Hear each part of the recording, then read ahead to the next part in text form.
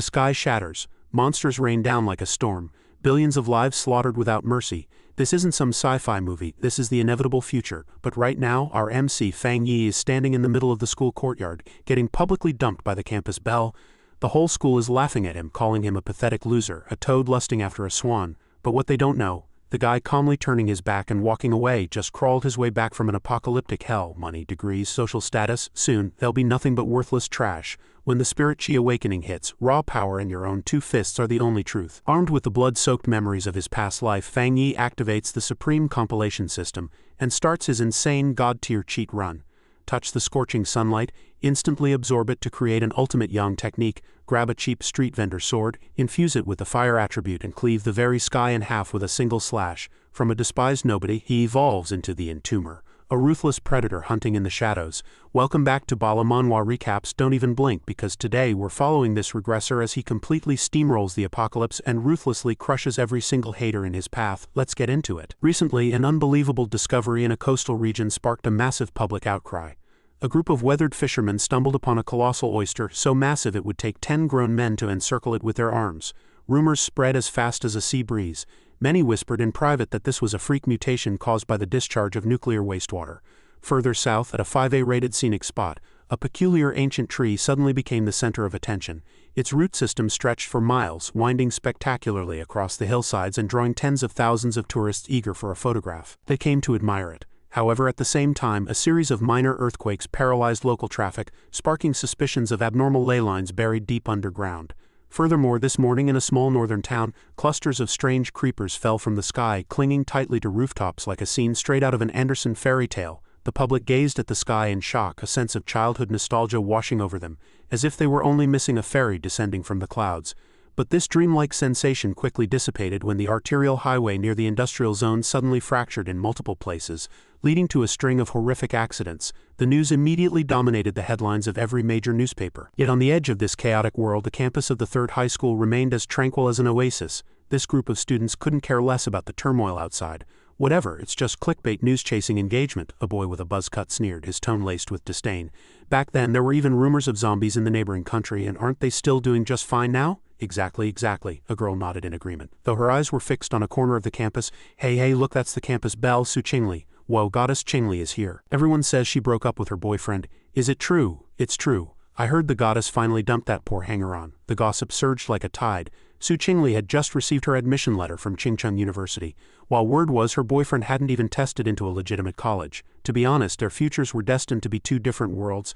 What was her boyfriend's name again? Fang Yi. In the center of the campus, surrounded by a dense crowd of students, the two protagonists stood facing each other. Su Qingli, the campus belle, looked cold. Her long hair fluttered gently in the wind, her gaze as frigid as ice. Standing opposite her was Fang Yi, who was about to be dumped. He stood quietly, looking at the girl who had asked him out with a flat expression. After a moment, Qingli took a deep breath. Her tone was soft yet indifferent, as if she had calculated everything long ago. I've thought about it for a long time, and I don't think we're realistic. High school romances don't lead anywhere. When everyone finally wakes up, they realize they aren't right for each other. You and I simply belong to different worlds. She lowered her head slightly, her voice little more than a whisper. Let's break up, it's better for both of us. As Qingli finished, she didn't feel any sense of relief. She was almost certain Fang Yi would try to keep her, plead with her, or even get down on his knees like other boys she had seen. No matter what he did, the outcome wouldn't change, but she at least wanted to prove her own worth. However, contrary to her expectations, Fang Yi remained standing quietly. There wasn't a word of protest, not a flicker of pain in his eyes, not even a sentence of self-defense. The surrounding crowd began to whisper, their eyes scrutinizing every detail like magnifying glasses. Why isn't he saying anything? Is he scared stiff? Did his brain just crash? Or is he mentally unstable? My God, he's facing the campus belle. Why hasn't he knelt and begged for mercy yet? But look at him. He was never a match for a rich, beautiful girl like Su Qingli anyway. A toad lusting after a swan, nothing but a pipe dream. Maybe I should step in instead. Amidst the noisy chatter, Fang Yi finally spoke. His voice was so flat it bordered on cold. Okay, that brief icy word rang out across the crowded playground, leaving Su Qingli stunned. Her face froze. She stared at him with wide eyes, unable to believe her ears. Fang Yi turned around, his tone as light as if he were announcing the end of a class. If there's nothing else, I'm leaving. Qingli stood frozen in place, her face flushing red with anger as she involuntarily shrieked. Hey, stop right there, what do you think you're doing? A strange feeling welled up inside her. Was he acting? He had to be acting. How could anyone remain so unfazed when facing a breakup with the school beauty? Fang Yi stopped, turned his head and looked at her with a gaze so indifferent it was like he was looking at a total stranger. "Is there something else?" Qingli shouted at the top of her lungs, loud enough for the whole world to hear. "I don't care what you're thinking or what tricks you try to use, I will never get back together with you under any circumstances. Do you hear me?" Fang Yi gave a cold snort, his gaze sweeping over her as if she were a stale story. "Boring. Don't flatter yourself, Campus Belle. I'm busy." With that he walked away decisively, leaving behind a dumbfounded Su Qingli and a stunned crowd. "No way, was that it? Wasn't that a bit too abrupt to break up without a single word of pleading? What the hell is wrong with him?" Fang Yi walked on without looking back ahead of him. Dark clouds pressed down and rolled in like a giant wave ready to swallow everything. No one in the crowd realized, and no one expected, that a crisis was quietly brewing. Money, academic degrees, social norms. The standards humans once used to measure success would soon turn to dust. The Fang Yi who walked away in silence was in fact a regressor. He had survived the great apocalypse, witnessed the collapse of the entire world and returned from death. Su Qingli was merely a blurred figure in his memory. Now he had more important things to focus on. What was terrifying wasn't a breakup but annihilation. What was being lost wasn't love but the entire world. Last night he had awoken under a shattered sky, the moon as red as blood. A massive tsunami had swallowed coastal cities. From high above, swarms of monsters dived down like a natural disaster, destroying everything. Amidst the chaos, a string of characters appeared in his vision. Warning: energy anomaly detected. Countdown: 364 days, 11 hours 59 minutes until the official and full resurgence of Spirit Chi. When Spirit Chi recovered, the world would undergo a cataclysmic transformation. Social norms would be overturned, and the era of cultivators would begin. From now on, power would be the only thing that determined everything. Fang Yi was startled, his voice trembling slightly. "Wait, who's talking to me?" Immediately afterward, a blinding light erupted before his eyes, making him stumble back, nearly falling. Within the light, an ethereal panel floated in midair. "Welcome to the Supreme System, the pinnacle product of the universe. This system possesses top-tier theological algorithms and can automatically compile suitable cultivation methods based on the spiritual items the host encounters." Fang Yi's eyes widened. He reached out to touch the panel, but his hand passed right through it, as if through a mist. "Oh, how fantastical," he muttered to himself. Before he could regain his composure, a giant maw filled with fangs suddenly rushed toward his face. He leaned back in terror. The beast suddenly froze in midair, its eyes cold and hollow, reflecting a horrific scene. Thousands of corpses piled in its mouth, looking as though they had been crushed long ago. That was Fang Yi's end in his previous life, and the end for billions of innocent lives on Earth. He clenched his fists and bit his lip, his gaze turning dark. "Was that once me?" he whispered to himself. The dark memories of his past life flooded back like a torrent. Back then, he was just an ordinary person with no talent or background, only wanting to scrape by. But the nation collapsed and humanity was slaughtered. No matter how hard he struggled, he couldn't escape the claws of the mutated monsters. He died in despair and resentment. Perhaps it was that intense emotion that awakened the system. It had brought him back to 1 year before the resurgence of Spirit Chi. Fang Yi knew very well that right now no one could feel the minute fluctuations of the surrounding spiritual energy, but he was different. He had to seize every opportunity, every anomaly, and every tiny signal to start over. Suddenly another blinding light erupted. When it faded, the system panel updated. Secondary judgment complete. Host's eyes have finished evolving. A golden light flashed in Fang Yi's eyes, sharp as a blade. Another notification appeared. Host has officially bound with the Supreme Compilation System. The race has officially begun. All things, all matters, and all spirits can be used as materials for compiling cultivation methods. Please become the strongest cultivator and save this world. Back in reality, on the busy streets, the national television station was broadcasting emergency news. The anchor's voice was low and heavy with pressure. "Humanity is currently facing an unprecedented situation. This is a transformation never seen in modern history. We cannot find answers in the past. We can only rely on ourselves to adapt and survive in the future." Fang Yi looked at the giant screen on the building. His brow furrowed. He realized the government was no longer hiding things as they used to. They were no longer using trivial words to soothe the public, but were calling for increased precautions.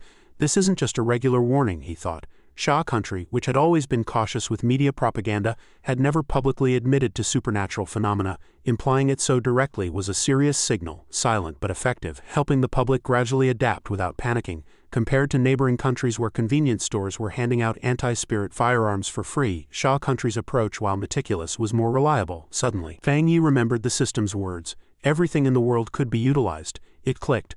Wait, doesn't that mean I need to rush to wherever an anomaly appears? Without hesitation, he pulled out his phone and quickly browsed the latest news. His eyes stopped on a notification from Chingcheng University. Due to abnormal weather fluctuations, students are advised to avoid going out at noon, seek shade, and take strict sun protection measures. Fang Yi raised an eyebrow. Sun protection in mid-July? This warning made it sound like people were about to be roasted alive. Many online were mocking it. Even elite universities are playing these scaremongering games now. At this temperature, everyone's basically barbecue anyway. They probably bought a trending search spot. It's all nonsense. Fang Yi didn't say anything. He just looked up at the sky, his expression turning serious. No, why is the sky over there so different after only 15 minutes? There's definitely something wrong. In this world, when anomalies appear, people often dismiss them as gimmicks or fake news. But having lived through the future disaster, Fang Yi knew well that these subtle signs were the gateways to fortuitous encounters. Less than half an hour later at the north gate of Qingcheng University, the weather was unnaturally scorching. Wisps of white steam rose from the ground as if it were about to ignite, and passing students were wrapped up tight like ninjas. Fang Yi ran over, drenched in sweat and his face flushed red from the sun, but his gaze remained sharp as he scanned the campus. "It really is abnormal," he muttered, suddenly noticing something strange. Under the blistering sun, tiny golden bubbles were rising from the ground like mist. Fang Yi crouched down, his eyes lighting up. He gently reached out and touched the smallest bubble. At that moment, an anomaly erupted and system notifications began to chime rapidly. Detected intense yang attribute fluctuations. Unlocking yang attribute data. In an instant, a sphere of golden light enveloped Fang Yi. Spiritual energy surged frantically into his body, making him feel as though every inch of muscle and every bone were on fire. The pain was excruciating. He grit his teeth, sweat pouring off him, as a blinding pillar of light erupted in the center of the playground, causing the surrounding students to scream in panic. Some were dumbfounded. Is this a real-life superhero? No, I think it looks more like a messenger of destiny, or maybe a sci-fi actor filming on location. Amidst the intense agony, Fang Yi roared through gritted teeth, "Is it over yet? I feel like I'm about to evaporate." The system slowly displayed a notification. Compilation process complete. Host has obtained the first cultivation method, Golden Yang breathing technique. Meanwhile, at the main gate of Qingcheng University, the scene was the exact opposite. Orientation activities were in full swing. Upperclassmen swarmed around Su Qingli like bees around a blooming flower. "Junior, do you need help with your luggage? Which building are you going to? I know the way, let me take you." "Beautiful, Junior. Here's a flyer for our club recruitment. Take a look. If you're interested, leave your number." Su Qingli maintained her cold and aloof demeanor, her tone flat. "Thanks, but no thanks." She walked away, her eyes scanning her surroundings. When she passed a couple holding hands, laughing and leaning sweetly against each other, Su Qingli gave a cold snort, her eyes showing contempt. "Truly romance-brained. Luckily I got into the same city as you. Driving 30 minutes is pretty close. We can see each other every day. That's great." That sweet talk made Su Qingli feel sick to her stomach. But before she could turn away, a thunderous explosion echoed from the distance, shaking the entire school gate. The school intercom immediately issued an emergency announcement. "An abnormal high-temperature phenomenon has appeared in the North Campus garden area. All students are strictly forbidden from approaching the North Gate." Su Qingli frowned, thinking to herself that strange occurrences were becoming more frequent lately. She hesitated for a moment, then grit her teeth and decided, "No, I have to go see." Meanwhile, at the North Gate, the golden halo around Fang Yi was gradually dissipating. He stood in the center of the playground, his body shrouded in a faint glow. His temperament had undergone a world-shaking transformation. His sharp eyes flickered with golden light, exuding an invisible, overwhelming pressure that made people afraid to approach. The system displayed a line of text: "Gaze at the fierce sun and breathe deeply to perform marrow washing using the newly acquired cultivation method. The method has been custom compiled for the host and is unlocked without needing study. Gained 50 edit points." Fang Yi looked at his slightly trembling hands, confusion in his heart. Edit points, what are those? But he quickly shook his head, pushing the thought to the back of his mind. Although its use was still unclear, this thing definitely had value. He would keep it and study it later. He closed his eyes, concentrating on running the Golden Yang breathing technique. The sky suddenly turned overcast as rolling dark clouds obscured the fierce sun, and the air became cool, as if he were in the middle of autumn. Not long after, the sun reappeared as if nothing had ever happened. A group of curious students ran over from a distance, buzzing with discussion. "Hey, did you see the sky turn dark just now?" "I saw it. It suddenly got cool, so strange. It was scorching hot just a moment ago." "Look, there are so many people over by the North Gate." A crowd gathered quickly. But before long, the principal of Qingcheng University appeared. His face flushed red and dripping with sweat, his voice booming like thunder. "What are you all gathering here for? Didn't the school issue a notice for everyone to stay away from the North Gate?" He pointed at the gate and said sharply, "Anyone who doesn't report for registration on time will have points deducted. Don't say I didn't warn you." These words were like a bucket of cold water. The students immediately scattered, lowering their heads and pretending they hadn't seen anything. Standing beside the principal was a woman draped in a black cloak. Her hood concealed her face, and she spoke in a low, commanding tone. "Please establish a cordon and completely seal off the North Gate area." At the same time, the system notified Fang Yi that the host had completed the purification of a Grade A contamination zone at the North Gate of Qingcheng University. An explanation surfaced. Contamination zones are formed by the abnormal resurgence of spirit qi and are typically marked as anomaly points with varying danger levels by the Xia country government. Fang Yi's heart skipped a beat as he thought, The Shah country government has already marked the anomalies. Could someone have discovered this before me? Before he could think further, an emergency announcement rang in his ears. Warning, the north gate is about to close. All students, please evacuate immediately. The students began to grow noisy. Hey, is that person in uniform a soldier? What's going on? We're in trouble. The principal is coming with people. Fang Yi was startled, knowing he had made too much of a scene this time. Without hesitation, he immediately turned and slipped out through the north gate. Soon, the mysterious woman the principal brought along appeared. She surveyed the area, slowly crouched down, touched the ground, and then lightly sniffed her fingertips. Her cold voice rang out. This was man-made. Could someone have already come into contact with Spirit Chi ahead of time? The principal was doing his best to drive away the students who were still lingering to film videos. Leave here immediately. That's an order. One student was still trying to swipe at his phone. Wait, teacher, let me post to my moments first. In the crowd, Su Qingli froze upon hearing words like man-made and contact with Spirit Chi. This startling phenomenon was actually caused by a person. She couldn't help but think of the back of the figure that had just left the scene. No matter how she looked at it, it resembled Fang Yi. She pondered it but then shook her head and dismissed the thought. Impossible. With his grades, how could he possibly get into Qingcheng University? Fang Yi collapsed onto his bed, sweat pouring off him like rain as he muttered, "What on earth is going on? This heat is clearly coming from inside my body. Taking a cold shower or turning on the AC is useless. I can forget about sleeping tonight." Suddenly, he sat up as if he'd been electrocuted. "Wait a minute, I caused such a huge commotion today. What if I get discovered? I need to check the news quickly." He opened his phone and browsed the news pages. Strangely, all the news revolved around the Spirit Chi Cultivation Association. Fang Yi furrowed his brow as memories gradually resurfaced. In his previous life, he had heard of an anonymous online organization that specialized in posting cultivation rules, but at the time everyone thought it was just a prank by a novelist. Now, tilting his head in thought, he wondered if the mysterious person today was from this association. Without hesitation, he entered the association's homepage. A detailed chart surfaced, making him break into a cold sweat. Cultivation realms. First realm, Gui Fu abode. Draw spirit chi into the body, gather it into a divine technique and refine it into a mortal weapon.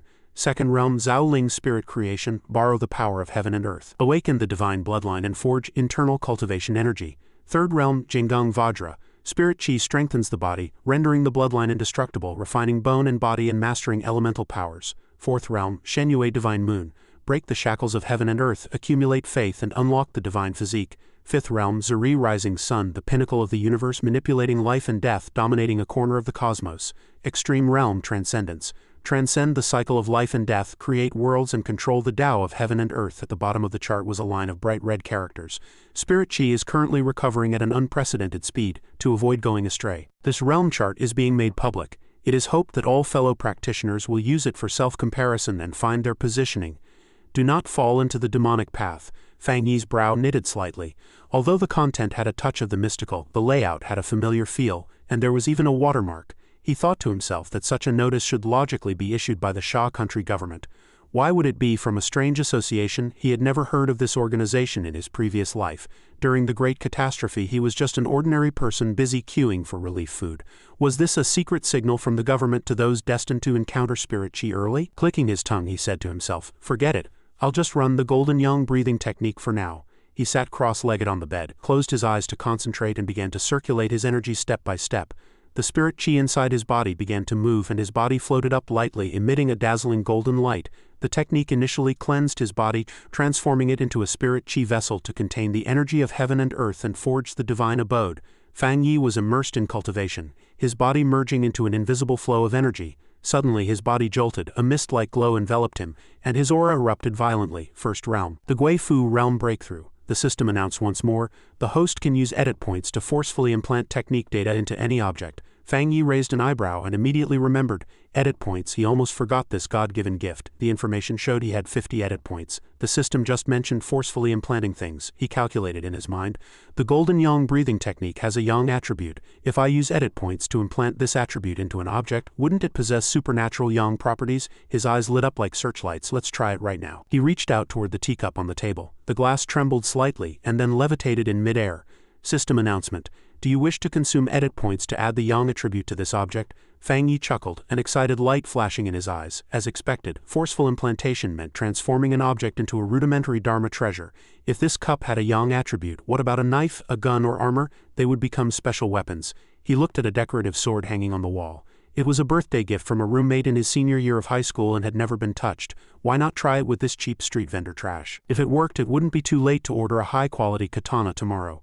Thinking of the future world where mutated monsters would roam and human lives would be as cheap as grass, Fang Yi became even more determined. He must never repeat the old tragedy. But just then a dark shadow was quietly peeking through the window. In the shade of the trees a deformed creature lurked, its eyes as red as blood and its jagged teeth exposed, emitting a thick stench and murderous intent. It had targeted Fang Yi at some unknown point. When the moon rose his room fell into silence and the lights were out.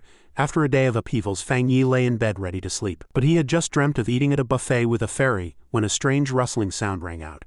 He furrowed his brow and grumbled impatiently. "Which mouse dares to come to my house for a party in the middle of the night?" He rolled out of bed and used spirit chi to scan his surroundings. But strangely the spirit chi did not sense any living creature in the room. Nor was there any movement in the water pipes. Fang Yi frowned slightly, wondering if a neighbor's pet was chatting in the middle of the night. He stood still, listening intently. Having just entered the Gui Fu realm, his hearing far surpassed that of an ordinary person, enough to capture the subtle sounds from the adjacent apartment, but he soon realized that the strange noise wasn't coming from inside the room. It was coming from the hallway outside. He opened the door softly and observed in the dim moonlight.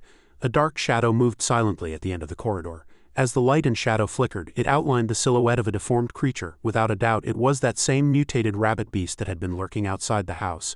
Fang Yi drew in a cold breath and muttered, "Crap, it's actually that thing." This mutated rabbit, influenced by the abnormal spirit chi, revealed a hideous face even with the memories of his past life. Facing such a creature at close range still made his skin crawl. In his previous life these seemingly harmless little monsters had torn countless people to shreds, leaving rivers of blood. At the same time, on the roof of a tall building several kilometers away, the young girl in the black cloak stood quietly, looking up at the bright moon. She whispered to herself, "Has that rabbit not been caught yet?" As expected of one that swallowed a dark night spirit fruit, its speed is staggering. The walkie-talkie at her ear hissed with static as her teammate's voice rang out. She responded softly, "Report any new information immediately. I'm going to pursue it now." As soon as she spoke, she leapt, diving down from the rooftop like a black arrow. Suddenly she sensed a faint aura. Her eyes flashed as she stopped in midair, kicking against the wall to friction break. "I've sensed traces of dark night spirit chi. The target is moving toward a residential area 20 kilometers away, requesting full tracking and pursuit." She kicked off the wall, performed a somersault in the air, and spoke into the walkie-talkie while flying, warning to all teams. "That beast only recently swallowed the spirit fruit and is highly likely to continue evolving. Do not be careless." Her figure leapt between rooftops like a phantom. On the street an office worker working late into the night witnessed this scene and kept rubbing his eyes, muttering to himself, "It must be a hallucination." Working until 2 in the morning he actually saw someone flying between 65-story buildings. He shook his head and returned to his desk grumbling. The capitalist boss is shouting again, "Why are you dazed? Is the comic for BALA Manhua Recaps finished?" Back at Fang Yi's home the mutated rabbit launched a surprise attack. It charged with all 4 limbs, its sharp claws tearing through the air aimed straight for his throat. Fang Yi was slightly stunned, but he quickly calmed down, closing his eyes slightly as spirit chi circulated. His body flashed, moveset as agile as lightning. "My reaction speed has indeed increased significantly," he thought. After breaking through to the Gui Fu realm, his body had undergone remarkable changes. With sharpened perception and strengthened muscles and reflexes, the rabbit's movements appeared slowed down in his eyes. But he didn't dare to be careless. Why did this ferocious beast appear so early? According to his past life memories, such beasts should only appear after the anomalies had spread widely. This rabbit had absorbed a dark night spirit fruit and had already gone mad. Its speed and strength far exceeded the norm. If he didn't stop it, the entire building would become a bloody feast. He no longer hesitated. Spirit chi erupted from his body as he leaped forward, reaching out to grab the rabbit. It struggled violently, roaring with a sound like steel claws scraping over rock. He gave a low growl and threw it with great force, flinging the rabbit out the window accompanied by the crash of shattering glass. The rabbit tumbled a few times in midair. Fang Yi leapt down, his gaze as cold and stern as a god of war. Hovering in the air, he gathered spirit chi into his fist and delivered a heavy punch like muffled thunder, striking the rabbit squarely in the abdomen. The punch carried a heat wave like the sun, piercing through its belly as blood seeped from a massive hole. But the monster did not die and continued to struggle. Like a bloodseeker finding a way out, it frantically absorbed the yang energy from within Fang Yi's body. A cold sneer curled at the corner of Fang Yi's mouth. "Even you dare to covet the power of the sun? You're asking for death." Sure enough, seconds later, the rabbit's body began to tremble, then exploded into countless pieces of shredded meat that splashed all over the ground. The sound of the explosion echoed through the residential area, waking several people who ran to their windows in confusion to check. A middle-aged man frowned and grumbled. In the middle of the night with clear skies, where did that thunder come from? But when they looked down they saw only the silent night with no one and no sound. Fang Yi landed lightly, clapped his hands, and a trace of confidence appeared at the corner of his mouth. It was like a starving ghost attempting to devour his power. Suddenly, something rolled to the tip of his toe. It was the one remaining eye of the mutated rabbit, wide open and shimmering with a spiteful dark red. Without a word, he ruthlessly raised his foot and crushed it. clearly possessing the Dark Knight attribute but insisting on absorbing the Yang attribute. That wasn't madness. It was hunger, extreme hunger, he muttered to himself, his gaze darkening. The anomalies had already begun to spread. If he hadn't awakened, this entire building would have become its bait. He looked up, his gaze sharp and cold. He could not just sit and wait for death. He had to collect more techniques, the more the better. Meanwhile, near the housing complex, the cloaked girl from the association appeared, landing as gracefully as a falling leaf. Seeing the scene, her eyes widened in surprise. "It's dead." She crouched to inspect the ground and opened her walkie-talkie to report. "Target is deceased, body is fragmented." Recovering residual Dark Knight spirit chi, upon touching the ground, she reflexively jerked her hand back, her face changing color. Hot, it was too hot. This heat was pure Yang attribute, incredibly pure and identical to the energy at the north gate of Chingcheng University. She pondered for a moment, then contacted headquarters. "The rabbit has been eliminated, but not by me. It was another cultivator. Looks like a newcomer." An incredulous voice came from headquarters. "That person's aura has only just reached the Gui Fu realm. How could they possibly master such pure Yang attribute?" The girl nodded. "That's right, I've confirmed it." Another voice came from headquarters. "We've checked the archives. There is no information on this person. With such talent, the association must contact him as soon as possible." She smiled slightly, collecting the Dark Knight spirit chi into an energy storage device. "I was thinking the same thing." Headquarters issued the command. "Suspend all tasks. Priority 1 is to find the trail of this new cultivator, record an archive and invite them to join the association." Hearing the command, the girl nodded, a lollipop appearing from nowhere in her mouth. Understood, but in her heart she was wondering. "I have to get a cup of milk tea first," she thought to herself. She couldn't help but wonder, who was that person with such overwhelming power? Who exactly was this formidable individual? An expert of that level from the association was someone she had to find a way to meet. The next morning, brilliant sunlight spilled across Fang Yi's face. He looked out the window and whispered, "The day's plan begins in the morning." The fresh air made him feel exceptionally refreshed.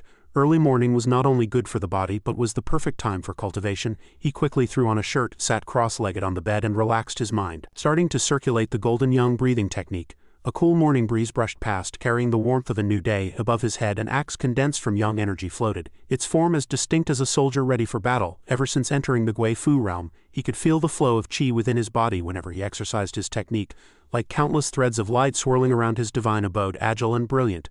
Am I about to break through so soon?" Fang Yi muttered to himself, a surge of irrepressible joy rising in his heart. He gripped the energy axe and performed a few basic movements. Cultivation was like chopping wood. Only through persistence can one succeed. Grasping the handle with both hands, he swung down with all his might into the void. Instantly, the system's voice rang out. "Congratulations, you have been promoted to the 2-star Gui Fu realm."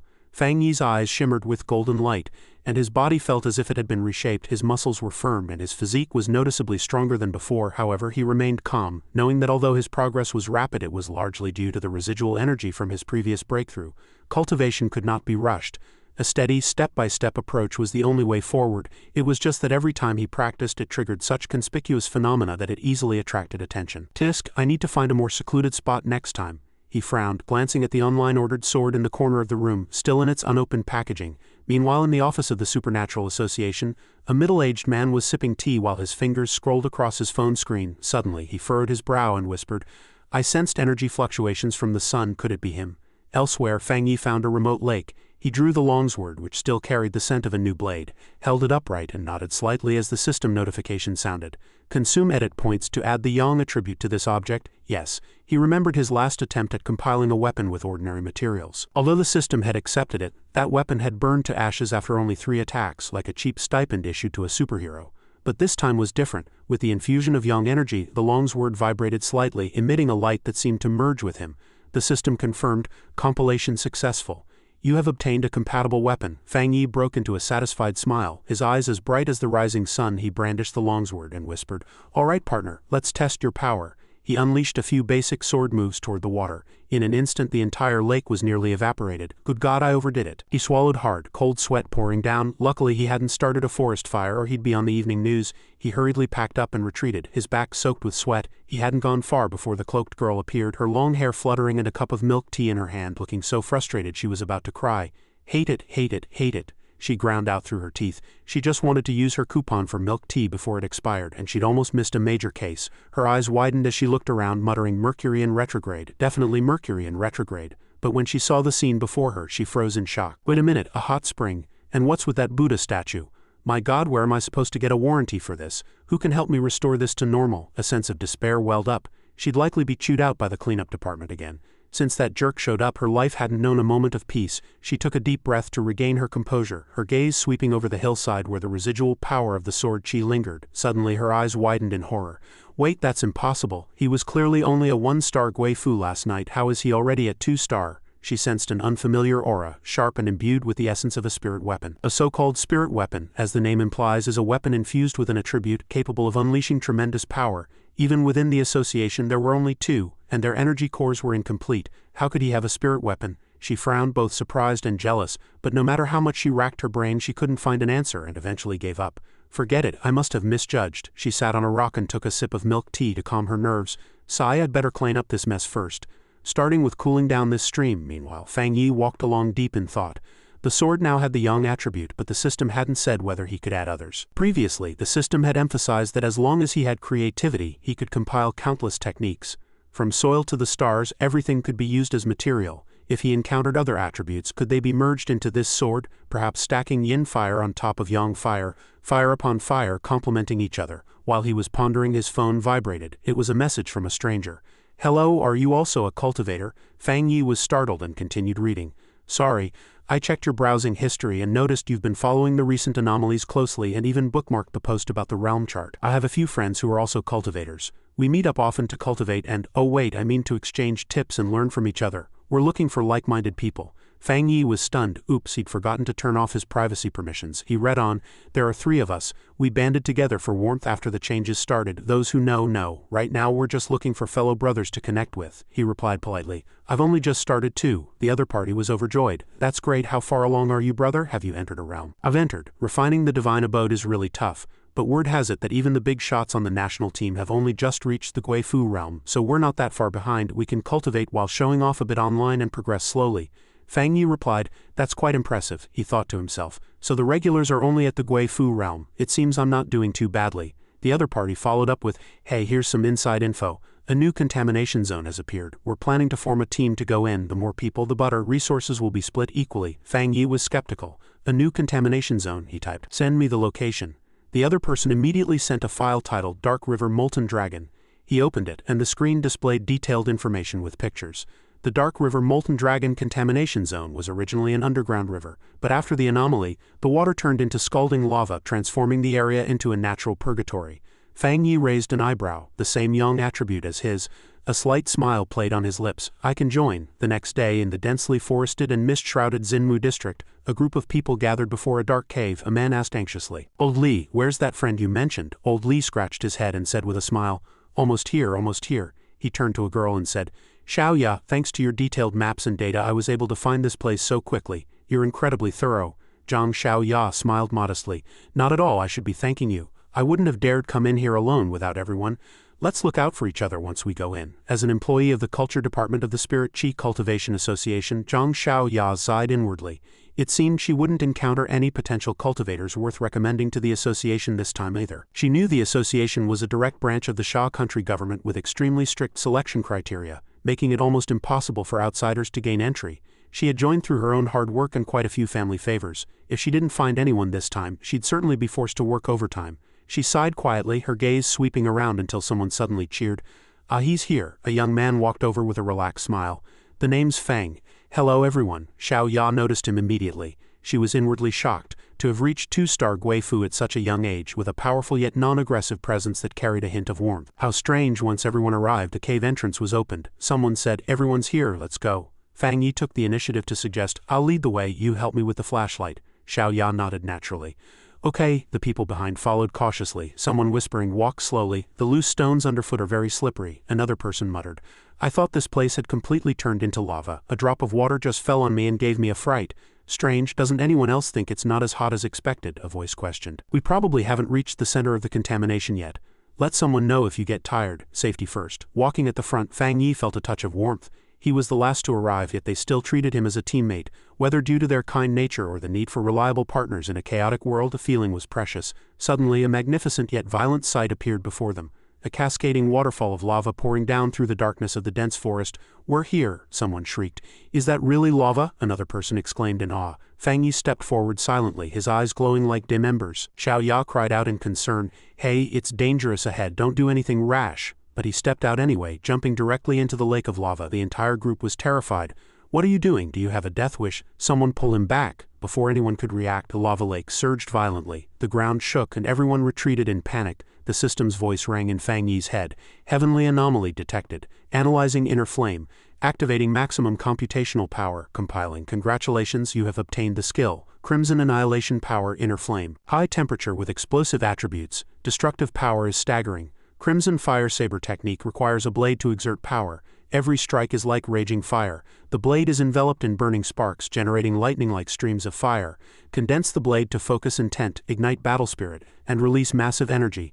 Within the flames, a long saber materialized. Fang Yi reached into the lava and gripped the hilt. The saber immediately resonated, merging perfectly with him. He said flatly, "It'll just take a bit of effort. I'm going to implant the inner flame attribute into this blade." From a distance, Xiao Ya and the others cried out in alarm. "Look everyone, he's fine. His weapon is actually absorbing the power of the lava." Someone sighed in relief. "It seems Fang Yi is okay. That was probably just a minor accident during cultivation." The surrounding spirit chi stabilized, making the entire group excited. "I can feel the change in spirit chi. It's much smoother to absorb now," another person said ecstatically. "With just a bit more cultivation, I'll be able to set foot on the path too," Xiao Ya said with a smile. "I'm here to collect data. Go ahead and cultivate. I'll keep watch." The group thanked Xiao Ya in unison. One by one, the group sat cross-legged, closing their eyes to cultivate amidst the hazy spirit chi. Zhang Xiao Ya moved carefully around the cave, recording notes in her notebook, her eyes serious yet lively. Suddenly she stopped, sensing an unfamiliar aura approaching. Before long, 3 burly men with scruffy, thug-like appearances appeared at the cave entrance. The leader shouted arrogantly, well, look at these little minnows. Where'd you crawl out from? Get lost, this place belongs to us now." Xiao Ya's face turned pale instantly and she grit her teeth. She thought to herself, "This is bad. All 3 of them are 1-star Gui Fu. If a conflict breaks out, our group might not be able to beat even one of them." Taking a deep breath to stay calm, she stepped forward and said in a mild tone, "Excuse us, but we arrived first. My friends are currently absorbing spirit chi. If you don't mind, we can share the cultivation space. It's not like spirit chi is limited." The leader curled his lip in disdain. "Listen, little girl, have you even entered the Gui Fu realm? Share my ass, get the hell out before I have to say it twice." Cold sweat trickled down Xiao Ya's forehead. She thought, with the resurgence of spirit chi, the law is gradually losing its value. This is becoming an era where might makes right, and whoever has the biggest fist claims the resources. But if everyone thinks like that, society will turn into a primitive jungle. Sha country will never allow this to happen. As a member of the Cultivation Association, I have to do something." Just then, Fang Yi walked over and faced the leader. He narrowed his eyes and said sarcastically, "Well, look at you, all big and tall, and yet you only know how to bully defenseless women?" Before the man could respond, Fang Yi swung his blade in a horizontal sweep, instantly splitting the ground. Cracks spread like a spiderweb. The leader jumped back in shock, his face turning pale as he shrieked, "Retreat, retreat, now!" In the distance, the cultivating group felt the tremor. The spirit chi became turbulent, and they cried out in panic, "What's happening? Is it an earthquake?" Fang Yi stood in silence as painful memories of his previous life surfaced. The law of the jungle mentality had once caused irreversible tragedies. He gripped the hilt tightly, a flash of determination in his eyes. Talking was useless against people like this. He pointed his blade directly at the leader, his pressure erupting as he roared, "Get out!" The shout was like a sudden thunderclap. The leader was scared witless, his body trembling violently as if his soul had been slapped. He screamed hysterically, What kind of monster is this?" The 3 men turned and ran, stumbling over themselves as they fled like beaten dogs. The crowd behind burst into a commotion, everyone looking at Fang Yi with admiration. "Big brother, that was so cool. That strike just now was legendary." Fang Yi scratched his head and gave an awkward smile. "It was nothing, they were just too weak." He turned to the group. "Is everyone about done with their cultivation? Is it time to go?" Xiao Ya glanced at the crack in the ground and nodded. "The spirit chi in this contamination zone has been exhausted. Let's go." Inwardly she was terrified. If that strike had truly landed, this place would likely have been turned to ash. He was a genius, a cultivator with high-level attributes and top-tier talent. She had to report this to her superiors. She quickly contacted the association. On the other end of the line, a girl answered, her tone turning serious immediately. "Xiao Ya, are you saying another cultivator with high-level attributes has appeared?" Xiao Ya was stunned. What do you mean by another?" The girl on the other end was stunned for a moment before quickly covering it up. "Oh no, it's nothing. I've logged it. Report back as soon as there's new progress." She hung up and turned to the middle-aged man with a wide grin. "Teacher, we've hit the jackpot. 2 cultivators with advanced attributes appearing back to back. This is unprecedented." The middle-aged man sighed, his eyes filled with worry. "What jackpot? People like that will be the center of power from now on. The state will protect them like national treasures." He rubbed his temples and muttered under his breath, "Seems like it's finally time to submit my retirement papers." The next morning, the sky was clear and cloudless for miles. Fang Yi strolled down the street with his long sword strapped to his back. His his aura of a modern-day swordsman drawing sideways glances from passersby. Wow, that guy cosplaying the bank-themed character is so handsome. Is that sword a real prop? He's drop-dead gorgeous. I wonder where he had it custom-made. He's a total alpha. Looks like he stepped right out of an immortal cultivation game. Fang Yi ignored them, pulling out his phone to browse the news. A headline caught his eye: cultivation novels become reality. Dazzling golden light and purple chi appear in Millennial Stone Cavern. The photo was blurry, but one could vaguely see a colossal dragon-like creature flying across a leaden sky. According to an anonymous witness, an expert carrying a giant blade was seen practicing in the area. A single sweep of his weapon scaring off an entire tour group. Fang Yi frowned, feeling as though he had been stripped bare. It was all because of that damn inner flame. It burned at over 2,000 degrees. It would be a miracle if it didn't create anomalies. But who was the leak? Was it old Li or Xiao Ya? He clicked his tongue, thinking of the yang attribute spirit chi he had just absorbed. His internal breath was gradually filling up. He only needed to run the golden yang breathing technique one more time to break through. Forget it, back mountain first. 5 minutes later, in the clearing behind the house, a girl was buried in work tending to the garden, a shovel in her hand and fine beads of sweat on her forehead. This was Su Qingying, a horticultural expert and field evidence cleaner. She let out a sigh of relief. Phew, finally finished dealing with this mess. A bit tiring, but I'm still in time for a cup of milk tea. Suddenly, the surrounding temperature spiked and the air felt as though it were being scorched. She froze, sensing an incredibly overbearing surge of energy rolling down from the back mountain. What the hell? Who's breaking through? Is it a 3-star abode realm? Su Qingying grit her teeth and glared toward the foot of the mountain. A sense of unease spread. Causing such a massive commotion at the abode realm was no longer just the work of a genius, it was a national-level disaster. A name immediately flashed through her mind, her eyes twitching slightly. No, could it be him? She clenched her fists, turned abruptly, and thought crossly. Fine, even if you burrow into the ground, I'm going to drag you out. Just you wait. In a quiet corner, Fang Yi sat in meditation, his entire body enveloped in a faint golden glow that exuded a majestic aura. It radiated outward in waves like a tide, making any onlookers feel a tightness in their chests and a heavy sense of pressure. Above his head, an ethereal axe gradually coalesced, every line becoming sharper as if forged from the essence of heaven and earth, ready at any moment to sever all mortal shackles. The distant Su Qingying came racing over. Looking up and witnessing this scene, her heart jolted and she nearly tripped. That axe is the divine abode. He actually summoned the divine abode. Can spirit chi really be controlled to such a stable degree? Impossible. Has this guy been secretly cultivating for hundreds of years without anyone knowing? Remembering the past, her face suddenly turned pale. Last time I tried to break through to the 3-star abode realm, I was shaken to the point of vomiting blood by the pressure of my own divine abode. I was bedridden for a week and I'm still traumatized. Even with my constitution, I failed. What kind of rock did this monster crawl out from? The spirit chi around Fang Yi flowed like an endless spring, every strand so pure it was suffocating. His control terrifyingly precise, as if every wisp had been polished 10,000 times. Such a person was no longer a genius. He was a god. His state of mind was as steady as a rock, not shifting in the slightest, completely different from the other cultivators out there. Those people would jump up impatiently and rush to break through the moment they felt a spark of spiritual power. But he was like a hidden master, unfathomable. Suddenly, the divine abode shifted slightly, tilting slowly toward the east. At that exact moment, Fang Yi opened his eyes and an explosive momentum like a tsunami surged outward. Abode realm 2-star breakthrough. His steady voice echoed between heaven and earth. Su Qingying had just arrived, looking around blankly. The spot where Fang Yi had been sitting was already empty. Late again? Only 30 seconds had passed. Did he realize he was being followed? A flash of frustration crossed her face. If this continued, she'd likely never manage to invite this person onto the team. Was she supposed to follow him like a shadow forever? But then her eyes lit up. Senior, you haven't gone far yet, have you? Her voice, soft and bordering on a plea, echoed in the breeze. On a nearby tree branch, Fang Yi stood silently. Looking down, he frowned slightly. It was that woman again, the one who had been sticking to him like a tail these past few days. Seeing no response, Su Qingying continued. I am the captain of the Soul Team, affiliated with the Sha Country Spirit Chi Cultivation Association. I am also a pioneer. On behalf of the association, I solemnly extend an invitation for cooperation. She took a deep breath, trying to keep her tone gentle and choosing her words carefully. Tracking your movements over the last 2 days was not out of malice. We simply wanted to invite you to join the association. I hope you don't form a bad impression of us because of it. In fact, although the association hasn't gone public yet, we have all the regulations, rules, and documents in place. It's very official, she thought to herself. He shouldn't feel offended, right? I didn't mean to disturb him. I have to keep my attitude soft. Suddenly, Fang Yi spoke. Why? Su Qingying was stunned, her mind racing. Should she tell the truth or lie? A person like this wouldn't be easily fooled, better to be honest. She took a deep breath. Because currently Sha Country wants to find and unify cultivators so that everyone can carry out activities in a more professional and organized manner, while also providing a layer of protection for cultivators in the face of the spirit chi resurgence. Right now everything is spontaneous and chaotic. It's bound to cause problems eventually. I know joining the association might feel like a restriction, but sooner or later we will all have to face the unknown forces that are about to emerge together. Fang Yi interrupted her coldly. What if I say I don't agree? I can't fully trust you yet. Su Qingying froze for a few seconds, then slowly pulled out a business card and held it high. My name is Su Qingying. Before the resurgence of spirit chi I was an athlete. She gave a light laugh tinged with a bit of bashfulness. I wonder if you've heard my name. This is my identification. Please trust me, Fang Yi observed her quietly. It did seem familiar. He scrutinized the girl before him. She had a robust build, sharp reactions, and incredible physical stamina. As expected, those who possessed exceptional qualities before embarking on the path of cultivation were even more in their element.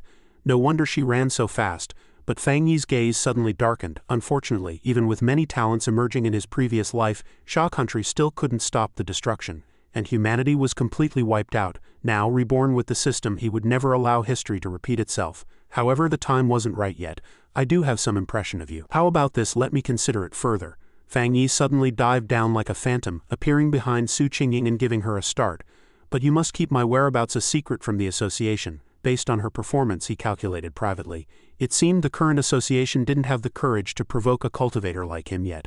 That was perfect. He could use her hand to accomplish some of his own goals. Su Qingying answered seriously, I can cooperate with you, but the anomaly caused by your breakthrough has already been discovered by the association. I still have to report something. It'll have to be a mix of truth and fiction. Is that okay? Fang Yi nodded.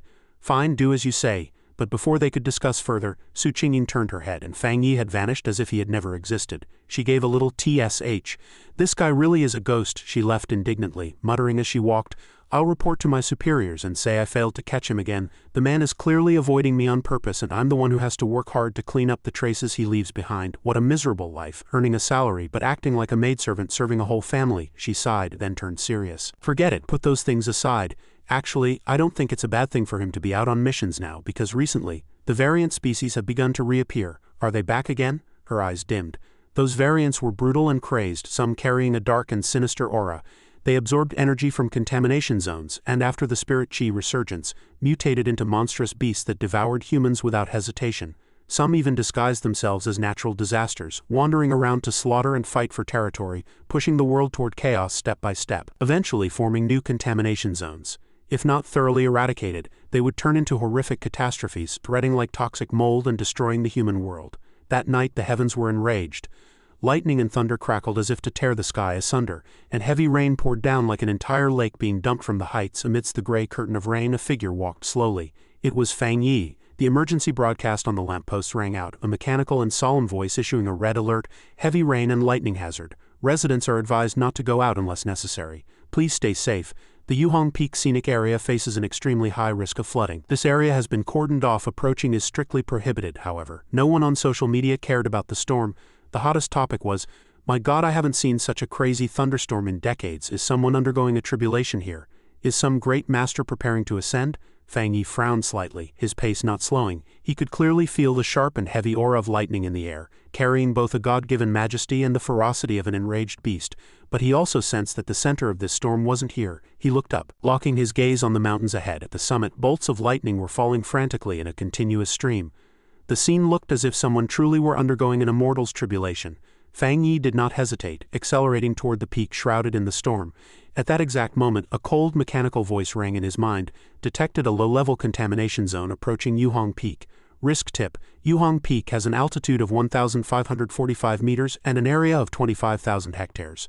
It is a key scenic spot in this city, current contamination level undetermined. Fang Yi immediately rushed toward the foot of the mountain.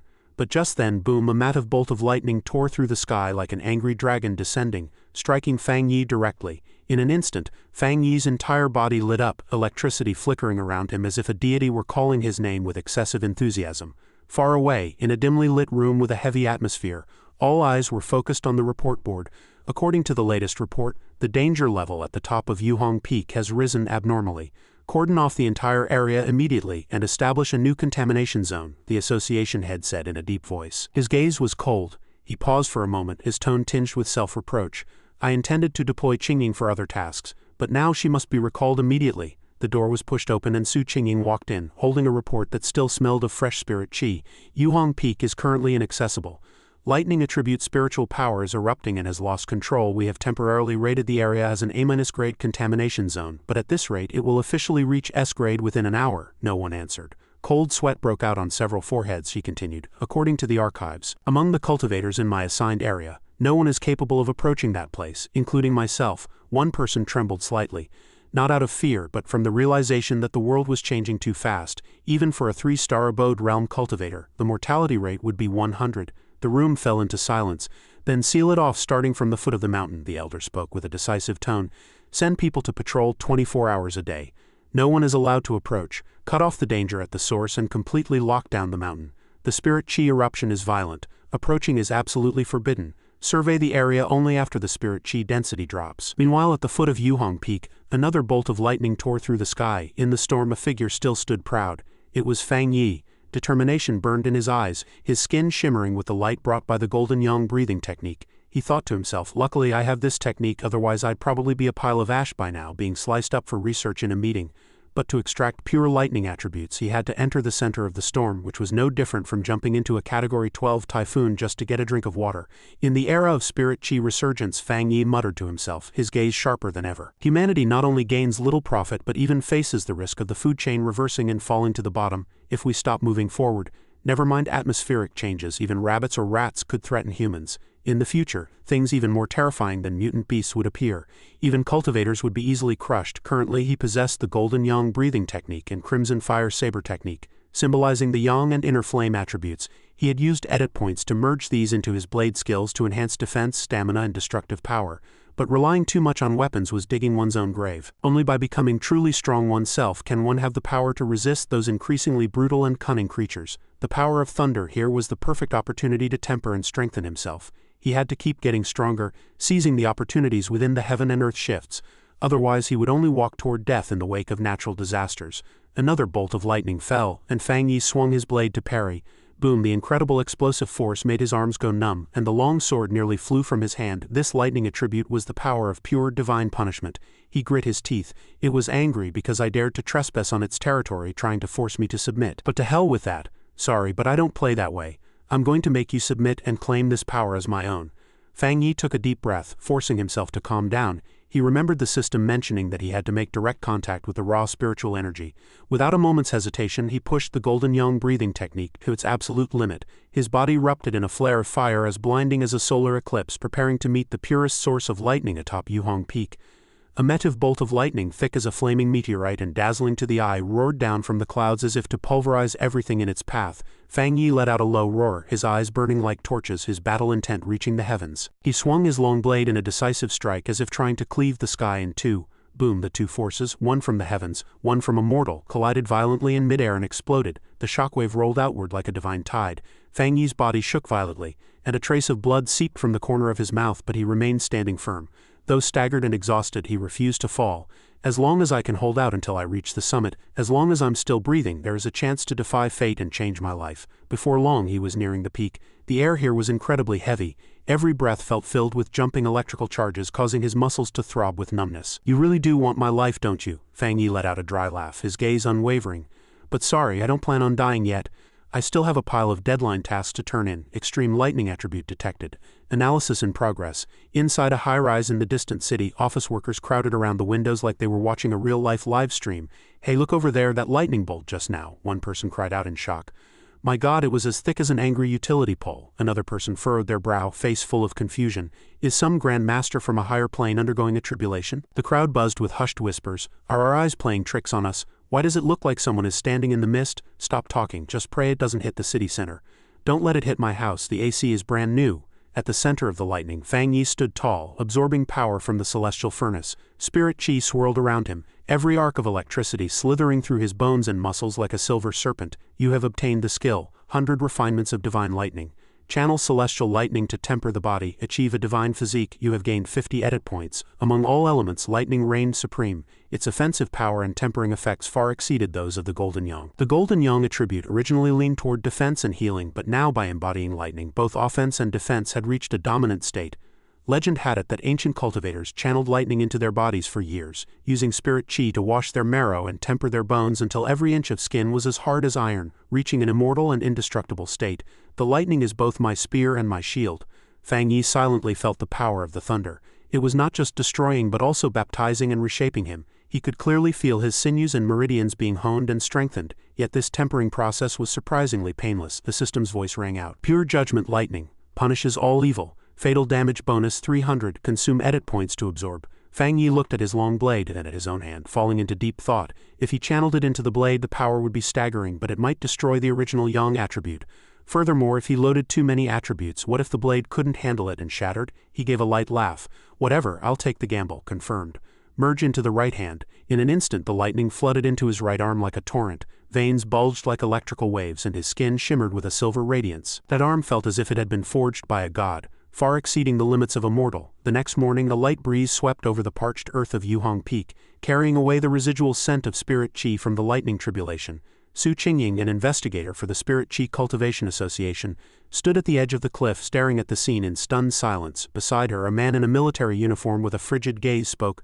Major Han Li, the situation doesn't seem to be what we expected, she responded, her tone filled with doubt. Within 3 hours, the Spirit Chi contamination level on Yuhong Peak has dropped from its peak to a minor level. Han Li raised an eyebrow and knelt down to touch the ground. A faint electrical current instantly numbed his fingertips. The residual charge is still very strong. A pioneer was once here. Su Qingying rushed over. A pioneer? Truly, is that person still alive? She pressed her hand to the ground, closing her eyes to sense the energy, then shook her head.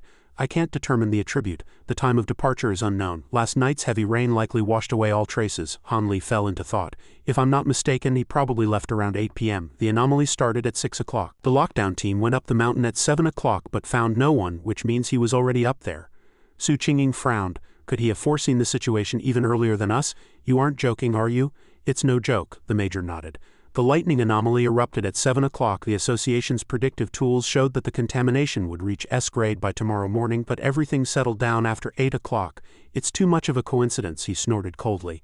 He possesses the lightning attribute and even successfully merged with the power of the anomaly. The anomaly changed because of him. He wasn't hiding from it. A terrifying silence fell. Han Li looked up, his gaze icy. A person like this is terrifying. Friend or foe, we don't know. If he opposes order and harms society, the consequences will be no less than an S-grade anomaly. No matter the cost, we must find him. Provisional code name Tyrant. Meanwhile, back at home, Fang Yi sneezed repeatedly, wondering what was going on. In the distance, a voice came from the BALA Manhua Recap channel. Hello everyone, please like and subscribe if you enjoyed this. I hope the association can recruit this tyrant as soon as possible. The military representative continued, his tone calm but carrying a hidden weight. Our side will suppress the news and launch a full-scale investigation. The old chairman nodded, his expression like someone playing a high-stakes game of chess. That goes without saying. However, we also have a high-level pioneer who is in secret contact. He looked at Su Qingying. Xiao Su briefed Major Han on the situation. Yes, sir, she replied, feeling a bit guilty inside. She took a deep breath and spoke cautiously. It's like this, it's that same pioneer who previously purified the A-grade anomaly zone at the north gate of Qingcheng University. In her heart, she screamed, I'm doomed, I'm absolutely dead. I can't let them find out. Maintaining her serious facade, she added, I've been trying to make contact with that person recently, but his movements are erratic. I found the carcass of a mutated rabbit he eliminated. If I'm not mistaken, he possesses the solar flare attribute. She clenched her fists, thinking, ancestors protect me, I've done my best. This is a mix of truth and fiction, it's up to them whether they believe it. To be honest, I'm definitely going to be interrogated later. She took a deep breath and continued, I will attempt to contact him again. I'll investigate his method for purifying the North Gate. Han Li nodded, a spark of light in his eyes. Solar flare attribute. I understand. Xiao Su, you've worked hard. We need brave young people like you to step forward and carry the torch. The waters of the Yangtze flow on forever. Su Qingying straightened her back and gave a military salute. Major Han is too kind. This is my duty, and I will continue to work hard. Han Li smiled and turned back to the chairman. We will release interference reports regarding the natural disaster to calm public opinion first. But I'm still worried about the rampant spirit chi rumors online. They are easily exploited by criminals. The chairman gave a bitter smile. Su Qingying breathed a sigh of relief, thinking she had finally passed this hurdle. Meanwhile at home, Fang Yi activated the golden yang breathing technique. The heat radiating from his palms dried his soaked clothes in an instant. After dressing, he lightly shook his right hand, feeling the newfound power. Since merging with the lightning attribute, his body had undergone significant changes. He turned his hand over to inspect it. His right hand was now the toughest weapon on his body, every punch feeling as if it could tear through the air. I'm very close to the next promotion. He felt minute electrical currents passing through his bones, vibrating every cell. Surprisingly, the lightning attribute, which should have been violent, was as peaceful as a house cat inside his body, even better behaved than the cat at Granny Wang's next door. Thinking back to the first time he used the Golden Yang breathing technique, the agonizing pain of 10,000 fire ants gnawing at his internal organs was something he still didn't want to recall. However, it shouldn't have gotten weaker after being absorbed, right? The system suddenly announced lightning attribute provides a 300 critical hit bonus when attacking anomaly evil pets. Fang Yi's eyes lit up. This was great, he couldn't wait to test it out. His phone vibrated and he frowned, his tone weary. What's happened now? Ever since the last incident, he had set the system notifications and the forums to priority mode. Any news regarding danger or anomalies would be pinned to the top. A line of text appeared on the screen. The situation is volatile, chaos is spreading. The Sha Country General Association will issue the earliest warning to ensure safety. Fang Yi narrowed his eyes, a slight smile playing on his lips. Heroes are born in troubled times, for someone like me who is half a step ahead of the era. Every danger is a sweet invitation. Even if I have to risk my life, I'll take a gamble with fate. As his eyes landed on a headline, his expression turned serious. Severe explosion at the chemical plant in the north of the city. Fortunately, it happened during a shift change. No casualties have been recorded yet. However, the explosion caused widespread pollution affecting several surrounding communities. Relevant departments are investigating. Citizens are reminded not to panic, restrict outdoor activities, and follow safety guidelines. Fang Yi frowned, a trace of suspicion in his eyes. A factory explosion, widespread pollution, and right at a shift change. That kind of coincidence was practically like a plot in a novel. The comment section was in an uproar. My God, I live nearby. When it exploded, I felt a bone-chilling cold sweep across my spine. I saw it too. It was eerie as hell, really spooky. Yeah, like a devil crawling out from underground. You guys are obsessed. A chemical explosion only smells bad. Where's the evil energy coming from? Though looking at the gray smoke and that weird light on site, it really does look like a horror movie. Fang Yi's finger slid to the bottom of the page, his expression darkening further. Eerie evil energy. Why did this feeling feel so familiar? A gray memory from his previous life emerged like a torn wound. He grit his teeth, his gaze sharp as a blade. It's them, no doubt. Those monsters, in his past life, they grew in the darkest corners, tree roots, soil, animal carcasses, sewers. Initially, they were just ordinary plants and animals, but after coming into contact with turbid evil chi and spirit chi, they mutated. Their intelligence skyrocketed, their strength became violent, and they possessed terrifying hunting abilities. Compared to the previous mutated rabbit, this group was 100 times more dangerous. Fang Yi clenched his fist, lightning flickering between his fingers like suppressed thunder. I must head out tonight. If allowed to multiply, it wouldn't just be a few contaminated communities. The entire world would fall into darkness. He broke into a confident, wild grin. It was time to test his combat skills and see if that 300 critical hit effect was just marketing hype. The rain poured down in torrents, each drop hitting the road like a whip striking a warhorse. A black shadow streaked through the night so fast the naked eye could only catch a blurred afterimage. The strike team is currently pursuing the anomaly codenamed Night Chaser. An instruction mixed with the sound of rain came through the earpiece. Night Chaser is temporarily lost. Confirmed abilities. Merges with darkness, hides physical form, emits a faint hiss when close, prefers human flesh, requesting urgent archive update for support. In this weather, it is definitely preparing to hunt. We cannot allow that to happen. A keyboard tapping sound came from the other end. Understood. Supplementary data is being sent to the system. Eradication level raised to B grade. Estimated operation time, 12 hours. The strike team never stopped the chase but always prioritized life and safety. The leader's face was cold as frost, hidden under a black hood. He stopped atop a skyscraper. He calculated silently. 12 hours wasn't the ideal time, but under the current circumstances it was the limit. The entire Sha country was deep in the throes of the transformation, and headquarters was exhausted, unable to support every small unit. Suddenly, the walkie-talkie lit up and a clear voice from headquarters came through.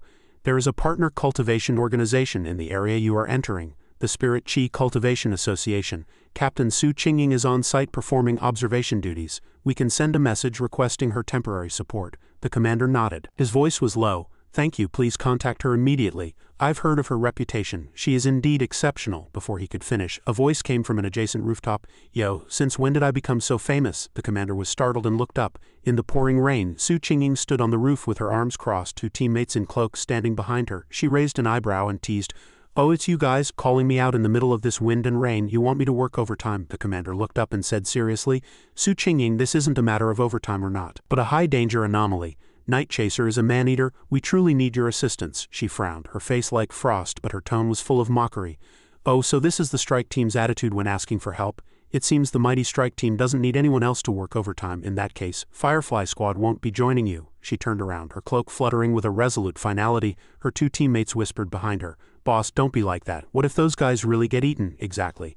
Though it's none of our business, it's a bit hard to watch them get eaten." Another person chimed in. "Come on, you're acting like our mission is easy." Seeing the tension, the strike team leader hurriedly lowered his head, his tone sincere. "Please stay, I misspoke just now, we really do need you. Night Chaser doesn't just threaten us, it threatens all residents in the city. Without your team's tracking ability, not only will we be eaten, but I'm afraid the entire city will have no survivors." Thus, the two teams quickly began to coordinate. Relying on her unique sensing ability, Su Qingying locked onto the mutated creature's tracks in an instant. The target was confirmed, Night Chaser Archive No. 007. It favored the dark, had a penchant for damp environments, and possessed man-eating tendencies. The commander immediately issued an order, his voice low and frigid. "Strike team, move out." The formation instantly dispersed, moving through the pitch-black night like phantoms. However, Night Chaser sensed the danger with its sharp instincts and fled in an instant. A cold command crackled through the comms channel, "Target is alerted." Strike team, assume pursuit formation immediately. In a flash, members surged from all four cardinal directions, creating a trap-like airtight perimeter. The commander leaped down from a high vantage point, his momentum like a thunderclap descending upon the world. His blade flashed with a cold light as he cleaved toward Night Chaser's ribs. A piercing shriek rang out. The monster's shoulders suddenly swelled, sprouting a pair of blood-drenched wings. It released a violent sonic wave that made the very air hum with vibration. Su Qingying's face paled as she screamed, "Watch out for the sonic wave, get back," but it was too late. The sonic wave hit like an invisible mountain of water, knocking the strike team away from the commander's position. Anxious, a teammate asked, "Are you alright?" The commander grit his teeth, his left hand clenching his wounded arm. A ruthless glint flashed in his eyes. This Night Chaser was indeed difficult to handle. If they had retreated even a fraction slower, they would likely be shredded meat by now. A creature possessing such destructive power and a sinister dark attribute would be an unimaginable nightmare if allowed to remain in a residential area. Just then, Night Chaser unhinged its maw and spat out a thick dark green liquid that resembled concentrated acid. Upon hitting the ground, the liquid instantly corroded the surface, causing the rocks to sink away as if it were carving out an escape tunnel. Su Qingying shouted, "It's trying to burrow and escape." A teammate hastily held her back. "Captain Su, don't. That's high-intensity physical corrosion brought by the dark attribute. The moment anything touches it, its structural integrity is destroyed. We don't have high-level counter skills," the commander said in a heavy tone. "Even if it can corrode rock, it can't create a complete escape path in such a short time. Don't break formation. Our primary task is data collection, combat assessment, and tactical adjustment." At that moment, a teammate's vision was obscured by a toxic mist. Unable to react in time, they were sent flying by Night Chaser's staggering impact force. The commander roared through gritted teeth, "Don't let it get away." The strike team immediately launched a pursuit, while Su Qingying's squad followed closely from high above, monitoring the target's direction. The wind whipped past their hair, carrying an indescribable metallic scent. Su Qingying frowned, suddenly sensing an anomaly. "Wait, the spirit chi concentration in this area is skyrocketing. Something's changed." She issued a low command, "You two stay outside, I'm going in with them." The two members responded decisively. "Understood." Su Qingying and the strike team quickly entered Night Chaser's hiding spot. It was an abandoned factory, terrifyingly dark and quiet. She scanned the surroundings. Frowning, she asked, "Is this really the interior of the old factory?" "Let me check the spirit chi concentration first," the commander asked curiously. "Are you using new equipment, the one made by the Research Institute?"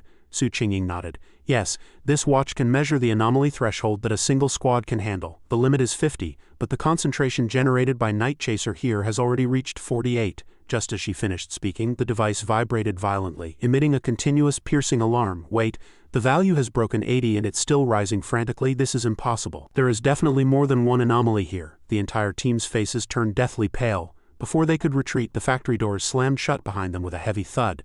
The commander shouted in terror, "This is bad, there's a second anomaly. We've been lured into a trap." Night Chaser was merely bait. "Find a way out now, we can't stay here," Su Qingying yelled. "If it wants to block the path, it will leave traces. With our strength, we can forcibly break through the opposite doors." But at that moment, Su Qingying's body trembled and she collapsed onto the freezing floor. She whispered weakly, "Something's wrong. My vision is blurring. My senses and body are being eaten away by toxic gas." She struggled to sit up, her voice shaking. "Is everyone okay?" However, the only response was a suffocating silence. She turned to look around, a powerful sense of unease welling up in her heart. Could I be the only one left in this factory? She tried to force herself to stay calm. "No, they must still be nearby. I just can't perceive them, and they can't hear my voice." Memories suddenly flooded back. Night Chaser had vanished bizarrely after luring the whole group inside. She muttered to herself, "That's right, this isn't Night Chaser's territory. It's an ambush zone for another anomaly." A thought flashed through her mind. Just now she had vaguely sensed something massive and terrifying, like a giant python hidden within the black mist. Unlike Night Chaser's dark attribute, this mist was poisonous, so toxic that the entire team was compromised the moment they stepped inside. Damn it, she whispered to herself. This toxic gas not only paralyzed the senses but also frantically drained spirit chi. If she continued to use spirit chi to fight back, it would be no different from siphoning away her own life. Fatigue spread through her entire body. Every joint felt as if it had been frozen solid. Her spirit chi was depleted, leaving her with no protective barrier. She knew that before long she would become a corpse. Her breathing grew shallow. What rank of anomaly is this? It has intelligence and can manipulate terrain, barriers and tactics. It played us like fools. Su Qingying slumped over, her body so weak she was ready to give up. But just then an earth-shattering explosion made the factory shake violently, and light flooded in like dawn breaking through the night. In that blinding glare, before her consciousness sank into darkness, she vaguely saw a valiant figure rushing toward her. Fang Yi descended from the air, his aura like a divine general descending to earth. His sharp gaze locked onto the target, a giant mutated python shrouded in black energy. He muttered to himself, "So it's an anomaly with a dark attribute." The giant serpent roared and charged, opening its massive maw to swallow the stranger. Fang Yi nimbly dodged, but the moment he landed, Night Chaser suddenly lunged from the shadows. With lightning-fast reflexes, Fang Yi raised his arm wrapped in crackling electricity and let the monster bite down. A slight smile played on his lips. "I see, one lures, one harvests, clear division of labor. No wonder the spirit chi here is unnaturally dense. It's a nest for two anomalies, each as greedy as a starving ghost." He let out a cold snort. "You like biting, don't you? Fine. Taste the lightning and see if you behave." Thunder erupted, instantly blasting Night Chaser into charcoal. Fang Yi spun around and drew his sword, charging at the demonic snake. "Your turn. Are you afraid of fire?" The longsword burned fiercely, the red firelight illuminating the dead factory. The demonic snake launched an attack, but Fang Yi twisted in midair, nimbly avoiding it and delivering a counter-strike. The snake turned its head in shock. Before it could react, the blade sliced directly through its skull, sending blood spraying everywhere. But what made one's skin crawl was that even with its head split open, the demonic snake slowly fused back together, the wound healing rapidly as if nothing had happened. Fang Yi raised an eyebrow, his gaze icy. As expected, it has a trick up its sleeve. The moment the snake healed, a surge of lightning erupted from within its body. Electrical arcs swept from the inside out, tearing the massive frame into fragments. Fang Yi whispered to himself as if commending his own foresight. "Good thing I sensed earlier that the darkness on this snake was even denser than Night Chaser's. When I struck, I withdrew the inner flame and used the blade as a medium to pour lightning into its body." Compared to an anomaly like Night Chaser, which was bloodthirsty but limited in intelligence and strength, this snake was on another level, possessing high intelligence and unpredictable hidden attacks. But just as he prepared to leave, Fang Yi felt a sharp sting in his shoulder. Looking down, he saw a snake scale deeply embedded in his flesh. He reacted quickly, pulling out the scale and circulating the golden yang breathing technique to heal. He frowned, his expression solemn. "It really is a variant. This sneak attack is highly toxic. It has a paralytic effect. If it were an ordinary person, they would have likely lost their life in silence." Thanks to the continuous flow of the golden yang breathing technique, he felt the pain and discovered the hidden strike in time. The solar flare attribute melted the toxins while the lightning purified them, combining like an automatic alarm system that integrated defense, healing, and the awakening of combat instincts. Fang Yi muttered that anyone else, even with protective abilities, would have found it hard to escape death. He concluded that this snake was extraordinary. Having evolved to this degree, it was equivalent to at least a 3-star abode realm, and combined with Night Chaser's trap, it must have already taken the lives of countless pioneers who couldn't even send out a distress signal. But now, no matter how insidious, brutal, or stubborn they were eventually reduced to a pile of ash. He smiled to himself.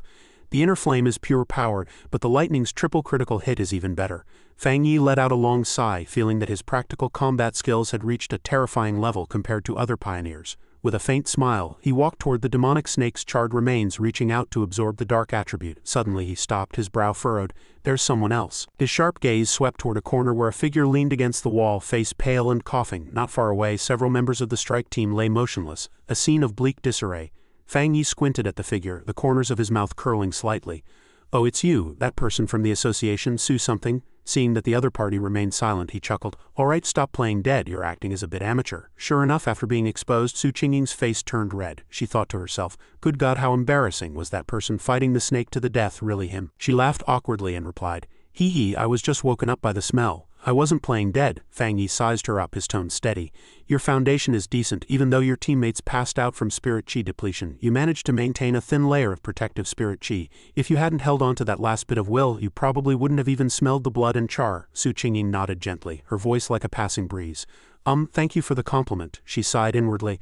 "I really did have a tiny bit of protective chi left." I can't believe he noticed. What she was curious about was how Fang Yi had dealt with Night Chaser and that giant demonic snake. Fang Yi glanced at her and said slowly, "You don't need to keep staring, just be smart and don't leak my identity." He thought to himself that her attitude today was much better than last time. Then he turned around and muttered, "It's getting late, you and your teammates are fine, there's no danger to your lives.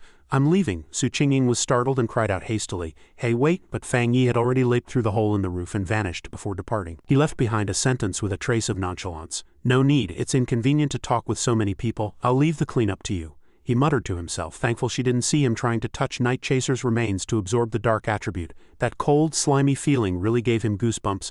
"I guess I'm repelling the dark attribute spirit chi," so it failed, he grumbled, and the system didn't react either. Forget it, he'd figure it out at home. Back in the factory, Su Qingying sighed, her gaze fixed on the opening in the roof. What a shame, I didn't even see his face clearly. It seemed he still didn't fully trust the association. She walked over to the unconscious commander and lightly slapped his face as if patting a pancake. "Wake up, it's over." The commander snapped awake and jumped up, panicked as if he'd been electrocuted.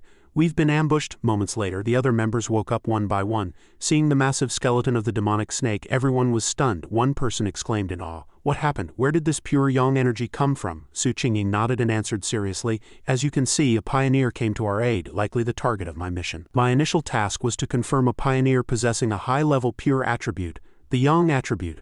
Someone asked in surprise, "Was it him?"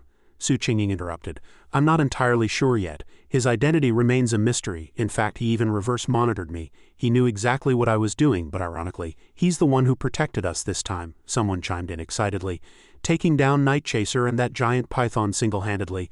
I didn't expect such a powerhouse to exist." The commander suddenly shuddered as if remembering something. "Wait, where is Night Chaser's body? We need to clear the scene. The remains must be turned over to the association." He walked toward the snake skeleton and accidentally stepped on a piece of charred meat. Instantly, a violent surge of electricity erupted, turning his face pale as he scrambled to pull his foot back. "What the hell is this? What kind of energy is so fierce?" "Captain Su, you said he had a yang attribute, but this current is way too strong." Su Qingying crouched down, narrowing her eyes to analyze. "This is likely a remnant left by Night Chaser. Its attribute purity is extremely high, and it carries an advanced attribute." The commander frowned in suspicion. Could it be that two high-level pioneers appeared here back to back? One wiped out the demonic snake, one dealt with Night Chaser, and then they both left together. Su Qingying stood silently, her mind in a whirl. No, from beginning to end there was only one person, him. She whispered to herself, who would believe that one person could possess two high-level pure attributes? Having just one was enough to be called a genius. A dual-system high-level pioneer, he was simply a monster, she said solemnly. "Solar Flare Walker. Lightning Tyrant.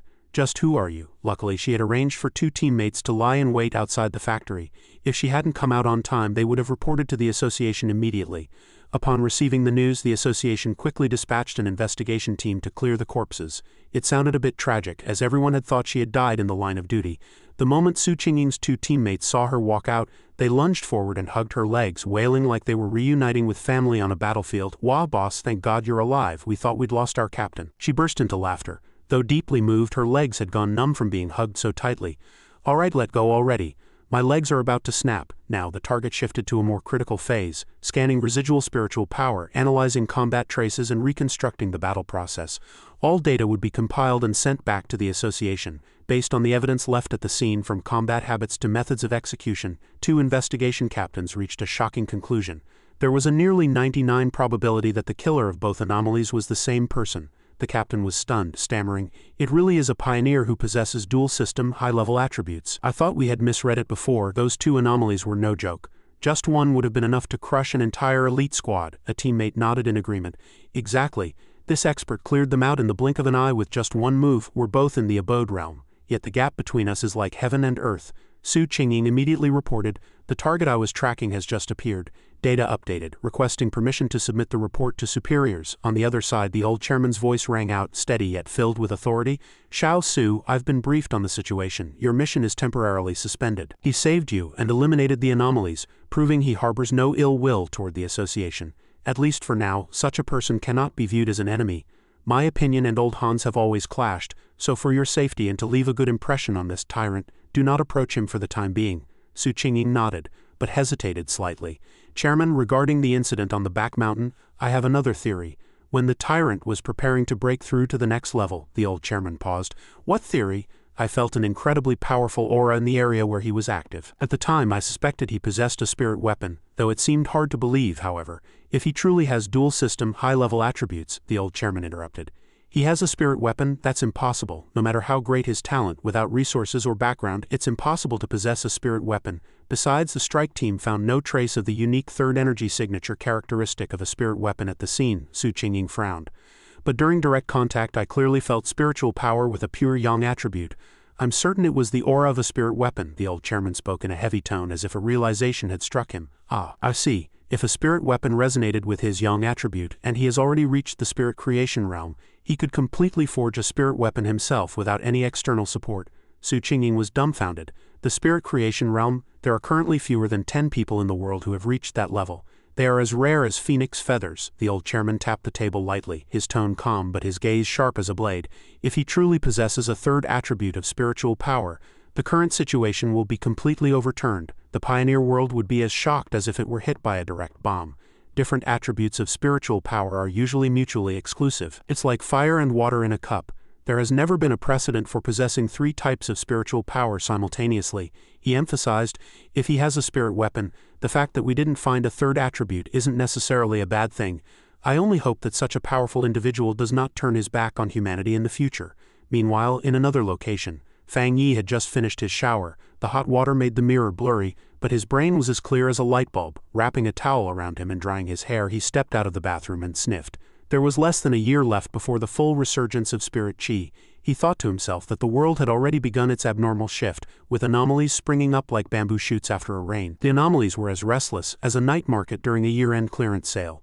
Many pioneers like him were silently cultivating, opening the connection points between their bodies and the spirit qi, becoming so sensitive that even a strange gust of wind was enough to herald a change. It was just like discovering that underground river filled with anomalies. Without his spiritual intuition, there would probably only be a few bone fragments left to feed the dogs by now. Although not yet officially recognized, most free pioneers had reached the 1-star abode realm, becoming strong enough to punch through a concrete wall if they forgot to open the door. The Xia country government was showing goodwill toward people like Fang Yi, a gentle but sophisticated strategy. For now, the balance between free pioneers and the authorities was maintained. The anomalies were still under control, and the media had yet to report on the conflicts between various factions. Although the Spirit Qi Cultivation Association had been established, the government remained tight-lipped, like a high-end restaurant open only to VIPs. The public discussed the anomalies, and a sense of unease hung as thick as dense fog in the rainy season. The government was clearly protecting humanity from threats while avoiding panic through timely silence. But this made Fang Yi feel concerned. He understood that the government did not yet have enough confidence to launch the era of universal cultivation. With such a massive population base, if cultivation information were made public, the first thing to collapse wouldn't be the anomalies. It would be social order, chaos, fighting, and factionalism. Civil war would break out before they could even respond to an external invasion. The current official pioneer force was still weak and struggled to control the overall situation. If they had to fight both anomalies and internal strife, the crisis of collapse would be measured in months, not years. Therefore, the government's cautious and slow approach wasn't necessarily wrong. Sometimes what shatters the world isn't the blow from a monster but the human heart, which is far more terrifying than demons and ghosts. However, what unsettled Fang Yi was the staggering speed of the anomalies' evolution. They were not only fast but far exceeded his previous predictions. He understood that to protect the future, he had to prepare for a battle more brutal than any before. Opening the system panel, Fang Yi's gaze swept over the coldly displayed dark attribute, a branch of darkness and the natural nemesis of pioneers. Unfortunately, he had not yet met the conditions to absorb it. He fell into deep thought, his brow slightly furrowed. Today's creature was clearly an anomaly infected by darkness. When he touched that eerie black mist, he clearly felt the dark energy, evil, gloomy. It was dangerously suffocating. "They are very smart," Fang Yi whispered, recalling the anomaly's cold, predator-like gaze. They didn't just eat human flesh. They viewed the bodies of pioneers as a great tonic. Even more terrifying was that they knew how to set traps together and engage in coordinated combat. Something previously seen only in high-level spirit beasts, although it couldn't compare to those primitive darkness monsters capable of blowing away a nation or leveling a continent. If he hadn't followed through today, that pioneer squad, including the person who had once extended an olive branch to him, would likely have ended up in their bellies. Just a branch was already so gloomy. "Truly nauseating," he muttered, a trace of fanaticism flashing in his eyes. So what if it were the complete darkness? The system said it couldn't be absorbed now, but it didn't say never. This seemed to imply that when the conditions were met, he could possess that power. If darkness counters humans, what if it becomes my weapon? Fang Yi let out a cold laugh. That might just be the key to changing the tides. Currently, he possessed the yang attribute, golden yang breathing technique. a health-preserving method for accelerated recovery, and the violent 100 refinements of divine lightning specifically designed to counter evil. And the crimson fire blade with its inner flame attribute capable of incinerating enemies from the inside out.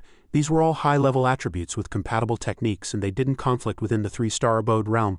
With this strength, few pioneers could rival him, but it was still far from enough. Ring, ring, ring. The sudden ringing of the phone pulled Fang Yi back from his thoughts. The screen showed his aunt was calling. He frowned. Why was she calling so late? Xiao Yi? His aunt's gentle voice rang out. Hey, how's your health? Oh, your cousin is planning to head over to your side to study for a while. I'm not comfortable with her staying in a hotel alone. Could you let her stay with you for a few days? Cousin. Fang Yi's brow furrowed slightly as the blurry image of a bookish girl carrying a book as thick as a brick emerged in his mind. What does she look like? I've really forgotten. All right, let her come over. I have a spare room. When will she arrive? No need, no need. His aunt laughed lightly. I'll send her the address. She can get there herself. I asked her to bring you some local specialties. Then I won't stand on ceremony. Thanks, Auntie. Okay, your cousin should arrive tomorrow afternoon. Sorry for the trouble. It's no trouble, Auntie. I have something to take care of, so I'll hang up now. Sure, go get busy. Remember to visit me when you have time. Meanwhile, in another location, a girl was buried in the Spirit Chi Resurgence chat group Martial Arts Team 7. Her fingers slid rapidly across the screen, typing under the name Yi Feng He Ju. I'll arrive in the afternoon. User 81-year-old gorgeous matriarch. Are we meeting up or are you going straight there? A reply followed. Not meeting anyone. I'm moving into my cousin's house. I need to prepare myself mentally first. Another line chimed in. I was scammed out of 50 cents in an online relationship and I still haven't recovered. Oh, Yi Feng Shi Ju's cousin is online. All right, I'm out. The girl closed the app and opened the news to clear her head. A bold red headline on the homepage caught her eye. Town renamed Death Town after 3 more deaths. Hayango Town, she muttered. Just then, a knock sounded at the door and her mother pushed it open. Have you finished packing? The girl jumped, quickly closing her laptop. All packed, but I really don't want to trouble my cousin. A hotel would be fine too. No, her mother shook her head decisively. Staying at a relative's house is safer than wandering around outside. I trust your cousin. Don't make trouble when you get there. Help out as much as you can, hear me? Got it. Don't worry, Mom. The girl gave a forced smile, gently pushed her mother out and closed the door. She sighed and adjusted her glasses, deciding to just get through this first. Anomalies don't scare me. What's a bit of nagging from a cousin? That day, the sky was a brilliant blue, cloudless for miles. The girl dragged her suitcase along the sidewalk. According to the GPS, she arrived at a quiet residential area. Standing at the main gate, she looked up and muttered, Yep, this is the place. Fang Yi walked out of the house and accidentally bumped into his cousin standing at the door, her eyes sparkling with curiosity. She tentatively whispered, Cousin, because it had been so long since they last met. Fang Yi froze, not recognizing her. He frowned slightly, his tone hesitant. You are Lin Yi? Looking at her cousin's terrible memory, Lin Yi shook her head helplessly. The two entered the house together. The atmosphere between them was like that of distant relatives who hadn't seen each other in years. Fang Yi scratched his head and spoke awkwardly. You're here for a summer camp? Lin Yi nodded slightly and replied yes. He followed up with a smile. Then if you need anything, just let me know. His cousin lowered her head slightly and politely replied, Okay, thanks, cousin. Unable to find common ground, Fang Yi handed her the spare key. He said in a steady voice, Here's the spare key. I'm going back to my room. Yours is just opposite. Lin Yi took the key and maintained her politeness, watching her cousin's figure disappear. Lin Yi let out a soft sigh of relief and whispered to herself, Okay, I'll be troubling you for the next few days. She watched him enter his room, thinking her cousin seemed quite easygoing and wouldn't interfere too much in her affairs. After entering his room, Fang Yi glanced back at Lin Yi sitting on the sofa. A strange sensation flashed by, as if a faint trace of unfamiliar spirit chi was lingering around her. He narrowed his eyes, suspicion growing in his heart. Flickering in and out, could she have become a pioneer too? The suspicion grew stronger and he secretly wondered if the summer camp was just an excuse. Lin Yi, meanwhile, pulled out her phone and rapidly slid her fingers across the screen, using the Yi Feng Heju account to message her friends. My cousin is decent, looks like he won't interfere with my activities. On the other side, a user named 81-year-old gorgeous matriarch replied, Don't be careless, we need to keep a low profile. Another account, scammed of 50 cents in online love, chimed in. I heard too that 2 teams got into a fight last time at the underground river. The chat was very lively. 81-year-old gorgeous matriarch said, As it turned out, a super boss appeared. I heard he split the sun with a single strike, forcing the other side to retreat. Lin Yi is Yi Feng Heju. Analyzed, is the bit about splitting the sun true? That would require an incredibly strong yang attribute. A high-level pioneer, 81-year-old gorgeous matriarch emphasized, so we must be extra careful during this operation. She concluded, All right, waiting for your news. After finishing the chat, Lin Yi thought about pausing her cultivation to avoid being discovered by her cousin. But 3 days later, her presence brought quite a bit of trouble to Fang Yi. Every time he sat in meditation to regulate his breath, he worried about being interrupted when running the golden yang breathing technique. His body glowed like a torch. He frowned and muttered, It's so bright I won't be discovered, will I? He hadn't realized before that this technique would be so conspicuous. But what gave him the biggest headache was that Lin Yi had taken over almost all the housework and even prepared lavish dinners. She called out brightly, "Cousin, dinner is ready. Tonight we have beef stew, tomatoes, cucumber salad, and corn rib soup." Fang Yi pulled out a chair and said before even eating, "Great, you're being too kind. I'll do the dishes later." Lin Yi waved her hand and said with a smile, "It's fine, I'm staying here, so it's only right that I do something." He secretly marveled. His cousin was so thoughtful, there was simply nothing to complain about. Lin Yi did the housework with what seemed like an obsessive-compulsive need for cleanliness. During dinner, Fang Yi observed her quietly, his mind elsewhere. He intentionally made her feel at ease, not interfering, hoping she would let down her guard. Suddenly, Lin Yi's phone rang urgently. Fang Yi asked softly, "What's wrong? A friend looking for you." She jumped, looking at the screen without speaking. He stood up politely.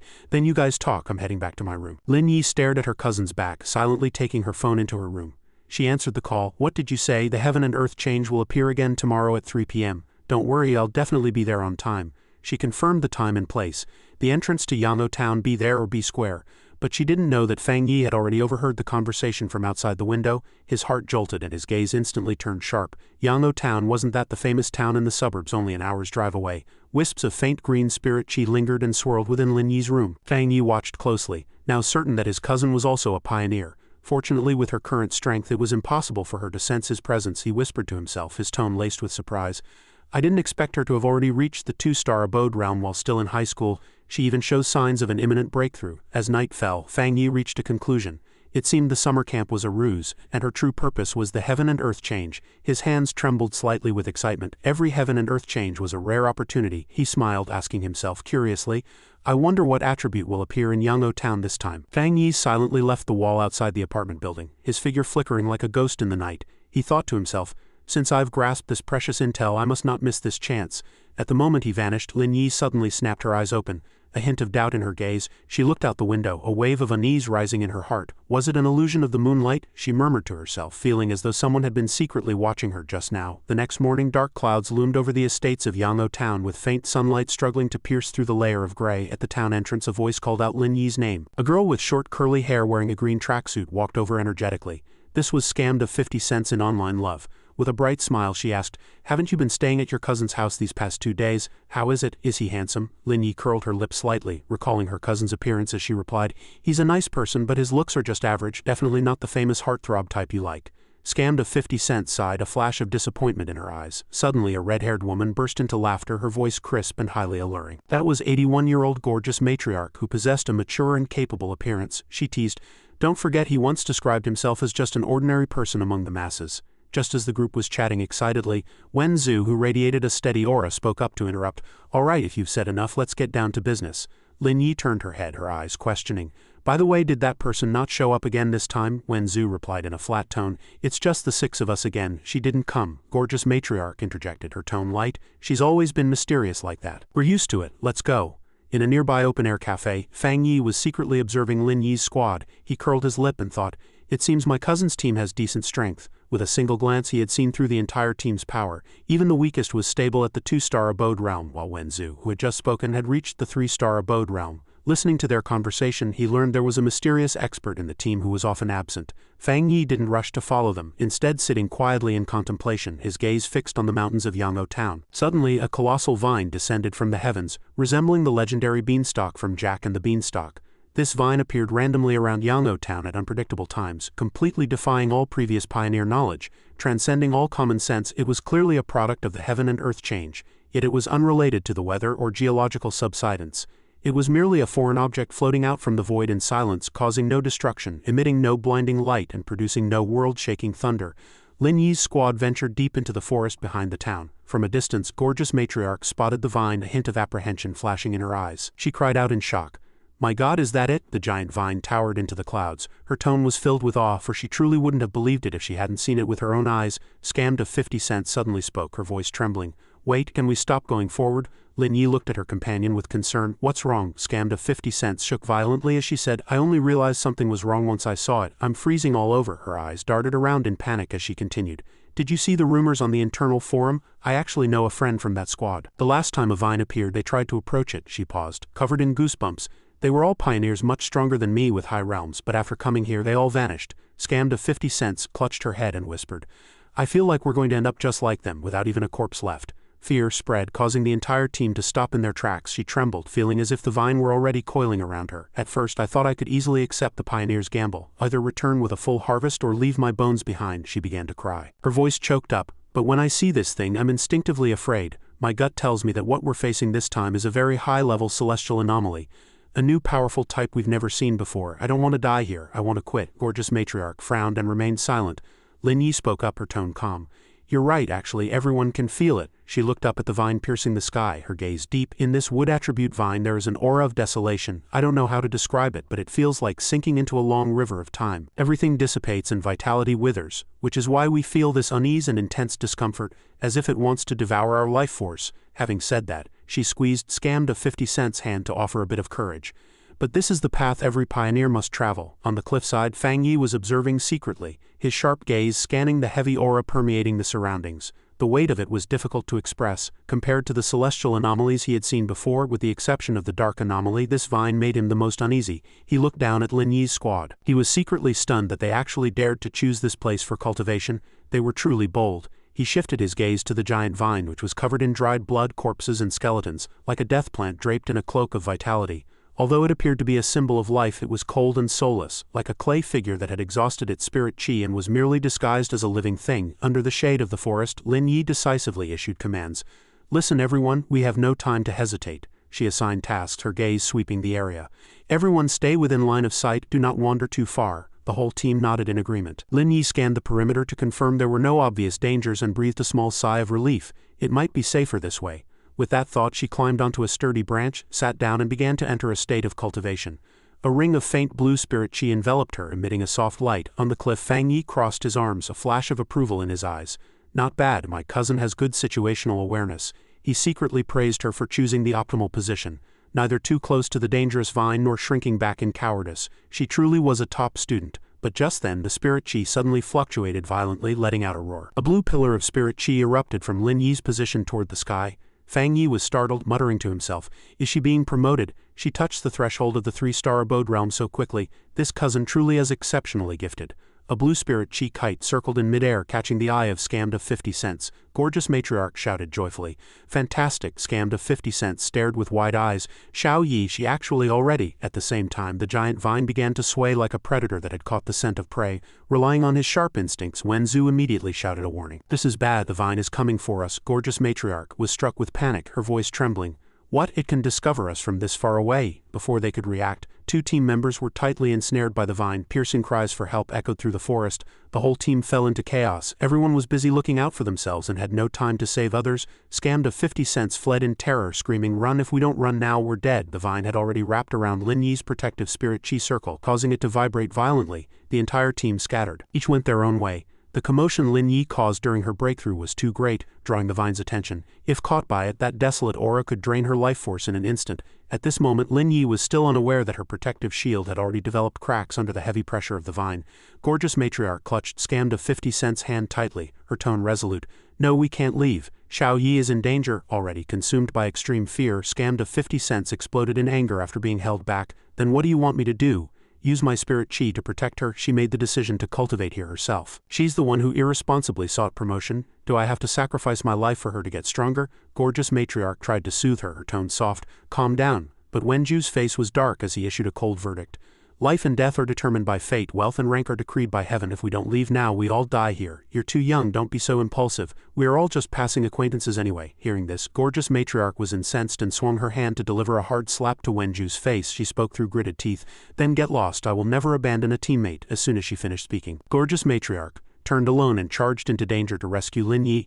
Watching the whole scene from the cliff, Fang Yi's gaze darkened. He thought to himself that his cousin hadn't realized how precarious her situation was. Looking at Lin Yi being squeezed tighter and tighter by the vine, he weighed his options. Although she was just a student, the vine's power was too horrific. Could his current strength save her? He likely didn't have much time left. Fang Yi hesitated no longer, gripping his long sword as his yang attribute spirit chi erupted like a scorching sun. He had promised his aunt he would look after his cousin, and he could not break that promise. Under the forest canopy, gorgeous matriarch was desperately attacking the vine, trying to sever it. But the vine was eerily as hard as steel. It suddenly snared her foot and wrapped around her like a cocoon in the blink of an eye. Meanwhile, Lin Yi's protective spirit chi circle completely shattered under the vine's crushing weight. At this critical juncture, Fang Yi dove into the fray, the long sword in his hand ablaze with golden light as it ignited with brilliant solar flame. Gorgeous matriarch imprisoned by the vine could only watch in despair as Lin Yi fell into peril, having already fled, scammed of 50 cents, heard the sky-piercing scream and looked back one last time. In an instant, a brilliant pillar of light like a sun of truth tore through space and descended.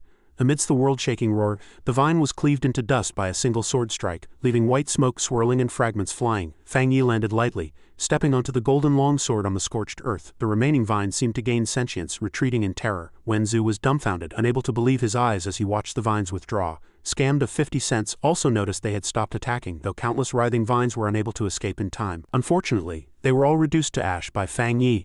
The light he radiated was like a second sun descending to the mortal world. Wen Zhu shielded his eyes, marveling in his heart, is this also a pioneer?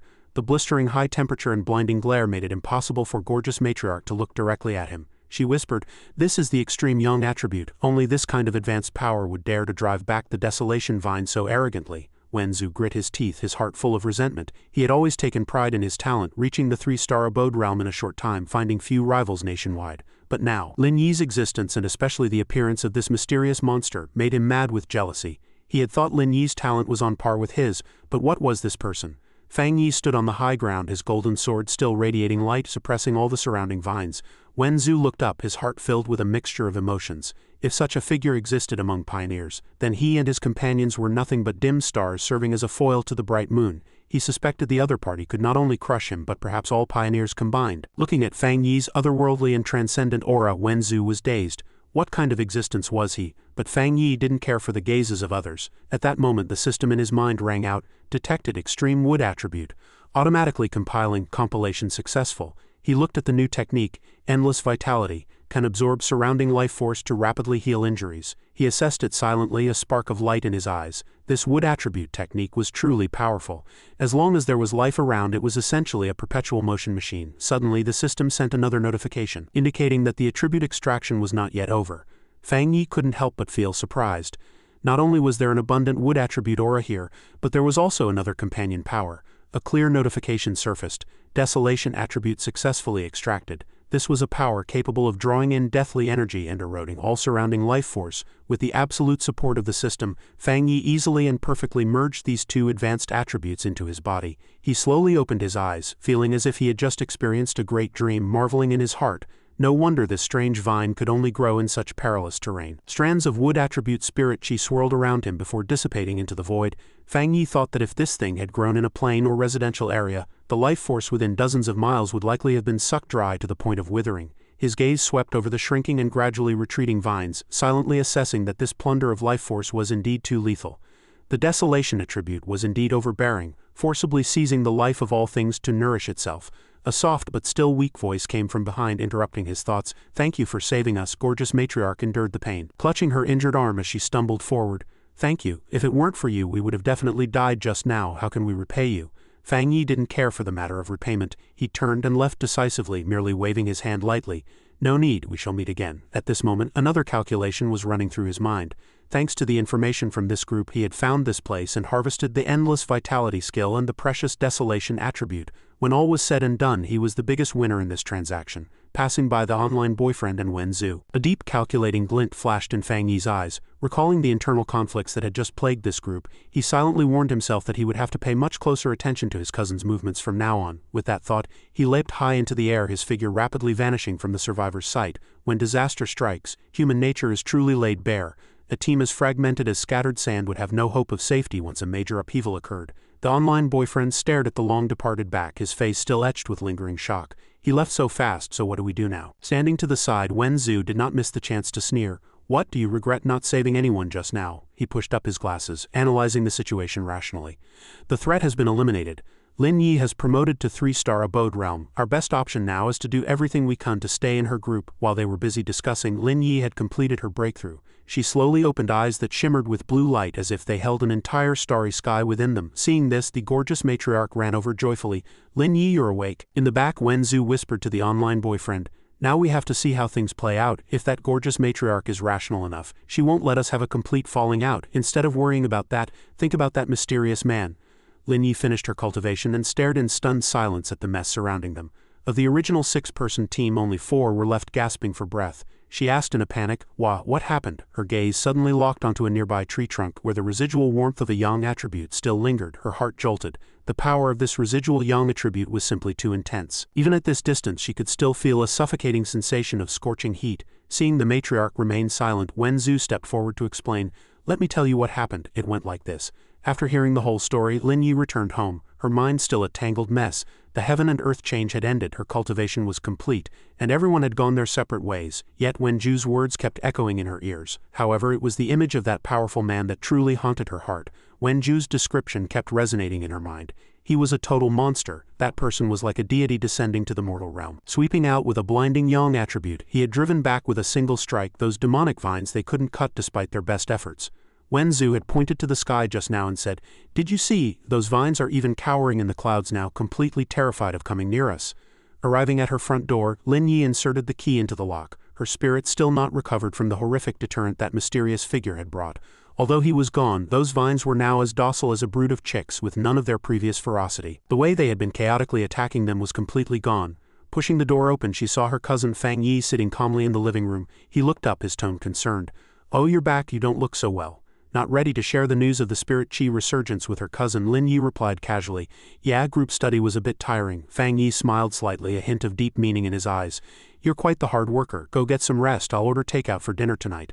Lin Yi nodded tiredly and headed toward her room. Okay, the door closed. She leaned back against the door, her entire body sliding down as if all her strength had left her. Breaking through a realm was simply too taxing on the mind. Every time she mobilized spirit chi to impact the divine abode, it required intense concentration, more exhausting than staying up for a month straight. She collapsed onto her bed, feeling secretly fortunate. It was a good thing she was no longer an ordinary person. Otherwise, after several days like this, she would surely have died of exhaustion. Hard worker, she asked herself, but this path of cultivation was the destiny of a pioneer. It could not be escaped. While Lin Yi was lost in thought, Fang Yi had already quietly left the house. The world had already begun its massive transformation. It was likely impossible for his cousin to return to the ordinary life she had before. Fang Yi picked up his phone and was startled by a message from an unfamiliar name. Lin Yi cried out in surprise. "Garen?" A user named Garen had posted in the group. "If there is any trace of that expert, please be sure to tell me." Lin Yi could hardly believe her eyes. This was the first time the habitually low-profile Garen had ever spoken in the group. Immediately below, the member Yi Feng He-ju replied with a single word. "Okay, Garen, I have a question too. Does everyone think the person who saved us could be that boss who became famous at the Dark River Molten Dragon?" At this moment on the Pioneer Forum, people were heatedly discussing that mysterious powerhouse, with various viral headlines constantly flooding the screen. Explosive news, one post drew massive attention. The high-level Yang attribute boss has appeared again, with a single strike like a rainbow piercing the sun. The light of heaven and earth was completely swallowed by that dazzling white glare. I saw it at the Dark River Molten Dragon contamination zone. It was that same white light accompanied by explosive flames that forced us to retreat from the cave. I dare say that currently, no other pioneer of the same level in our Sha country would dare to take that strike head-on. In the future, if you see him appearing at a heaven and earth change site, everyone should be careful and instinctively stay far away. While the world was buzzing with discussion, the expert they spoke of was leisurely pushing a bicycle, preparing to begin a night journey.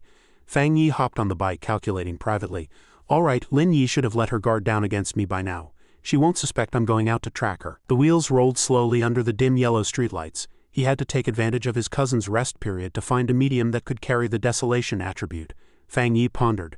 Although the desolation attribute was close to plants, its essence was evil and highly corrosive. If planted in a living person, it would likely cause a negative reaction, not to mention the potential conflict with the lightning attribute flowing in his body. He concluded that the best way was to find something similar to that eerie vine.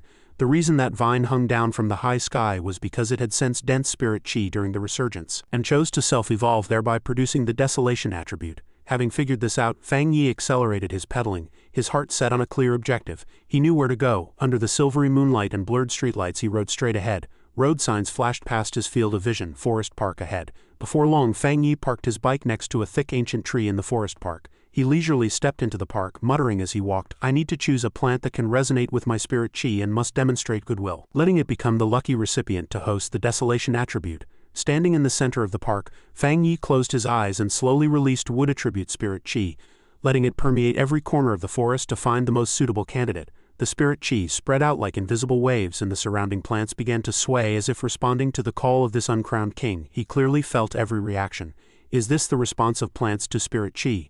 Leaves rustled and branches shook, all trying to show themselves off, but Fang Yi was still not entirely satisfied. I'm very strong, but the degree isn't enough. He continued to manipulate the spirit chi to spread further. He needed a stronger feedback signal. Suddenly, a powerful response signal bounced back, which surprised Fang Yi quite a bit. He immediately stepped forward to observe. HMPH, amidst a cluster of weeds, a wildflower filled with vitality was swaying, its petals trembling as if desperately trying to win his attention. Fang Yi narrowed his eyes. Is it this one? Well, there's no harm in trying. He reached out toward the flower, and in an instant those delicate petals grabbed his finger, joyfully absorbing every wisp of wood attribute spirit chi he bestowed. The flower was still very small and became bloated after absorbing only a little. Its petals bloomed with satisfaction, its body swaying to display obvious goodwill. Looking at it, Fang Yi couldn't help but laugh out loud. I'm quite spiritual. This wildflower was clearly just a plant, yet its behavior when encountering spirit chi was exactly like a greedy little puppy. Knowing enough to rub against his hand to please him after finishing its meal, it seemed to understand that the young man before it was its savior, the creator who could bestow new life upon it in this cruel world, and thus expressed its loyalty without hesitation, wanting to follow him. Sure enough, Fang Yi was very satisfied with its performance. He crouched down and asked in a low voice, of the entire forest, only you had the strongest reaction to my spirit chi, making you very suitable for the implantation of the desolation attribute. Little flower, I choose you. Are you ready? The little flower seemed to understand human speech and immediately nodded desperately. Following that, a terrifying power erupted in the grass.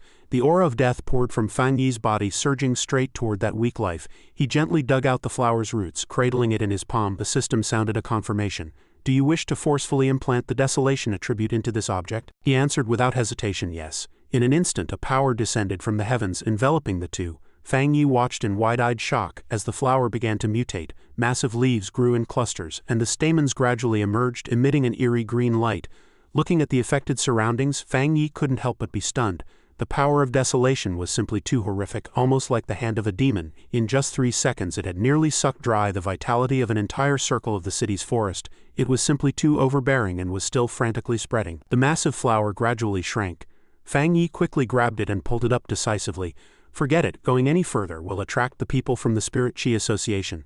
Carrying this mutated flower, he hurriedly turned to leave. Just then his gaze bumped into a surveillance camera installed on a nearby tree trunk. This is a city center area after all. The Spirit Chi Association is definitely keeping an eye on this place, he mused to himself. Due to the Spirit Chi resurgence, the plants here all harbored danger. From the moment he stepped in, he had noticed the surveillance system had become much denser. The surroundings were eerily quiet, with not a single tourist in sight. As he ran, Fang Yi looked down at the flower in his hand. It hadn't stopped absorbing. Can it really survive without roots? However, compared to the unbridled plunder from before, the current absorption had become much softer and more refined. Truly marvelous.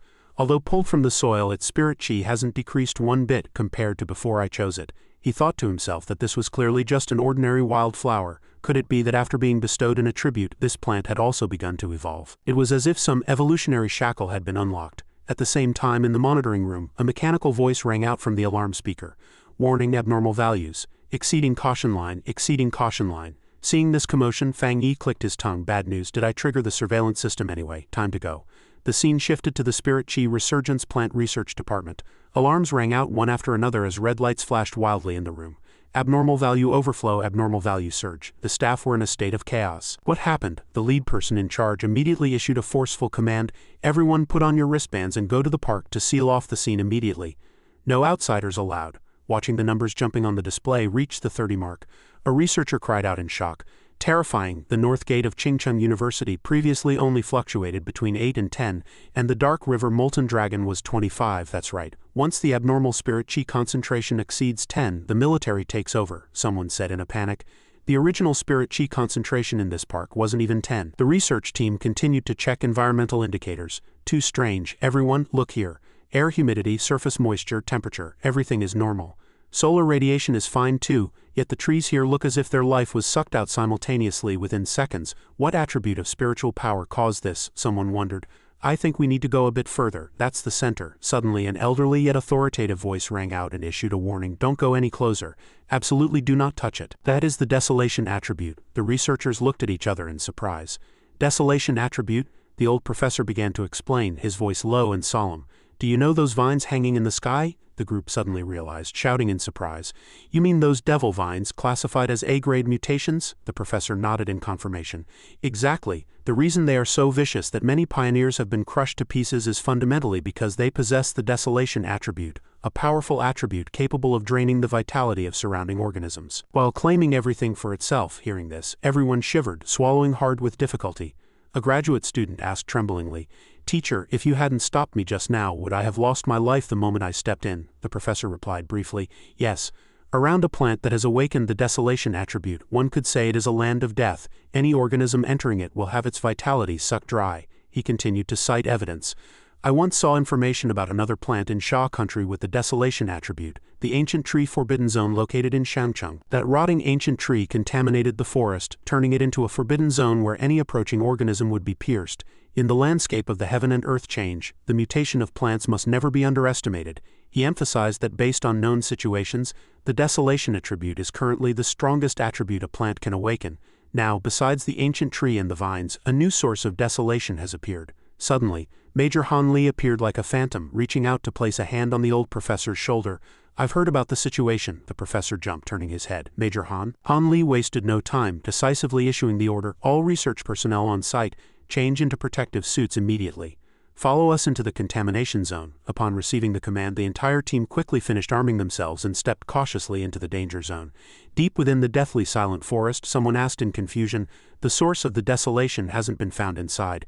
Didn't they say only that Vine could move around? Has the desolation aura begun to weaken? We've only been in the forest for 5 minutes and the concentration has already dropped to 25, Han Li said calmly. Let's perform a detection. Han Li's capable assistant, Su Qingying, responded. Understood. Han Li and Su Qingying simultaneously pressed their hands to the ground, activating their sensory abilities as 2 surges of power delved deep into the earth to track the traces. Suddenly, both were startled and snapped their eyes open. Wait a minute, the source has already been dug up and taken away. The accompanying doctor was so shocked he began to stutter. Dug up? How is that possible? Han Li stood up, his gaze sharp as he began to deduce the situation.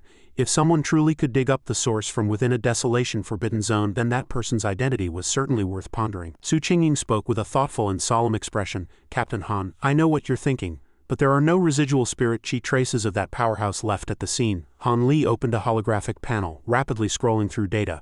Through big data screening and analysis, we have already found this person's file. This person's movements coincide perfectly with the locations of the last 2 anomalies. After speaking, he transmitted the data to Su Qingying. She held the electronic file and read the name appearing on the screen. Fang Yi. Han Li instructed, I will transfer all of his files to you. This person is highly likely the one you were in contact with before. The rest will be left to your association to handle. Su Qingying nodded. Executing orders, I understand. 2 hours later, in a safe area, Fang Yi was admiring his spoils of war, wearing an intrigued smile. Haha, for my first time planting a flower, how could I not even have a flower pot? This is the little home you chose for yourself, so stop clinging to my hand, he continued, talking to the little flower to himself.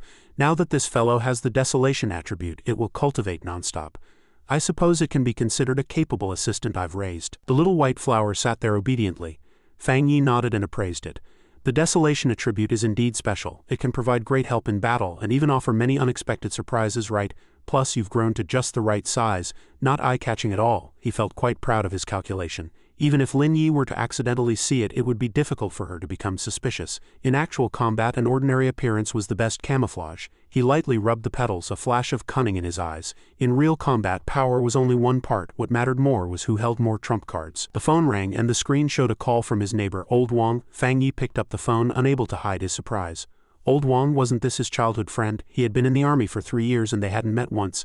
Old Wang's full name was Wang Liang, his ironclad buddy since childhood.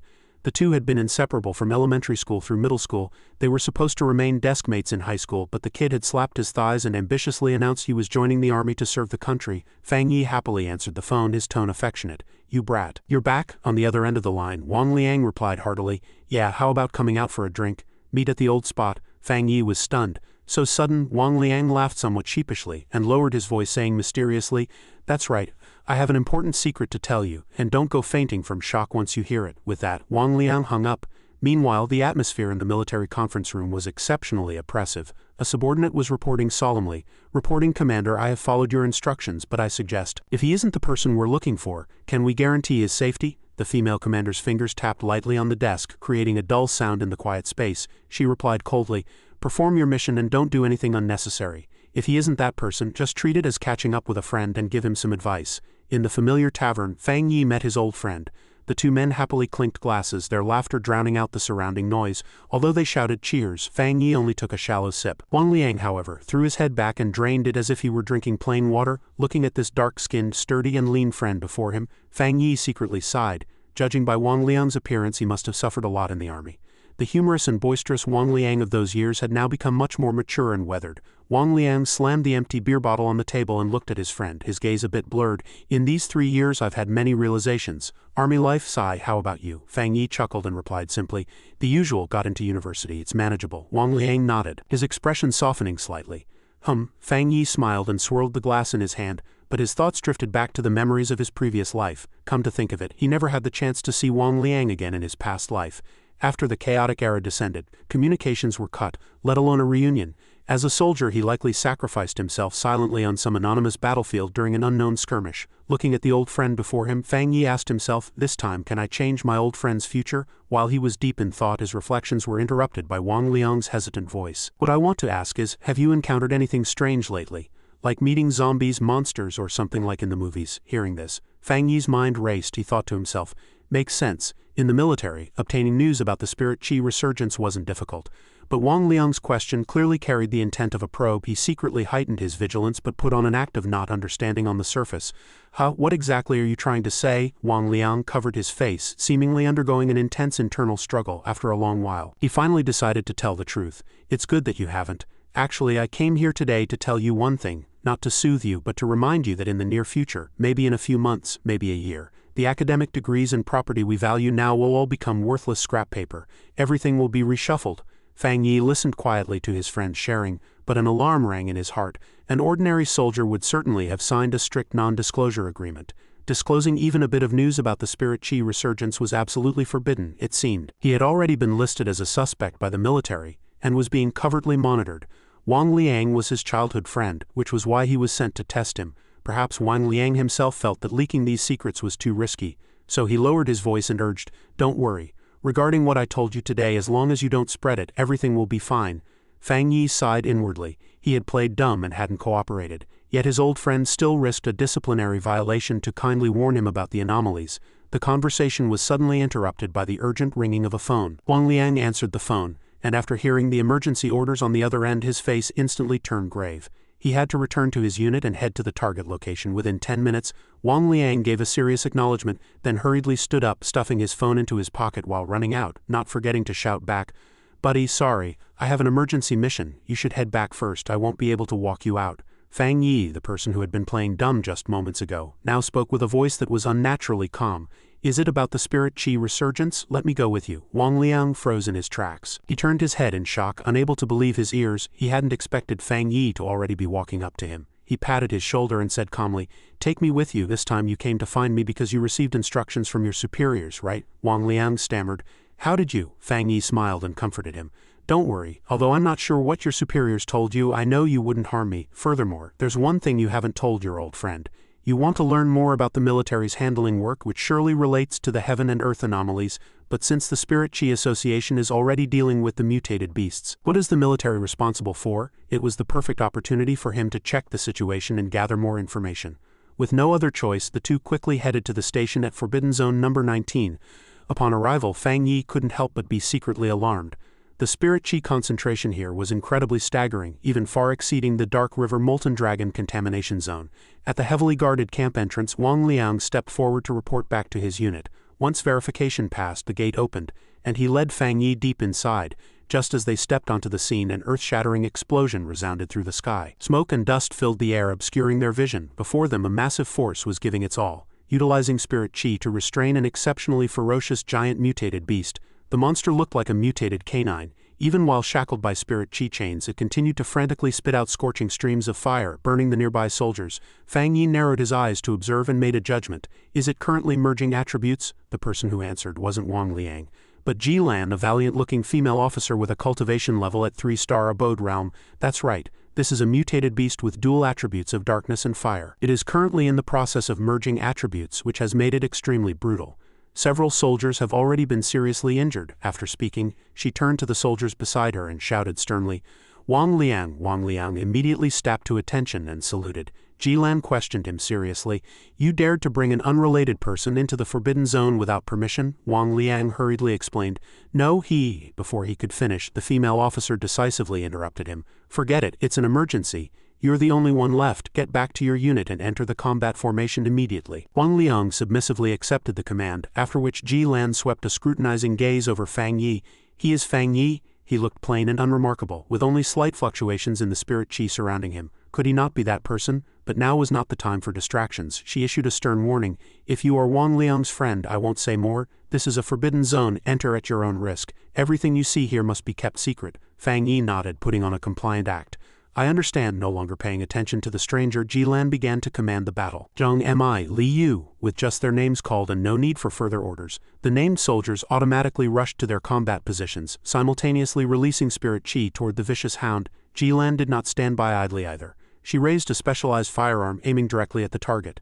Bang! A bullet carrying lightning flew out like a flash of light, hitting the mutated beast squarely in the chest, causing it to let out a cry of pain. However, this strike unintentionally enraged it, causing the dark attribute within its body to erupt violently. Someone sensed the anomaly. Screaming, its mutation level has increased again. The mutated beast growled, swinging its cruel claws forward. Standing on the front line, the female soldier Li Yu had no time to react. Only hearing her comrades scream in panic, Li Yu, watch out! At the critical moment, a bolt of lightning flashed by, striking the demonic hound's face and blocking the fatal blow. While firing covering shots, Jilan instructed with a grim expression, don't be careless, maintain your distance from it. Resolve this before it completes its evolution. The team members responded in unison as Fang Yi stood behind, observing everything. He smiled slightly, showing approval. This team was well trained, possessing iron discipline, trust, and a high level of coordination. Everyone was an indispensable link, and the power they erupted when combined far exceeded their individual strengths. Suddenly, Fang Yi's expression shifted dramatically, turning deathly pale as he realized something. He roared anxiously at the top of his lungs, "Run, you are no match for it." Just as he finished speaking, an earth-shattering explosion rang out and thunder from high above crashed down. The demonic hound roared as sand and stones flew, the ground shaking violently. It had completed its evolution. Jilan immediately issued an emergency order, raising the alert level. The anomaly within the Forbidden Zone has upscaled. No one is allowed to retreat. The soldiers obeyed the command, gripping their weapons even though the demonic hound before them had expanded several times in size. Its body radiated deathly energy, along with the scorching heat brought by the perfect merger of darkness and fire. An emergency report rang out. Attention, the demonic hound has finished merging the darkness attribute. Mutation is complete. From its high vantage point, the monster stared fixedly at the nearest target with eyes as cold as knives, bloodshot and red. At this moment, unfortunately, standing directly beneath its gaze was Wang Liang. He swallowed hard, his legs feeling as if they were nailed to the ground. Jilan shouted anxiously. Wang Liang. Fang Yi grit his teeth, an angry thunderous light flashing in his eyes. Damn it, the demonic hound swung a massive claw down. Although Wang Liang dodged nimbly, he was still sent flying by the terrifying force of the impact. Jilan decisively updated the situation. Attention, the C-grade demonic hound in Forbidden Zone 19 has fully evolved into B-grade. Update combat plans. Before she could finish, Wang Liang's body flew toward Fang Yi. He spat a mouthful of blood into his friend's arms. Fang Yi hurriedly supported him, asking with concern, "Are you all right?" Wang Liang's hands were shaking, his arms covered in black marks from the erosion of the darkness attribute. He endured the intense pain, weakly comforting. I'm fine, it's just that I suffered a backlash while trying to increase the spirit chi in its restraining collar. Don't worry too much, we are the officers and soldiers of Forbidden Zone 19, watching his friend, severely injured yet still holding on to his duty as a soldier. Fang Yi's expression darkened, his gaze turning icy. On the other side, Jilan slammed her rifle butt heavily onto the ground, the impact resonating with a dull thud. She shouted orders, her voice laced with a suicidal resolve. Regardless of the tactics used, even if it cost them their lives, she and her troops would not retreat a single step. They stood firm like Mount Tai, sworn to hold the line and intercept this vicious hound, vowing never to let this B-grade mutated beast leave the Forbidden Zone. Just as she finished speaking, Jilan was startled to see a black figure streak past her like a violent gust of wind. She barked a sharp command, "What do you think you're doing?" Fang Yi did not answer, leaving only a voice echoing in the air. He was not a soldier and had no obligation to obey Jilan's orders. He charged straight at the monster, his right arm enveloped in frantic lightning, prepared to unleash a world-shaking strike at any moment. As thunder roared, Fang Yi closed in on the target like a bolt of lightning. He let out a cold sneer, "Quite arrogant, aren't you?" The demonic hound swung a massive blood-red claw downward with lethal force. Had the strike connected, it surely would have crushed him. However, with staggering speed, Fang Yi leaped lightly, dodging with ease, his iron fist wreathed in electricity aimed directly for the hound's head. "Then let divine lightning be your punishment." Boom, a devastating punch landed with a thunderous roar, slamming the colossal hound directly into the ground where it lay paralyzed and unable to rise. The earth fractured and debris flew as the soldiers below struggled to withstand the expanding shockwaves. Zhang Mi watched the scene in shock. Am I seeing things? That's a B-grade mutated beast that even Commander Jilan couldn't handle alone. Wang Liang's jaw dropped even further. He turned to Jilan and asked, Commander, is my brother really? Jilan was observing the scene with a grave expression. She nodded in confirmation. Yes, we aren't mistaken. Watching Fang Yi stand proudly before the down monster, his right arm flickering with lightning, she concluded that this man was indeed the rumored tyrant. However, even a punch of such magnitude was not enough to completely finish off the B-grade hound. Seeing the creature still struggling, a flash of ruthlessness crossed Fang Yi's eyes. Not dead yet? I guess there's only one way. Commander, old Wang, get back. Jilan immediately signaled the entire squad to retreat, a surge of intense curiosity welling up within her. A B-grade mutated beast usually required an entire team's coordination and a readiness for sacrifice just to barely contain it. Yet he was suppressing it to this extent single-handedly. She furrowed her brow, the scar on her face appearing even more menacing. What kind of power was this? She had to admit, this was the pinnacle of the lightning attribute. At that moment, Fang Yi raised his right hand high toward the sky, and lightning erupted in a blinding glare. Brilliant enough to seemingly pierce the heavens, Jilan thought to herself that even within the entire Xia country he likely ranked among the top echelon of powerhouses. Her train of thought was interrupted by Fang Yi's sudden movement as he transformed his arm into a living lightning rod. He absorbed every wisp of lightning in the surrounding space. Jilan's eyes widened. To what terrifying degree would he evolve? Dark clouds rolled and thunder tore through the sky as thick dragon-like blue arcs of electricity surged through the air. Fang Yi turned and took a few steps forward before suddenly waving his hand. A massive pillar of lightning as thick as an ancient tree crashed down, striking the dying hound squarely. A single thought resonated in the minds of everyone witnessing the scene. He truly lives up to the name Tyrant. After delivering the final blow, Fang Yi turned and walked away indifferently, not sparing even a glance at the charred corpse. Liu clutched her neck, still shaken. My God, watching that made my skin crawl and my head ring, Zhang Mi chimed in with a tremble. How does it feel like this lightning attribute is 10,000 times more terrifying than the darkness attribute? I could handle a bit of erosion, but I couldn't survive being electrocuted like that. After leaving the battlefield, Fang Yi walked toward his good friend. Old Wang, it settled. Ignoring his pain, Wang Liang ran forward excitedly to meet him, playfully punching his friend in the head. You scared the life out of me. I didn't know my brother was this legendary. Seeing his old friend return to his usual mischievous self, Fang Yi burst into laughter. Haha, is this how you repay a favor? I hit the dog and you hit me. Wang Liang laughed heartily as well, then scratched his head with a slightly embarrassed expression. Sorry, actually, I knew you might be a pioneer. Military orders are absolute, so I ended up dragging you into this. Fang Yi shook his head, his tone reproachful yet filled with affection. What's that supposed to mean? We haven't seen each other in 3 years and you're already acting like a stranger? Don't I know you? Just then, Jilan walked over. Interrupting their conversation, she solemnly extended her hand. Fang Yi, thank you for your help. Fang Yi returned the gesture with a friendly smile. It was nothing, just consider it me saving a brother. The situation was urgent just now and there was no time for introductions, but now the crisis has been resolved. Jilan placed a hand over her heart and gave a formal military salute. I forgot to introduce myself. I am Jilan, the officer in charge of guarding Forbidden Zone 19. You saved this zone. I hope you can leave your contact information. I need to report this truthfully to my superiors, is that all right? Fang Yi did not refuse, answering with a smile, no problem. Standing to the side, Wang Liang caught a glimpse of his commander and chuckled to himself. Seeing his superior salute his best friend was a surreal experience. While he was stifling a laugh, Jilan issued a grave invitation. Your strength far exceeds many of the pioneers recruited by the military. Therefore I would very much like to invite you to join the Xia Country Army. However, I fear that an invitation issued only by a Forbidden Zone Guard officer like myself lacks sufficient weight. The reason was simple. She realized the most shocking fact was that while Fang Yi's surface realm was only 3-star abode, his actual strength far surpassed the level of a spirit creation realm expert. Fang Yi was somewhat surprised by this candor. Commander Ji, are you saying you feel you aren't qualified to invite me? She nodded in admission without hesitation. Exactly. I don't believe there's anything to deny or be ashamed of this time. We were also acting on orders from superiors to learn more about you. We didn't intend to drag you into that danger. I believe they will come to invite you personally. Fang Yi understood the crux of the matter and explained, it's not quite like that. Actually, I have great respect for all of you. Not everyone has the courage to sacrifice themselves to protect others. I had never seen soldiers fight with my own eyes before. What was it you said just now? It moved me quite a bit. Receiving recognition from a powerhouse made Jilan quite excited. She replied politely, thank you. Fang Yi continued to express his willingness to cooperate. So if there are troubles in the future, you can call on me to help just as you did for ordinary people in times of peace. Of course, the condition is that you cannot interfere with my personal cultivation or restrict me. His blunt requirements and expectations caught Ji-Lan somewhat by surprise. She fell silent for a moment, likely calculating how to report this to her superiors to see how the military would handle it.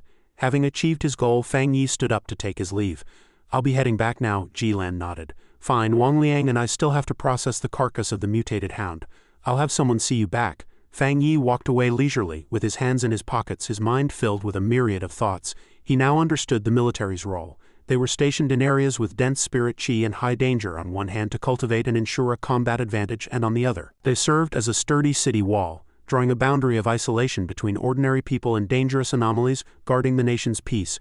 Watching Fang Yi's silhouette disappear, Ji-Lan turned to Wang Liang, her tone contemplative. "Wang Liang, your friend cannot be described simply as extraordinary. The strength he displayed today is likely just the tip of the iceberg." She let out a sigh, her gaze still fixed on the distance, her voice full of wonder. "And yet, even this much has already left us far behind. For a pioneer to reach this level so quickly proves he possesses unprecedented awareness, knowledge, fortune, courage, and ability, not a single one of which can be missing." Hearing this, Wang Liang proudly puffed out his chest, taking the opportunity to promote himself. "Commander, since that's the case, can't we really improve our benefits? If you feel it's inconvenient to recruit him, then let me, his good brother, be the one to speak up." Seeing her subordinate start to get carried away, Ji-Lan simply reached out and pushed his head down, snuffing out his arrogance. "That's enough, kid. Get to the scene and help clean up. Your strength isn't even as high as the captain's yet." Wang Liang slumped his shoulders and could only obey. "Yes, ma'am." That night, in the old apartment building where Fang Yi lived, a flash of golden light flickered through the window. Although this operation had exposed his identity, he had still cleverly left a backup plan, displaying only his lightning attribute power in the quiet room. Fang Yi sat cross-legged, concentrating on his cultivation, his mind replaying the events that had just occurred and the military's attitude.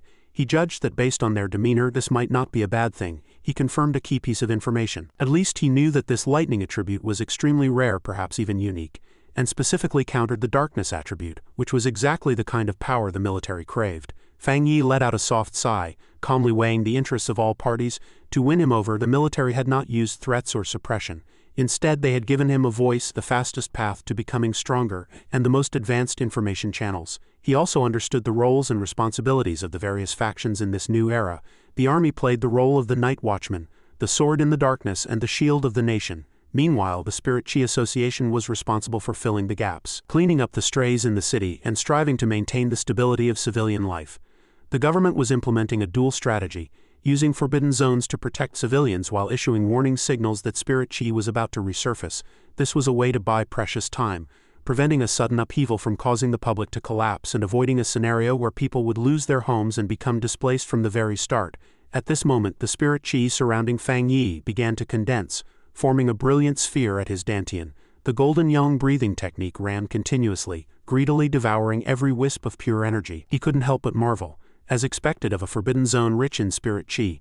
While he hadn't seen signs of a breakthrough when subduing the desolation attribute earlier, after staying in the forbidden zone for just a short while, he felt that the Spirit Qi within him was already overflowing. Spirit Qi enveloped his body, the golden light it emitted becoming increasingly dazzling. Fang Yi snapped his eyes open, clearly sensing the signs of a breakthrough. Outside, the streets were as bustling as ever. Lin Yi had just returned from the supermarket, carrying large bags in both hands, wondering if her cousin was back yet. She walked leisurely toward the apartment building, preparing to make dinner. If he was back, she could let him taste her cooking to see if she'd improved. Suddenly, a brilliant pillar of golden Spirit Qi shot straight into the clouds, tearing through the quiet night sky. The intense light gave Lin Yi a start, her beautiful face filled with astonishment. That was, in her eyes, a giant golden axe was slowly taking shape in midair, the fluctuation of a promotion within the abode realm. However, sensing the violent Spirit Qi erupting from that direction, Lin Yi couldn't help but tremble with fear despite the distance. She realized her judgment was wrong. No, this aura was too terrifying. Dark clouds rolled in to obscure the sky as Spirit Qi fell from above like a waterfall, accompanied by bursts of thunderous roars. Lin Yi was struck with panic. Was a pioneer about to break through to the spirit creation realm? As if to confirm her suspicion, the golden phantom axe in the sky began to vibrate violently. She whispered softly, "It's moving. In a moment it will no longer be the abode realm." A powerful force crushed the giant axe, the fragments gradually dissipating and then reconsolidating. It transformed into a majestic golden hand, as solemn as the hand of a deity. The girl whispered to herself in fear, "Is this the spirit creation realm? Such a powerful pioneer, and they're right beside her?"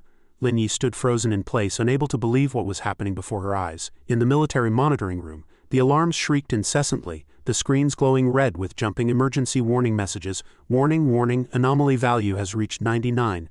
Anomaly value has reached 99. spiritual energy magnetic field fluctuation located 5 kilometers southeast of the city. Han Li suddenly rose, issuing an urgent command. What happened? Everyone, enter emergency status immediately and head to the target area.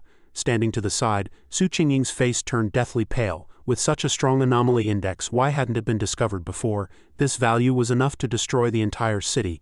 In the combat briefing room, a 3D map was immediately generated, simulating spiritual energy fluctuations that were lighting up half the city's sky like a second sun. The crowd was buzzing with discussion. Has a new spirit creation realm pioneer appeared, or is this city about to face a massive catastrophe? Or perhaps it was both.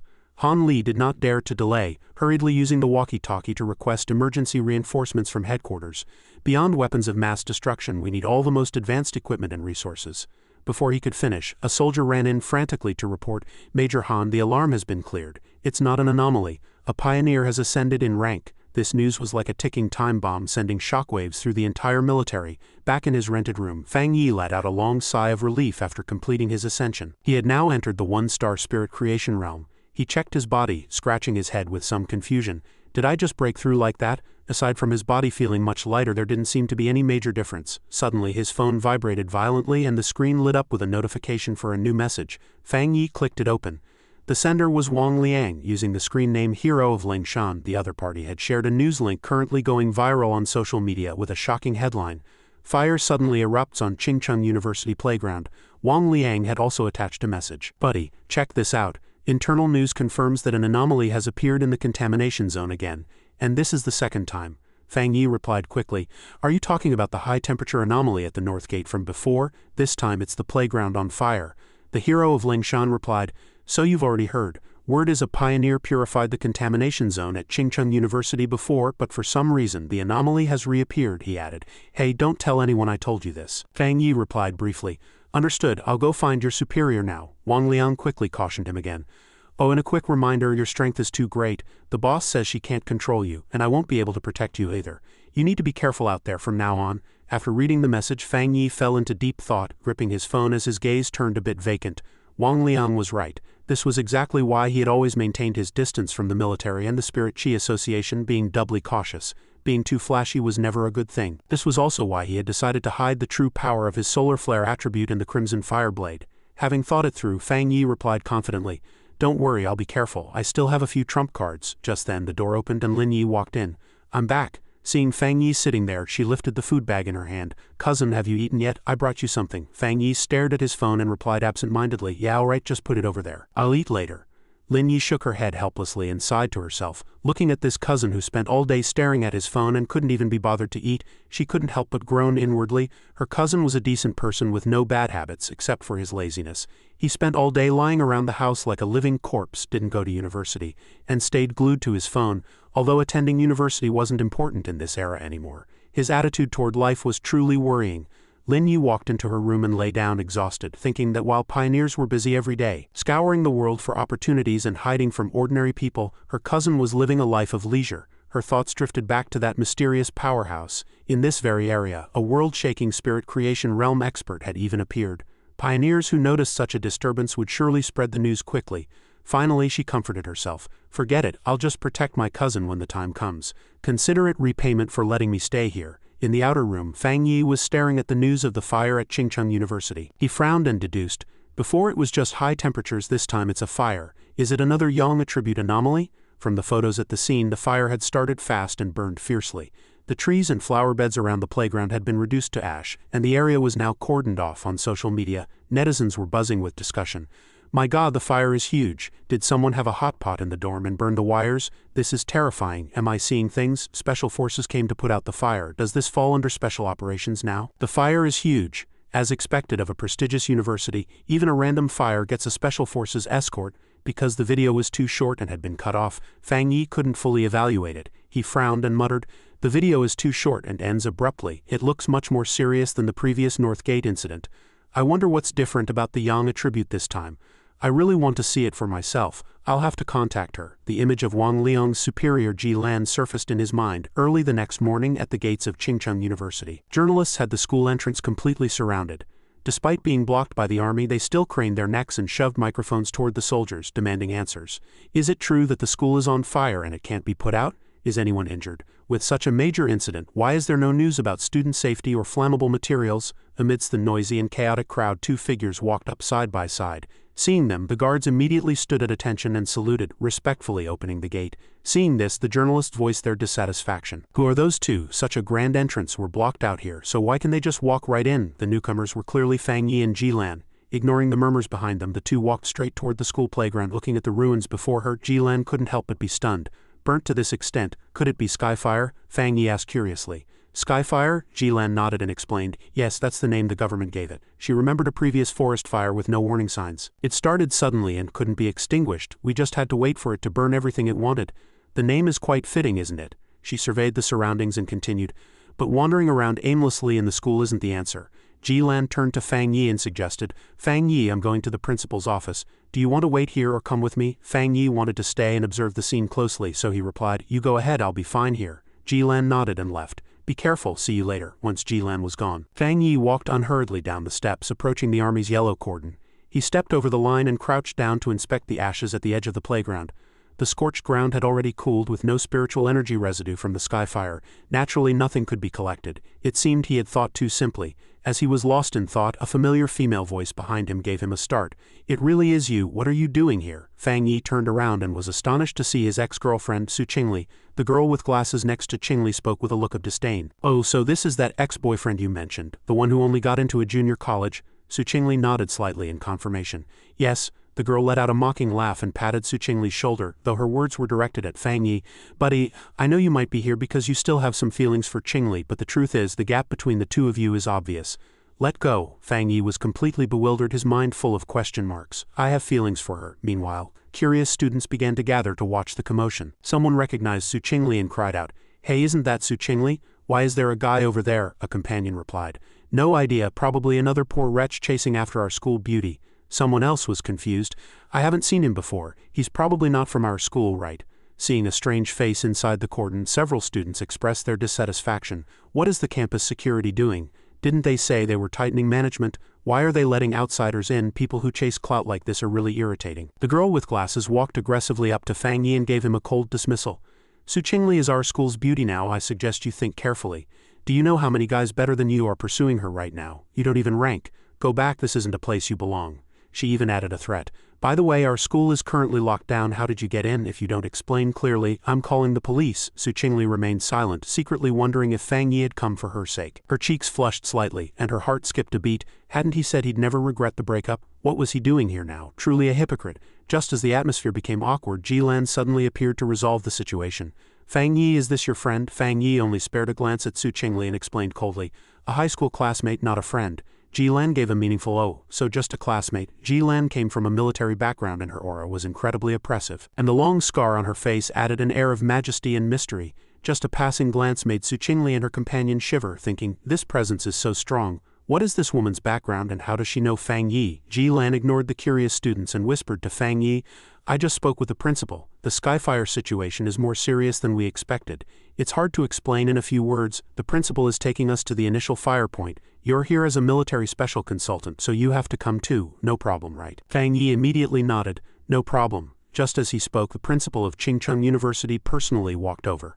With campus security clearing a path ahead and shouting for the crowd to disperse, during the playground lockdown, no one was allowed to approach. Su Qingli and the surrounding students were startled and stammered, Principal. The old principal walked over, leaning on a cane, his face carrying an air of authority. Su Qingli couldn't help but think that the principal was usually extremely busy and rarely seen.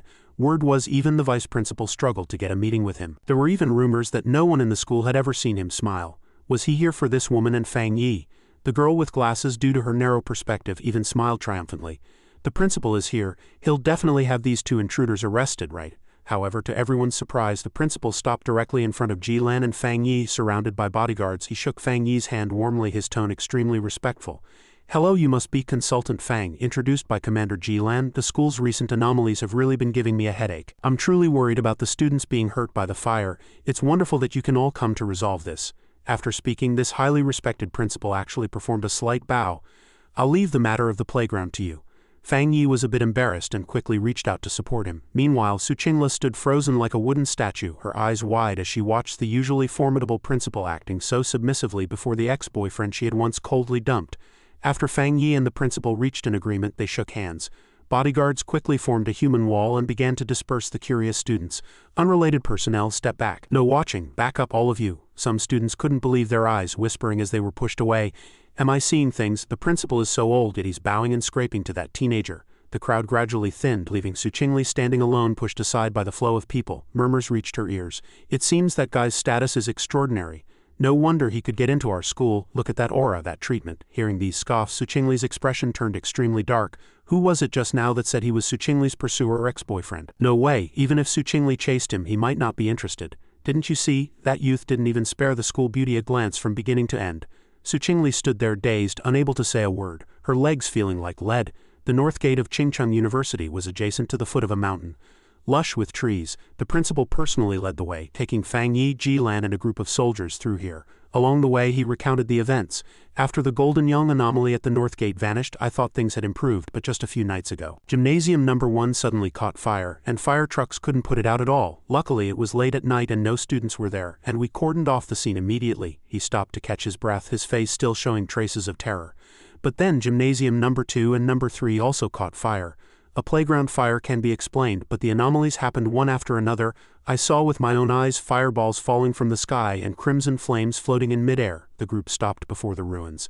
The principal pointed ahead. Fortunately, the fire on the rear playground has been extinguished. Only he followed the direction of the principal's finger. Fang Yi looked up, a pungent smell of burning hitting his nose, leading him to silently evaluate. This smell is really strong. Before them, the basketball hoop of the gymnasium was deeply engulfed in flames, the fire fierce as if it wanted to incinerate everything. Standing before the charred remains that were still smoking, Fang Yi narrowed his eyes to observe carefully, and turned to ask, "Is this basketball hoop the initial fire point?" The old principal nodded, his face full of helplessness and lingering fear. "Correct, this is the only spot where the fire simply won't go out." Just then, the meter in Jilan's hand suddenly vibrated violently, the indicator light flashing wildly before stopping at the number 11. Fang Yi glanced at it and asked curiously, "What is this?" Jilan stared at the screen, her tone turning serious. "This is a reference device for detecting spiritual energy anomalies. You can think of it like this. If the value exceeds 10, the area must be cordoned off from ordinary people. Human life is fragile. To them, an anomaly index over 10 is an unavoidable natural disaster." But as soon as she spoke, the numbers on the screen jumped frantically, soaring from 11 to 60 in an instant. The sharp alarm went beep beep, and the atmosphere instantly tightened to the limit. Jilan cried out in shock. "It's this high." Her combat instincts told her something was very wrong. Jilan immediately made a judgment. "This is bad. The index is too high if left unchecked. I'm afraid it won't just be Qingcheng University. The entire city will be affected. We must immediately mobilize 3 3-star Abode Realm and 7 2-star Abode Realm soldiers to form a formation and counter this anomaly. We need the purest spiritual energy and the most stable realms." Hearing the severity, the principal looked up in terror, only for the figure of Fang Yi, already ignoring all danger warnings, to enter his sight. Fang Yi stepped across the cordon with an air of composure, drawing closer to that eerie blaze. The old principal couldn't help but cry out in alarm. "Consultant Fang." The moment Fang Yi stepped within its sensory range, the heavenly fire seemed to possess a sentience of its own. Sensing an intruder, it let out a roar and spat out a massive fireball. Boom, an earth-shattering explosion followed. The shockwave caused the numbers on Jilan's detector to instantly soar to 100. The piercing alarm rang out like a death knell. As the flames burned fiercely and a heat wave swept through, whipping Jilan's long hair about, she reassessed the situation in shock. The value was still rising. The value hit 110, which officially categorized it as an S-rank anomaly. The old principal stood to the side, trembling and drenched in sweat. Fang Yi had already gone in. What were they supposed to do now? Before Jilan's eyes, the cordon had been completely devoured by the heavenly fire. The churning flames transformed into a ferocious fire dragon, baring its fangs and claws as it guarded its territory. She clenched her fists anxiously. Did he really dare to charge in alone? In stark contrast to the extreme concern of those outside, Fang Yi remained calm, stepping confidently into the sea of fire despite the series of piercing cracks and pops echoing in his ears. Around him, Yang Attribute's spiritual energy fluctuated violently, forming a thin but sturdy barrier that protected his body. Last time, the Yang Attribute had helped Fang Yi withstand a barrage of 10,000 thunderbolts. This time, it was naturally sufficient to block the encroachment of the heavenly fire. However, he discovered a problem. While maintaining the shield, he could not directly contact the source of the fire. This meant he couldn't activate the system's technique compilation function. Fang Yi approached the basketball hoop where the fire dragon was perched. He thought to himself that he had to get as close as possible to the core of the flames. The moment that thought crossed his mind, the heavenly fire, now manifested as a massive fire dragon, opened its glowing maw and lunged at him. Fang Yi calmly extended his hand, his expression cold and devoid of fear. Just as the heavenly fire closed in, he made a daring decision. He deactivated the Golden Yang body protection, intending to touch this destructive power with his bare flesh. The fire roared and the heat wave hit like erupting lava. Fang Yi struggled to stabilize his center of gravity to avoid being knocked over. Despite his great strength, contacting the heavenly fire's physical form without protection was still a monumental challenge for his mortal body. He grit his teeth and endured the scorching, agonizing pain, patiently waiting for the system's voice. As expected, that familiar mechanical tone echoed in his mind. Strong heavenly fire attribute fluctuation detected. Fang Yi let out a hearty laugh despite the pain. Hey, as expected of heavenly fire, its power is even more robust than the desolation's deathly energy, but I am definitely going to absorb you. The system immediately began running at full capacity, initiating maximum calculation, compiling, compilation successful. A notification appeared before him, and Fang Yi wore a triumphant smile. You have obtained a heavenly fire attribute technique. 9 Dragon Heavenly Fire Sealing Art. 9 Dragon Heavenly Fire expels evil, annihilates karma and seals all demons. At that moment the heavenly fire wrapped frantically around Fang Yi's body before soaring into the sky as if intent on incinerating him into ash on the spot. A new notification appeared.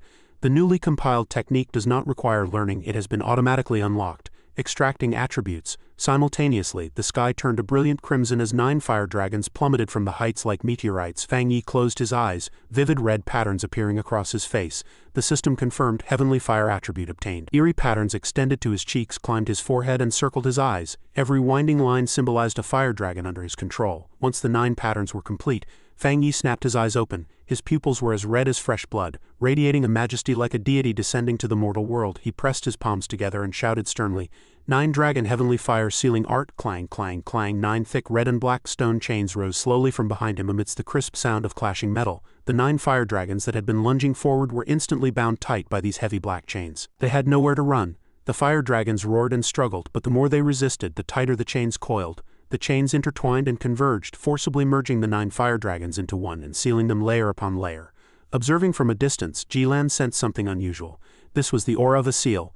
She had once seen a high-level military pioneer seal a forbidden zone. Although that person's methods differed from Fang Yi's, the sealing aura was extremely similar.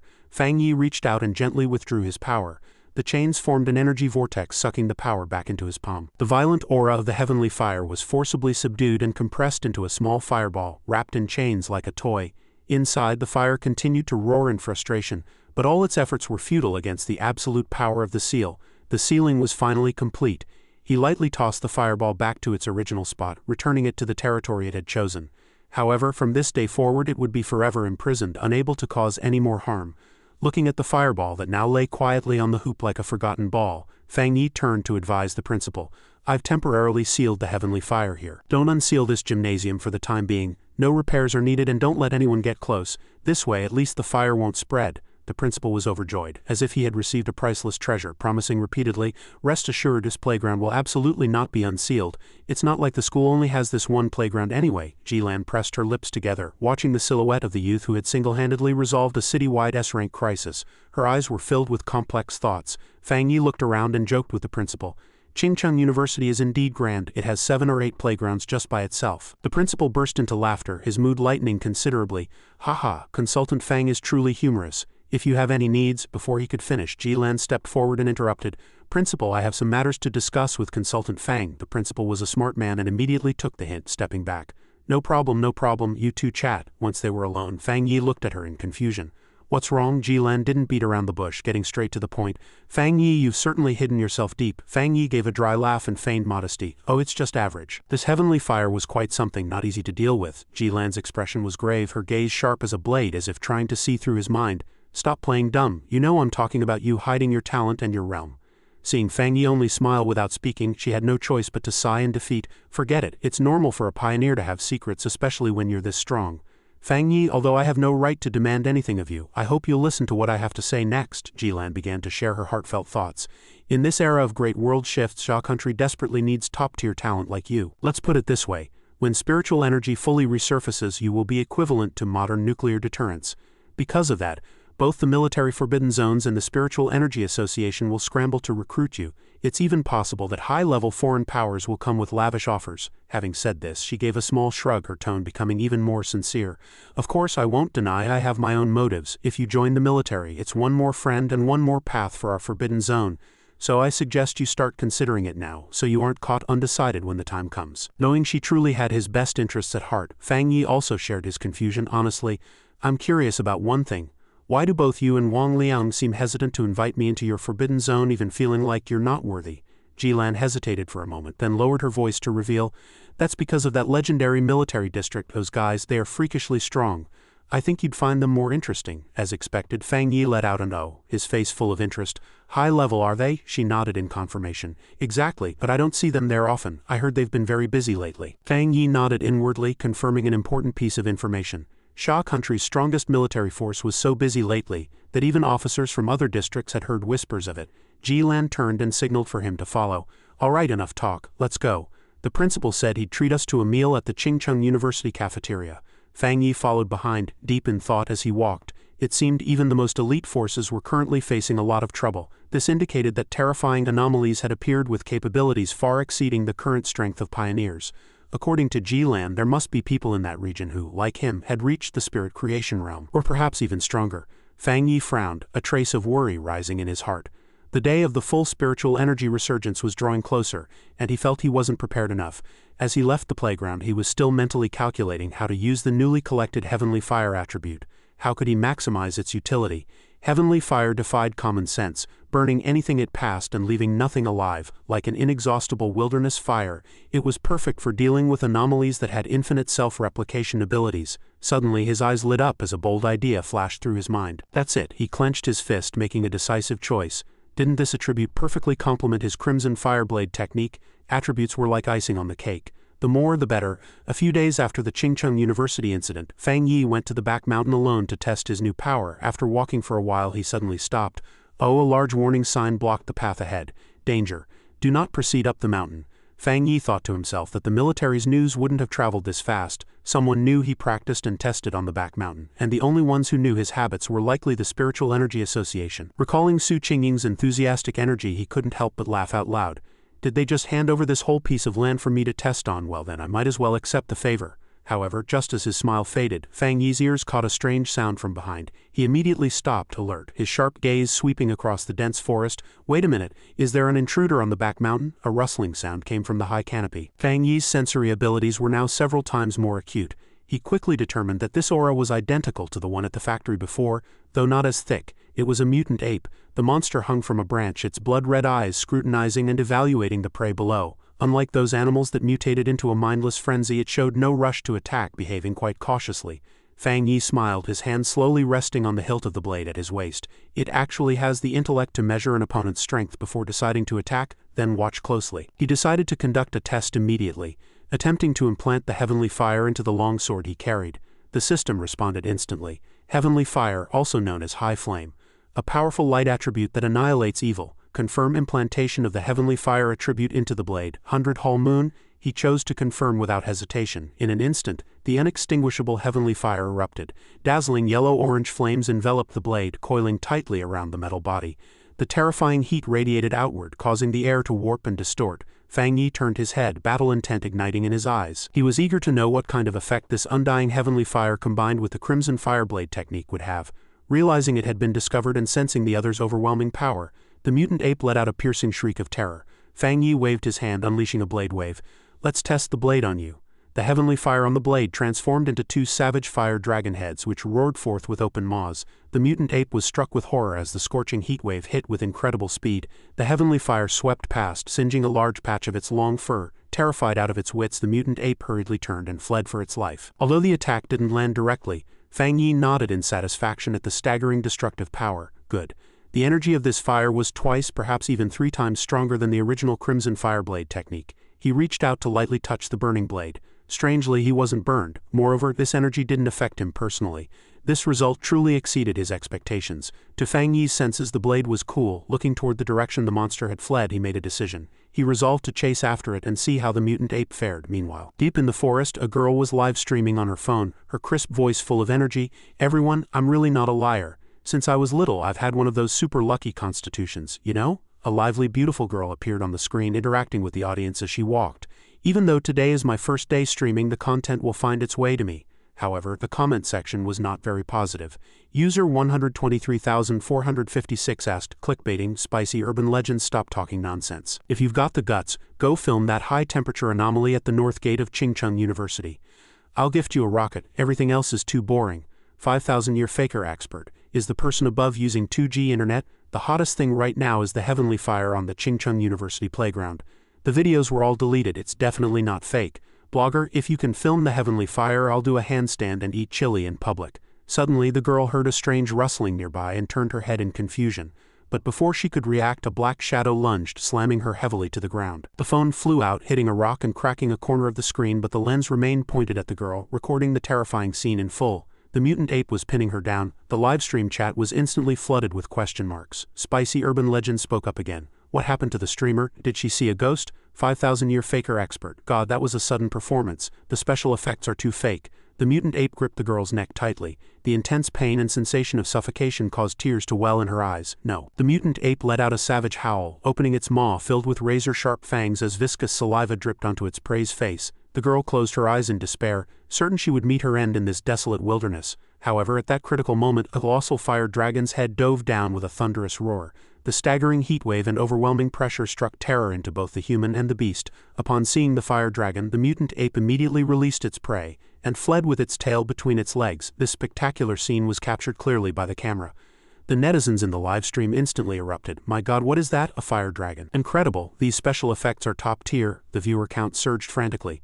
The display instantly surpassing 13,540 people. The mutant ape hadn't fled far before the flames caught up. In an instant it was incinerated into ash, vanishing into nothingness. The red-haired girl, the gorgeous matriarch, sat up with tears in her eyes, trembling as she clutched the bleeding scratches on her neck. You are? She stammered. Before she could think further, she scrambled to grab her phone from the ground. Before her, a massive stretch of the forest was engulfed in raging flames, yet strangely she didn't feel the slightest bit of fear. Instead of running, she stopped and raised her phone toward the scene ahead, snapping photos in rapid succession while letting out a burst of ecstatic laughter. Haha, I caught it, there's someone in the fire, a person is standing inside the flames. The phone screen clearly displayed a photograph.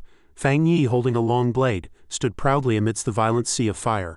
Though the flames obscured his facial features, that imposing aura was unmistakable. The girl shouted decisively to the camera, "It's an immortal. An immortal descended to save us." In a very short time, this photo and the livestream clip went viral across social networks, dominating various forums under headlines like "Blade Light in the Raging Flames. A single strike cleaves the sky. An immortal descends to save the world. Is the heavenly fire not but a trifle? And mysterious man splits the heavenly fire. Flame King creates a forest of fire.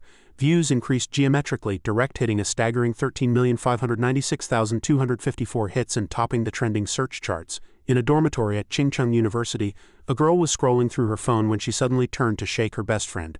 "Qingli, look, an immortal really descended to save people. There truly are cultivation masters in this world, and the heavenly fire is real too." Hearing this, Su Qingli, who was reading, wore a look of disdain. "Give it a rest. Don't believe that stuff. Everything on the internet is just acted out with CGI." Although she said this, curiosity compelled her to glance at her friend's phone screen. The next second her eyes widened, and her feigned composure completely collapsed. This is, the girl with glasses next to her giggled.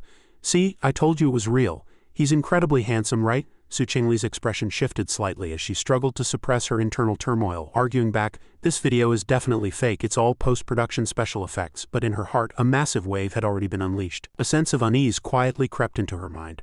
No, it absolutely cannot be him. His build is just somewhat similar, that's all. If it were really him, he would have been burned to ash long ago. Then another thought flashed by, breaking her into a cold sweat. What if it's real? Would he take the opportunity to seek revenge on me? Damn it, I will never bow my head to him. In another place, shrouded in thick fog, a member with the screen name 81-year-old gorgeous matriarch was also looking at the news. She handed her phone to Lin Yi. "Yi, look, does this person look familiar? He looks very much like that pioneer who saved us from the vines last time." Lin Yi nodded with a smile. "I think so too, plus I recently learned that a powerhouse who broke through to the spirit creation realm lives near my house. Could these two be the same person?" In the dark forest, Xiao Ya was also in a heated discussion with Old Li. "Old Li, look quickly, is this Fang Yi? I feel like he's become much stronger again." Old Li leaned in for a look and couldn't help but let out an awe-filled sigh. "My God, that blade-swinging posture is identical. It seems we really did ride the coattails of a true master back then." At the headquarters of the City Spirit Chi Cultivation Association, the atmosphere in the meeting room was exceptionally heavy. A reporter was stating the imminent crisis facing the city. Our pioneer personnel have been severely short-handed.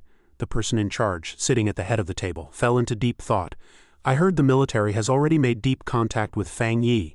Su Qingying immediately stood up, her gaze firm as she expressed her view. Chairman, I believe he will be willing to help us. Meanwhile, in the military conference room, Jilan could not hide her curiosity and wonder.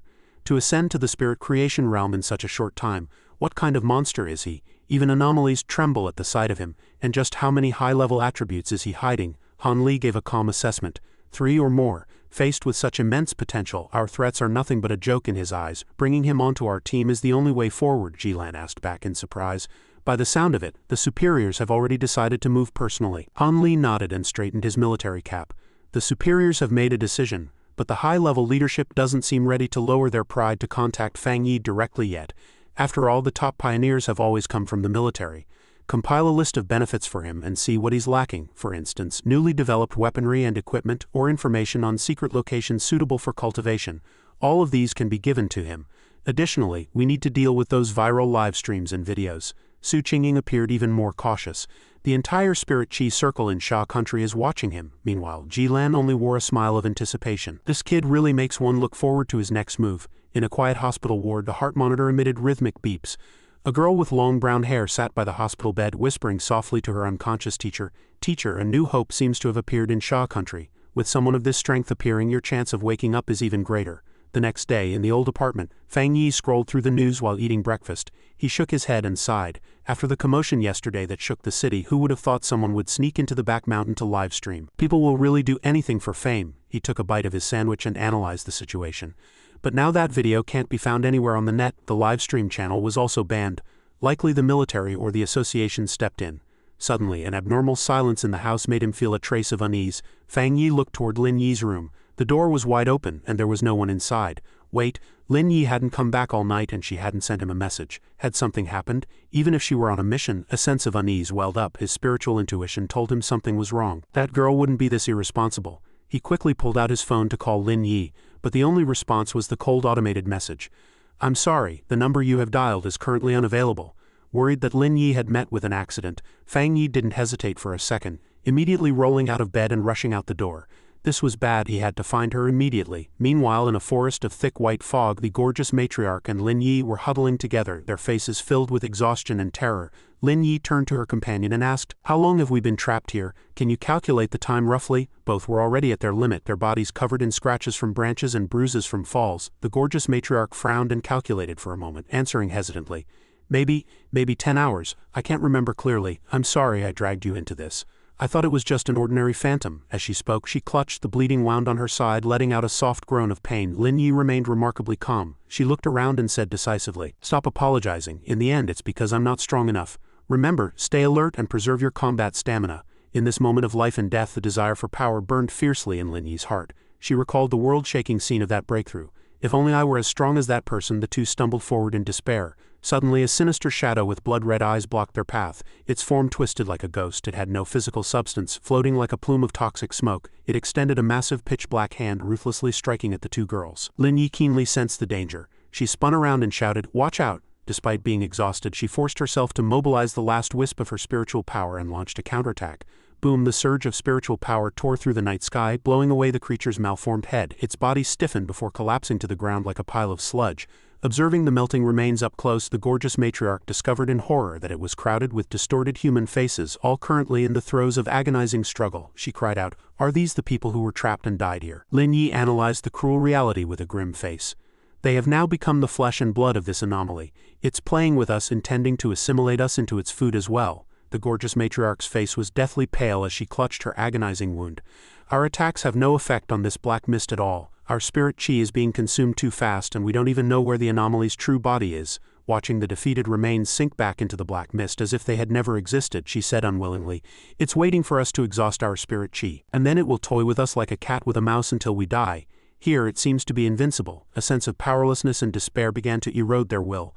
Suddenly a massive blood-red eye slowly emerged from the thick fog, constantly drawing closer. The gorgeous matriarch let out a desperate scream. Yee! That eye! The eye was not static, it began to writhe. The flesh upon it throbbing and splitting into countless smaller eyes layered densely together. 1 became 10, 10 became 100, faced with this nauseating, hair-raising sight. The gorgeous matriarch launched attacks frantically. Die, you beast! Sensing the abnormal energy fluctuations around them, Lin Yi quickly issued a warning. That thing is starting to lose patience, don't be careless. Just as she finished speaking, a chill pierced through her spine and her skin felt as if it were being pricked by 10,000 fine needles. Intuition told her they were locked on. The ground beneath their feet instantly turned to bone-chilling ice. Crack, crack, the crisp sound of the ice splitting was heart-wrenching. High above, an evil giant eye was staring fixedly down at them like a hunter watching prey that had fallen into a trap. Lin Yi was pinned down by the gaze of hundreds of blood-red eyes, which emitted a demonic light that hallucinated the mind, paralyzing the victim to wait for death in despair. Am I going to die? She asked herself. Darkness rushed in like a tide, swallowing everything. Countless black arms reached out from within, grabbing her body tightly and dragging her toward the bottomless abyss. Lin Yi's consciousness gradually blurred. She could no longer hear the voice of her companion. Yes, we have both been swallowed by the darkness. Her gaze gradually lost focus. A late-coming regret welled up in her heart. I'm sorry, I shouldn't have acted on my own. She was too conceited, thinking that 2 people were enough to complete this mission. The path of cultivation was originally paved with thorns and blood. As her body continued to sink into the darkness, she had also foreseen this ending. She reached out her hand, trying to grasp the last wisp of hope. It's just, what will the world become at that time? What role will those pioneers lurking on the surface play?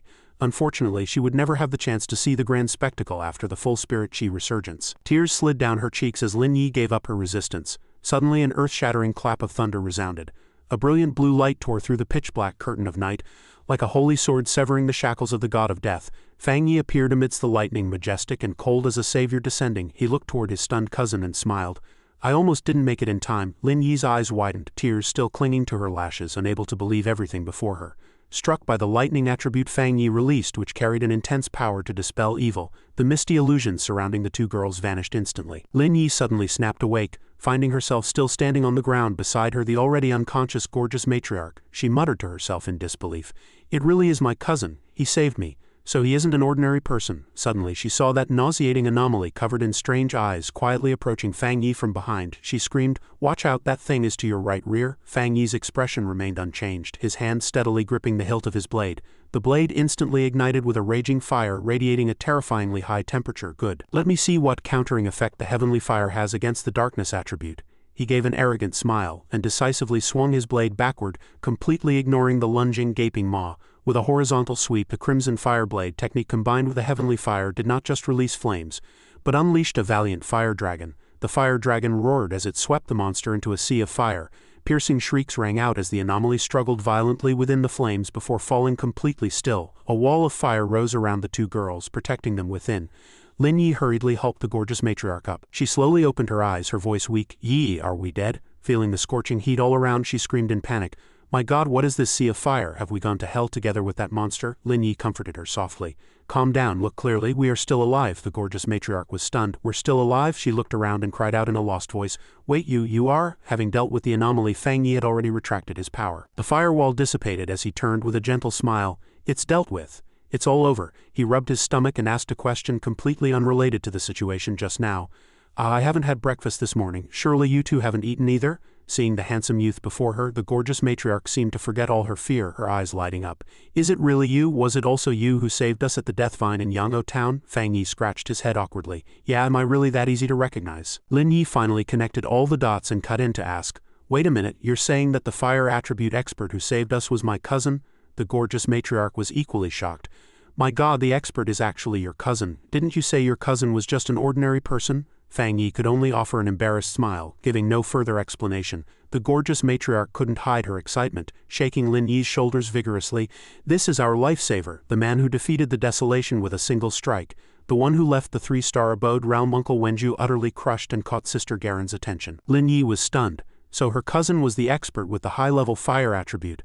But just now her cousin had clearly used an extremely pure lightning attribute to eliminate that monster. She quickly deduced that the aura of a master of both lightning and fire far exceeded her imagination. A super genius with 2 high-level attributes. Wait a minute, could the powerhouse who broke through to the spirit creation realm near their hometown also be her cousin? Seeing the 2 girls lost in their wild thoughts, Fang Yi interrupted. All right, that was indeed me. I have something to ask you. You know that anomalies with the darkness attribute cannot be treated as ordinary cases. Why are there only 2 of you here? Where are your teammates? The gorgeous matriarch stammered as she recounted the squad's sorry state. Scammed of 50 cents in online love seems to have fallen seriously ill. He used to hide his missions from his family, but now he's being kept under watch and can't come. Nan Hao also seems very sick. Uncle Wenju reportedly has a more difficult task, and the other teammates don't always move together. Lin Yi lowered her head guiltily, saying awkwardly, "That's right, I underestimated the enemy this time.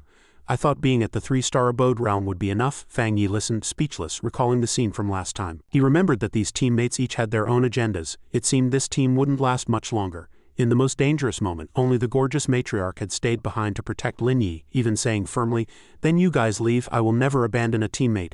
Fang Yi secretly admired this girl. He mused that although the one nicknamed Gorgeous Matriarch had been dissatisfied with her teammates then, she now defended the team's honor before an outsider. She was a person of deep loyalty.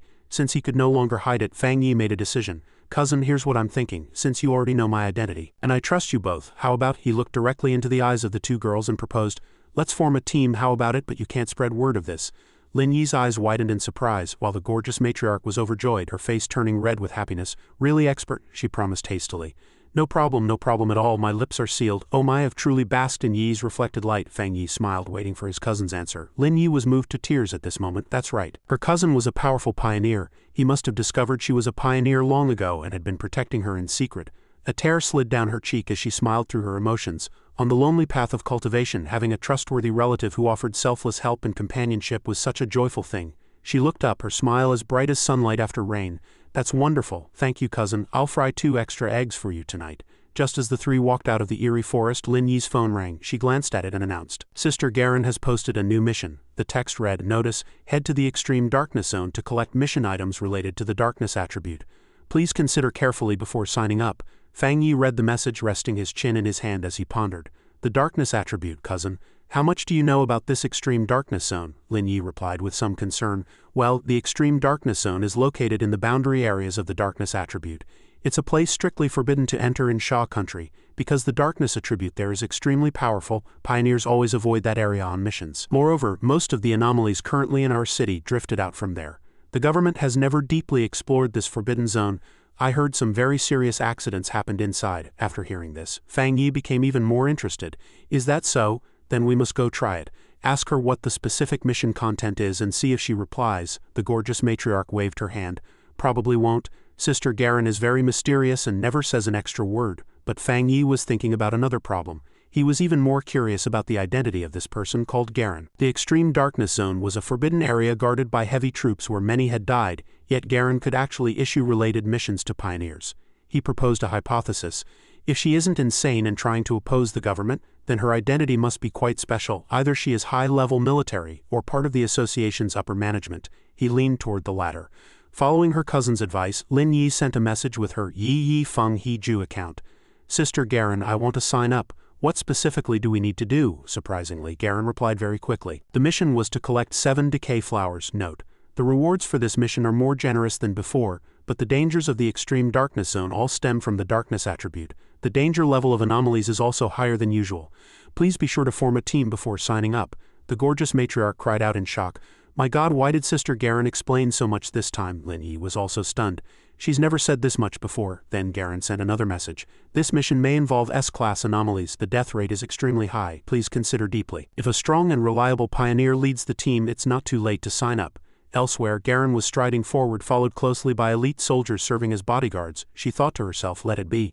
We'll see if that person agrees." Fang Yi burst into laughter after reading the text.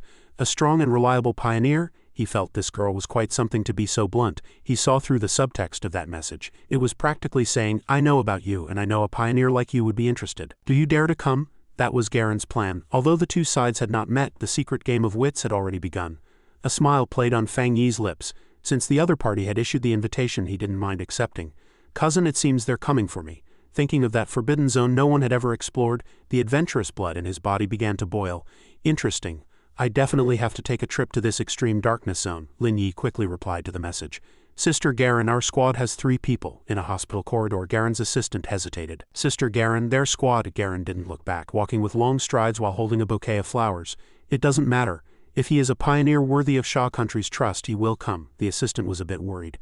But if he doesn't come, those pioneers this time won't. Garen never liked to force others, replying flatly. If he doesn't come, then it's just that fate has not yet arrived. Seeing the assistant seemed to misunderstand the purpose of the mission, she stopped and asked, "Do you also think the mission to collect 7 decay flowers is a deliberate attempt to lead strong pioneers to their deaths?" The assistant stammered awkwardly. "Sister Garen, Garen walked into the ward, placed the flowers on the table and explained softly. Although the mission to collect 7 decay flowers is a near-death experience, its fundamental purpose is the exact opposite of what it seems. This is a necessary path for Sha country to accumulate strength. Only by collecting the 7 decay flowers can we save more pioneers, even if they are only the future backbone of Sha country." At this time on the subway, Lin Yi and the gorgeous matriarch were staring intently at news on their phones. Fang Yi leaned against a handrail looking relaxed. A long blade was strapped to his waist. A little boy sitting nearby pointed at him and asked his mother, "Mom, look, that big brother is carrying a long sword." The mother rubbed her son's head and explained with a smile, "That's cosplay. Mama used to get tired of playing with those things too." In the quiet ward, Garen and 2 assistants stood respectfully before an elderly man's hospital bed. She looked at this highly respected teacher, her eyes filled with infinite sorrow. This was a core combat power who had been sacrificed, his life or death unknown. She took the old man's withered hand and swore a low vow. "No matter what, we must harvest more 7 decay flowers." Lying in the bed was a white-haired old man, his body covered in blood-red veins like a toxic spiderweb, his eyes tightly closed and motionless. Garen had made up her mind. As the only pioneer in Sha country to reach the Vajra realm, she had to use the 7 decay flowers to heal and awaken her teacher. She knew this person's importance well. After the Spirit Chi resurgence, the value of a Vajra realm expert was no less than that of a modern nuclear weapon. It was Sha country's biggest bargaining chip when negotiating with other nations. Therefore, even if it meant sacrificing a few Garens, several units, or even more pioneers, it would all be worth it. The assistant advised against it with concern. "The mission is important, but your health is equally important." These words struck a sensitive nerve in Garen. Her face darkened as she bit her lip and asked herself, "My health is important?" The next second her emotions erupted and she roared angrily, "Yes, it's very important because my life was bought by my comrades." After her anger subsided, her chronic headache returned. A trace of melancholy and guilt flickered in her purple eyes. She leaned against the bed, clutching her head and sighing, "I'm sorry, I shouldn't have lost my temper with you." The assistant hurried to apologize. "Sister Garen, I misspoke. Has your headache flared up again?" Familiar faces of her fallen comrades surfaced in Garen's mind. She shook her head slightly, dispelling the sad memories. "It's nothing, it's not time for medicine yet. Never mind, it's all old news." Fragments of those dark, painful memories suddenly flooded in, gripping her heart. Garen's mind filled with the tragic scenes of the battlefield from years ago. The bodies of soldiers were scattered everywhere, blood staining the earth red. The commander's roar echoed in her mind, ordering the sword-bearer squad to retreat immediately. In that hell on earth, her comrades fell one by one. A soldier dragged his mangled body, having lost an arm, and struggled to crawl to her side, groaning in pain. The extreme darkness zone is indeed a brutal place. Shao Lan, the mission for the 7 decay flowers can only be entrusted to you. For teacher, for Sha country, for everyone. At that time she had been choked with tears, crying out in despair. "No, I won't go, Captain." But that captain would not allow her to be weak. He exhausted his final spark of life to transfer all his spiritual power to her, his gaze firm as he gave his last instructions. "Our attributes, I hope you can make use of them. You must survive." Garen snapped awake, returning to the cold reality. She looked down, gazing sadly at her hands, and let out a soft sigh. "They transferred their spiritual power to me, but they didn't know that if the 7 decay flower is contaminated by blood or harvested incompletely, it becomes useless." The scene switched to a wilderness far from the city. More than an hour had passed and Fang Yi's group was still trudging along. The long journey made the gorgeous matriarch lose her patience, and she began to complain, "How many more kilometers do we have to walk?" A thought suddenly occurred to her, and she turned to Fang Yi with expectation. "I say, expert, since the 2 of you are so strong, can't you fly us for a bit?" Lin Yi immediately doused that hope with cold water. Spirit Chi isn't abundant enough to support humans flying at will, not even for pioneers. Fang Yi didn't participate in these pointless discussions, squinting toward the distance. Energy ripples faintly emerged in the distant air, and ahead were sturdy isolation walls and countless pieces of heavy-armed defensive equipment. He looked around curiously, secretly evaluating, is that the extreme darkness zone ahead? Fang Yi subconsciously frowned. Despite the layers of obstacles, he could still smell the evil aura unique to the darkness attribute, the kind of scent that made one feel nauseous. The gorgeous matriarch felt a chill down her spine and involuntarily hugged her arms, shivering. What a disgusting aura! It's 100 times more terrifying than the anomalies we met last night. No, 1,000 times. Lin Yi also felt an invisible pressure on her shoulders. She tried to comfort her companion. Hold on, we're already here anyway. Looking toward the gathering area, Fang Yi noticed quite a few people. That's right, look ahead. I didn't expect there to be so many other pioneers. Lin Yi nodded in agreement, analyzing rationally. I suppose it's not just for the generous reward, as she and the gorgeous matriarch had experienced. The darkness attribute was extremely difficult to deal with, carrying the scent of death and inherently full of hostility toward humans. She sighed, concern welling in her heart. But now, riots triggered by darkness, attribute anomalies have already appeared in the city, and more than once. Fang Yi's expression became more serious than ever. Indeed, I've personally faced 2 darkness attribute anomalies. One was that mutated rabbit. They call it a wild hare, but it was more like a giant rat. The other was that giant python lurking in the factory. They are much smarter and more cunning than the initially mutated beasts, even knowing how to cooperate to set traps for a kill. They nearly wiped out the people from the Spirit Chi Association. Fang Yi frowned as he thought, and most importantly, just as he suspected, the anomalies were exceptionally cunning, seemingly making a deliberate effort to bypass the military defenses at the city's borders. As he pondered this, he observed the energy barrier shrouding the forbidden zone, secretly wondering if the defense system here was more sophisticated than elsewhere. Fang Yi couldn't help but feel concerned about the potential for disaster. Although he didn't know what methods they were using, the frequency of anomalies appearing within the city was becoming denser by the day, seemingly reaching an uncontrollable level. Finally, he signaled the 2 girls to enter the gathering area. "Let's go, we have to go inside." Within the gathering area in front of the barrier, pioneers were gathered in small groups conversing animatedly. Su Qingying was deep in conversation when her gaze accidentally brushed against a familiar figure walking toward them. She jumped, the words escaping her.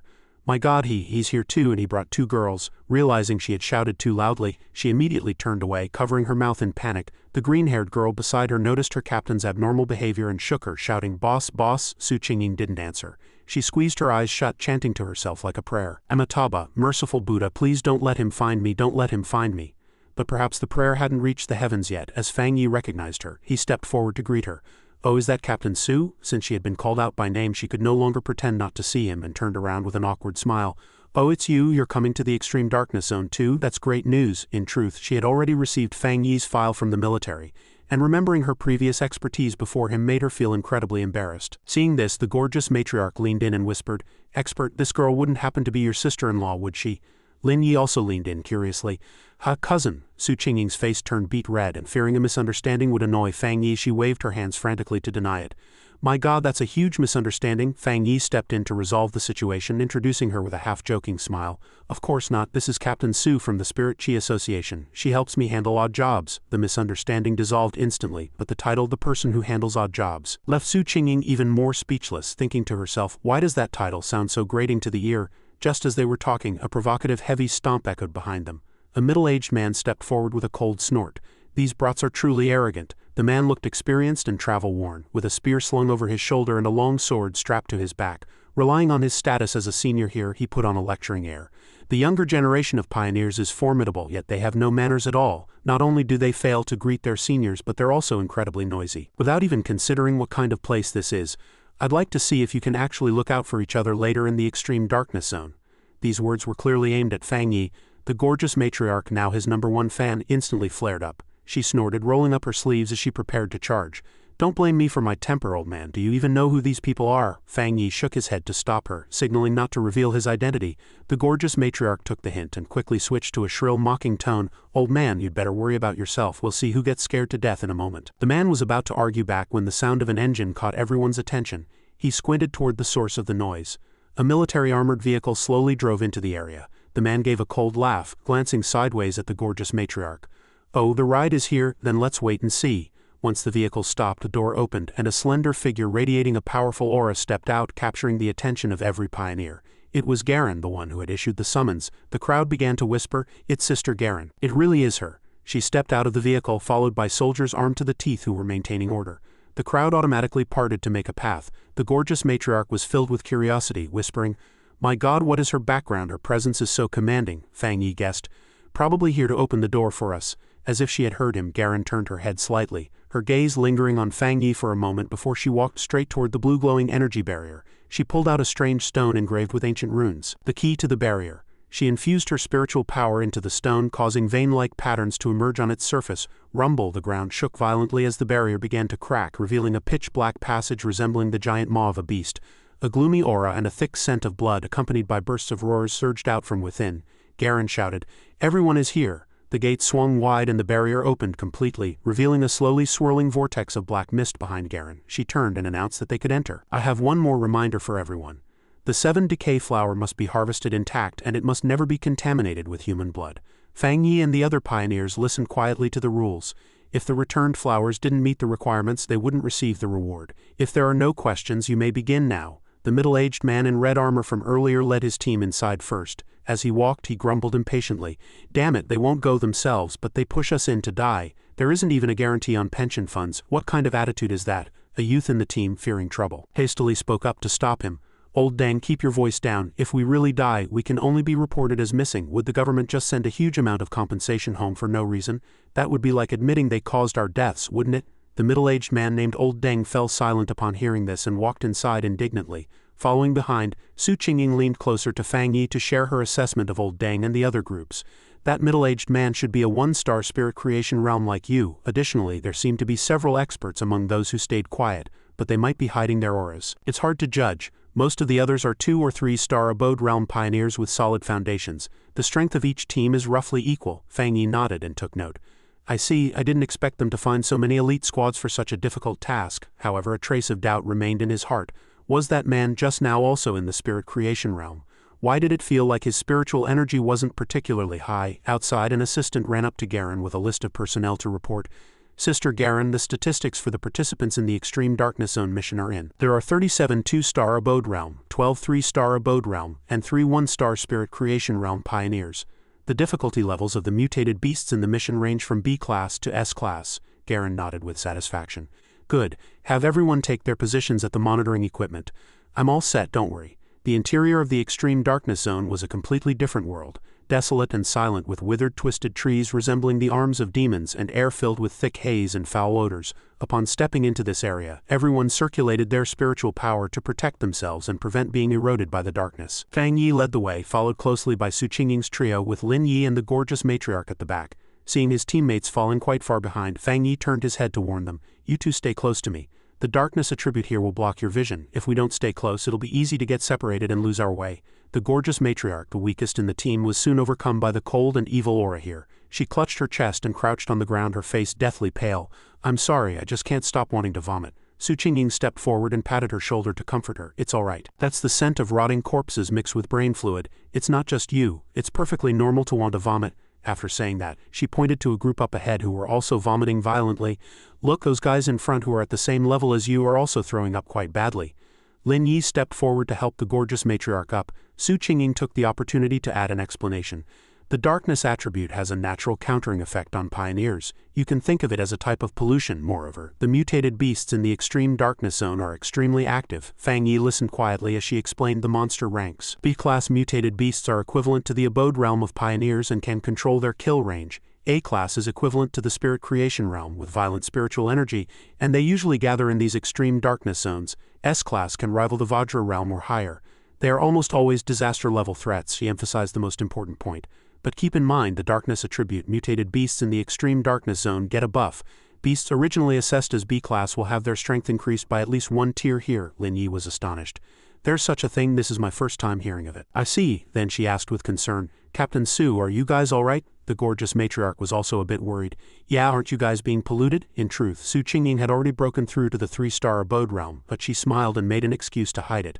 Haha, you're overthinking it. My teammates and I deal with similar beasts all the time, so we aren't afraid of the smell. Besides, I've been forcing myself to level up lately, and my water attribute has mutated into ice. The gorgeous matriarch shared her feelings weakly.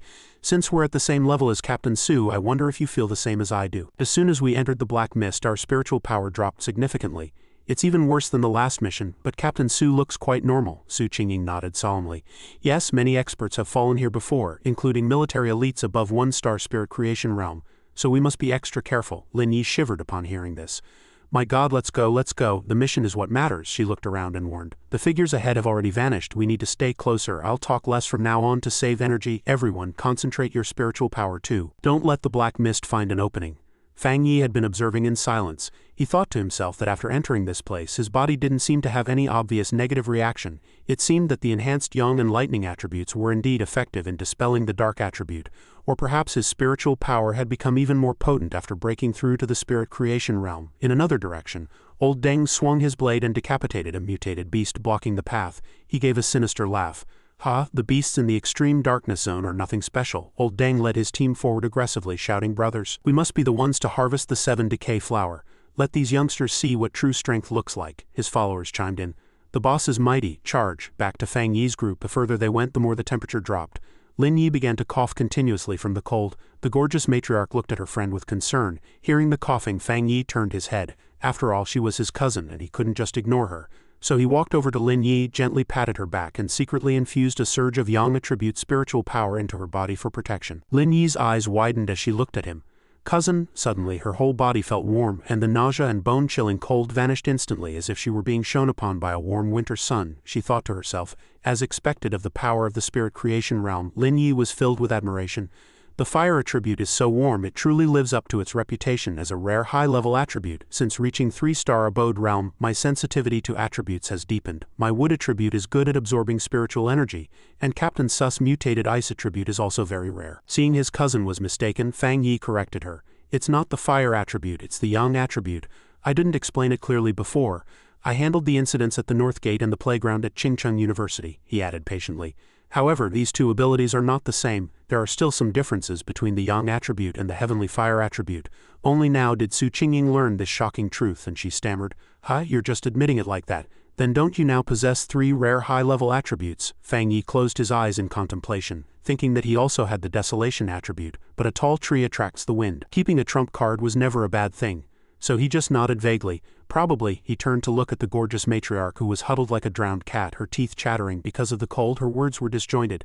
"Then I haven't broken through to 3-star abode realm yet, so I'm not clear on attribute sensitivity, but I think I'm following the metal attribute path. Expert cousin, I promise I won't tease you anymore after we get out. Could your yang attribute warm me up too?" Fang Yi was amused by her pathetic appearance and gave her a heavy pat on the back. "Fine, I can keep you warm all day if I have to." Startled by the sudden pat, she jumped, but immediately after, a warm current spread through her entire body, making her feel as if a weight had been lifted. "Ooh, so warm." Seeing this strange scene, the 2 girls in Su Qingying's team asked curiously, "What are you all doing, patting each other?" Fang Yi looked toward Su Qingying's group and made a generous offer.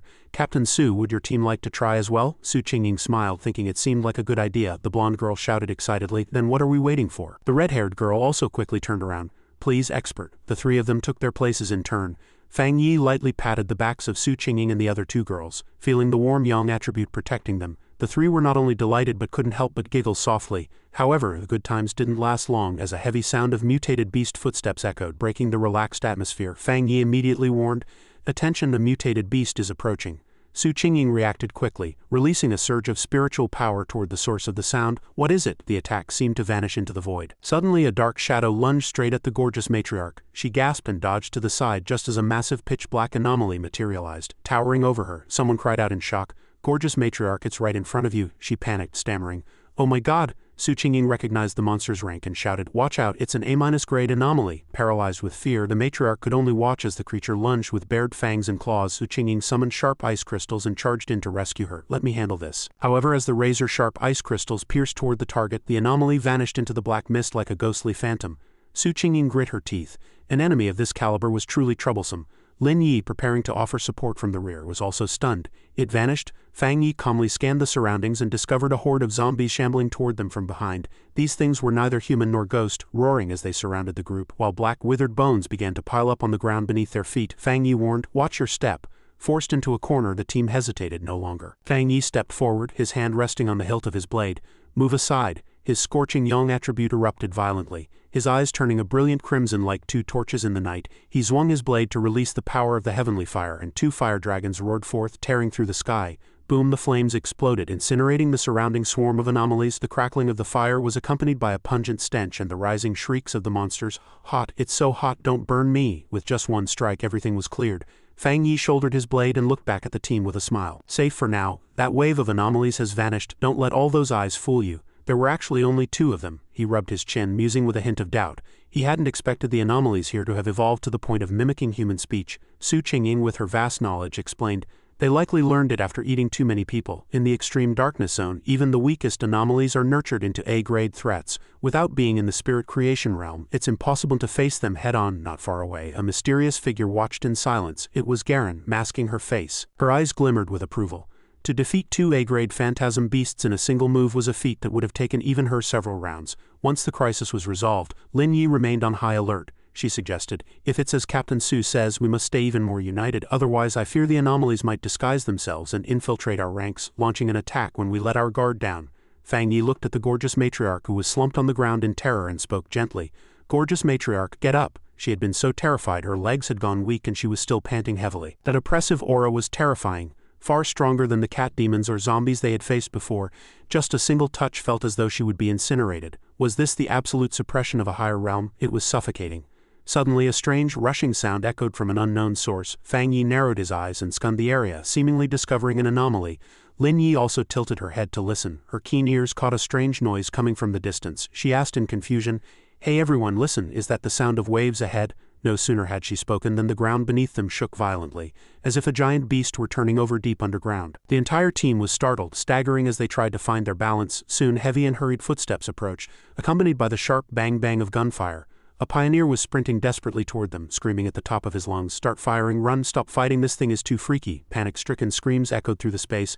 "Help, I've seen a ghost." Fang Yi's expression darkened. He felt an invisible crushing pressure surging from ahead. A thunderous roar like crashing waves rolled in, the wrath of the sea itself. Countless mutated bats blotted out the sky like a dense black cloud. The pioneers were every man for himself, their faces deathly pale. The unlucky soul running at the very front was actually Old Deng. Amidst the chaos, someone shouted in despair, "It's the darkness tide, the thing that causes even legendary units to suffer heavy losses." The darkness tide surged forward, a pitch-black tsunami carrying a sky full of deathly energy, swallowing everything in its path.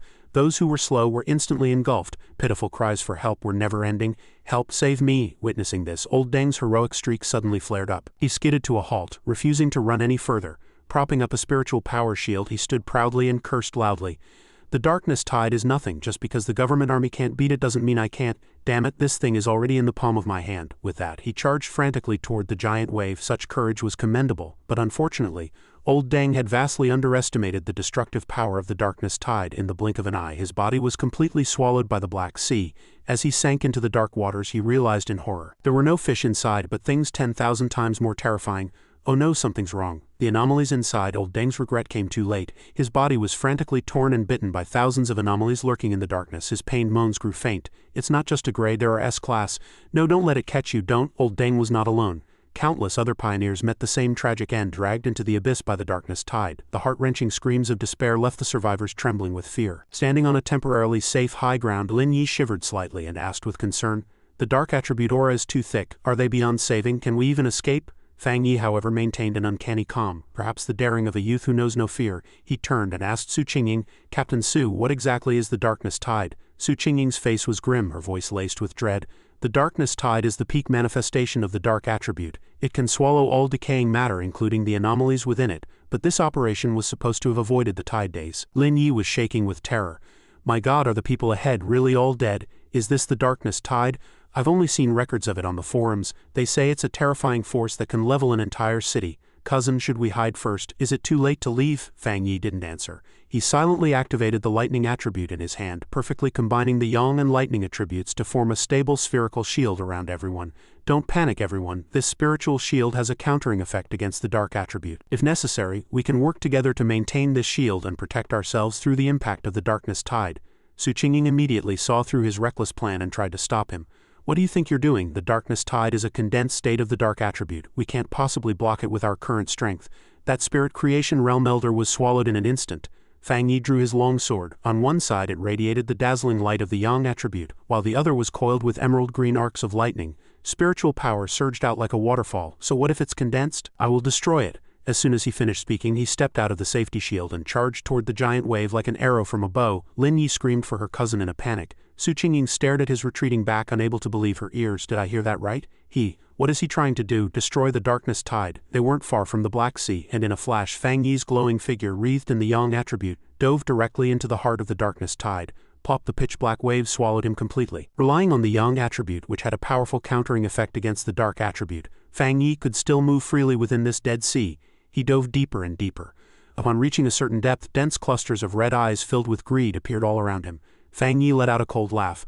"Oh, just as I expected. To these monsters, Fang Yi was essentially a piece of prime meat.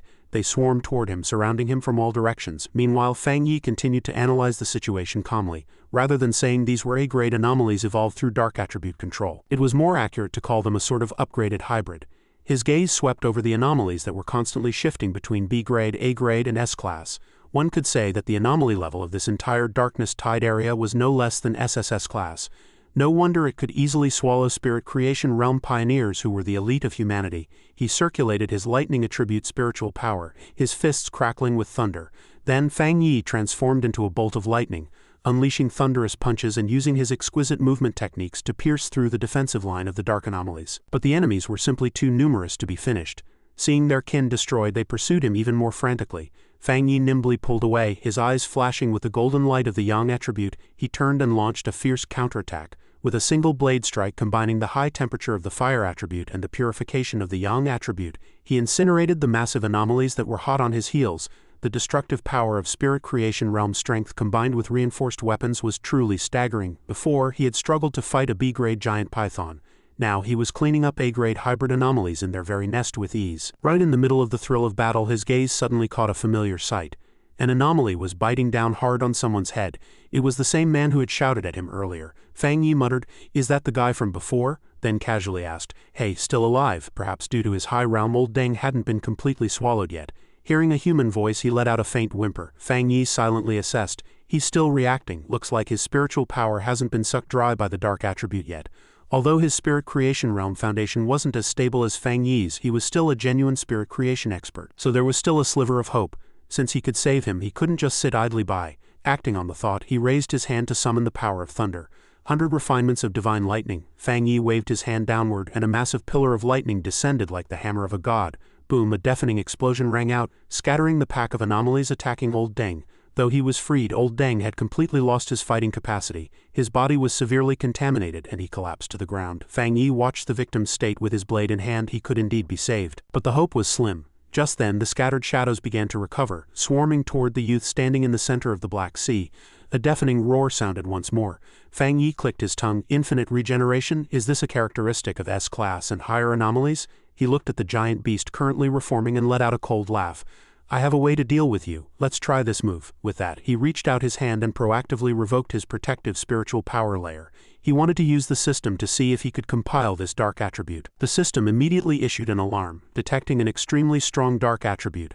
However, the subsequent prompt left him deeply disappointed. Special power attributes cannot be compiled at this time. Without the protective layer, Fang Yi could only rely on his lightning attribute to struggle against the dark erosion.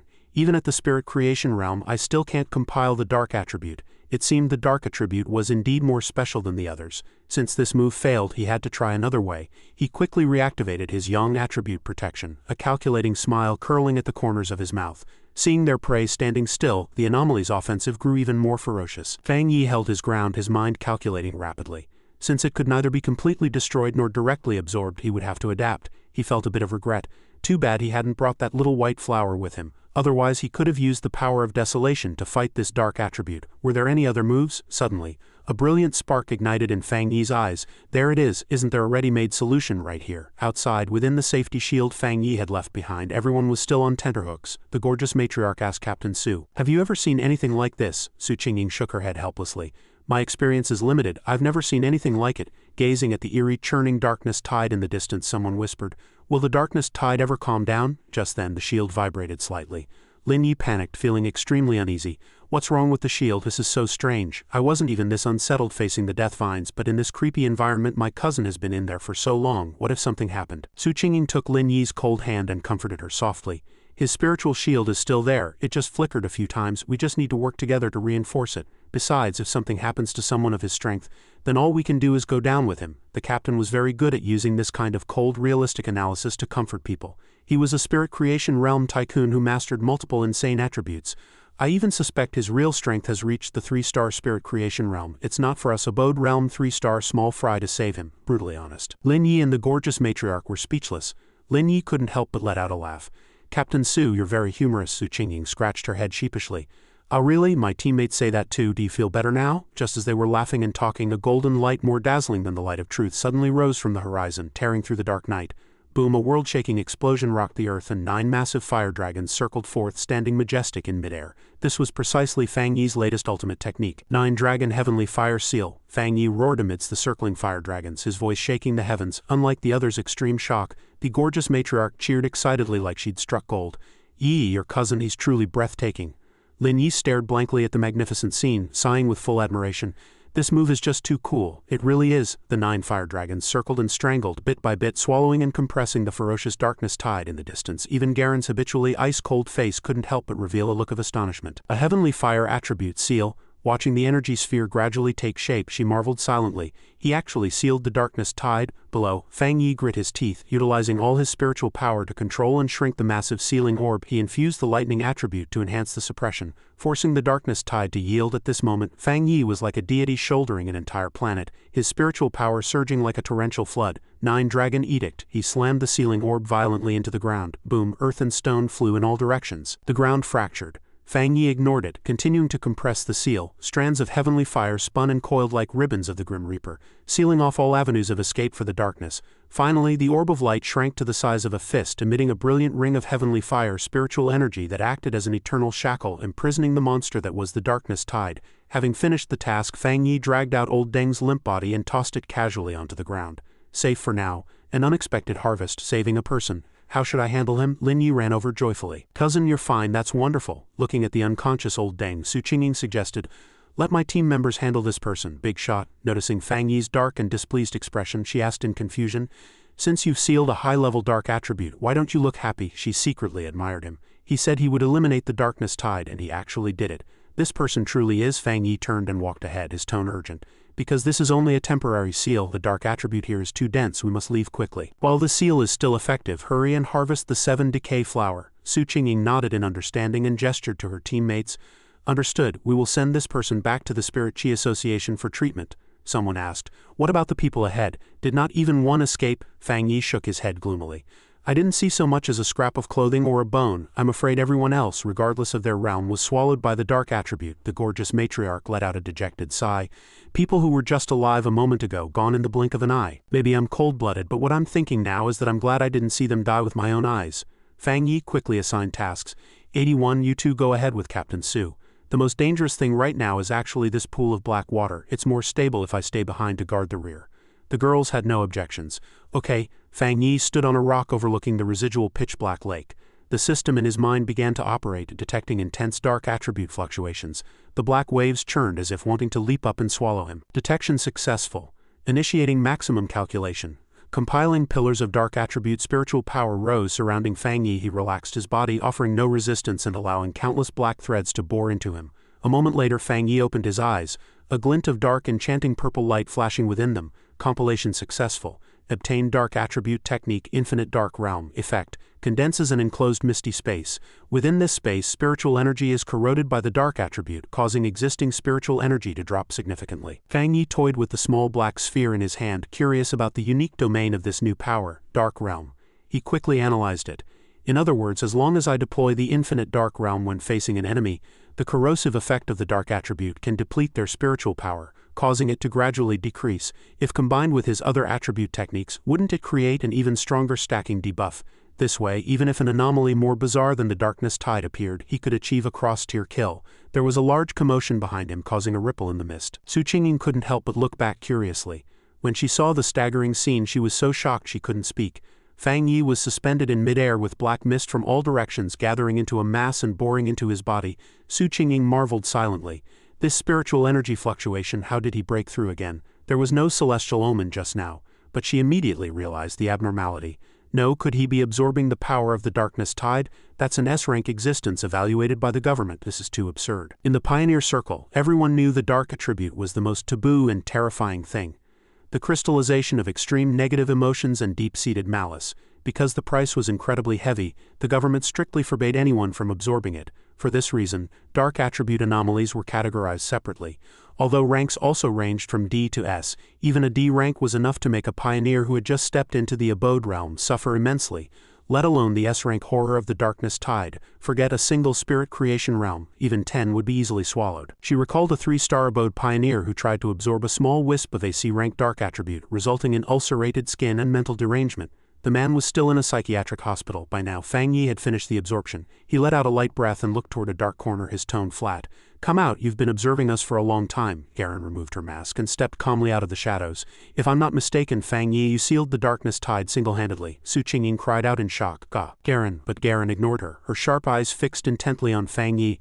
"Also, what were you doing just now, absorbing the dark attribute?" Fang Yi admitted it candidly. "Yeah, that's right." Su Qingying was stunned. He actually admitted it. Without a word, Garen pulled a handgun from her pocket. The pitch-black muzzle pointed directly at Fang Yi. The air froze instantly, becoming bone-chillingly cold. The gorgeous matriarch screamed, "Sister Garen, what are you doing?" Lin Yi also looked at the two in a standoff with concern. Su Qingying disregarded the danger and rushed out to stand in front of Fang Yi, questioning loudly.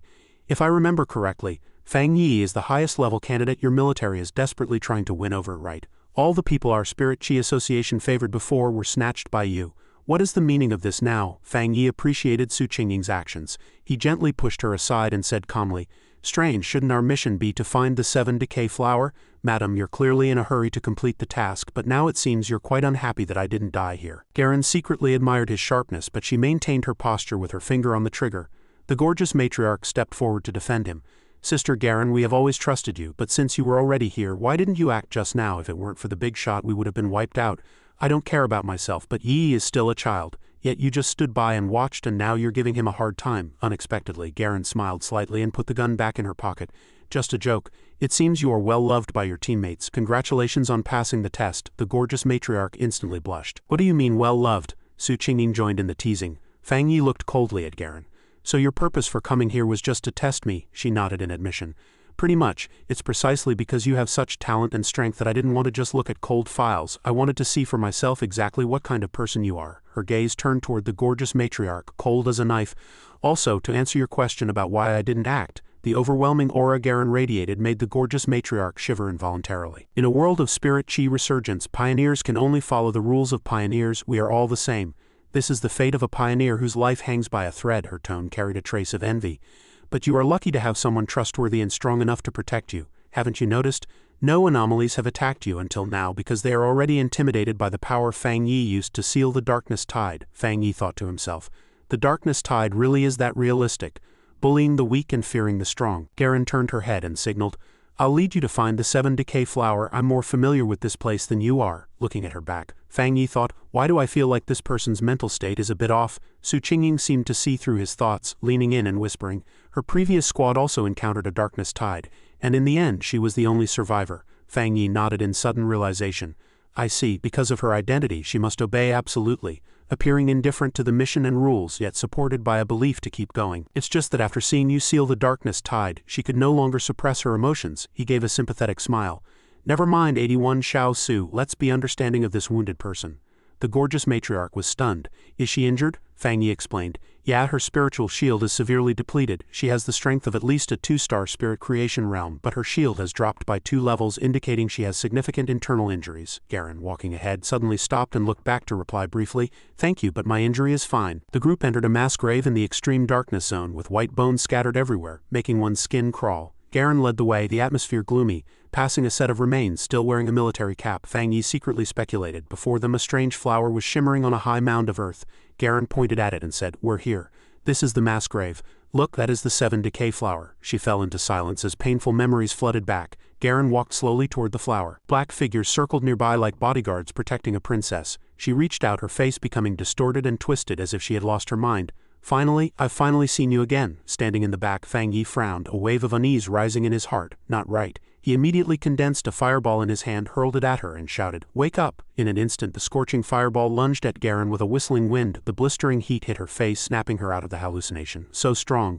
That's the extremely rare Yang attribute. She nimbly twisted her body to the side and swung a palm to shatter the fireball into 10,000 sparks. Garen frowned, looking unpleasantly at Fang Yi, the person who had just rudely woken her up. She looked back. The illusory figures of her comrades' hallucinations only she could see had now vanished into the void, and a surge of self-reproach welled in her heart. Was her preparation still not sufficient? Lin Yi stepped forward worriedly and asked with concern, "Sister Garen, are you all right?" Su Qingying stood aside and explained, "You were under too deep an influence from the dark attribute just now. How about we all stay here together?" Garen remained silent, her lips pressed tight, but she no longer intended to continue forward. Seeing this, Fang Yi silently left the group and walked toward the target alone. Su Qingying watched his resolute back and turned to Garen. Just let him pick the 7 decay flower. Everywhere Fang Yi went, the thick ink-like dark attribute mist automatically parted as if encountering its nemesis. Soon he approached the position of the 7 decay flower. But just then the ground beneath his feet shook violently. Rumble, a loud roar erupted from deep underground, signaling that something horrific was about to burst through the earth. A massive ulcer-covered, half-decayed demon fox crawled out from the black mud. It let out a wild shriek and lunged savagely at Fang Yi. Its gaping maw was filled with razor-sharp fangs, and countless vengeful spirits wailed within. All the unlucky souls it had swallowed. The wretched cries echoed in his ears. So hungry, so hungry, so hungry. Fang Yi stared indifferently at this disgusting monster. He raised his right hand high, summoning the power of lightning. Divine thunder, he waved his hand suddenly, releasing countless flashes of lightning as dense as a spiderweb, pinning the fox demon down. Sizzle, the monster let out a pained howl under the scorching lightning. However, the power of lightning could only serve to suppress it. The fox demon was still frantically struggling and resisting. Fang Yi was secretly surprised. How many anomalies had this fox demon swallowed to mutate into this ghostly form? It was another S-rank. A hint of anxiety rose in his heart. He decided to finish the fight quickly, harvest the flower and head back. There wasn't much time left for the darkness-tied seal. He spread his arms and deployed the new technique he had just comprehended. Still won't die? Then I'll use you to test my hand. A dark and profound purple-black barrier swept out from Fang Yi, quickly enveloping the entire space. Infinite dark realm. In just a few seconds the barrier was fully formed, sucking the fox demon and Fang Yi into an isolated world. Within the infinite dark realm, the fox demon was held fast by countless black energy streams from all directions. The black mist gripped the demon fox's body tightly, relentlessly eroding its power. The creature trembled in terror, completely unable to comprehend why its strength was plummeting so drastically. A system notification rang in Fang Yi's mind. Affected by the unique dark attribute of the infinite dark realm, the S-rank anomaly half-decayed demon fox has been weakened to B rank. Looking at the monster now bound securely before him, Fang Yi gripped the hilt of his long blade, marveling that it had dropped 2 entire ranks. It seemed the foundation of these so-called S-rank mutated beasts in this extreme darkness zone was not particularly stable. The blade in Fang Yi's hand instantly ignited with a crimson fire. The intense yang attribute exploded violently within the pitch-black space of the infinite dark realm, shining brilliantly. He swung the blade in a horizontal slash, his movements crisp and decisive. A fire dragon roared as it swept forth, completely swallowing the demon fox in a sea of flames. It was over. Outside, Su Qingying stared intently at the black sphere that obscured everything, asking curiously, "What kind of move is this? Is that black energy a dark attribute?" "But it doesn't feel quite like it," Lin Yi nodded in agreement. "Exactly, I didn't feel that suffocating, bone-chilling pressure." At that moment, Garen, the most knowledgeable member of the team, stepped forward. Her voice carried an undisguised sense of astonishment as she explained. "That is Fang Yi's domain. He has mastered the dark attribute and taught himself how to create his own domain. Within just a single day, Fang Yi had displayed so many techniques that it left her feeling dizzy. She mused privately that creating a domain with spiritual power was an extremely difficult feat. Previously, only one person in the world could do it, her teacher. Aside from her teacher, the number of top powerhouses worldwide capable of this could be counted on one hand. The identities of the other two were shrouded in mystery, known only to be abroad. Memories flooded back like a tide, reminding her of a heart-stopping moment years ago. When it was predicted that Kyoto would face total destruction, her teacher had deployed a domain in an attempt to suppress it, but the result was... Before Garen could fall deeper into her memories, she was pulled back to reality by Su Qingying's excited cheer. "There's movement, he's coming out," Garen blurted out in surprise. "So fast?" The barrier dissipated, and Fang Yi stepped out with a harmless-looking smile, reassuring everyone. "All right, this mass grave shouldn't cause any more trouble." With that, he walked leisurely toward the 7 decay flower. The delicate petals swayed in the wind as if calling out to a destined owner. Fang Yi carefully cupped the stem and pulled it up whole, roots and soil included. Holding the precious exotic flower, he let out a long sigh of relief. "This should do it, right?" Garen watched from the side, her eyes unblinking, her heart beating so fast it nearly leapt out of her throat, her nerves pulled taut. This was exactly what she had dreamed of. Looking at the unremarkable little flower in Fang Yi's hand, she almost found it hard to believe. "Is this the 7 decay flower? It's so small." Sensing her complex emotions, Fang Yi nodded in confirmation. "Yes. Mission accomplished. We need to leave immediately. The darkness tide isn't like an ordinary dark attribute anomaly. It could break the seal and cause trouble at any moment." He glanced at old Deng, who was still unconscious and being dragged by 2 soldiers, and added, "Besides, we're carrying a bit of dead weight." Garen revealed a genuine smile, a rare sight on the face of this frost-cold woman. "All right, thank you," Fang Yi responded modestly. "The mission wouldn't have succeeded without your help. Thank you all. Let's move." The group quickly adjusted their formation. Lin Yi and the gorgeous matriarch took the lead. Su Qingying's squad held the middle, Fang Yi guarded the rear, and Garen walked shoulder to shoulder by his side. Along the way, Garen opened her heart to Fang Yi. "Fang Yi, I am truly grateful. Sha country's only Vajra realm expert, Elder Wu, is currently in critical condition. The 7 decay flower is the only medicine that can save his life. You have saved him." Upon hearing this, a flicker of thought crossed Fang Yi's eyes. Vajra realm. The group didn't stop, and the ink-thick black mist around them gradually thinned, when the first ray of sunlight at the end of the road caught their eyes. The gorgeous matriarch couldn't help but jump for joy. "Finally, I finally see sunlight, we made it out alive," Lin Yi echoed happily.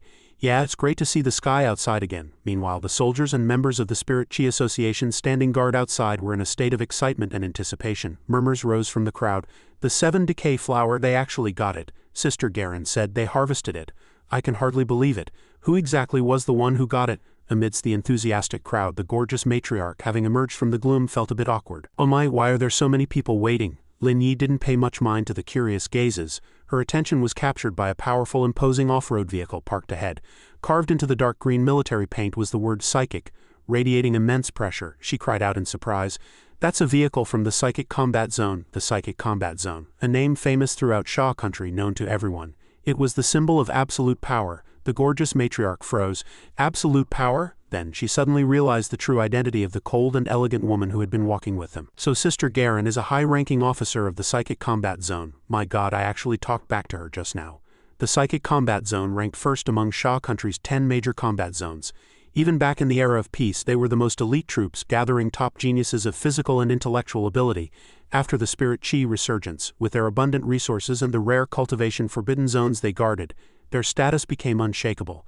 The 7 decay flower was carefully placed into a specialized thermal box and handed over to Han Li.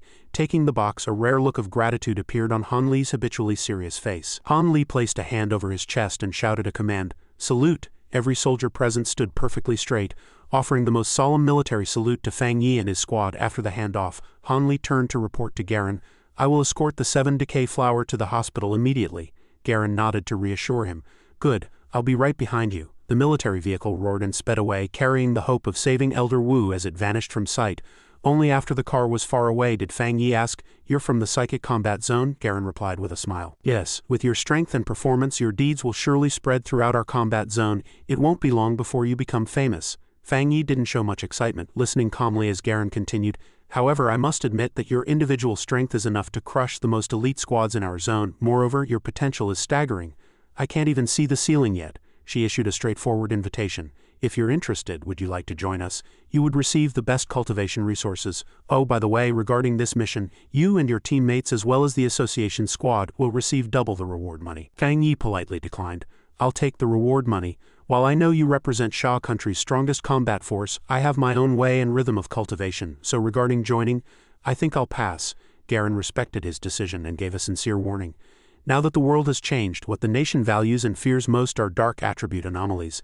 The number of anomalies is growing rapidly. The future situation will only become more severe. Their range of influence will expand like a malignant tumor, potentially causing catastrophic consequences at any time. She emphasized that this was why they had to exert all their effort to establish forbidden zones for containment. The Spirit Chi Association was also guarding strictly everywhere. Worried that Fang Yi might misunderstand her intentions, she explained, "I'm telling you this not to force you or use moral kidnapping, but because I feel that a top pioneer like you is now qualified to know these internal details." Fang Yi understood and appreciated this candor, promising with a smile, "Understood. If I encounter an anomaly in the future, even if the victims are strangers, I won't just sit idly by. You can rest assured on that." Garen gave a genuine smile, happy to know him. To show her sincerity, she pulled out a black token engraved with a dragon pattern. It bore the words Psychic Combat Zone, and she handed it to Fang Yi. "Take this token for now. With it, you can freely enter or exit any forbidden zone for cultivation, and the doors of the Psychic Combat Zone will always be open to you." She hesitated for a moment before making a suggestion. "One more thing, would you like to go see Elder Wu?" Fang Yi confirmed. "See Elder Wu, you mean that Vajra realm expert?" She nodded. "Yes, he is my teacher. I think the two of you should meet. What do you say?" "This is just my personal thought. I'd like to be friends with you." Fang Yi didn't answer immediately. He tucked the token into his pocket and then suddenly reached out his hand. "All right, one more friend means one more path. I'll accompany you on this trip. Consider this a meeting gift for a new friend." Before Garen could react, she was completely surrounded by a surge of lightning. She was stunned. "What?" Fang Yi explained calmly. "I believe I can clear the residual dark attribute toxins from your body." The lightning acted like an emerald-green electric net coiling around Garen. She could feel the current flowing through her entire body, but strangely there was no pain. Instead, it brought a warm and comfortable sensation. The icy aches and pains caused by the dark energy invasion gradually dissipated, and the wounds eroded by the black mist began to heal rapidly. Her damaged internal organs felt as if they were being granted new life. Her blood was purified by the current, giving rise to a long-lost feeling of refreshment. All the toxins in Garen's body had unexpectedly been completely cleared by Fang Yi's extremely rare lightning attribute. It was simply incredible. She felt as if she had undergone a complete transformation. Seeing that her complexion had returned to a healthy glow, Fang Yi asked, "How do you feel now?" Garen checked her body and gave a brilliant smile. "Wonderful. The dark attribute residue in my body has been completely eliminated. No, to be precise, it was shattered. Meanwhile, old Deng was carried onto an ambulance." The doctor shook his head helplessly. "Can someone from the first star of spirit creation realm even be saved after such severe injuries?" Su Qingying, who was observing the surroundings, suddenly turned around. "Huh?" She hurried over to Garen and Fang Yi. "You two haven't left yet. Wait a minute, I noticed Garen's injuries have already." Garen didn't hide it. "That's right, it was his pure and rare lightning attribute that cleared the dark residue from my body." Su Qingying's eyes lit up like car headlights. "So this is the tyrant's lightning attribute, capable of saving people internally and killing enemies externally." Seeing that greedy look in her eyes, Fang Yi reflexively took a few steps back, crossing his arms over his chest. "Hey, what kind of look is that?" Su Qingying didn't have time to explain, turning to wave at the doctors. "Come here, quick." Then she looked back, blinking her bright, sparkling eyes at Fang Yi. I was wondering, can we cooperate with you?" Fang Yi frowned in confusion. "What do you mean?" Su Qingying explained briefly. "If we combine your spiritual power with medical equipment, we can surely save more pioneers infected by the dark attribute." After speaking, she gave Fang Yi a deep bow, her attitude extremely sincere. "Please just demonstrate it one more time."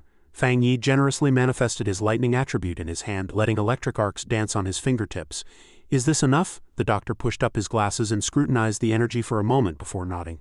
"It looks feasible, truly feasible. This high-level pure lightning attribute can indeed suppress the dark attribute." Garen added an important piece of information. "Just now, Fang Yi transferred it directly to me, and the dark attribute in my body was shattered. Wouldn't it work if Fang Yi just shook hands with those injured pioneers? I remember we have someone here in a coma who is also in the spirit creation realm." Su Qingying shook her head repeatedly. "Oh, that won't work. Not every spirit creation realm pioneer can withstand this intensity of spiritual power," the doctor chimed in. "Exactly. Officer Garen, while your injuries were not light, they were still within what we consider the minor range. To heal a severely wounded person, the lightning power required would be at least 10 times what was used on you. Furthermore, it would be lucky just to save their lives and wake them up. Complete recovery is almost impossible." Fang Yi quickly grasped the core of the problem. "Understood, it's like a blood transfusion, right? So how should I give my spiritual power to you? Do you store it for use?" The doctor guided him politely. "Please come this way. The ambulance is equipped with energy extraction and storage devices. You just need to place your hand here and release your spiritual power." Fang Yi followed the instructions. Outside, Lin Yi watched the backs of her cousin and Garen, sighing inwardly. She hadn't expected the cold and elegant sister Garen to be a high-ranking officer of the Psychic Combat Zone, or that her cousin would be actively invited to join by the world-famous Psychic Combat Zone. Moreover, the usually aloof sister Garen had even proactively asked to add her cousin as a friend. She had even seen sister Garen give her token to him just now. While Lin Yi was lost in thought, Fang Yi finished his work and walked over, asking with concern, "How are you two feeling?" Lin Yi replied with a smile. "Cousin, we've already adjusted. Next, the gorgeous matriarch and I want to go out and experience more, taking on some missions. We can't always rely on you, or we'll never be able to improve." She warned herself in her heart, "I can't keep dragging everyone down. I must catch up to my cousin's footsteps as soon as possible." Fang Yi didn't stop them, only cautioning, "Alright, just be extra careful." He smiled and watched them leave, thinking that the girl had truly grown up. With everything settled, Su Qingying was also ready to depart. She waved goodbye. "Then we'll take our leave, everyone, if destiny allows. See you on the next mission." Fang Yi nodded back. "Take care," Garen signaled. "Let's go. We're heading to the hospital to visit Elder Wu." The ambulance slowly drove away from the forbidden zone. From inside the vehicle came Su Qingying's aggrieved complaint. Just a moment ago he was acting all cold, saying he wouldn't go to the scene, and now look. He's been snatched away by the Psychic Combat Zone. All those days I spent building a relationship wasted. Her teammates laughed as they comforted her. "Captain Su, stay calm, stay calm." Su Qingying simply felt mentally exhausted. The internal structure of the Spirit Chi Association was too chaotic. Many levels of management only knew how to put on an act, and the elite squads were like scattered sand. Never mind being willing to lower themselves to build a relationship with Fang Yi, it was already a blessing if those reckless fools didn't come looking for trouble and stir up a mess. The scene shifts to the Psychic Combat Zone, specifically to a top-tier ward within a medical base built into the mountainside. Fang Yi looked at the gaunt, lifeless old man on the hospital bed and asked in disbelief, "Is this Elder Wu?" Garen nodded in confirmation. "Yes, it's quite strange, isn't it? A top-tier Vajra realm powerhouse has become such a withered, frail old man on a sickbed," she continued in a heavy tone. "His complexion was even worse before. He looked practically like a zombie even after using the 7 decay flower." "He hasn't woken up?" Fang Yi asked curiously. "What exactly did he go through?" Garen began to drift into her memories. When the darkness catastrophe descended upon Kyoto, the celestial omens shifted, and the sky was torn asunder by darkness. To prevent the anomaly from affecting the capital, Teacher fought to the death alone to seal that rift. Before that, all of us had used specialized means to transfer our spirit chi to him, and he exhausted nearly all of the supplied energy. She continued, her voice filled with terror as she recalled the scene. We evaluated that catastrophe to be beyond S-rank. Although the darkness tide we encountered was already an incredibly terrifying S-rank, the destructive power of that catastrophe was several times stronger. If it had landed, it could have destroyed the entire massive city of Kyoto, and even the surrounding cities would have been dragged into annihilation. Kyoto holds a special significance. Once destroyed, the entire nation would have fallen into chaos. Teacher used his domain to forcibly seal the S-rank anomaly. But unexpectedly, that massive celestial disaster was far more terrifying than we had anticipated, and stronger than the sum of all our powers combined. Teacher suffered a backlash from the dark attribute. Had he not been a Vajra realm expert, he would have been reduced to ash in that instant, or even become nourishment for the darkness. After hearing this tragic past, Fang Yi felt a deep sense of reverence. Prevented the destruction of a city, he truly was an extraordinary pioneer. He felt a silent gratitude for heroes like Elder Wu who dedicated themselves so selflessly. In his past life, it was because many pioneers stood in the front that he was able to become the last human survivor. Perhaps in his previous life at this point in time, the Elder had already sacrificed himself. Fang Yi was always a man of action. Without saying much, he directly reached out toward Elder Wu. Seeing this, Garen was startled and cried out, "What do you think you're doing to my teacher?" He allowed the lightning attribute to surge through the old man's body, only then explaining calmly, "Don't be nervous. Although the 7 decay flower has taken effect, I still want to try and see if I can clear a portion of the stubborn dark attribute within him. This way he might wake up faster." Garen was stunned. What? But this was an S-rank catastrophe. But then she suddenly remembered that it was Fang Yi who had retrieved the 7 decay flower from that death zone. She took a deep breath and calmed herself. "All right, give it a try." Blue lightning crackled in the silent ward, gently enveloping Elder Wu's thin frame as she watched her teacher undergo this specialized treatment. A faint glimmer of hope rose in Garen's heart, but she didn't forget to issue a warning. "Perhaps you are that miracle, but you must be extremely careful. This dark attribute is even more horrific than the darkness tide. Otherwise, even with the 7 decay flower, teacher's recovery wouldn't be this slow." Fang Yi nodded indifferently. A flash of sternness in his eyes, he concentrated all his mental focus on the lightning attribute gathering in his palm, clearly sensing the unusual fluctuations in the surrounding space. "I know, I can feel how powerful the dark attribute here is. Even though it's been suppressed and weakened by the purification power of the 7 decay flower, it still radiates a terrifying pressure." As soon as he finished speaking, a mass of smoke as black as ink suddenly surged out from within Elder Wu, instantly filling the entire ward. Seeing this eerie sight, Garen was terrified. A chill running straight up her spine, the black smoke gathered rapidly, coiling around Fang Yi like a giant python ready to swallow its prey at any moment. She shouted a warning, "Fang Yi, be careful, concentrate, it's starting to influence you." Fang Yi immediately closed his eyes and circulated his protective spirit chi. A surge of warm yang attribute spiritual power erupted instantly, wrapping around his body like a suit of dazzling golden armor. When he opened his eyes again, his pupils were covered in a ring of golden spiritual power, brilliant as fire. However, the scene before him was no longer the familiar hospital ward. He was standing alone in the middle of a silent, desolate, and empty road. In the gloomy sky, a cluster of dark clouds shaped like a giant eye was floating, staring down at him with a threatening gaze. Fang Yi wondered to himself, has this pulled my consciousness into the past? High above, the blood-red eye-shaped cloud cluster emitted a low voice. A shadowy voice echoed through the space. "Who are you?" Fang Yi was slightly surprised. He wasn't sure if this was a parallel hidden realm or an illusion created by mental erosion. He didn't know if the place before him was a hidden realm parallel to the real world or just a vision. Had his mind been contaminated into creating a hallucination just from touching the dark attribute inside Elder Wu? Regardless, Fang Yi's battle well never wavered. He looked up and struck back with a forceful reply. "Who I am isn't important, I'm just here to destroy you." The moment he finished speaking, he activated the lightning attribute in his palm, thunder roaring. He thought confidently, "It seems this anomaly isn't invincible after all." Obviously, that red eye was not to be trifled with. Anyone who dared to offend its territory would pay a heavy price. It summoned a surge of pitch-black energy, fiercely attacking the arrogant person below. Faced with this sudden assault, Fang Yi didn't panic at all. What kind of ghost is this? To ensure safety, he immediately activated the golden yang breathing technique to protect himself. His figure swept past like a gale, nimbly dodging the red eye's fatal blow. After carefully observing that black energy just now, he discovered something interesting. It turned out to be lightning as well, except this eerie lightning was not at all inferior to the divine lightning he had absorbed at the Imperial Peak. Not only that, but a piercing buzz rang in his ears. From within that black cloud, countless insect-shaped dark attribute anomalies swarmed out as if he had kicked a hornet's nest. Their nauseating appearance made Fang Yi shudder. It had to be said that even though it was just a vision, each one was as powerful as the anomalies in the darkness tide, and here there were thousands of them, lunging at him like a boiling swarm of bees. Fang Yi calmly switched his spiritual power to the yang attribute, which was as scorching and powerful as the high noon sun. He summoned his familiar long blade, his eyes cold as he stared at the insects gathering into a hideous ghostly face. He indifferently dropped a sentence. In that case, the only path left is pest control. He gripped the long blade tightly and charged straight ahead with unstoppable momentum. Rise, he swung the blade in a horizontal slash, and a dazzling golden light tore through space, sweeping through the insect swarm before him.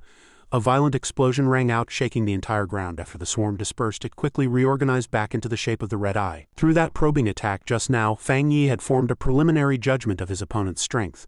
Although it was a collective of S-rank anomalies, perhaps because it was an illusion, or perhaps due to the effect of the 7 decay flower, it had weakened significantly. As soon as his feet hit the ground, he had to leap up to dodge the next attack. Fang Yi used the momentum to jump onto a high pillar of water, closing the distance with the anomaly. He evaluated, close to a rank. Are these the catastrophic anomalies Elder Wu faced, the things capable of destroying an entire city? He shook his head slightly, his gaze firm. Not enough, it was likely far more than that. Fang Yi didn't want to waste time and decided to unleash the ultimate technique he had recently comprehended. Thus he chose to use his newly learned domain, the Infinite Dark Realm. When the dark attribute black sphere appeared in Fang Yi's hand, a staggering suction force erupted, pulling those insects into it. Seeing the infinite dark realm continuously expanding and swallowing everything, the red eye fell into extreme panic. It asked with a tremble, You are not human." Fang Yi merely let out a cold sneer. "I neither admit nor deny it." He let out a sigh filled with interest, then controlled the domain to expand to its limit. With his stern roar, the light of spiritual power obscured all vision as the power of the infinite dark realm erupted, the suction becoming more violent than ever before. Before being sucked into nothingness, the red eye let out a hateful roar. "We will be back soon." Afterward, the space returned to silence.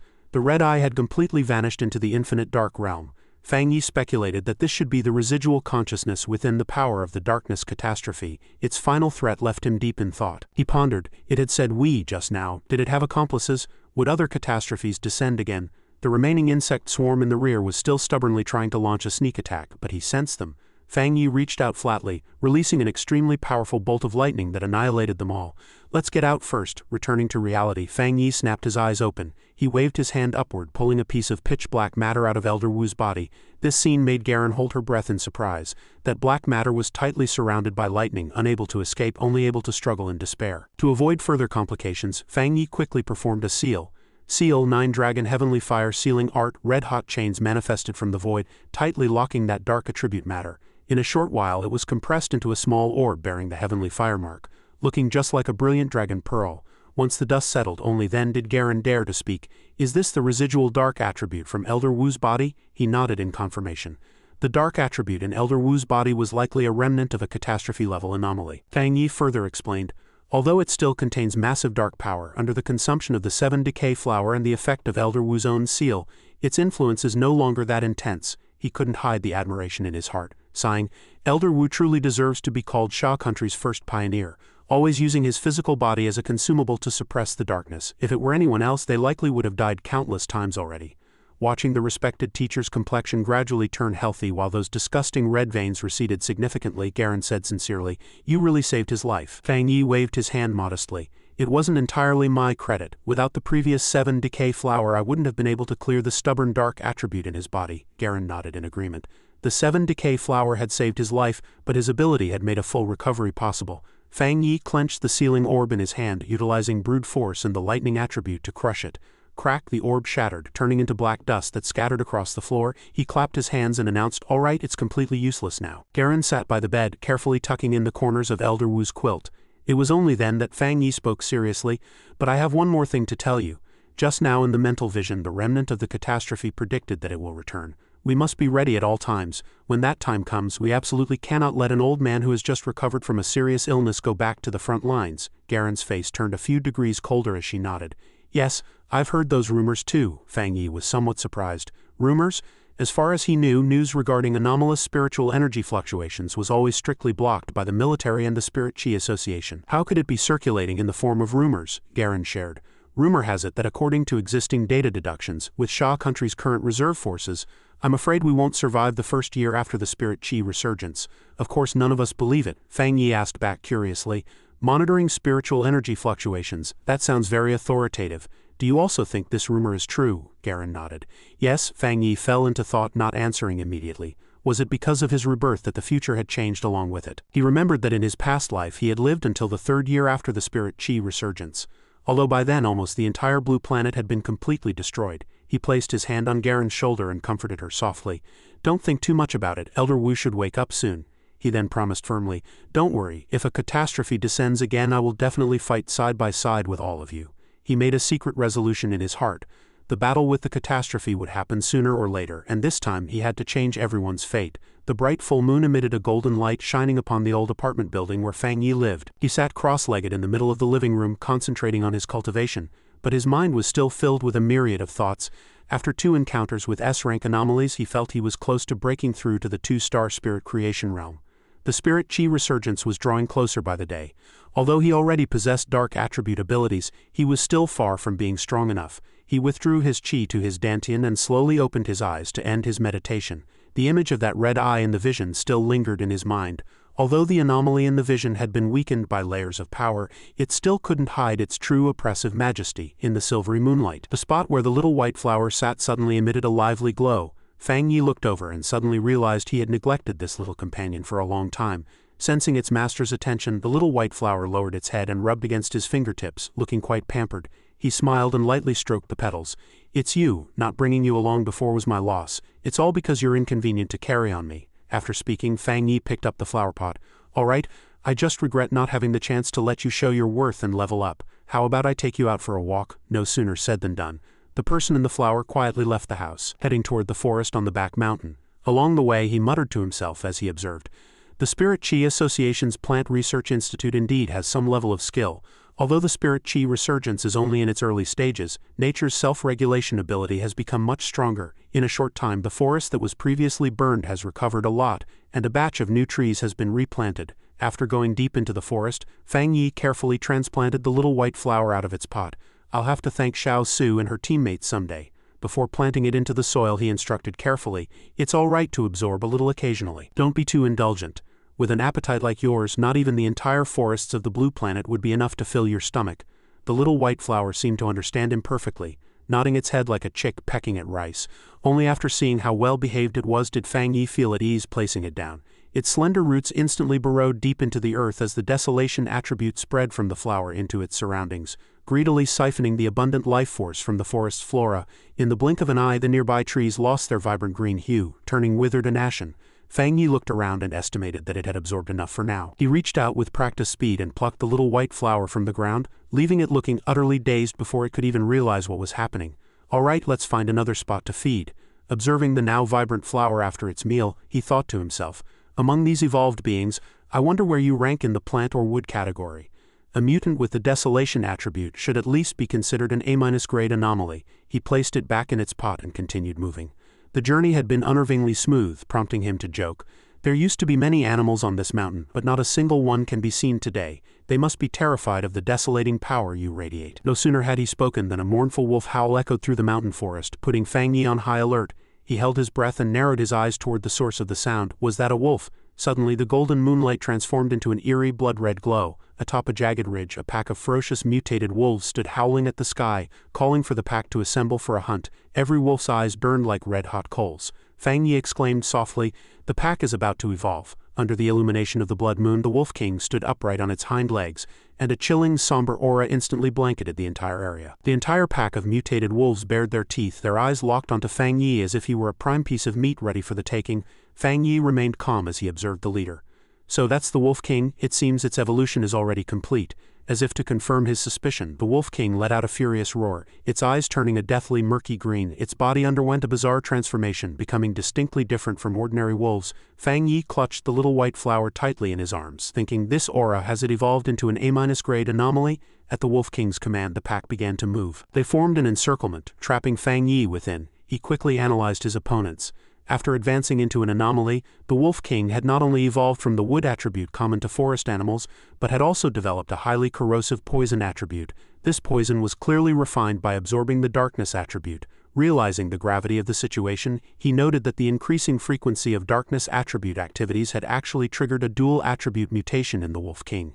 However, to Fang Yi, who had faced far more terrifying monstrosities, there was no fear. Even so, it's still just an A-grade anomaly. A bold idea flashed through his mind, and he plucked the little white flower from its pot once more.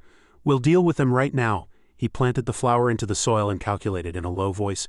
"Though they're only a grade, the sheer number of wolves is troublesome. Moreover, the city is right at the foot of this mountain. If they break through, it will trigger an unimaginable disaster." Once prepared, he gestured to the little white flower. "Begin.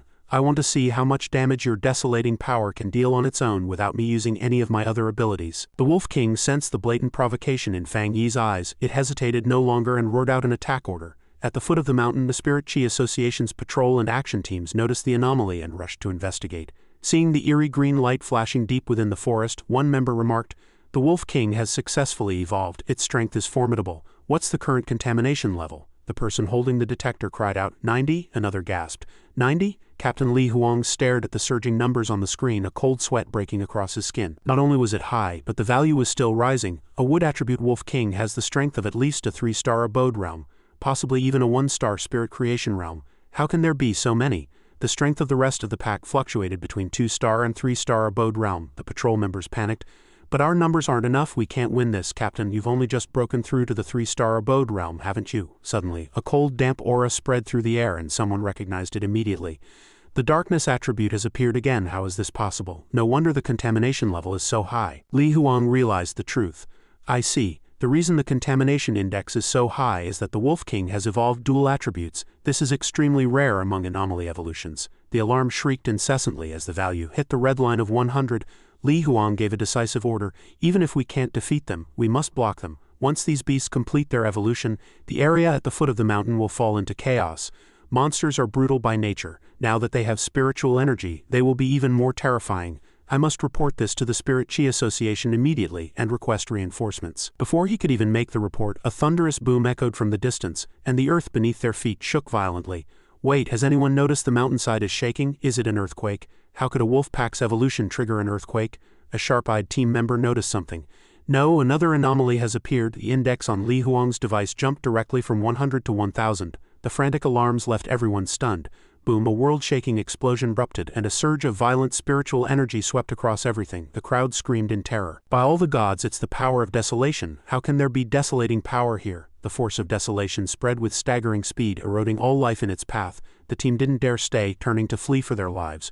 "Run, we must retreat to the safety zone no matter what." "Is it that sky ghost vine that vanished before? How could it suddenly appear here?" Li Huang screamed into his walkie-talkie as he ran. "Notify all nearby residents to evacuate immediately." However, the team member running at the very back suddenly stopped. "Wait, Captain, the desolating power has stopped advancing, but what are these?" Li Huang stopped and looked back.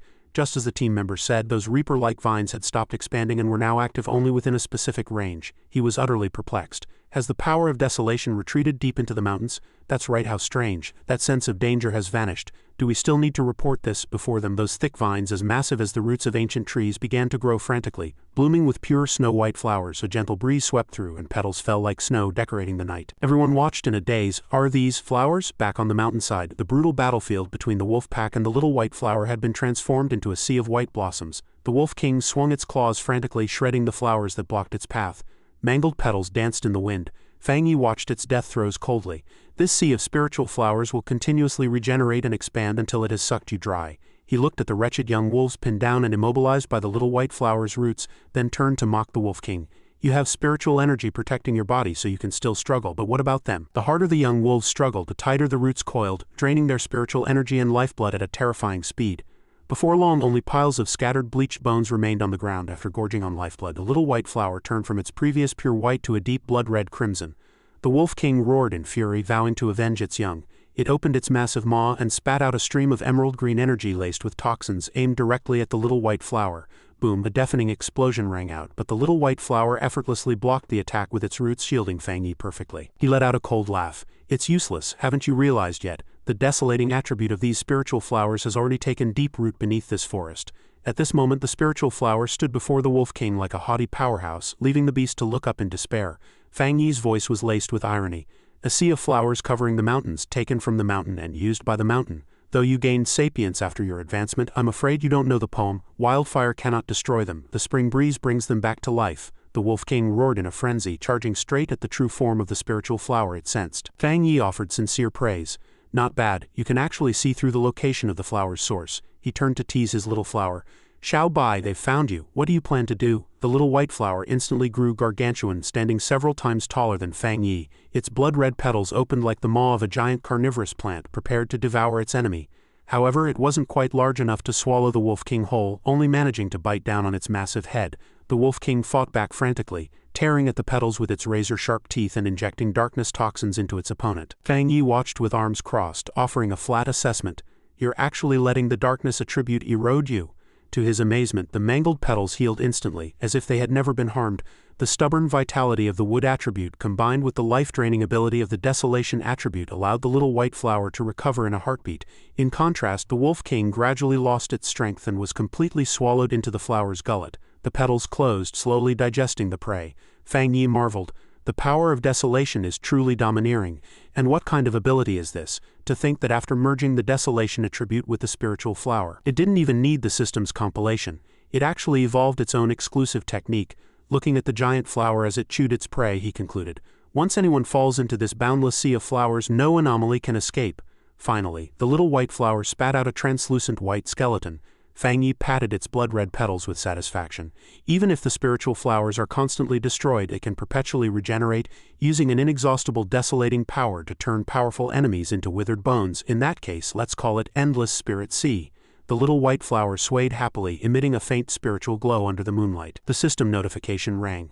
The spiritual flower has successfully compiled the desolation attribute technique Endless Spirit Sea. After the battle ended, the little white flower opened its petals, greedily absorbing the spiritual energy of heaven and earth to facilitate its evolution. Fang Yi said in surprise, Xiao Bai, you're about to evolve too. In the Spirit Chi Association's monitoring room, alarms blared through the building and the screens turned a scorching red warning of an A-grade contamination anomaly. A staff member reported loudly, everyone look, 2 different types of spiritual energy have appeared in the contamination zone.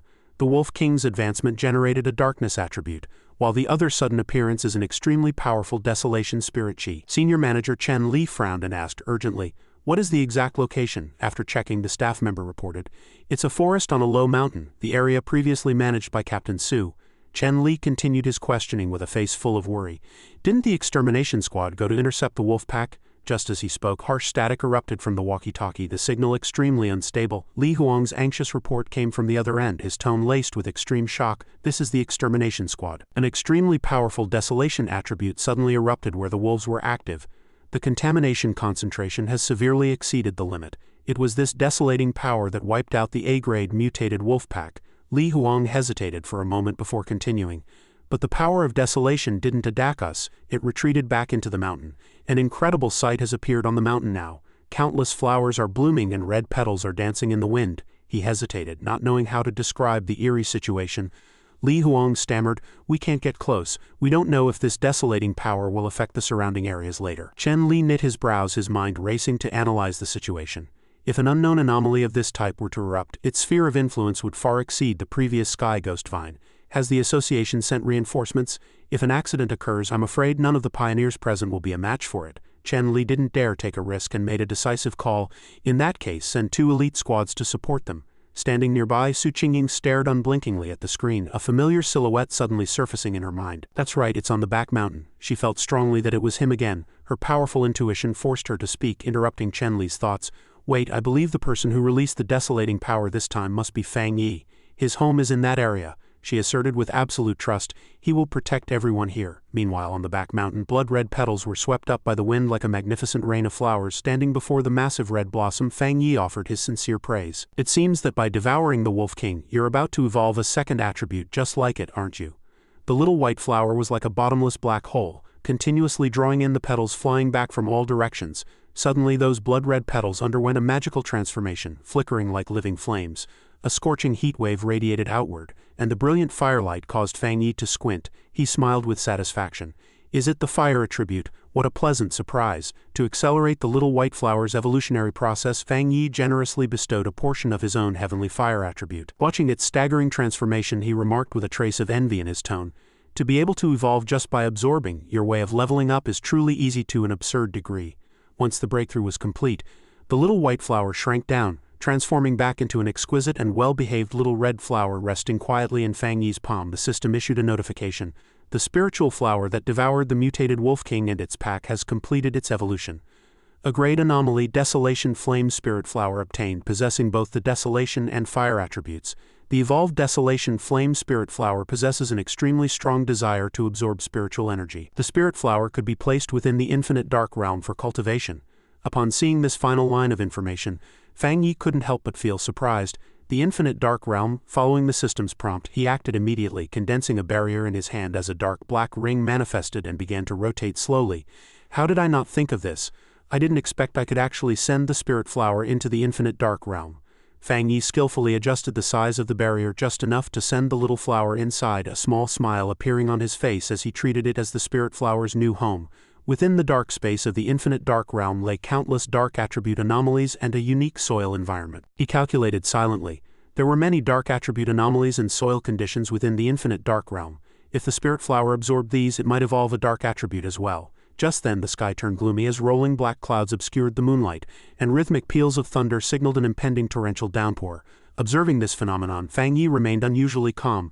Is this the breakthrough 2-star spirit creation realm? The thunder roared like war drums as the spiritual energy between heaven and earth surged frantically toward him. Fang Yi sat cross-legged and began his attempt to break through the realm. Amidst the powerful fluctuations of spiritual energy, he felt distinct and wonderful changes within his body. His command over energy became even more effortless. The spiritual energy of heaven and earth naturally merged with his body, as if they were born as one. But he didn't expect that not far away a stranger had already followed his tracks. The person hid behind an ancient tree, eyes greedily fixed on the cultivating Fang Yi like a predator eyeing a prime piece of prey. "Finally found you. So this is where you've been hiding." The newcomer was named Zhang Lu, an absolute battle maniac whose face was currently distorted by extreme excitement. The legendary Heavenly Fire One Blade. At the 2-star spirit creation realm? How exciting. He had always been obsessed with establishing his own supremacy, eager to prove that he was the strongest pioneer of the fire attribute. When he saw the news reports praising Fang Yi, the fire of battle in his heart had burned fiercely. A fire attribute pioneer? Then I'll have to take you down a peg. I'll make everyone know that I am the #1 fire attribute pioneer. Relying on his high level of alertness, Fang Yi quickly detected the intruder's presence and shouted sternly, "Who's there?" His response was a massive fireball that came whistling through the air at staggering speed. Fang Yi made a calm assessment. A fire attribute pioneer. He immediately condensed the Infinite Dark Realm in his hand, the black energy sphere spinning rapidly in his palm, prepared to swallow everything. The Infinite Dark Realm was capable of absorbing all external attributes. Fang Yi easily neutralized the sudden attack. Laughing inwardly, he had finally shown himself. He wasn't at all surprised by this stalker. The man hadn't even bothered to hide his aura while lurking there earlier. It was as if he were afraid no one would notice him. The opponent landed heavily on the ground, kicking up a cloud of dust. This was a wild pioneer who had already broken through to the spirit creation realm, belonged to no organization or faction, and purely enjoyed challenge and slaughter. Zhang Lu's battle intent surged as his entire body ignited with raging flames, and he laughed arrogantly. "Ha, interesting. I can feel a powerful spiritual pressure from you. How did you dodge my flowing fire-flying flame just now?" Fang Yi thought to himself. The villain dies because he talks too much. Facing Zhang Lu's provocative attitude, Fang Yi chose to remain silent, his sharp gaze observing his opponent's every move. Seeing the other party ignore him, Zhang Lu didn't get angry but instead burst into loud laughter. "Forgot to introduce myself." He charged forward like a mad beast, shouting, "My name is Zhang Lu, and you'll remember it soon enough." Fang Yi didn't want to waste words and abruptly raised his hand to summon the power of nature. Divine thunder. Zhang Lu in his frenzied state had no idea disaster was about to strike. He wore a confident smile, firmly believing this charge would decide the victory. Boom. A piercing explosion rang out as a bolt of emerald green lightning began to condense above Fang Yi's head. Zhang Lu charged like a rocket, but a terrifying change suddenly occurred. The lightning writhed like a dragon snake and struck directly in front of him. "What is this?" Before he could even react, a pillar of lightning as thick as a stone column slammed into his body. If he were an ordinary person, he would have been reduced to ash instantly. Fortunately, Zhang Lu was a spirit creation realm expert, and his powerful physique saved his life. He spat out a cloud of black smoke, feeling as though his internal organs had been roasted through. His body numb from the shock, Zhang Lu slumped to his knees, his face filled with extreme terror. What had just happened? Wasn't he a fire attribute pioneer? Lightning power completely countered the fire attribute. With just one move, Zhang Lu had suffered a crushing defeat. He propped himself up with his hands, unable to accept this cruel reality, his entire body trembling as he broke into a cold sweat, his breathing heavy. Fang Yi walked closer slowly, his silhouette looming over Zhang Lu like a judging demon god. He reached out and pressed down on Zhang Lu's head, forcing it down with a thump. Terrifying strength accompanied by flickering lightning pinned Zhang Lu down firmly, the ground cracking under the immense pressure. Fang Yi tilted his head and asked in a mocking tone, "I didn't hear you clearly just now. What did you say your name was again?" The powerful vitality of the spirit creation realm kept Zhang Lu conscious, but the more conscious he was, the more humiliated he felt. The opponent was pinning him down with just one hand so that he couldn't even lift his head. He roared inwardly, "How can this be?" He was, after all, at the one-star spirit creation realm, and had always been the fastest cultivator among independent pioneers of his age. He remembered his pride. Moreover, his trump card was the fire attribute, the rarest of top-tier attributes. With his terrifying power and spirit creation realm status, he should have been the strongest among the strong. Everyone should have submitted to him and tried to flatter him to gain benefits from him in the era of spirit chi resurgence. Seeing that Zhang Lu stubbornly refused to answer and instead stared back with angry wide eyes, Fang Yi clicked his tongue. To deal with this kind of tough nut, one had to beat them until they were submissive. A powerful surge of lightning conducted directly through his hand into his opponent's head. Zhang Lu could no longer hold it in and let out a piteous scream. Pain, pain, pain, fear began to seize his mind as he fell into extreme panic. Wasn't Fang Yi a fire attribute user? Why did he also possess the lightning attribute? And how could he even extinguish his flames and leave him unable to even stand? Fang Yi commented flatly. "I thought you were strong, but you're only at this level. Young people these days are truly overconfident." As he spoke, he casually let several electric arcs dance across the other's body. An intense will to survive had kept Zhang Lu going until now. But this absolute suppression sent him into a spiral of confusion, making him doubt his very existence. Something's wrong. Fang Yi nearly hadn't broken through to the two-star spirit creation realm yet. So why did he feel that the other's spiritual power and pressure were two whole sub-realms higher than his own? No, it was three. Seeing Fang Yi's cruel smile and the lightning flickering in his hand again, Zhang Lu fell into total despair. "It's over. I'm dead. I'm really dead this time." Was he, Zhang Lu, truly going to die here? He no longer cared about his pride and used all his strength to plead, "No, don't kill me." Fang Yi looked coldly at the defeated man at his feet. That previous insufferable arrogance had vanished without a trace. To Zhang Lu's bewildered eyes he let go, his tone carrying a note of instruction. "I only have one piece of advice for you. A pioneer's abilities are not meant to be used casually against others." He thrust his hands into his pockets and gave a disdainful sidelong glance. "If you have this much time, you'd be better off clearing out a few troublemaking anomalies." Zhang Lu bowed his head and murmured in agreement. Fang Yi ignored him, clicked his tongue and turned to leave. Zhang Lu struggled to his feet. Watching Fang Yi's retreating back, 1,000 thoughts raced through his mind. What exactly did this man mean? Why did he possess such powerful spiritual energy? He could think until his head hurt and still not understand whether Fang Yi's abilities were just too heaven-defying, or if he himself was truly too weak. That night, in a modest apartment in the bustling downtown area, Zhang Lu dragged his charred and broken body home. His two roommates were sitting on the sofa waiting for him. Seeing the god of war in such a piteous state, they couldn't help but burst out laughing. The long red-haired Lu Ju teased, "You're back? That new hairstyle is quite unique." Sitting beside him, Mao San shrugged, his tone carrying an "I told you so" vibe. "Zhang Lu, I told you long ago there's no benefit in provoking others." Seeing his friend remain silent, Lu Ju continued his admonition.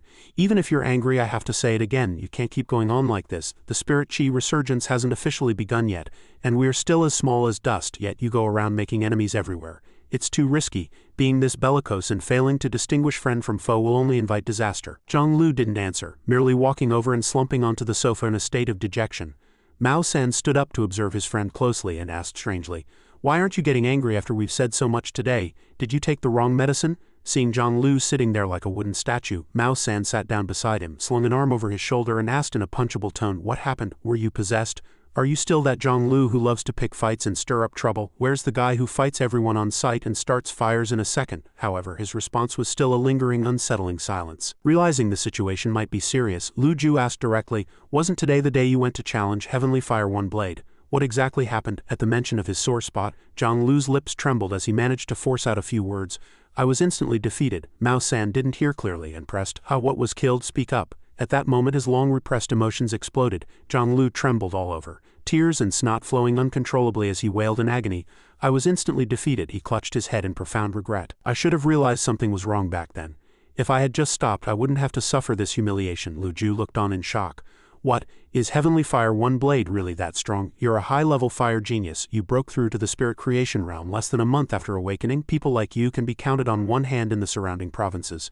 Zhang Lu's face was pale as he recounted the nightmare he had just experienced. Just one move. In that single instant, my proud flowing fire-flying flame was shattered by his thunder. Hearing the word thunder, Mao San hesitated. Could you have challenged the wrong person? After all, your fire attribute is frighteningly pure. Unless it's someone from a high-level combat zone who could go head-to-head with you, especially now that you're a spirit creation realm expert. Lu Ju pondered and analyzed. You awakened late and have been fighting us for resources ever since, even defeating 2 wild pioneers of the same attribute who were originally 3-star abode realm. So is it possible the Heavenly Fire One blade you met wasn't the one from the news?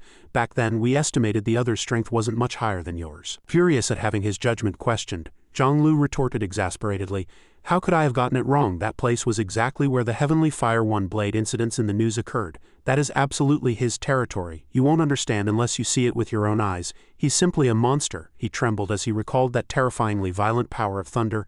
It was like all the heavenly thunder was exploding in my ears. My head was almost crushed. My intuition tells me it was definitely him. Mao Zan and Lu Ju began to feel a chill down their spines. Zhang Lu continued to talk incessantly about Fang Yi's terror. He's a spirit creation realm pioneer with dual high-level fire and lightning attributes. His lightning ability is countless times stronger than my fire. He absolutely hid his true strength. Damn it, he has to be at least a 3-star spirit creation realm, Lu Ju murmured to himself, unable to believe his ears. A free pioneer who has reached the 3-star spirit creation realm. How is that possible? Mao San frowned in thought. If your feeling is right, this person will become a nightmare for all pioneer geniuses. Lu Ju nodded in agreement. With such terrifying attributes and martial talent, he truly is someone one can only look up to, Zhang Lu muttered despondently. He crushed me in one move. Suddenly, a flash of determination crossed his eyes. Do you think I should go and ask to be his disciple? His 2 roommates froze and shouted in unison. Ha! The scene shifts back to Fang Yi's apartment. He was sitting cross-legged in his room, cultivating hard, but he wasn't making any progress. Strange. I was clearly about to break through to the 2-star spirit creation realm just now. Why has that feeling of a breakthrough vanished? No matter how much spiritual energy I absorb, I can't break through. He concluded that this was definitely not his own problem. Fang Yi opened his eyes, retracted his spiritual energy, and guessed. It must be an external cause. He walked into the living room and closed the door, his face full of worry. The current spiritual energy could not converge to produce resonance, thereby failing to create the necessary environment for a breakthrough. Could it be? Fang Yi remembered Garen saying that the military and the Spirit Qi Association were closely monitoring abnormal spiritual energy fluctuations, as well as the rumors about Xia country struggling to survive the first year of the Spirit Qi resurgence. Looking out the window, clouds were churning and thunder was crashing, signaling an ill omen. He asked himself, is something big really about to happen? Has the Spirit Qi resurgence begun early in my city? Feeling uneasy, Fang Yi decided to call Garen to understand the situation. But the only response was the switchboard's cold voice. The number you have dialed is temporarily unavailable. He was extremely anxious. Couldn't get through? Had the military already gone to the front lines? No. If there were a dangerous anomaly, the military should have contacted him. The worst-case scenario was that the communication signals had been cut off. Just then the phone rang. The caller ID showed Su Qingying. Fang Yi quickly answered, but the signal was atrocious, with noisy interference drowning out her voice. Fang Yi, the situation has changed. If you need support. Suddenly a bat slammed violently against the glass window. He glanced at it and said into the phone, your signal is too poor. Is there a massive outbreak of anomalies in the city? Qingying replied urgently, her voice breaking up. No, it's a huge problem. I'm in the city right now. Then the signal cut out completely, leaving only meaningless static. Fang Yi shouted into the receiver. Hello? By now the bats outside were frantically throwing themselves against the glass. Crash! The window glass shattered into 1,000 pieces. That bat was no ordinary animal. It was a dark attribute anomaly. It opened its bloody maw and lunged straight for Fang Yi. Already frustrated by the lack of information, his temper flared at the sight of this overconfident beast. He raised 2 fingers, summoning lightning. You're asking for death. A bolt of lightning shot out, instantly piercing the bat and charring it to a crisp. Inside the room, Lin Yi heard the massive commotion and rushed out. Brother, anomaly bat suddenly appeared. Seeing the shattered window and the charred remains of the bat, she asked worriedly, did something happen? Lin Yi walked to Fang Yi's side, looking at the large hole in the window pane. Usually anomalies only appeared stealthily, but now they were openly attacking residential buildings. And there was more than one. Fang Yi nodded, his expression grave. Yeah, it's possible. If we're lucky, it's still within my range of control. Outside, the sky was as black as ink with lightning tearing through the night, and the entire city was shrouded in a bone-chilling, eerie atmosphere. Fang Yi added, the worst-case scenario is that a massive upheaval will occur here. Just like the catastrophes we've seen in the news, he quickly analyzed the situation. 2-star abode realm anomalies usually only hide in the shadows and wouldn't run rampant in the city center, let alone attack a pioneer's home. Next they would face a hard battle. He just didn't know exactly what would happen. Call all the pioneers you can contact to the house. Lin Yi nodded obediently. Okay, I understand. Fang Yi stepped onto the windowsill, preparing to jump out and investigate. He turned and instructed his cousin. You're almost touching the threshold of the spirit creation realm, right? So I'll leave the security of the house to you for now. Watch this window and don't let any anomalies slip in. You guys will be fine, right? Lin Yi answered firmly. We will. In the city center, black clouds swirled atop the skyscrapers, forming a massive vortex crackling with lightning. On the rooftop of the West Suburbs Hotel, Qingying frowned at the dead walkie-talkie in her hand. Our signal is being jammed. Fang Yi couldn't hear our specific location. If such a large-scale abnormal disaster really occurs, we'll have to rely on ourselves. Her teammates asked worriedly if it could be an equipment failure. Qingying shook her head, her voice trembling slightly. Captain, I truly don't dare to imagine what a so-called unidentified rank anomaly actually is. I also hope this is just a false alarm. She tried to adjust the walkie-talkie's frequency to connect via an internal channel. What's the patrol status of each group? The pollution concentration in Sector A is 4. Everyone stay alert and report the pollution fluctuation values for each area. Just as she finished speaking, a deafening roar came from the distance, as if 10,000 pairs of wings were flapping simultaneously. Qingying and her two teammates looked up at the same time, their eyes filled with horror. Countless bats flew out of the pitch-black clouds like a disturbed hornet's nest, blotting out the sun. She immediately shouted into the walkie-talkie, issuing an emergency bulletin to the other patrol groups. Anomalies appearing in swarms, anomalies appearing in swarms, thunder roared, tearing through the night. Rain lashed down in a torrential downpour. On television, the weather forecast issued a red alert. The city was about to experience the heaviest rainfall in half a century, and danger warnings had been issued for many areas. Work and school are suspended citywide for 1 day due to the heavy rain. Residents are requested to stock up on sufficient food at home and do not go out. The rain was torrential, and the day was as dim as night. Some people who had just stepped out with umbrellas hurried back inside. Streets and alleys were buzzing with discussion. It feels like the sky is falling, it's terrifying. Could something really be happening? Is it the end of the world? What exactly has been going on lately? Amidst the wind and rain, two figures were still racing through the deserted streets on a motorcycle. Gosh, this weather is really wrong. We wouldn't be this unlucky, would we? Lu Ju shouted over the howling wind, struggling to keep up with Zhang Lu. Should we stay or go? Zhang Lu, say something. But Zhang Lu only had a grim face, as silent as a stone. Suddenly, an anomaly bat rushed out from nowhere and launched an attack on him. Already irritable, Zhang Lu was instantly enraged to see this beast dare to provoke him. He activated his fire attribute and roared, "Are you asking for death?" He swung his hand violently, releasing a burst of flames that enveloped the anomaly bat. Boom! An explosion rang out as the fire burned fiercely. Lu Ju shouted in surprise, "What's with this anomaly? Zhang Lu has such a strong fire attribute. Don't anomalies usually hide far away?" However, after a few crackling sounds, the bat actually flew out of the flames unscathed. As if the fire were merely a breeze brushing against its face, Lu Ju couldn't help but curse. "Damn it, are these bats unburnable?" Zhang Lu realized the severity of the problem, his expression shifting. "No, it's not that they can't be burned, but that they've regenerated. The strength of the pioneers here is already monstrous enough. I didn't expect the anomalies to be this terrifying as well. Go home, hurry home." A few hours earlier at the Spirit Chi Association, an emergency video conference with high-level leadership was being held. Qingying spoke solemnly. "Therefore we should immediately invite the association's highest-ranking pioneers and maintain close contact with Fang Yi." No sooner had she finished speaking than the patrol group's emergency signal rang out. A team member had been severely injured, and Liao Ming sent a message back to headquarters in a panicked tone. "Special grade anomaly warning. An A-rank anomaly is about to appear in the city center, estimated within 24 hours. Currently, a large number of anomaly bats are gathering in the suburbs," Chen Li exclaimed. "An A-rank anomaly?" Qingying immediately requested instructions. "Send a team out immediately, I'm going too." Before the signal was completely cut off, the last image sent back was of a massive bat lunging at that team member.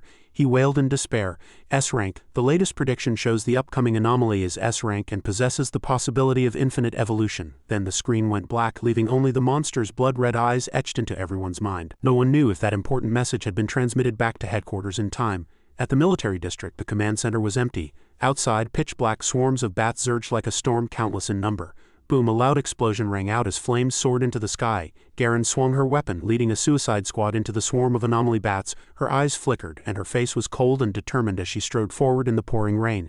Shushua exquisite sword light cut through the sky, shredding the bat swarms to pieces. Garen's ability, Advanced Metal Variant Spiritual Power, allowed her to transform spiritual power into any form and reinforce it, increasing its power to 200. However, she soon noticed something unusual. These dark attribute anomalies continued to multiply. seemingly endless to kill as if they were trying to block them. Just then, a blonde figure arrived behind her with a flash of lightning. The blonde youth said with a smile, "Commander Garen, it seems your injuries have recovered well. Your power is even stronger than before." He looked up at the bats circling in the sky, his tone becoming serious. "But the situation isn't good. Only the two of us high-level officers are left guarding the entire military district. Please issue the next command." Garen looked at the pitch-black sky and calmly analyzed the situation. "Our military district signal has been jammed by the anomalies, and the interference suppression device has also failed. We can't contact the outside or other military districts. I believe the situation in other districts is likely similar." Seeing the bat swarm circle once and prepare for the next dive, Garen gave a decisive order. "What we need to do now is have the first and second units stay here. We absolutely cannot let them invade the Forbidden Zone. Everyone else, follow me to break out and rendezvous with the breakthrough teams from other military districts." As soon as she finished speaking, Garen and the blonde youth led the way, leading the group to charge out of the encirclement. They had already realized that the true target of these swarms was not the military Forbidden Zone but the densely populated city. In the city, the rain continued to fall relentlessly, accompanied by thunder and lightning. The wings of 10,000 anomaly bats obscured the sky, making day as dark as night. On a small street, several people hurried into a bus station to take cover. "Run, hurry, it's raining, it's raining." The girl who had previously live-streamed the Heavenly Fire incident was holding her phone at the station. She complained, "Oh man, the rain is too heavy. I'll find a raincoat and come back to keep filming." But then she became excited again. "This eerie weather is just so attractive." She happily shared her experience with her companions. "Just like last time, I risked my life to capture that viral footage." As she spoke, she suddenly froze, seeing her companion trembling all over. The girl held her breath, her eyes wide with terror. Then a shrill scream tore through the curtain of rain. An anomaly bat with blood-red eyes was clinging tightly to her companion's neck, frantically drinking blood. The sound of gunshots came from not far away, and survival instincts instantly exploded. The girl dropped everything and ran for her life without looking back. She screamed in panic as she ran. "Gunshots, where are they coming from? So many bats, the bats are biting people. They're still sucking blood. Help, help." However, human stamina is limited. How could she outrun those flying monsters? The sharp claws of an anomaly bat grabbed her shoulder. The girl covered her face and screamed, thinking she was certainly dead, when suddenly whoosh, a green arrow whistled through the wind, piercing the bat's body. The monster fell to the ground, twitching. A figure appeared before the girl like a savior. Qingying and her two teammates arrived just in time. She helped the girl up and turned to instruct her teammates, "My comrades will escort you home. Take her home safely." The two teammates voiced their opposition. "But Captain, C-rank anomalies are becoming more frequent, and there are signs of evolution." Qingying waved her hand and decisively repeated the order. "Oh, since we know they are evolving by feeding on human blood, hurry and take the residents to a safe place, then come back and meet me. This is the most heavily polluted area." The two teammates dared not disobey. "Understood, yes." On Fang Yi's side, after carefully instructing Lin Yi, he jumped out of the large hole in the window. He landed on the rooftop of the building opposite. He immediately encountered a massive anomaly bat. Looking at these well-organized bats, Fang Yi secretly wondered, have these bats already evolved close to the 3-star abode realm? Without hesitation, he summoned his long blade burning with heavenly fire. "Heavenly Fire Strike!" Fang Yi unleashed a scorching blade wave, instantly incinerating the swarm of bats before him, the firelight reddening half the sky. However, he soon noticed something was wrong. This anomaly was extraordinary. The bats were constantly multiplying and mutating. "They can't be killed. It's hard to eradicate them. Moreover, I sense an extremely high concentration of dark attributes appearing simultaneously in densely populated areas. This foretells a large-scale disaster is about to erupt. So finding where the Spirit Chi Association people are might take some time. I can only deal with things one by one." To speed up, Fang Yi decided to use a large-scale killing move. "Infinite Dark Realm, become nourishment for my spirit flower." He muttered to himself. "But I must be fast," Fang Yi secretly calculated. The people who teamed up with Fang Yi before should have all been called to his house. With his ability and these pioneers having a house to guard, self-protection definitely won't be a problem. But if this continues, that dream will really become reality. Surviving might be very difficult. 10 minutes later, in the area Qingying was guarding, she was panting heavily and cursing angrily. "Damn it, they never stop coming." She analyzed the situation in despair. Her spiritual power recovery speed could not keep up with the consumption. If this continued, her spiritual power would be exhausted. She didn't know if those two unlucky teammates had run into trouble. Just then, a tragic cry for help came from a nearby residential building. Help!" Qingying leapt up without hesitation to go to the rescue. "Damn it, these anomalies are getting stronger. Their energy is almost reaching the spirit creation realm. People have already been dispatched to save others, but it's still not enough. They've begun to violently attack the residents in the building." This scene triggered her horrific memories of the disaster that nearly occurred in the imperial capital. She leapt to a high point and fired dense spiritual energy arrows, instantly wiping out a swarm of bats. The enraged bat swarm turned to begin besieging Qingying. While in free fall in the air, she was deeply worried. If this continued, before the thought could finish, an emerald green light flashed, making her eyes widen in surprise. Boom! A bluish-black vortex crackling with lightning appeared out of thin air like a giant hand, suddenly grabbing the bat swarm and dragging them into it. Qingying was stunned. Has a king of anomalies been born? While she pondered this dark prospect, the city was gradually falling. The rank of these anomalies was not at all inferior to that catastrophe in the capital. Even worse, it seemed no one could stop them, neither the Spirit Chi Association nor the military. The entire city was on the brink of total annihilation. As she fell, Su Qingying hurriedly activated her spiritual shield and reported to the association. The pioneer squad in Sector A had already sacrificed themselves while defending the city. They had released their energy to form a spirit mist to slow down the reproduction rate of the bat swarm. Meanwhile, the pioneer squad in Sector B had lured a wave of anomalies into a trap, likewise creating a spirit mist and dying alongside the anomaly bat swarm. According to the latest warning, the energy of a detected darkness attribute anomaly cocoon had already reached the Vajra realm.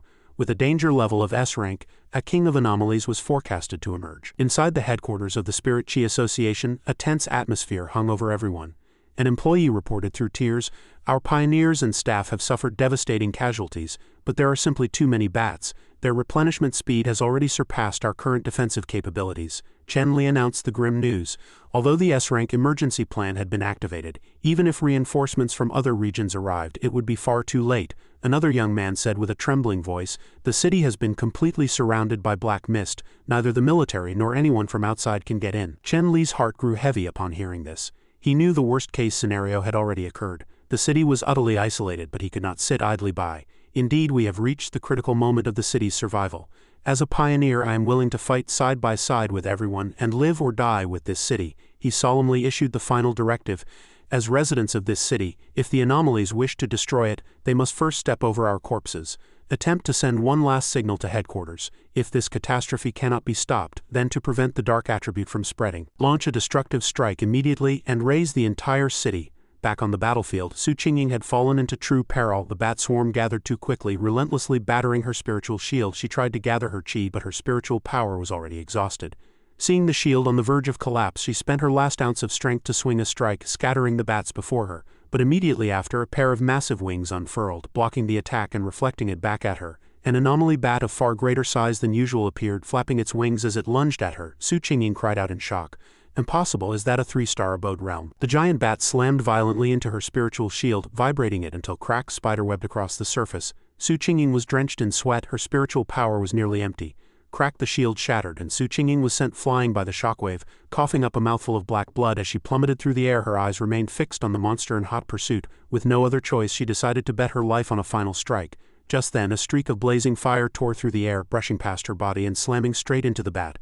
Boom! The flames instantly reduced the monster to ash. Su Qingying froze for a moment, then burst into a joyous cheer. She landed safely on the ground and saw a familiar figure sprinting toward her, holding a flaming long blade. It was the powerhouse Fang Yi. Fang Yi was utilizing two attributes simultaneously, his eyes shimmering with a strange light, one side a fiery red, the other a ghostly green lightning. After unleashing the heavenly fire, he immediately switched to the lightning attribute. The Bat King charged out from the sea of fire, fierce despite its injuries, but it was out of luck. The moment it showed its head, it took a direct hit from Fang Yi's 100 refinements of divine lightning. Bang, bang, bang! A series of explosions rang out, clearing the surrounding bats. Fang Yi landed and said softly, "Sorry, took me a little while to find you," he explained. "There were simply too many of these anomalies along the way." Su Qingying panted as she warned him, "Be careful, they can resurrect." Sure enough, the black chi in the sky was already reconsolidating into bats. Fang Yi replied calmly, "I know." He reached out his hand and a black ring manifested. "Don't worry from now on." The black ring expanded rapidly, sucking the entire bat swarm into it. Infinite dark realm, domain expansion. Listening to his words, Su Qingying thought to herself, he truly is a man of his word. She suddenly realized she had forgotten something extremely important. That's right, how could I have forgotten that this city still has Fang Yi? A pioneer of peerless strength had sucked the bat swarm dry in an instant. The infinite dark realm shrank back into his hand, seemingly satisfied. Fang Yi turned to her and asked, "Are you all right?" Su Qingying gave a weak smile. "I'm fine, thank you for saving me. I still have hemostatic medicine on me. I can recover." She hesitated for a moment before continuing, "Since you're helping, please see it through to the end." Fang Yi understood her meaning and lightly patted her back, transmitting a surge of lightning to purify the toxins. "I've cleared the dark attribute residues from your body. When you have time, tend to your wounds." A tingling sensation spread through her, but the pain quickly receded. Su Qingying replied, "Ah, okay." She marveled inwardly. As expected of a high-level lightning attribute, the wound doesn't hurt as much, and the recovery speed is even faster than the association's medicine. At the Spirit Chi Association headquarters, someone exclaimed, "Look, the anomalies seem to be decreasing. Did we successfully break through?" Wei Ping, who was in charge of communications, shook his head in despair. "No, all the pioneer squads sent to rescue were attacked and lost contact. We still can't get in. Look, the number of anomalies outside shows no sign of decreasing." He pointed to the monitoring screen of the city interior. "The number of pioneers is constantly dropping, and not a single squad has restored contact. I'm afraid the king of anomalies is about to descend. The bat swarm is decreasing because they are sacrificing themselves for the birth of the anomaly king." Having said that, Wei Ping left with an air of tragic determination. "Actually, I wanted to go home and see my parents, but I'm afraid I won't make it back. I can only do my best." Inside the city, the bat swarm was circling a massive cocoon guarding their king. Fang Yi asked, "Are you sure you know what that thing is?" Su Qingying's face was deathly pale. "An Ultra S-Rank anomaly that specifically feeds on the blood of the city's residents to nourish itself. Its power is no less than the anomaly sealed by the psychic combat zone." She couldn't help but tremble at the mention of it. People usually referred to such things as catastrophes, and this cocoon was like the omen of a descending catastrophe, but it was only the omen. Watching many parts of the city fall and the bats blotting out the sun, humans were like those who could predict a catastrophe but were powerless to stop it. She pointed at the cocoon and said, "Something horrific is gestating inside that cocoon. If it hatches, the entire city will be destroyed," Su Qingying further explained. "But currently we have a more scientific explanation. Research shows that during the process of mutation and evolution, anomalies will devour each other even if they are of the same kind. Evolution through devouring is the fastest path to leveling up, but dark attribute anomalies are different. These bat anomalies before us are a classic example. Before their own kind, this perfect evolutionary form possesses an effect similar to bloodline suppression. Ordinary anomalies will automatically regard it as their master. We call this perfect evolutionary form the king of anomalies." She looked at Fang Yi with concern. "Big shot, I know you're strong. Stronger than I imagined, but you haven't reached the Vajra realm yet. Moreover, even the strongest pioneer would fall into a coma after sealing a catastrophe-level anomaly, requiring a massive mobilization of manpower to find the 7 decay flower afterward. As a friend and admirer," she sincerely advised, "we don't want to lose a genius pioneer like you. If possible, you should leave as soon as possible and break through the encirclement of the bat swarm. Once you're out, contact the military and tell them to abandon this city." After hearing this, Fang Yi flicked her forehead, making her wince in pain. "Did you waste those 20-odd years of schooling? Did you give it all back to your teachers after the Spirit Chi resurgence?" He flashed a determined smile. "This is my home. Even if I must pay a painful price, I will never regret it." Su Qingying watched Fang Yi's back, instinctively reaching up to rub the spot where he had flicked her, an indescribable sense of pride welling in her heart. Amidst the torrential rain, Fang Yi's stride was firm as he walked without hesitation toward the massive cocoon and the swarms of anomalies as dense as ants. At this moment he activated his golden yang protection, his entire body radiating a dazzling light as he stared at the monsters with a sky-piercing murderous intent, sacrificing the entire city to welcome the birth of the anomaly king. He turned and reached out toward Su Qingying. "Is the device on your hand still functional? Let me borrow it." She was stunned, not understanding what he intended to do. "What?" Nonetheless, she quickly unfastened the specialized watch and handed it to Fang Yi. Fang Yi put it on his wrist and confirmed, "This thing can detect anomalies and contact the Spirit Chi Association, right?" He then pointed his blade directly at the giant cocoon, announcing heroically, "I'm going to completely eliminate it before it's born." The moment his voice fell, thunder roared in the sky as if in response. The anomaly swarms seemed to sense the threat as well. They flapped their wings frantically, standing guard around the giant cocoon like loyal knights protecting their king.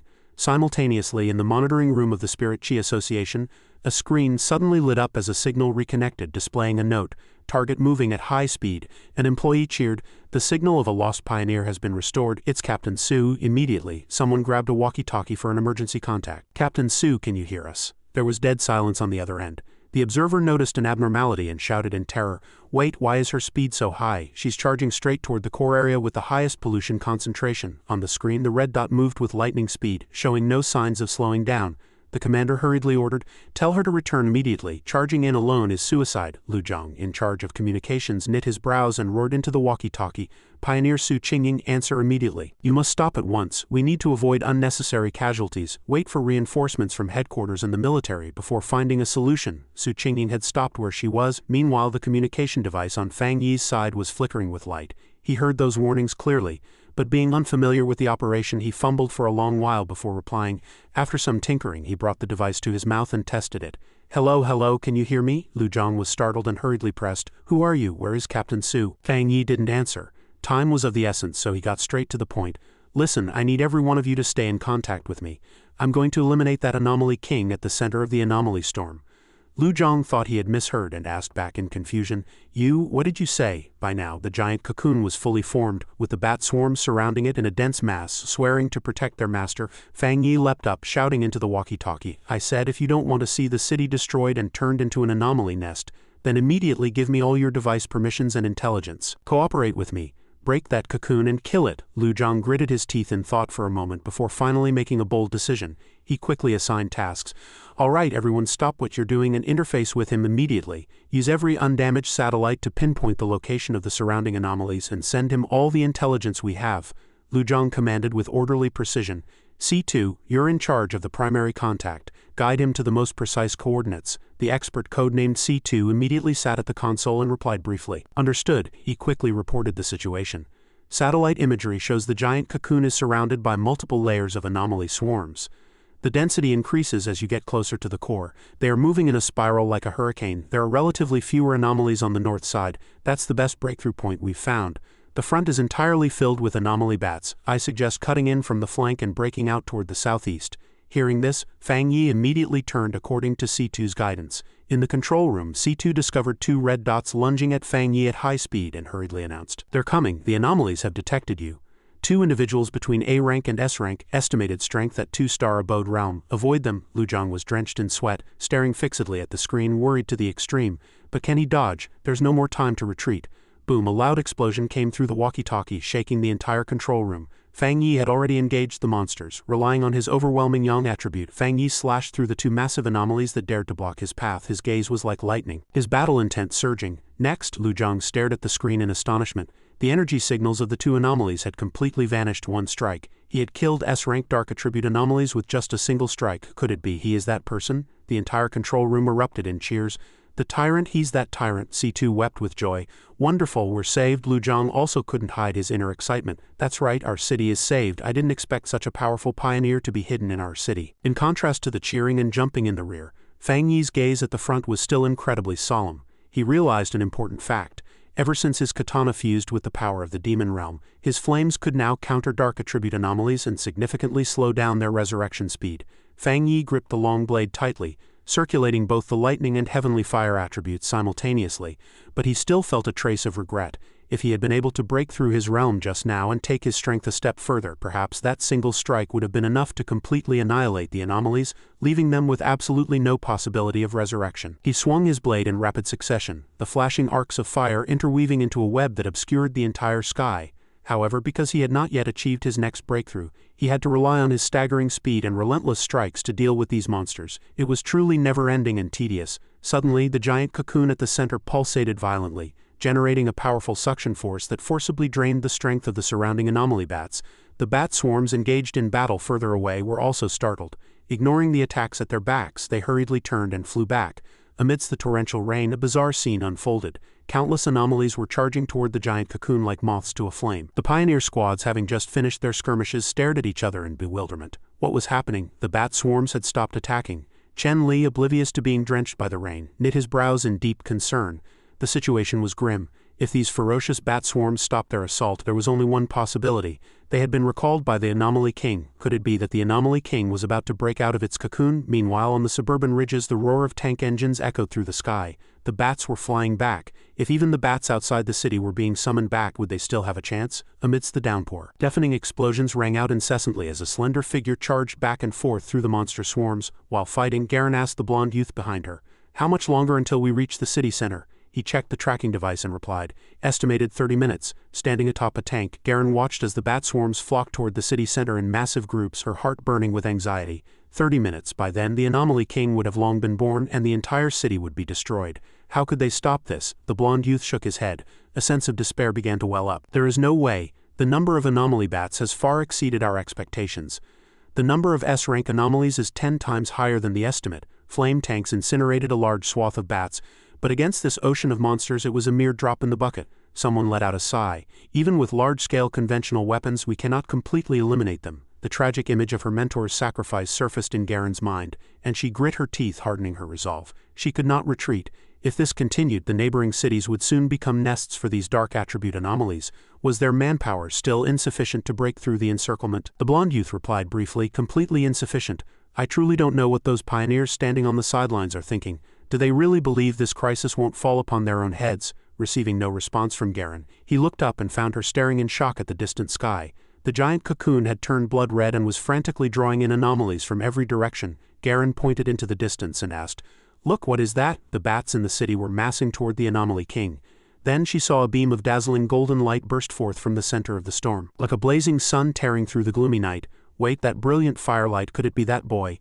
Is it Fang Yi? Seeing the commander dazed, the blonde youth hurriedly called out, "Garen!" She snapped back to her senses, let out a rare smile of relief, and shook her head. "It's nothing." Immediately after, she issued a commanding order. "All units, listen up, increase firepower, do not hesitate, charge with everything you have. We must enter the city. The psychic combat zone will never abandon its rescue mission for any city." Inside the city, earth-shaking explosions rocked the ground. A massive fire dragon manifested out of thin air, its gaping maw swallowing swarms of anomaly bats. That terrifying power sent a shiver through even Garen in the distance. Inside her room, Su Qingying stared wide-eyed at the sea of fire. On the rooftop, Lin Yi cheered excitedly, it's my cousin's blade technique." The bat swarms began to split into two groups, one to intercept Fang Yi and the other to continue flying back to replenish energy for the anomaly king.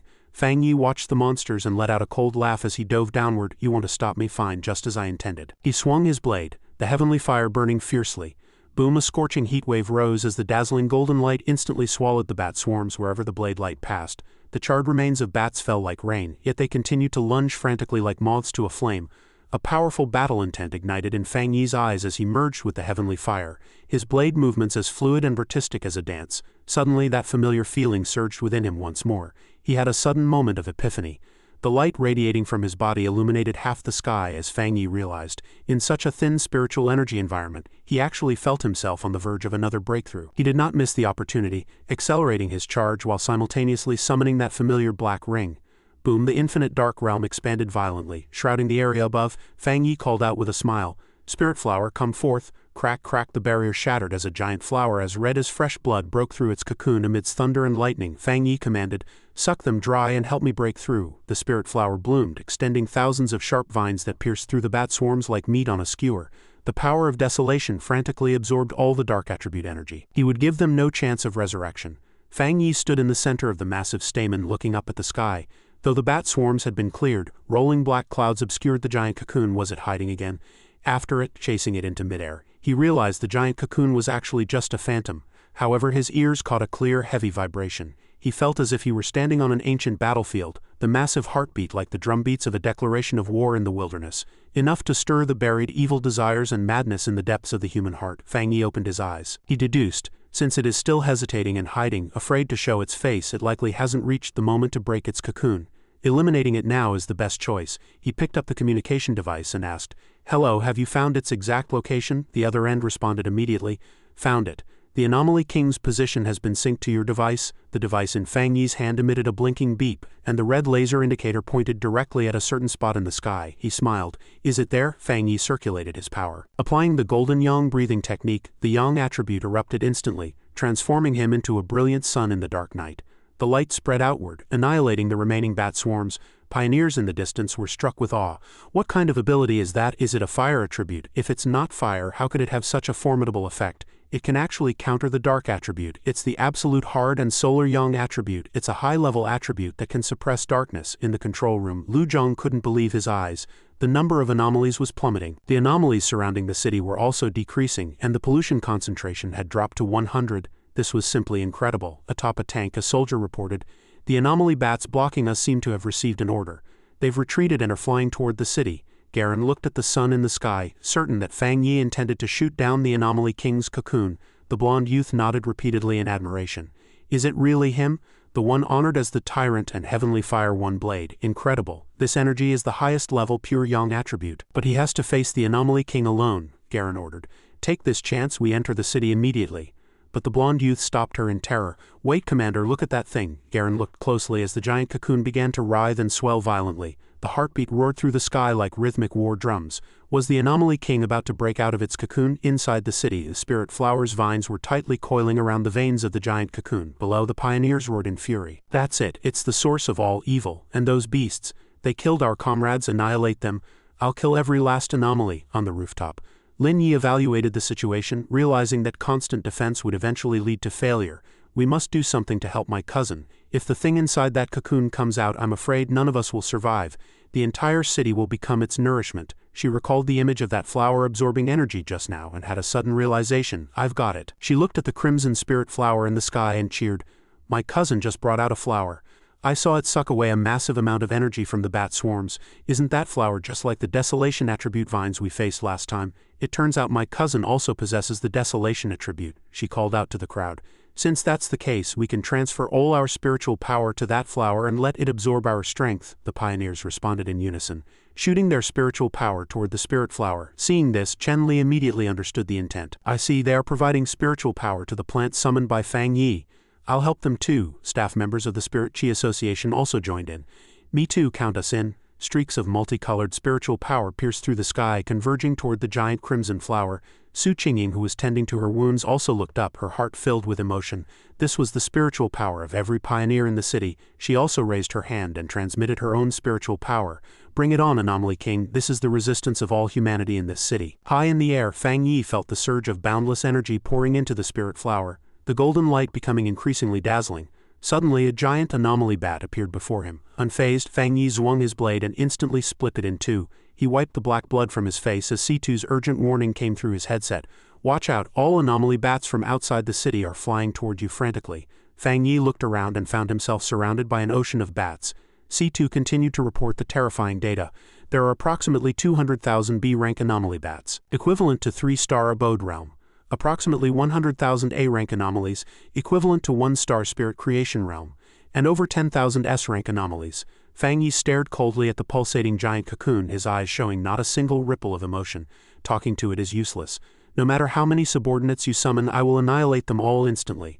A provocative smile curled on his lips. Anomaly King, are you so eager to hatch before you fully evolved because you're afraid I'll crush you directly? As his voice fell, the cocoon shell cracked and a pair of sharp claws, withered and emaciated, they pierced through the protective membrane and struggled to crawl out. The long blade in Fang Yi's hand glowed intensely, the scorching aura of the heavenly fire radiating out, signaling that a life-and-death struggle was about to begin. He gripped the hilt tightly, on high alert. Here it comes. With a spine-chilling tearing sound, two pitch-black hands sharp as blades slowly tore open the giant cocoon to clear a path for the monster within. Following that, a massive head with a single eye flashing with an eerie green light emerged, staring intently at the world outside. It opened its gaping maw, which split all the way to its ears, and let out a roar. That roar shook the entire space. Before the Anomaly King, the brilliant spirit flower instantly seemed as tiny as dust. Rumble explosions echoed throughout the city as the surrounding spiritual energy was sucked dry in an instant. The ground shook violently, opening up massive fissures that sent everyone into extreme panic. It's over. This is the power of the Anomaly King. Someone slammed the ground in despair and self-reproach. Damn it, can the Anomaly King destroy us so easily just by hatching? Garen watched from a distance, so tense she bit her lip until blood flowed. Su Qingying pressed her folded hands to her forehead and prayed silently, you must succeed. Lin Yi looked toward her cousin with the same faith and expectation. Fang Yi stared directly into the monster's eerie green eye and said in a low voice, so you are the dark attribute Anomaly King and the culprit behind this catastrophe. The young attribute erupted instantly, filling the air like a blazing sun and dispelling the darkness behind him. The spirit flower burst into a dazzling radiance, ready to support its master at any moment. Fang Yi walked toward the Anomaly King with steady steps, his voice low but filled with authority. I grew up in this city. I like the environment here, and I like the life here. The Anomaly King seemed to understand the provocation and responded with a roar from its massive maw. Fang Yi stared at it solemnly, the energy within his body exploding to its limit. So go to hell. Boom, an earth-shattering explosion erupted. The sky above the city was torn in half by two diametrically opposed energies clashing fiercely. On one side was the deathly blue-black of the dark attribute. On the other was the golden light of the yang attribute, as brilliant as high noon. The two powers collided, forming a massive vortex. In that moment, everyone's vision held only the sight of that intensely flickering golden sphere that was Fang Yi. As the dust gradually settled, the Anomaly King emerged. Completely unscathed despite the devastating strike just now, it opened its single green eye, its voice dark as an echo from hell. A mere 1-star spirit creation realm dares to oppose me. With that, it opened its gaping mouth, creating a horrific suction force that swept up everything in sight. Facing this overwhelming power, Fang Yi found his will to resist was insufficient. He cursed inwardly. Oh no. Just like that, Fang Yi was sucked directly into the pitch-black maw of the Anomaly King, sliding down the slimy esophagus into its stomach. In that moment he realized his mistake. He realized he had been overconfident. The Anomaly King was, after all, different from ordinary anomalies. After taking his full-force strike head-on, it was not only not destroyed, but despite being burned by the Yang attribute, it actually managed to swallow him. Fang Yi landed with a splash in the monster's stomach, surrounded by an ocean of viscous gastric juices emitting bursts of nauseating stench. He quickly evaluated the situation. The digestive fluids here were extremely corrosive, and the concentration of the dark attribute was staggeringly high. If he were an ordinary pioneer, he would likely have vanished from this world long ago. Fang Yi stood up within the strange space inside the monster's body, looking around as a question surfaced in his mind. Strange. For an anomaly to evolve to this degree, its intelligence should be exceptionally sharp. Could it be that it isn't afraid of me attacking its internal organs? After all, the interior of the body is the most vulnerable place. Since he couldn't figure it out, he decided to take direct action. Fang Yi clenched his fist and began his counterattack from the inside. Let's test this out first. Boom, a punch wrapped in the Yang attribute slammed heavily against the Anomaly King's stomach wall. The giant beast outside convulsed in pain, its abdomen twitching as it secreted even more digestive fluids to neutralize the attack. Fang Yi observed its reaction and nodded. It seemed that although his abilities were weakened by the creature, he could still inflict damage. He had found a way to deal with it. As long as it was effective, everything could be resolved. He summoned his reliable assistant. Come forth, Spirit Flower. Fang Yi analyzed the situation. Though the Anomaly King was powerful, it had greedily swallowed the Spirit Flower as well. Fortunately, the Spirit Flower had already absorbed enough dark attribute energy and spiritual power from the external pioneers. However, looking at the Spirit Flower in his hand, he found it listless and exceptionally weak. He asked with concern, "What's wrong? Do you not like its dark attribute?" The Spirit Flower shook its head weakly. Fang Yi froze. This was a situation he hadn't anticipated. The Spirit Flower, which possessed the Desolation attribute, was actually repulsed by devouring the Anomaly King's dark attribute. The plan to use the Spirit Flower to drain the monster from the inside had temporarily collapsed, and in his frustration, Fang Yi struck the stomach wall again to vent his anger. Outside the city, the massive Anomaly King beat its wings, soaring through the pitch-black sky. The bat swarms circled around it, continuously replenishing their master's energy. The gorgeous matriarch gazed up at the night sky where the familiar golden light had vanished, asking in a panic, "Xiao Yi, what's the situation now?" Lin Yi shook her head helplessly. "I don't know where my cousin is either." In another area, the Spirit Chi Association was working hard to evacuate the public, with broadcasts echoing one after another. "Everyone, please evacuate in an orderly fashion. Do not panic and cause a stampede. We will do our utmost to ensure everyone's safety." Su Qingying continued to stare fixedly at the monitoring screen, sweat pouring down her face. Fang Yi was fighting the monster from within its body. The military had also entered the city. Heavy tanks rolled through the streets, assisting in the evacuation efforts. Garen issued instructions via the walkie-talkie. The bat swarms and the Anomaly King are temporarily too busy to attack the city center. Seize this time to complete the transfers and minimize casualties. The soldiers responded in unison. "Yes, sir." Gazing at the monster high in the sky, frantically siphoning spiritual power, Garen grit her teeth and said, "We must hurry. We can't just sit here and wait for death." The sky was as black as ink, and the Anomaly King was severely malnourished due to its premature emergence from the cocoon. It frantically sucked the small bats into its maw, treating them as reserve rations to replenish its energy. After devouring a large number of its subordinates, its body began to rapidly convert the energy. Inside its stomach, Fang Yi sensed danger was imminent. Suddenly a deluge of slimy green liquid poured from the esophagus into the stomach like a waterfall. The flood-like flow left Fang Yi with nowhere to hide. He could only grit his teeth and activate the golden yang breathing technique for protection, allowing himself to be submerged by the disgusting fluid. The stomach was quickly filled and Fang Yi sank into an ocean of green mucus. A searing, agonizing pain, like the corrosion of strong acid, spread through his nerves.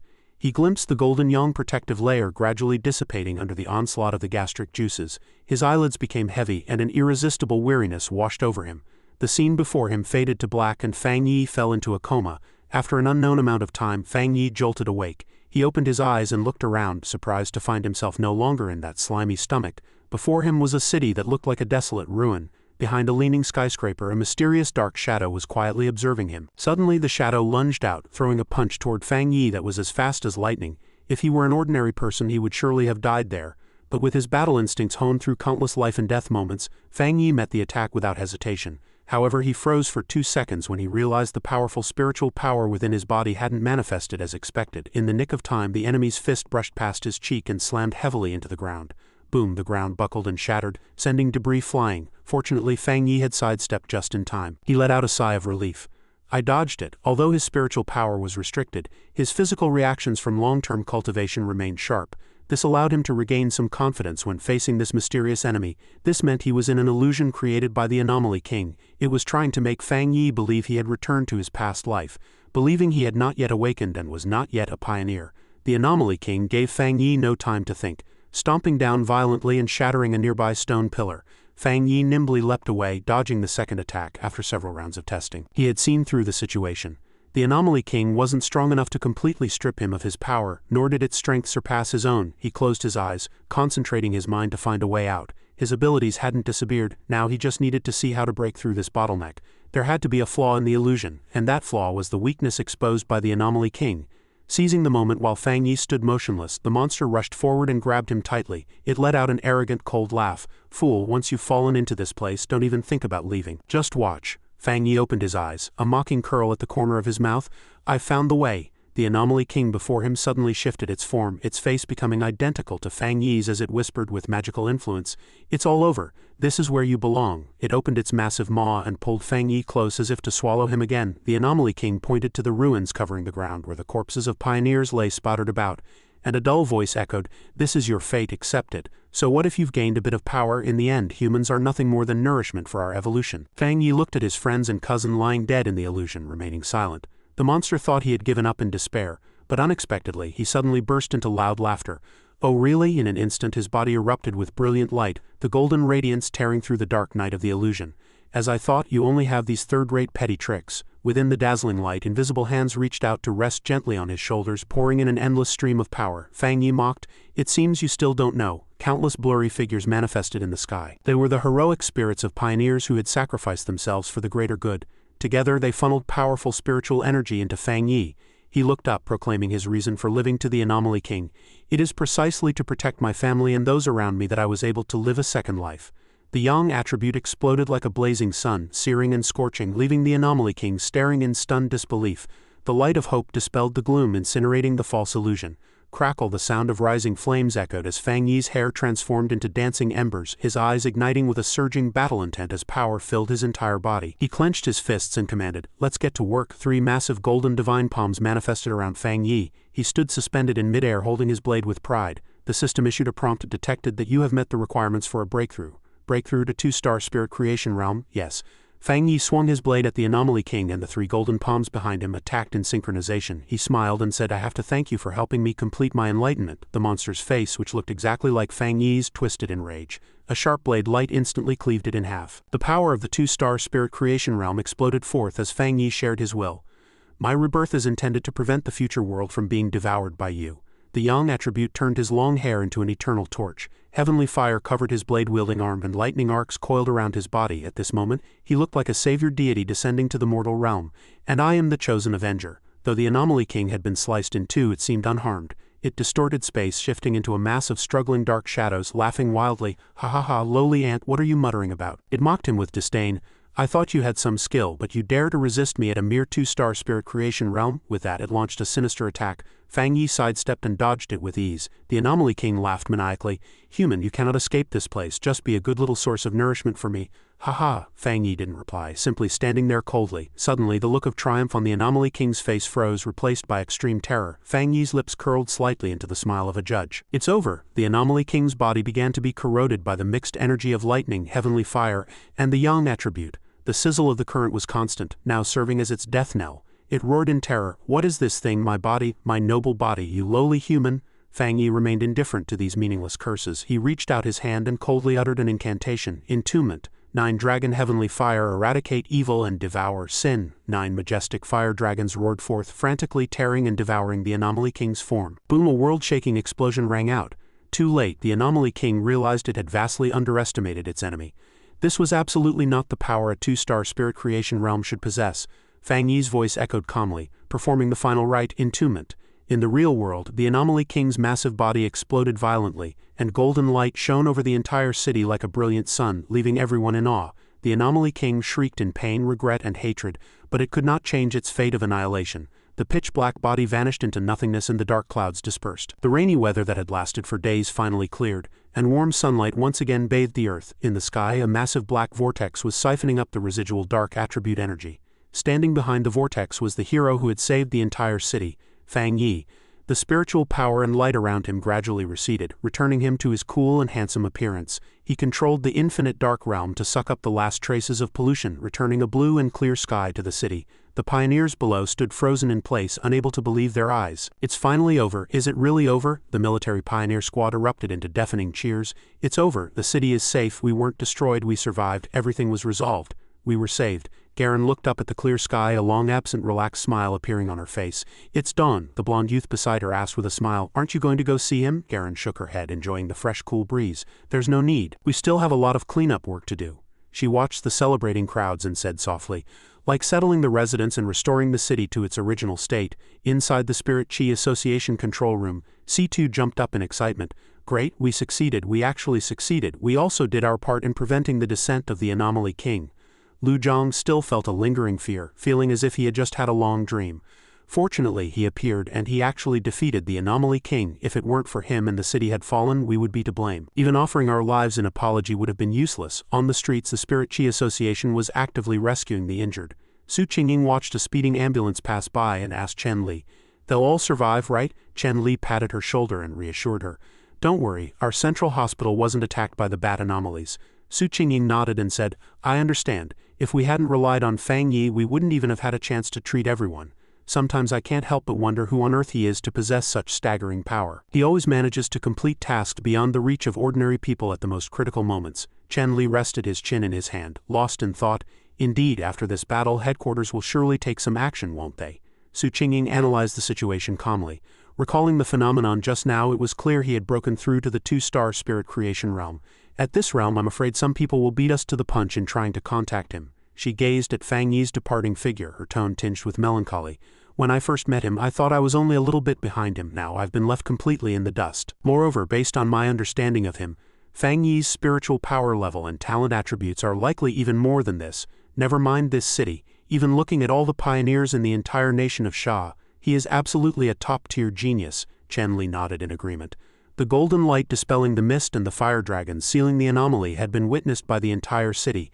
At this moment, everyone was likely discussing the event passionately. The heat of this incident would only continue to rise, not just within the pioneer circles, but permeating the lives of ordinary people as well. "We must act quickly." Su Qingying froze for a moment and asked back, "What?" Chen Li pondered for a moment before revealing a meaningful smile, giving Fang Yi a new title.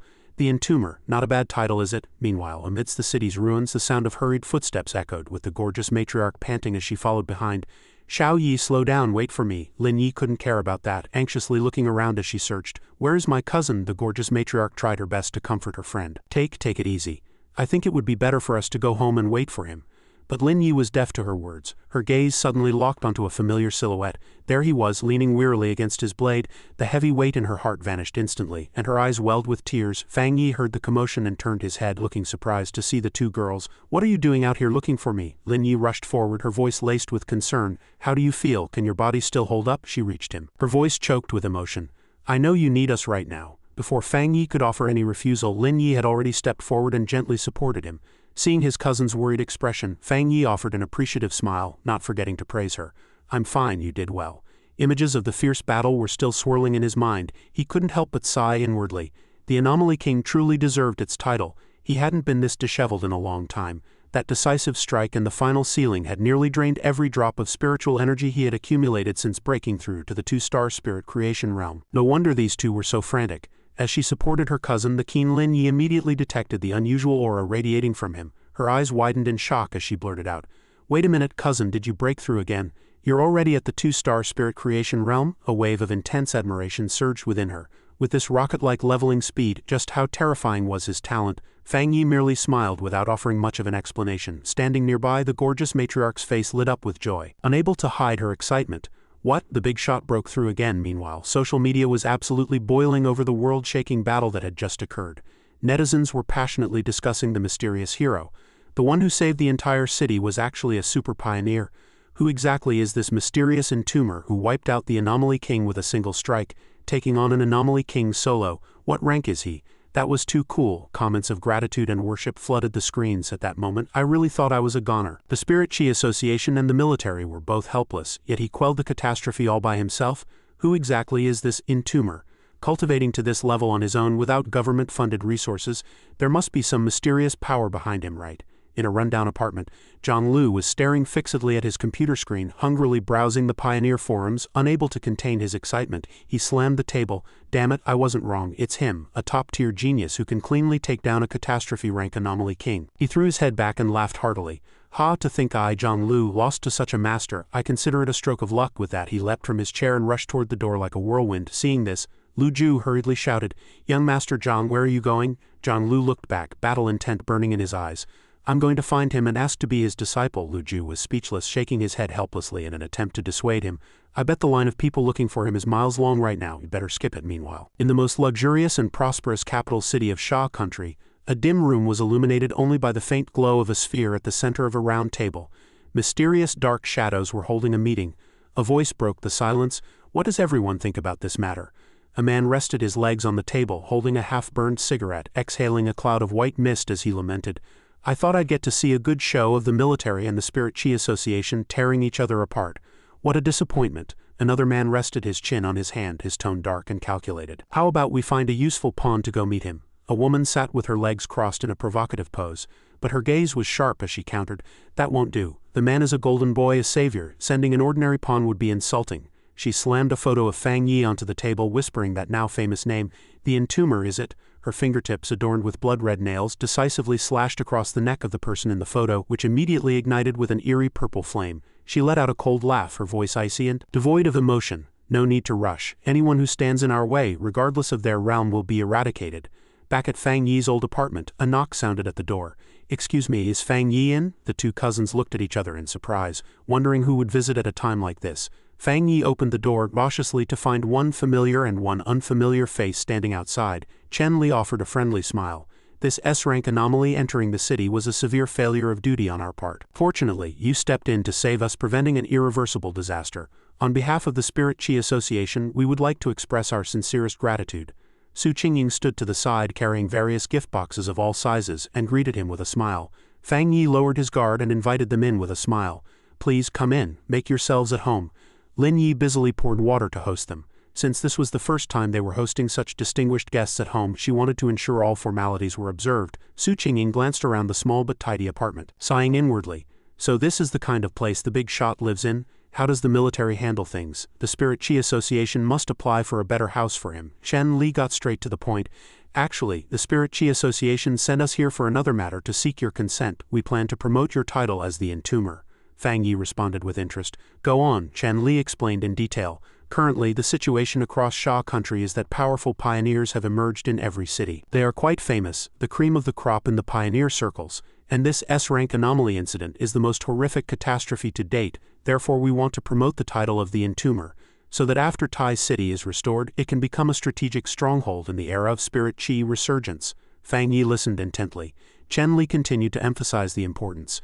"After this disaster, we have decided that the city needs a renowned and powerful pioneer to serve as captain and lead everyone," Su Qingying added with a solemn expression. "In the future, celestial anomalies will become more frequent and invasions will increase. We can no longer fall into that kind of dangerous situation.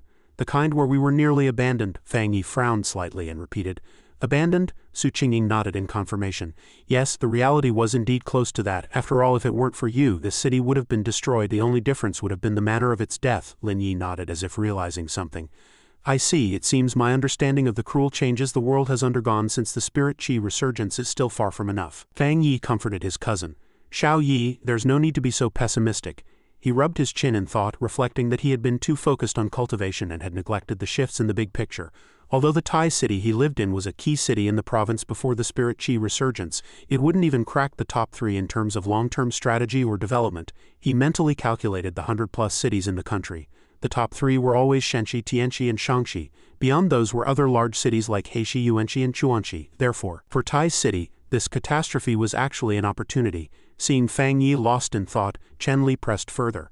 "All major cities are currently summarizing and reporting the number and strength of their pioneers to develop local combat power. The stronger the pioneers, the higher the city's ranking and the more resources it can be allocated. More and more independent pioneers are now willing to join the local Spirit Chi associations." He finally made a sincere proposal. "All of us, whether pioneers or ordinary people, need a capable leader. A person who allows everyone to see hope. A guiding light on the path of evolution. However, the Spirit Chi Association will keep your identity and privacy confidential." The main goal is to create a mysterious figure whose truth is hard to discern, leaving everyone to guess. Fang Yi crossed his arms and nodded. Maintaining mystery was sometimes wiser than exposing his identity. Lin Yi also excitedly chimed in. Exactly. Human imagination is sometimes stronger than the ability to accept reality. Fang Yi made his decision with satisfaction. I have no objections. This matter is beneficial to both me and those around me. He reached out to shake hands. Then here's to a successful cooperation. Surprised by how smoothly it went, Chen Li hurried to shake his hand. To a successful cooperation in tumor. Subsequently, with the strong support of the Spirit Chi Association and the military, Tai City was reborn with incredible speed. Reconstruction and disaster relief work proceeded in an orderly fashion, and social order gradually recovered. This catastrophe had unexpectedly become a catalyst for accelerating adaptation to the new era. In the luxury skyscraper of the Spirit Chi Association headquarters in Shenxi, employees were whispering about the newly rising star. The Entomber. Is this the pioneer who resolved the S-Rank anomaly in Tai City? An employee flipped through the files on the computer, sighing. He's the most famous one right now. A colleague leaned in to look, clicking their tongue in amazement. Possessing a high-level Yang attribute, that's the nemesis of the Dark attribute. Truly a golden boy. The first person pointed at the screen and corrected. It's more than that. According to the data reported by Tai City, he possesses more than one high-level attribute. The Heavenly Fire One blade that was making waves online earlier possesses a high-level fire attribute. And the lightning attribute Tyrant, famous in the military combat zones, is also him. The colleague was dumbfounded. Seriously, the story isn't over yet. There's more to it. There's even more mysterious information. Just then, a green-haired woman wearing glasses walked over, lightly pushing her frames, her tone authoritative. Are you discussing the Entomber? Please let me see the files. Recognizing a top leader, the two employees hurriedly stood up to give her their seats. Hello, Director. Yes, of course. The woman stared intently at the files, her gaze resting on the photo of Fang Yi's back. She commented softly, more and more pioneers are appearing, but for one this outstanding, many will likely be unconvinced without seeing his strength for themselves. Her voice was low and meaningful. Even I want to personally test his strength. Entomber. Perhaps we will meet soon. The scene shifts to a library in Shanxi. The environment was quiet and elegant with everyone busy with their own tasks. Qing Li was sitting and studying, her fingers flying across her laptop. Behind her, a young man was stealing glances at her, his face flushing red. He mustered up the courage to walk over and strike up a conversation. Excuse me, classmate, could I? Before he could finish, Qing Li slammed her laptop shut and interrupted him coldly. No, you can't. This is a library, you're disturbing others. Met with a heartless refusal, the boy left dejectedly. Qing Li reopened her laptop and continued studying with a look of disdain, cursing under her breath, boring idiot. No one noticed that the world was changing. She recalled the shocking events that had occurred recently. Fortunately, after the exams ended, she found that she had awakened spiritual power and become a one-star abode realm pioneer. This made her even more self-important. Believing she was a chosen one, superior to others, she thought of Fang Yi with contempt. What could an ordinary person do against anomalies, especially someone as pathetic as him? The humiliation she had suffered at Qingcheng University was still etched in her bones, and she even believed that misfortune had already befallen Fang Yi. With his past personality, he had probably been sucked dry by those bats long ago. How could she have ever thought that such a mediocre person had anything in common with a genius? The irony was that at this moment the photo displayed on Qing Li's computer screen was none other than the back of her idol, the Entomber. Fang Yi. She stared at the photo, lost in infatuation. The Entomber is 10,000 times better than him. Only such a powerful and handsome pioneer is worthy of me. Back in Tai City, Fang Yi and Lin Yi were dressed sharply and stylishly today, looking quite different from usual. Lin Yi, wearing sunglasses, turned and asked, "We have to take a day off today. The goal is to look at houses. Cousin, is it really okay if we don't cultivate today?" Fang Yi replied with a relaxed demeanor, "It's rare to have a day off. Cultivation and relaxation should be balanced reasonably. The Spirit Chi Association's suggestion makes a lot of sense. Besides raising our realm, we should spend some time improving our living environment." Lin Yi giggled. "Those are Captain Su's words, aren't they?" She recalled Su Qingying's promise. "Your housing quality needs an upgrade. Let's set a time and I'll accompany you two to choose a house." Lin Yi's eyes sparkled with excitement. "But I really didn't expect Captain Su to provide this kind of resource support. I never even dared to dream of a luxury mansion like this before, yet Captain Su is letting us pick any two we want. That means I can have a house of my own too," Fang Yi smiled. "What does this matter? From now on it's the era of Spirit Chi resurgence." They both understood the value a powerful pioneer could bring. "What do a few houses matter?" Lin Yi opened her arms, still not recovered from the shock. "But this still feels so unreal to me. I thought we would just get some money and resources from them. After all, it's better to have a backer." As they were chatting excitedly, she suddenly wrinkled her nose, smelling a thick putrid stench permeating the air. The odor grew stronger and Lin Yi asked alertly, "Brother, do you smell that? It's awful." Fang Yi's expression darkened as he nodded. Yeah, it smells like sewage. Something's not right. I've lived in Tai City for many years and never smelled anything like this, Lin Yi guessed naively. Maybe someone accidentally broke a drain pipe. Fang Yi suddenly lowered his voice, his sharp gaze sweeping behind them. Something's wrong. Someone is following us. The two siblings spun around to see three fierce-looking, thuggish men standing behind them. The leader was a bald man with a metal baseball bat slung over his shoulder. He spoke with an overbearing air. Yo, isn't this the Entomber? I only noticed you after you entered my turf. Seems you're getting old and slow. Following him was a lean man holding a chain scythe and a guy wearing a mask with a foul-smelling gas diffuser on his back. The masked man continued to release the stench while the bald man dragged his bat closer, his tone provocative. So you really are just a product of public hype. A pretty boy who only knows how to show off his looks. Tai City is truly useless, actually nominating such a green brat to be captain, he ordered his accomplices. Give them a lesson they won't forget. If you know what's good for you, hand over all the benefits Tai City gave you. Lin Yi reacted instantly. She unleashed a palm strike of spiritual energy toward the man with the chain scythe. He wasn't to be outdone, leaping into the air and swinging the scythe down with both hands. Boom! Lin Yi condensed a spiritual shield just in time to block the attack, luckily escaping unhurt. Meanwhile, the bald man swung his bat toward Fang Yi. Lin Yi screamed a warning. Oh no, cousin, be careful. They are all in the spirit creation realm. Fang Yi coldly raised his hand and actually caught the bald man's full-force swing barehanded. He bent the hard metal bat using only one hand. The bald man turned pale with fright, trying desperately but fruitlessly to pull the bat back. Fang Yi raised his other hand, summoning raging flames as he roared in fury. Which bastard dares to try and rob me? Bang! A heavy punch landed, shattering the bald man's face and sending him crashing backward. Seeing his accomplice KO'd in one move, the stench spirit fell into extreme panic. Impossible! He couldn't understand why Fang Yi was still so robust after being poisoned. This kid clearly breathed in my universal permeating toxin made with special spiritual energy. Logically, his entire body should be stiff and numb. Watching Fang Yi's lightning-fast strike, he realized they had run into a ruthless master. The bald man staggered to his feet, trying to save some face. I was just careless just now. We're all in the spirit creation realm. Do you think we're afraid of you? The stench spirit also recovered his wits and shouted, Brat, let's see where you run this time. Unfazed, Fang Yi actually looked interested.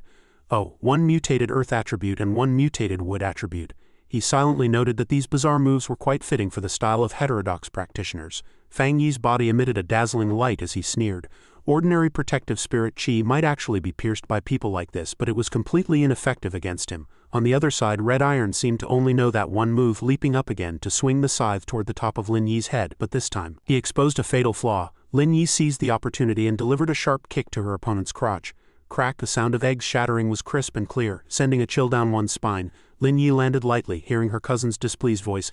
I don't like conflict, but having my normal life harassed like this repeatedly is annoying. Fang Yi took off his sunglasses, his gaze cold as frost. The young attribute erupted violently as he instructed Lin Yi, stay back. Lin Yi obediently retreated as the blistering heat began to fill the remaining two thugs with terror. Red Iron, who was wailing on the ground, suddenly saw a halo of light as dazzling as the midday sun appear above him. The light expanded, swallowing the three thugs in a sea of fire. Their tragic screams were incessant. Terrifying. What kind of fire is this? Is this the Entomber? It hurts so much. Stop it, please. Just then, Su Qingying ran over, panting as she pleaded for mercy. They aren't dead yet, right? Are they still alive? Big shot, don't kill them. Fang Yi looked back, somewhat surprised. Though he didn't yet understand what was going on, he stayed his hand. The three men had fainted, lying sprawled across the ground in various positions. Su Qingying panted heavily, wiping the sweat from her forehead. Thank goodness, these people are high-priority targets monitored by the Spirit Chi Association. Lin Yi asked in confusion, are you taking them back to deal with them? Su Qingying nodded in confirmation. Yes, the Spirit Chi Association has begun registering and managing the information of all pioneers, especially people like this. Fang Yi glanced at the defeated thugs and warned coldly, I don't like being disturbed. If someone dares to come looking for trouble next time, the outcome won't be this simple. Su Qingying stood with her hands on her hips, angrily scolding the thugs as they were carried away by medical staff. The three of you are lucky. If this were 2 days ago, the Spirit Chi Association wouldn't have cared about private fights between pioneers. You would have deserved to be beaten to death. The Entomber only spared your lives for the sake of the association. If this lesson isn't enough, you know exactly what kind of punishment awaits you in prison. Watching the ambulance drive away, Su Qingying muttered under her breath about the group of idiots. What kind of people are they, daring to provoke the first person officially approved and registered by the Spirit Chi Association? Lin Yi asked curiously, Captain Su, I want to know what their punishment will be. Su Qingying answered candidly, they have a criminal record. Even though they are in the spirit creation realm, they face life imprisonment. They will no longer enjoy freedom or rights and will have their utility as prisoner pioneers squeezed dry. Fang Yi nodded in approval. That's a practical method, not bad. Su Qingying cautiously observed the two siblings' attitudes. She knew full well how important Fang Yi was to the future of the city and even the country. She couldn't let a few blind fools ruin the great opportunity to build a close relationship with him. She immediately changed her tone, offering a brilliant smile. "Let's go, you two. I'll take you to choose your villas and buy a car." She muttered to herself that this time she had to make an example of those thugs. Su Qingying brought them to a high-end showroom, pointing at the model layout with an enthusiastic introduction. "These are the two houses the Spirit Chi Association has selected for you. One is a penthouse sky villa in the city center. It has an excellent view and complete facilities. Most importantly, living within the city is very convenient. The other is a 3-story villa nestled against mountains and water, offering the best privacy and security, perfect for secluded cultivation," she added. "Both houses come fully furnished with all appliances. You don't need to buy anything, you can move in immediately." Lin Yi's eyes sparkled with envy as she looked. "Both of these are great," Fang Yi decided decisively. "Then we'll take both." Lin Yi looked at her cousin with a face full of anticipation. Is that really okay?" Fang Yi asked Su Qingying with a smile. "Is it? I trust Captain Su's sincerity." Su Qingying wouldn't dare refuse, quickly answering, "No problem. I'll report it to my superiors. Rest assured it will all be approved very quickly." Fang Yi continued by asking, "What about the car?" Su Qingying quickly brought the two to a nearby luxury car showroom. "The Spirit Chi Association has a partnership with this 4S dealership. You can take your pick." While the two siblings were focused on looking at the cars, a wave of discussion drifted from outside. "Look at that girl, her skin is so fair and glowing and she has such an extraordinary aura. That guy is even more unusual. Though he's dressed simply, he has an outstanding presence you can notice at a glance.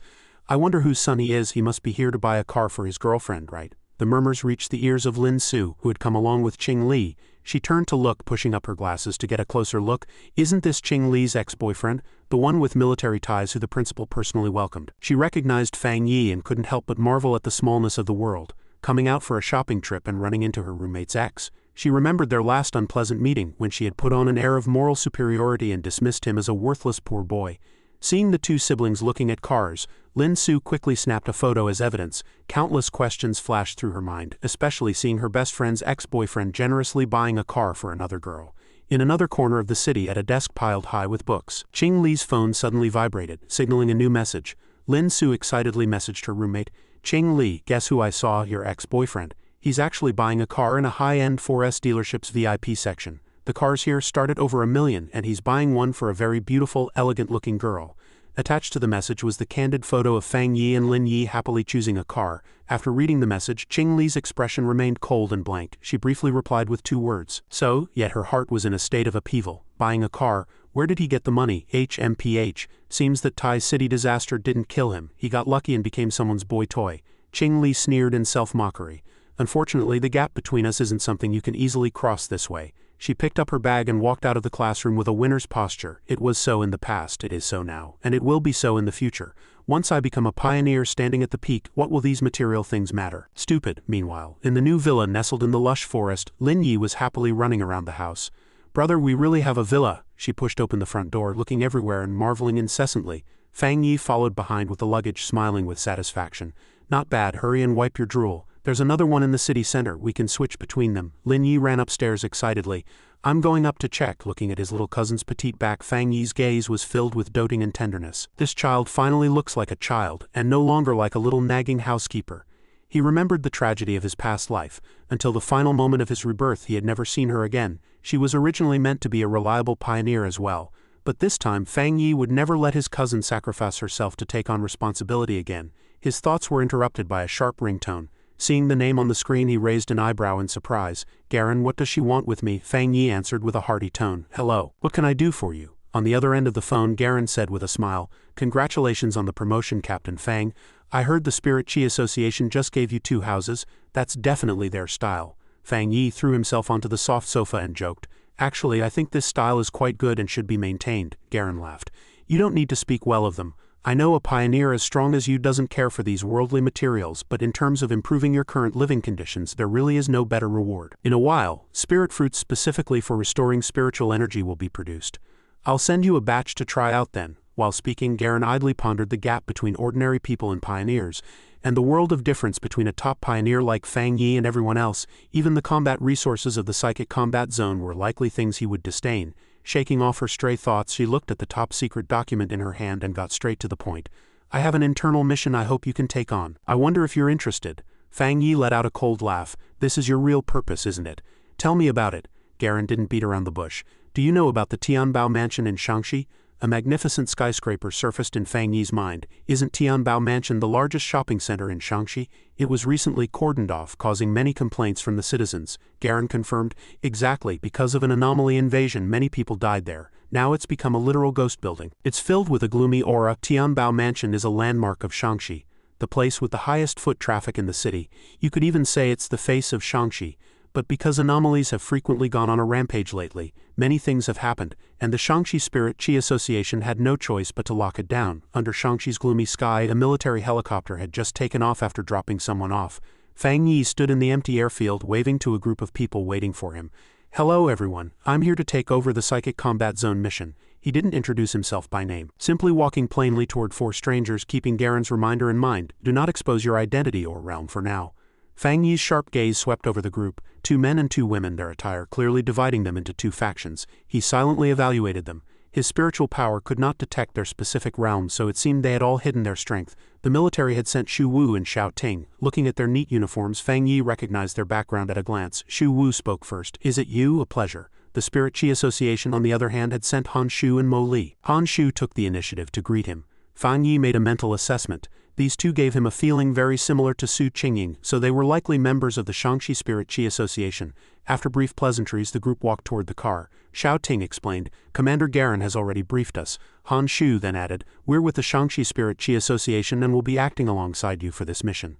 Leaving the rain-drenched airport, everyone boarded a specialized police vehicle. The sirens wailed as the car sped away inside. The atmosphere was suffocatingly heavy. Han Shu tried to break the silence with a forced smile. "Everyone, we've become temporary teammates, though I'm still not quite clear on everyone's strength." The 3 sitting in the back remained silent, no one responding. Seeing this, Mo Li stepped in to bail out her colleague. "I think we can reach a consensus. Once we enter the scene, we should support each other, right?" Dead silence was her only response. Han Shu could only let out 2 awkward chuckles. "Heh heh." Fang Yi rested his chin in his hand, looking out at the rain with a blank expression. But internally he was evaluating the situation. It seemed the team composition was quite complex, evidently a temporary group patched together from various places. Shaanxi was a major city, yet he hadn't expected the Spirit Qi Association members to seem so unreliable. Sitting beside Fang Yi, Xu Wu had been secretly observing him, leaning in to whisper in Xiao Ting's ear. "Didn't Sister Garen say she invited a top-tier expert for us? Is it him?" Xiao Ting glanced at Fang Yi and replied in a low voice, "I'm not sure. He looks a bit thin, like a college student." She scrutinized him closely. But he wasn't wearing an official organization wristband, and his aura was restrained, making it impossible to detect his specific strength. Suddenly, a bold thought flashed through her mind.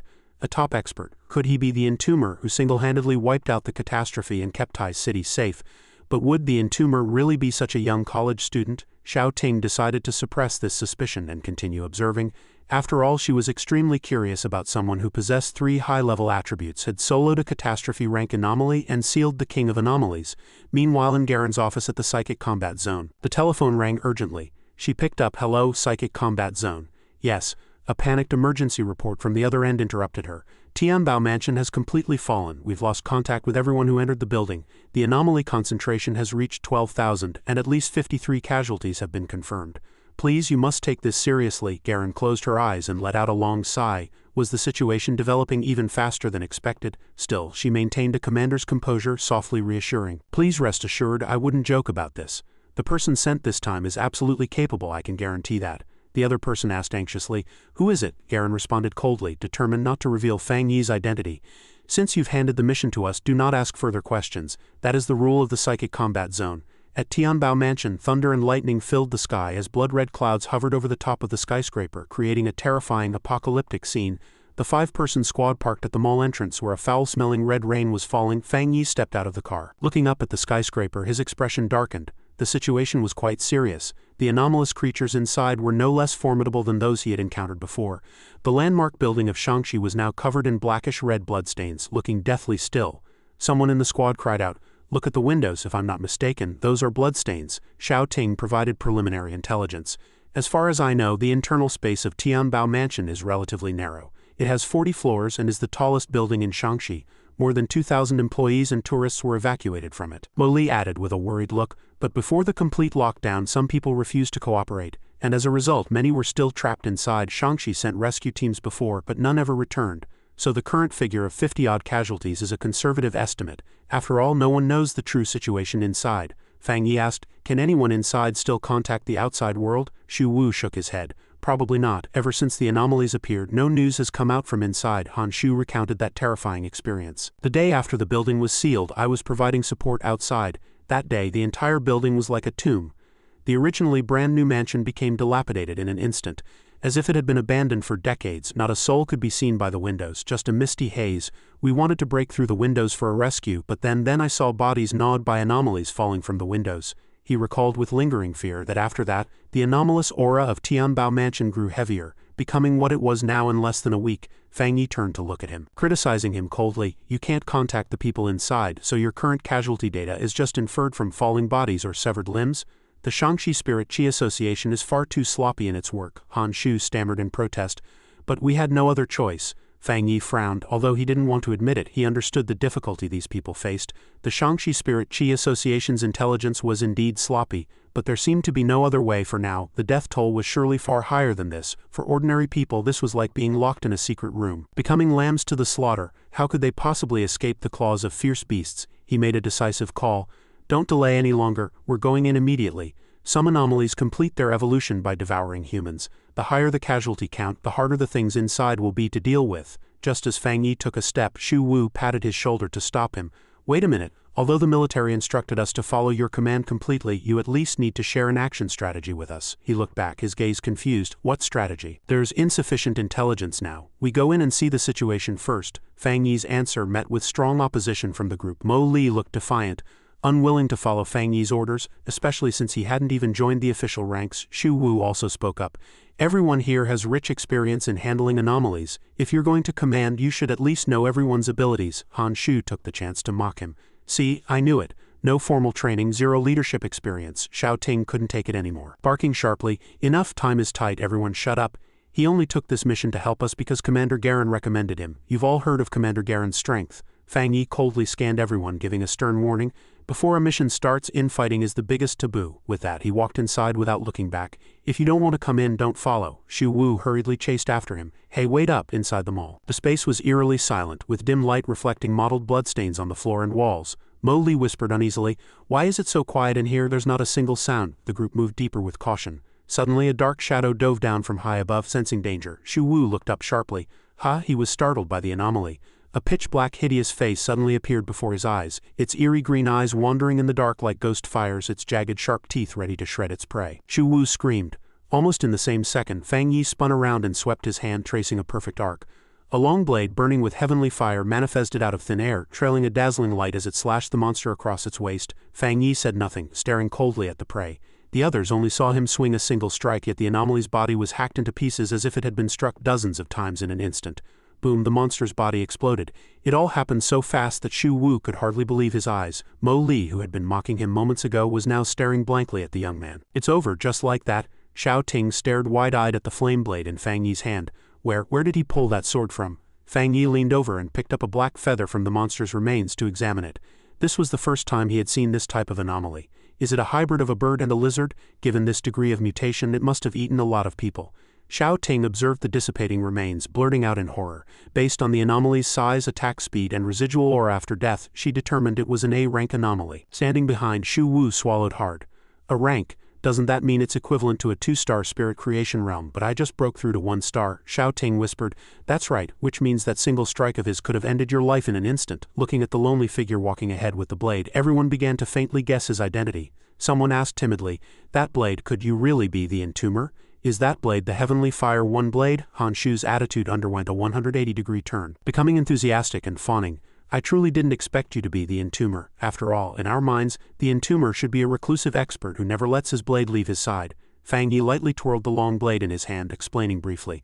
After advancing, I used spiritual power to smelt the blade, transforming it into a spirit weapon that can be summoned with spiritual power. I believe more than just I can do this, he gestured. Let's move, don't waste time. Han Shu nodded repeatedly. Yes, of course. Shu Wu breathed a sigh of relief. Great, thank goodness you're our teammate. The further they went, the thicker the darkness became. Fang Yi summoned a small fireball for light, leading the group onto the fire escape. The air was thick with the smell of blood and death. Fang Yi assessed privately. Judging by this carnage, the casualties likely exceed 500. Pushing open a door to enter a floor, the sight before them made Fang Yi frown. It was a deserted warehouse, cluttered and silent. Has this place been swept clean too? Xiao Ting observed the mottled blood on the floor but found no bodies, wondering, There's clearly so much blood here, yet no bodies to be seen. Anomalies are indeed bloodthirsty, but they wouldn't eat so cleanly that not a single trace is left, would they? Just then, another anomaly suddenly leaped out from behind Shu Wu, aiming straight for his vitals. Xiao Ting shouted, "Watch your back!" Fang Yi reacted instantly, casually tossing the fireball in his hand at the monster. Boom, the anomaly was instantly ignited, twisting and dying in a piteous scream as black blood splattered everywhere. Han Shu was trembling. Yet another anomaly. Fang Yi turned back to ask the group, "Don't you all feel that something is wrong?" Shu Wu looked bewildered. "What?" Fang Yi condensed another flame, illuminating his solemn face. Although these two anomalies possessed the strength of elite soldiers, if there were only anomalies of this number, the rescue pioneers shouldn't have been wiped out. He reached a shocking conclusion. "I'm afraid this isn't the Tianbao mansion we're looking for." A chill ran through everyone. Shu Wu stammered. Mo Li was also terrified. "What does that mean?" Fang Yi explained. "Although the path is full of blood, that stench and heaviness originate entirely from the dark attribute and anomalies. There isn't a trace of the aura of human death. We are like headless flies now. I must verify my theory through experimentation." Xiao Ting seemed to grasp something. "The expert is right. Although the scenery along the way is tragic, this heavy deathly aura isn't from a massacre but a hollow sense of void, as if no living beings have ever been here. Like this is just an empty shell model," Fang Yi said approvingly. "Exactly." He reached out his hand and a dark purple orb of light flickered forth. Fang Yi summoned the infinite dark realm. Everyone was stunned. Is this the dark attribute? A system prompt rang in Fang Yi's mind. Detected similar dark attribute, named Dark Inner Realm. Activate data compilation? He chose yes. The information displayed. The Dark Inner Realm is a space segmented by the dark attribute, also known as a dark attribute territory. It can absorb the original space into itself. Similar to extreme darkness zones and the infinite dark realm, one must find its gateway to enter the true Dark Inner Realm. Fang Yi shared his discovery.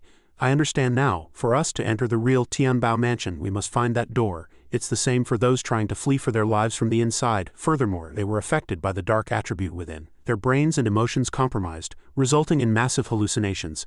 That's why some people took the windows for escape doors. He controlled the infinite dark realm to absorb the surrounding aura. He continued, "This also explains why those who escaped from the windows were initially all dead." Xiao Ting was filled with indignation. They had long been toyed with by the dark attribute, dying within the dark inner realm. "So we must find that door the expert mentioned now?" Before her voice fell, the system issued an alarm. "Warning, Dark Inner Realm is being attracted."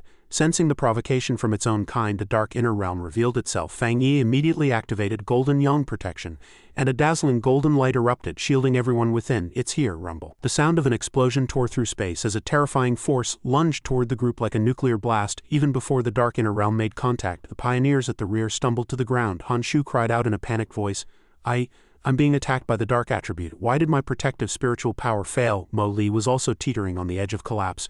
"Me too." Shu Wu clutched his head in agony. "My head hurts so much, like something is trying to burrow out of my brain." In the nick of time, Fang Yi's eyes shone like meteors in the dark night. Boom, a massive explosion rang out, shaking the entire space. A brilliant golden yang protection barrier expanded instantly, its scorching heatwave forcibly dispelling the encroaching darkness. Standing within the barrier, Mo Li looked around in astonishment, her hands trembling as she touched her own body. I'm all right." Han Shu knelt on one knee, panting heavily as if he had just returned from the gates of hell. "Was that the dark attribute attacking us just now?" He looked up at Fang Yi, who remained standing firm with a calm expression and was secretly terrified. "Wait, the entomber. He's actually unscathed?" Shu Wu stood up and brushed off the dust, his tone filled with admiration. "Haven't you realized it yet? It's because he saved us. Just now, before the dark attribute even attacked directly, we suffered such a massive negative impact." Xiao Ting nodded in agreement, her gaze toward Fang Yi filled with gratitude. "If it weren't for him, I'm afraid we wouldn't have lasted long." Ahead, Fang Yi carefully observed the surrounding space, a confident smile playing at the corners of his mouth. "Found it." He raised his hand and released a massive heavenly fire dragon, which roared as it charged into the pitch-black night, tearing at and devouring the dark inner realm. "Roar," the dragon's cry echoed, and immediately after, Fang Yi summoned the heavenly fire one blade, decisively slashing at the void before him.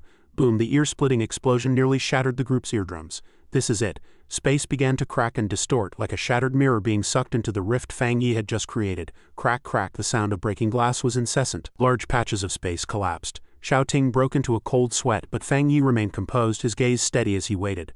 Finally, the darkness dispersed to reveal a somber gate radiating an intense aura of death. No one knew what lay behind it, but the eerie atmosphere was bone-chilling. Fang Yi gripped his long blade and walked toward the gate, commanding in a low voice, "Move, everyone, stay close to me." The five of them passed through the gate one by one.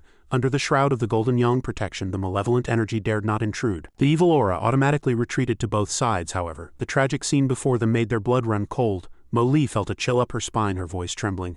"I feel like I can already smell it." After walking a short distance, Fang Yi came to a halt.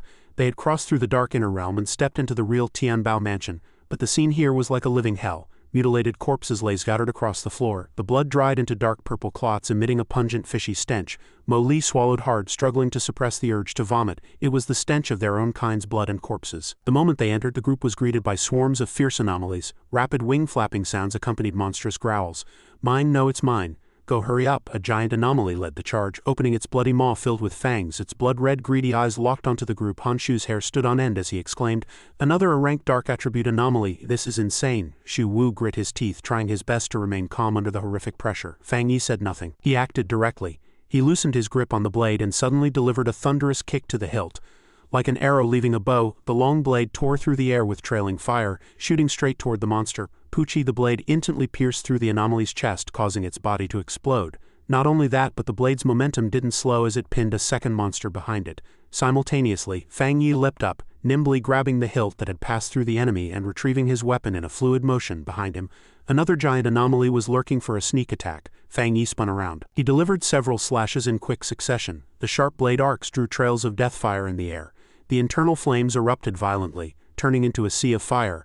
Amidst piteous screams, the anomalies were rapidly reduced to ash. Mo Li's eyes widened in surprise. The fire attribute is terrifyingly strong. Those dark attribute anomalies were melted in an instant. Xiao Ting endured the high temperature, whispering to her teammates, "From start to finish, he hasn't let us lift a finger. I feel like his fire attribute seems to be mixed with another kind of fire, like erupting lava." Having dealt with the monsters, Fang Yi walked quietly to the scattered corpses. He touched the fire blade lightly to the ground and the flames spread, covering the mangled remains. He softly murmured a eulogy.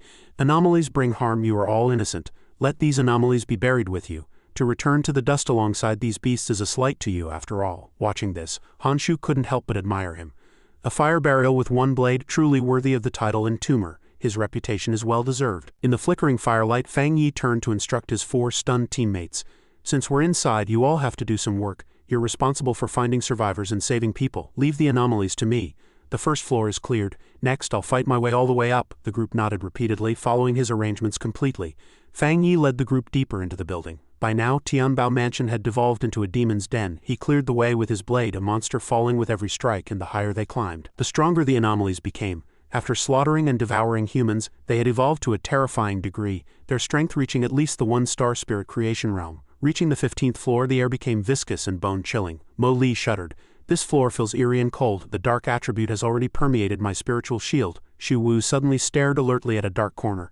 "Is there something squirming on these corpses? This stuff is corrosive. Everyone be careful. Don't breathe these fibers into your nose." The space was so silent that the sound of dripping blood could be heard. A thick bloody stench filled the air, signaling that danger was close at hand. Suddenly a massive shadow crawled across the ceiling. It was a terrifying mutated centipede with 6 blood-red eyes and serrated fangs. It let out a low, threatening growl that startled everyone. A cold sneer played on Fang Yi's lips. "HMPH, finally a decent anomaly has arrived." The centipede opened its mouth and spat out a dense flurry of black toxic spikes raining down like arrows. Fang Yi's figure was nimble, dodging them all. He spun the fire blade, forming a shield of flames. He incinerated all the toxic spikes before they hit the ground. A sizzling sound rang out. Seeing its attack was ineffective, the centipede smartly curled its body, using its steel-hard carapace for defense, trying to stall for time.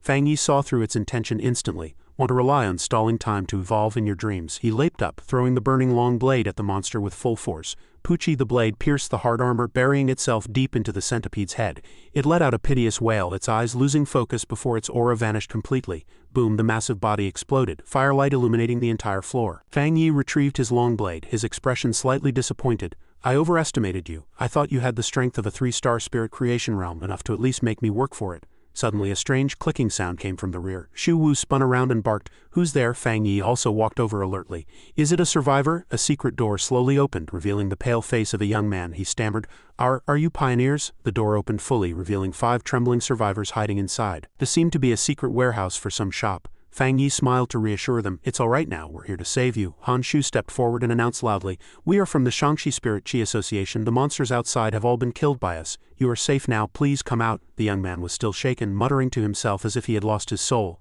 "Killed all of them?" Han Shu leaned in and asked, "What did you say?" The youth suddenly shouted excitedly, "They've all been killed. So many horrific monsters. Were they all killed by your single blade?" Outside Tianbao Mansion, a large group of monitoring personnel were staring fixedly at the situation, one of them cheering with hope. Unlike before, this time there really might be hope. A colleague beside him nodded repeatedly. "That's right, The fire attribute spiritual power of the entomber can be seen on every floor, although we can't contact them. We finally sensed faint spiritual energy fluctuations. Suddenly, a shocking piece of news arrived. The latest spiritual energy fluctuations were detected on the 40th floor. Everyone was stunned. What? The 40th floor? How long has it been since they entered? The timekeeper shouted in horror. 9 minutes and 56 seconds. The entomber had swept all the way to the top floor of Tianbao Mansion in just 9 minutes and 56 seconds. This news spread like a storm, shaking the entire Shangxi pioneer community. But it wasn't over yet. A piercing red alarm lit up on the screen. No, it's not over yet. A new discovery. The pollution value of an S-rank anomaly has erupted on the top floor. At the top of the skyscraper, Fang Yi stood face to face with the final boss, a massive pale bone bird. Its tattered wings flapping lightly as it hovered in midair. He stared at it coldly. So you're the king of anomalies here? Fang Yi didn't hesitate, launching the first attack. He knew well that this monster was not simple. The parasites on its body were actually part of its form and extremely dangerous. He swung his blade to test it. The bone bird reacted with extreme speed, snapping its wings shut to clamp down on Fang Yi's blade. Its strength was so immense he couldn't pull the blade back. The bone bird's eerie green eyes stared fixedly at him, filled with provocation. Below, the teammates' hearts were in their throats. Even the entomber can't deal with this king of anomalies? No, we have to act. Han Shu shook his head in despair. What's the use of us acting? Who can defeat it? Contrary to everyone's worry, Fang Yi revealed a mysterious smile. The word surrender had never existed in his dictionary. This kind of theatrical posturing ends here. Lightning began to crackle and pop on his hand. Fang Yi abruptly pulled back the long blade, injecting a surge of violent lightning into it. 100 refinements of divine lightning. Boom, a thunderous roar shook the sky. Fang Yi spun and delivered a fatal blow to the bone bird's steel-like wings. The terrifying destructive power generated by the combination of lightning and fire made the monster roar in agony. His offensive didn't slow as he cursed while fighting. Stop screaming, you're annoying. A bolt of divine lightning descended, snapping one of the bone bird's wings clean off. Fang Yi seemed somewhat bored. Can't you still counterattack? If you are eliminated this easily, you don't deserve to be the king of anomalies here, he mocked coldly. Even if you use the entire Tianbao Mansion as a granary, your combat power isn't as good as that catastrophe bat. While speaking, he casually hacked off a few more bones from the monster's body. I think let's call it fair only if I let you taste this kind of agony of waiting for death? Mo Li watched from below, dumbfounded. I take back what I just said. This is clearly a one-sided slaughter. Han Shu was drenched in sweat, filled with both shock and awe. Terrifying. He's actually toying with the king of anomalies. This is a king of anomalies, for God's sake. How could such an entomber appear in Tai City? If only he were one of ours. Xiao Ting observed every strike carefully, analyzing. Every move of his seems to be precisely calculated. From left to right, from outside to in, extremely symmetrical, without a hair's breadth of error. From start to finish, he hasn't attacked the bone bird's skull. Forget being a threat. This bone bird doesn't even have a chance to struggle or resist because their strengths are simply not in the same dimension. He's already stronger than the king of anomalies. As soon as she finished speaking, Fang Yi landed after a series of chain lightning kicks. The bone bird exploded, leaving only a skull. It attempted to use dark magic to reconstruct its body, but how could Fang Yi give it the chance? He cast a disdainful sidelong glance. Still want to heal? You think I'm just playing with you? Having said that, he leaped into the air again, his entire body wrapped in dazzling lightning. The bone bird sensed its end was near and let out a desperate roar to try and scare off its opponent, but in Fang Yi's dictionary there was no such thing as retreating. Boom! A massive lightning bolt, like a pillar supporting the sky, slammed directly onto the top of Tianbao Mansion. The rain of blood gradually stopped, the dark clouds dispersed, and the bone bird was completely erased. The sky over Shangxi, which had been gloomy for many days, finally cleared. Outside, the crowd erupted in cheers. It's over, the energy of the king of anomalies has dissipated. Everyone looked at each other, their hearts filled with admiration. Truly, it's hard to believe just how strong this pioneer is. He's simply not on the same level as us in Shangxi. Is this the chasm between an ordinary person and a top-tier genius? Now I truly understand there is always a higher heaven and a greater power beyond our own. Atop the wind-swept roof, Fang Yi stood tall like a guardian deity. He turned to the rescued group and said, "The bone bird is dead and the dark inner realm has dissipated. You can contact the outside world now and report the situation." Xiao Ting hurriedly took out her walkie-talkie to make the call. Hello, this is Xiao Ting, reporting the current status. The Tianbao Mansion incident has been successfully resolved. All anomalies have been handled. Before she could even finish her sentence, Fang Yi had already vanished. The early morning sunlight bathed his solitary retreating figure. Watching the direction he had gone, Xiao Ting continued her report. That's right, it was thanks to the entomber that we completed the mission successfully. I hope the Shangxi Spirit Qi Association can cooperate with us and express their gratitude to Tai City and the entomber for their support.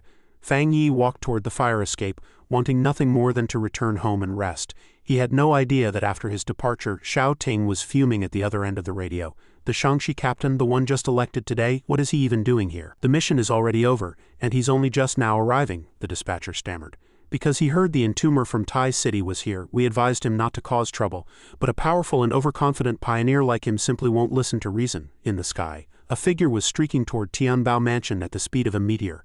Xiao Ting, Han Shu and Shu Wu all wore expressions of disgust. Xiao Ting barked sharply, "What are you people doing?" This mission was officially handed over to the military district, and it was the psychic combat zone that personally invited the Tai City captain. "We must be responsible for the Tai City captain. We are going to escort him away safely now," she asserted firmly. The intentions of the Shangxi Spirit Qi Association and that captain were unclear, and this was an open provocation to the military's authority. Meanwhile, Fang Yi was descending the stairs at a leisurely pace, completely unaware that he had become the target of an approaching warmonger.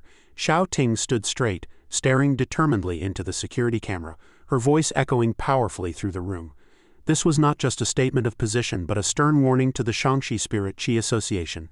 The entomber is the most important captain, jointly recommended by the Psychic Combat Zone and the Tai City Spirit Qi Association. No matter who it is, if they dare provoke him, they will suffer the consequences. Not long after, Fang Yi stepped out of the main entrance of Tianbao Mansion. The sharp intuition honed through countless life-and-death battles allowed him to instantly detect the anomaly in the air. A mere glance revealed the abnormality, especially since the person charging toward him hadn't bothered to restrain their aura at all. A figure lunged forward with staggering speed and overwhelming killing intent. Fang Yi stopped calmly, hands in his pockets, his posture as relaxed as if he were taking a stroll. "Quite fast, aren't you? Arrived already?" The newcomer came to a halt, tilting his head arrogantly as he introduced himself. "I am the Shangxi captain, Yu Fengzhang." "So you're that entomber from Tai City?" Fang Yi gave him a sidelong glance and replied coldly, "What if I am?" He quickly evaluated his opponent in his mind. "A wind attribute pioneer? This is my first time encountering one." Though this man was arrogant, he was deliberately hiding a portion of his spiritual power. It seemed he possessed at least the strength of the spirit creation realm. Without a word, Yu Fengzhang waved his hand and released several sharp wind blades that tore through the air with a whistle. Fang Yi reacted instantly, summoning his fire blade to parry the attack. Clang, clang. The collision of the two energies triggered a violent explosion, knocking both men back a step. With a safe distance re-established, the two stood facing each other like tigers eyeing their prey. Seeing how young his opponent was, a contemptuous smile curled on Yu Fengying's lips as he schemed, "This entomber is just a green brat. This is the perfect chance to use him to establish the Yu family's prestige." He shifted his attitude, adopting the tone of a self-righteous elder. "First, I thank you for resolving the crisis at Tianbao Mansion on behalf of Shangxi. However, as the Tai City captain traveling all the way to Shangxi, isn't that a bit overstepping? Young people shouldn't ignore the rules of the world or fail to recognize their place." Fang Yi let out a cold laugh, retorting sharply, "When I arrived, Shangxi hadn't even elected a captain. I was commissioned by the military district to help Shangxi deal with the anomalies. Tell me, newly elected Shangxi captain, what exactly do you want to settle with me?" Rendered speechless, Yu Fengzhang touched his nose and let out a dry laugh, feigning magnanimity.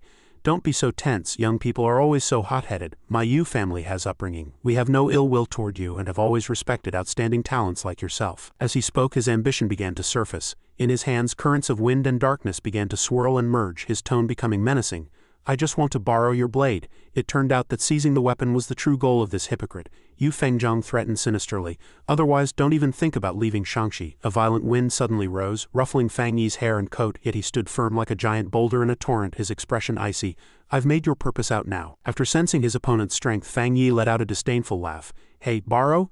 Yu Fengzhang hadn't realized he had just made the biggest mistake of his life. Still smiling confidently, certain that his prey would submit, suddenly Fang Yi's aura underwent a world-shaking transformation. The fire blade in his hand burned fiercely, the heavenly fire surging like an awakening divine dragon.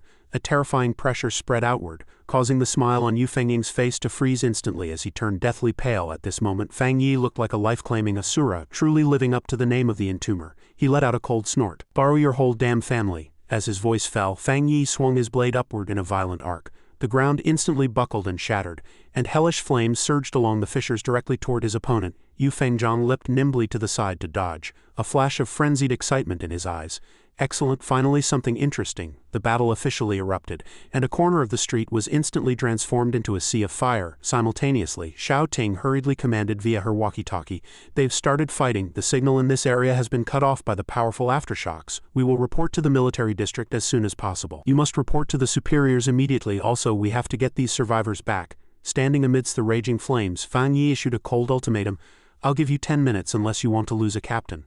Han Shu froze in place, asking stumblingly, "You, what do you mean?" He wanted to voice a threat, but before he could finish, Xiao Ting covered his mouth and dragged him away. She replied briefly, "Understood, everyone. Move out immediately," Mo Li complained as she ran.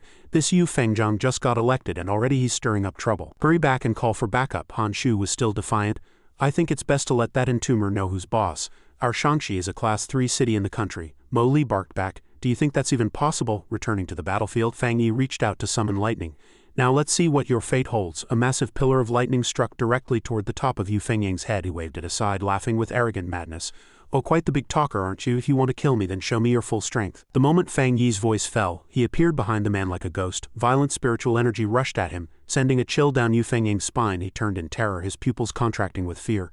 Boom! A thunderous explosion shook the entire city as a massive fireball swallowed everything. Yu Fengzhang was sent flying by the shockwave, sliding a long distance across the cracked asphalt, sweat pouring down him like rain. He realized in terror, "This is horrific. What was that sensation just now?" Though he was loath to admit it, fear had quietly crept into his heart, looking at Fang Yi standing in the sea of fire like a death god. Yu Fengzhang couldn't help but tremble.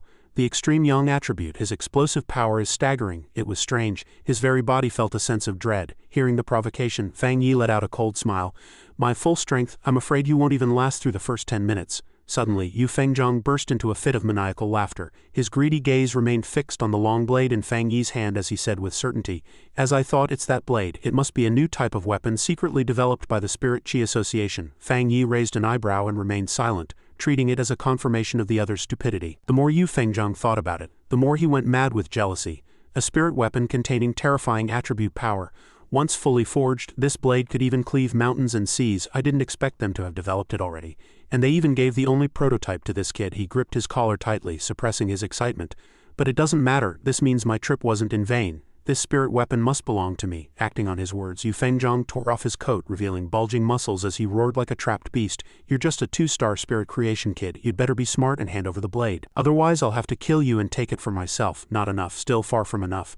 "Didn't I tell you to use your full strength?" Meanwhile, at the Tai City Spirit Qi Association headquarters, Chen Li slammed his desk, letting out a thunderous sound. "What? The Shangxi captain is fighting our Tai City captain?" Su Qingying was equally indignant. "Wasn't the entomber invited by the Psychic Combat Zone to help Shangxi deal with the anomalies? Director, what exactly is Shangxi trying to do?" Chen Li pondered for a long time. "This isn't simple. It doesn't just involve the associations of both cities. Even the Psychic Combat Zone will have to intervene." Just then, the secretary rushed in, giving a low-voiced report in his ear. Chen Li was visibly startled. "What did you say?" He frowned and pressed. "Have you contacted the Shangxi side? What did they say? If they intervene within 10 minutes, there's still room to salvage this." The secretary replied hesitantly. "We contacted them, but they said that Shangxi is a Class 3 city, and the captain they elected is the light of Shangxi. He won't necessarily lose." Su Qingying was stunned, unable to believe her ears. Chen Li grit his teeth, unable to contain his fury. "What? It seems they have absolutely no respect for our Tai City." He slammed the table again, cursing, "Idiots, a bunch of idiots. Shangxi is truly short-sighted. Do they think an S-rank anomaly is that easy to seal?" Su Qingying analyzed calmly. "Perhaps they aren't stupid, just overconfident. What is that man's realm?" The secretary provided the information. "I heard he's just touching the threshold of the 3-star spirit creation realm. This person comes from a prestigious and powerful family in Shangxi. The entire city is pouring all its resources into his cultivation." Gazing out at the sky reddened by firelight, Chen Li let out a cold snort. "So what if he's touching the 3-star spirit creation threshold? The entomber not only possesses multiple extreme high-level attributes, but his own strength has long surpassed his surface realm. Shangxi has never experienced the Hell Sacrifice King incident. They simply don't understand the weight of the name entomber." He issued a cold prophecy. "That Shangxi captain will not only lose, he might even die." Back on the fiery battlefield, Fang Yi threw a decisive punch. He didn't know that in distant Tai City, Chen Li had already seen through the outcome of this battle, reaching the exact same conclusion as his own plan. Bang! A heavy, powerful punch slammed directly into Yu Fengyang's cheek, twisting his features and making him spit out a mouthful of blood. This battle over Shangxi had now completely become Fang Yi's personal show. Yu Fengzhang was being beaten into a wretched state. Completely unable to fight back, he fell into extreme panic. "How can this be? Why can't I even use my flaming blade techniques?" He could only defend passively, letting the punches fall like rain as the spiritual energy in his body drained away like mud into the ocean. In Yu Fengyang's eyes, the current Fang Yi was like a frenzied combat machine. His moves were simple but absolutely effective, completely suppressing all resistance. How can there be a fighting style in this world that can force an opponent to withdraw all their blade techniques? Just as Yu Fengzhang was desperately looking for a retreat, Fang Yi suddenly spoke. "Hey, we've arrived." Yu Fengzhang followed his gaze, and upon recognizing the familiar building behind them, he cried out in shock. The Spirit Chi Association building. I didn't expect us to reach here while fighting. Fang Yi's voice rang in his ear. Cold as ice, out of respect for Tai City and the military, I intended to give you one last chance. Bang, he unleashed a sharp side kick, his shoe making intimate contact with Yu Fengying's jaw and sending him flying backward. Only then did Fang Yi draw his long blade. He held the weapon high, the yang attribute exploding as heavenly fire swirled around him, looking like a war god descended to earth. But since some people want to play the coward and refuse to show their faces, I'll just have to make myself clear. Yu Fengzhang crashed toward the Shangxi Spirit Chi Association headquarters, still not understanding what had happened in the sky. Spiritual energy surged, converging into a magnificent sight. The citizens below began to buzz with discussion. What's wrong? What happened over there? Is there a fire? No, hasn't everyone noticed the temperature has risen? This is too exaggerated. I saw it. Someone is fighting in midair. They saw two figures suspended high in the sky. Fang Yi was as dazzling as a blazing sun, while Yu Fengzhang was struggling to hold on within a dark red halo. I think I saw that firelight in the news from the neighboring city. I told you so. Everything on the internet is real. The Spirit Chi resurgence is real. Fang Yi hovered in the air, declaring coldly, "You have 5 minutes left. Didn't you tell me to show my full strength?" The provocative words made Yu Fengzhang grit his teeth in rage, feeling deeply humiliated. Immediately after, Fang Yi swung his blade down, offering a disdainful assessment. "You're already this pathetic when I've only used 30% of my strength." Facing this earth-shattering strike, Yu Fengzhang froze. What does he mean? Could it be that this still isn't his full strength? Impossible. He's clearly only a 2-star spirit creation realm. In his panic, he missed his final opportunity for a counterattack and could only watch helplessly as the devastating energy surged toward him. Boom! Yu Fengying's body was sent flying like a kite with a severed string, crashing straight into the Shangxi Spirit Chi Association building. At the Spirit Chi Association headquarters in Shenxi, a red alert suddenly blared. The official in charge stared in panic at the screen. A colossal energy fluctuation had been detected within the country. The precise coordinates were the Shangxi Spirit Chi Association building, and the energy values were still climbing. The pioneers present were stunned. This was not a dark attribute signature. The fluctuation frequency of the dark attribute wasn't like this. What on earth was happening in Shangxi? They had received no reports of an anomaly invasion. This wasn't a battle against anomalies. Could someone have launched a sudden intrusion? An employee rushed in to report, "Sir, we've received word from the Tai City Spirit Chi Association. The person fighting in Shangxi is the newly appointed Shangxi captain, Divine Blade." He took an interest in the weapon belonging to the Tai City captain, the Entomber. Because the Entomber refused to cooperate, Divine Blade actually attempted to kill him and seize the treasure. The entire room was shocked. What? The official slammed the table, roaring in fury. "Shangxi has truly a death wish. Warn Shangxi immediately. Tell them to stop at once, or we will strip the entire management of the Shangxi Spirit Chi Association of their positions." The doors to the conference room were pushed open as a majestic figure walked in. "We must dispatch someone immediately. This is a major incident for the entire Spirit Chi Association." The newcomer was Jiyu Yuru, a high-level pioneer from headquarters. She decisively volunteered, "I believe I am the most suitable for the job." Back in Shangxi, a little girl was standing by a window, cheering excitedly. "Mom, look, a shooting star." In the little girl's vision, a dazzlingly intense light was streaking directly toward the Spirit Chi Association building. Boom! A soul-stirring crash echoed out. The mother hurried over, picking up her daughter and pulling her back into the room. "Don't look, let's go." The father, busy packing luggage, urged them. "We can't stay in Shangxi any longer. We're heading to Shenxi immediately. It might be safer there." The wife asked worriedly. "Is it really like they say online? Is the world truly going to change drastically?" Watching the building collapse amidst a sea of fire, the girl cried out in terror. "Mom, I'm scared." The mother comforted the child.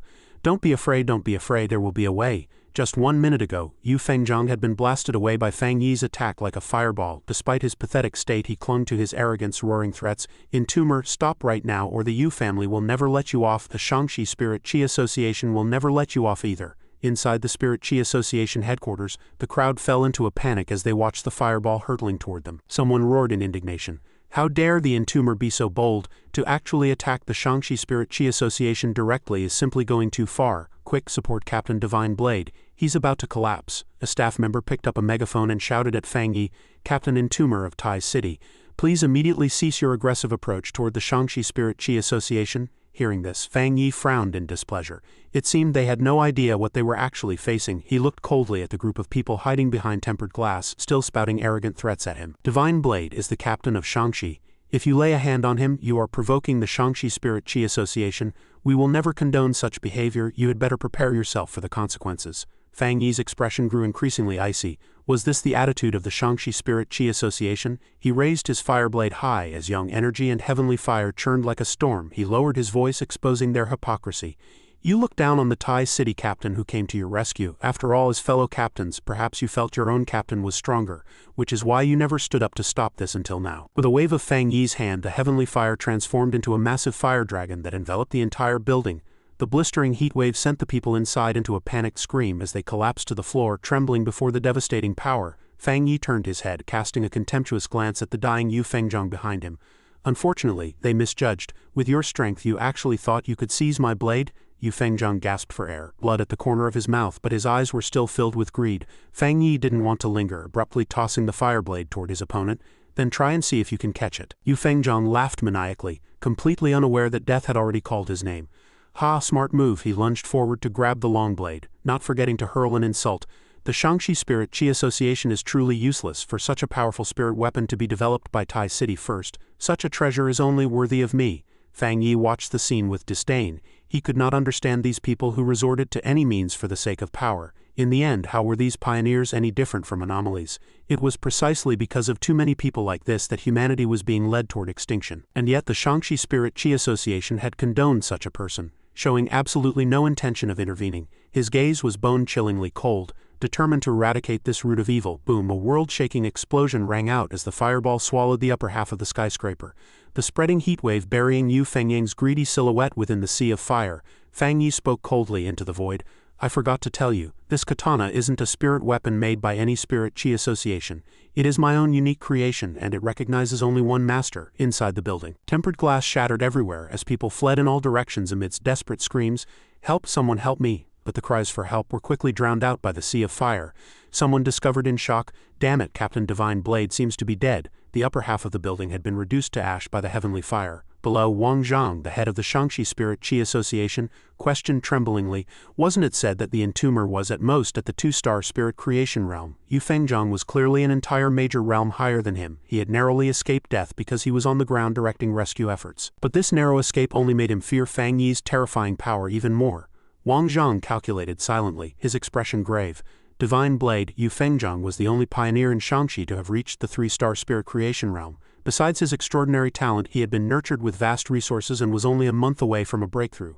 Once he stepped into the Vajra realm, his talent and status as the heir to the U-style blade techniques would have been enough to place him among the top 5 strongest captains in Xia country. However, recalling that horrific scene just now, his shred of confidence instantly collapsed. He was simply no match for the entomber. The current entomber had already transcended the category of a captain. Wang Zhang's thoughts were interrupted by a massive black shadow descending from the sky. Boom! Fang Yi landed before Wang Zhang and his 2 bodyguards, the ground cracking beneath his feet. The 2 bodyguards retreated in terror, their faces deathly pale, seeing Fang Yi holding the burning fireblade, his black trench coat fluttering in the wind like the wings of death. That icy, emotionless face caused a terrifying thought to flash through Wang Zhang's mind. This man's combat power was strong enough to destroy a city. Wang Zhang collapsed to the ground in terror. The first bodyguard wailed tremblingly, "What do we do now? He isn't really going to make the entire Shangxi Spirit Qi Association pay with their lives, is he?" The second bodyguard quickly knelt to beg for mercy. "Tai City Captain, please show restraint. This was our fault." Just as the tension reached its peak, the roar of helicopter rotors echoed from the distance. A military helicopter flew in, circling above the ruins that were still billowing thick smoke. The pilot checked the readings on the dashboard and reported via radio. Report, an extremely pure and powerful flow of yang attribute energy has been detected ahead. The flames near the Shangxi Spirit Qi Association show signs of weakening or being extinguished. Standing by the open door of the wind-swept helicopter, Ji Yu received the message, her brow furrowing slightly in surprise.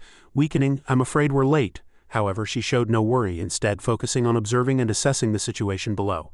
"I feel it. His strength is indeed absurdly high. Could he actually destroy Shangxi, one of the top 3 developed cities?" Ji Yu raised her hand, summoning a flow of azure-blue water spiritual power in midair. With a gentle wave, heavy rain poured down from high above like a cooling shower, nourishing the parched earth scorched by the flames. Overlooking Shangxi shrouded in the artificial rain, Ji Yu whispered, "This is entirely the level of a national-class pioneer."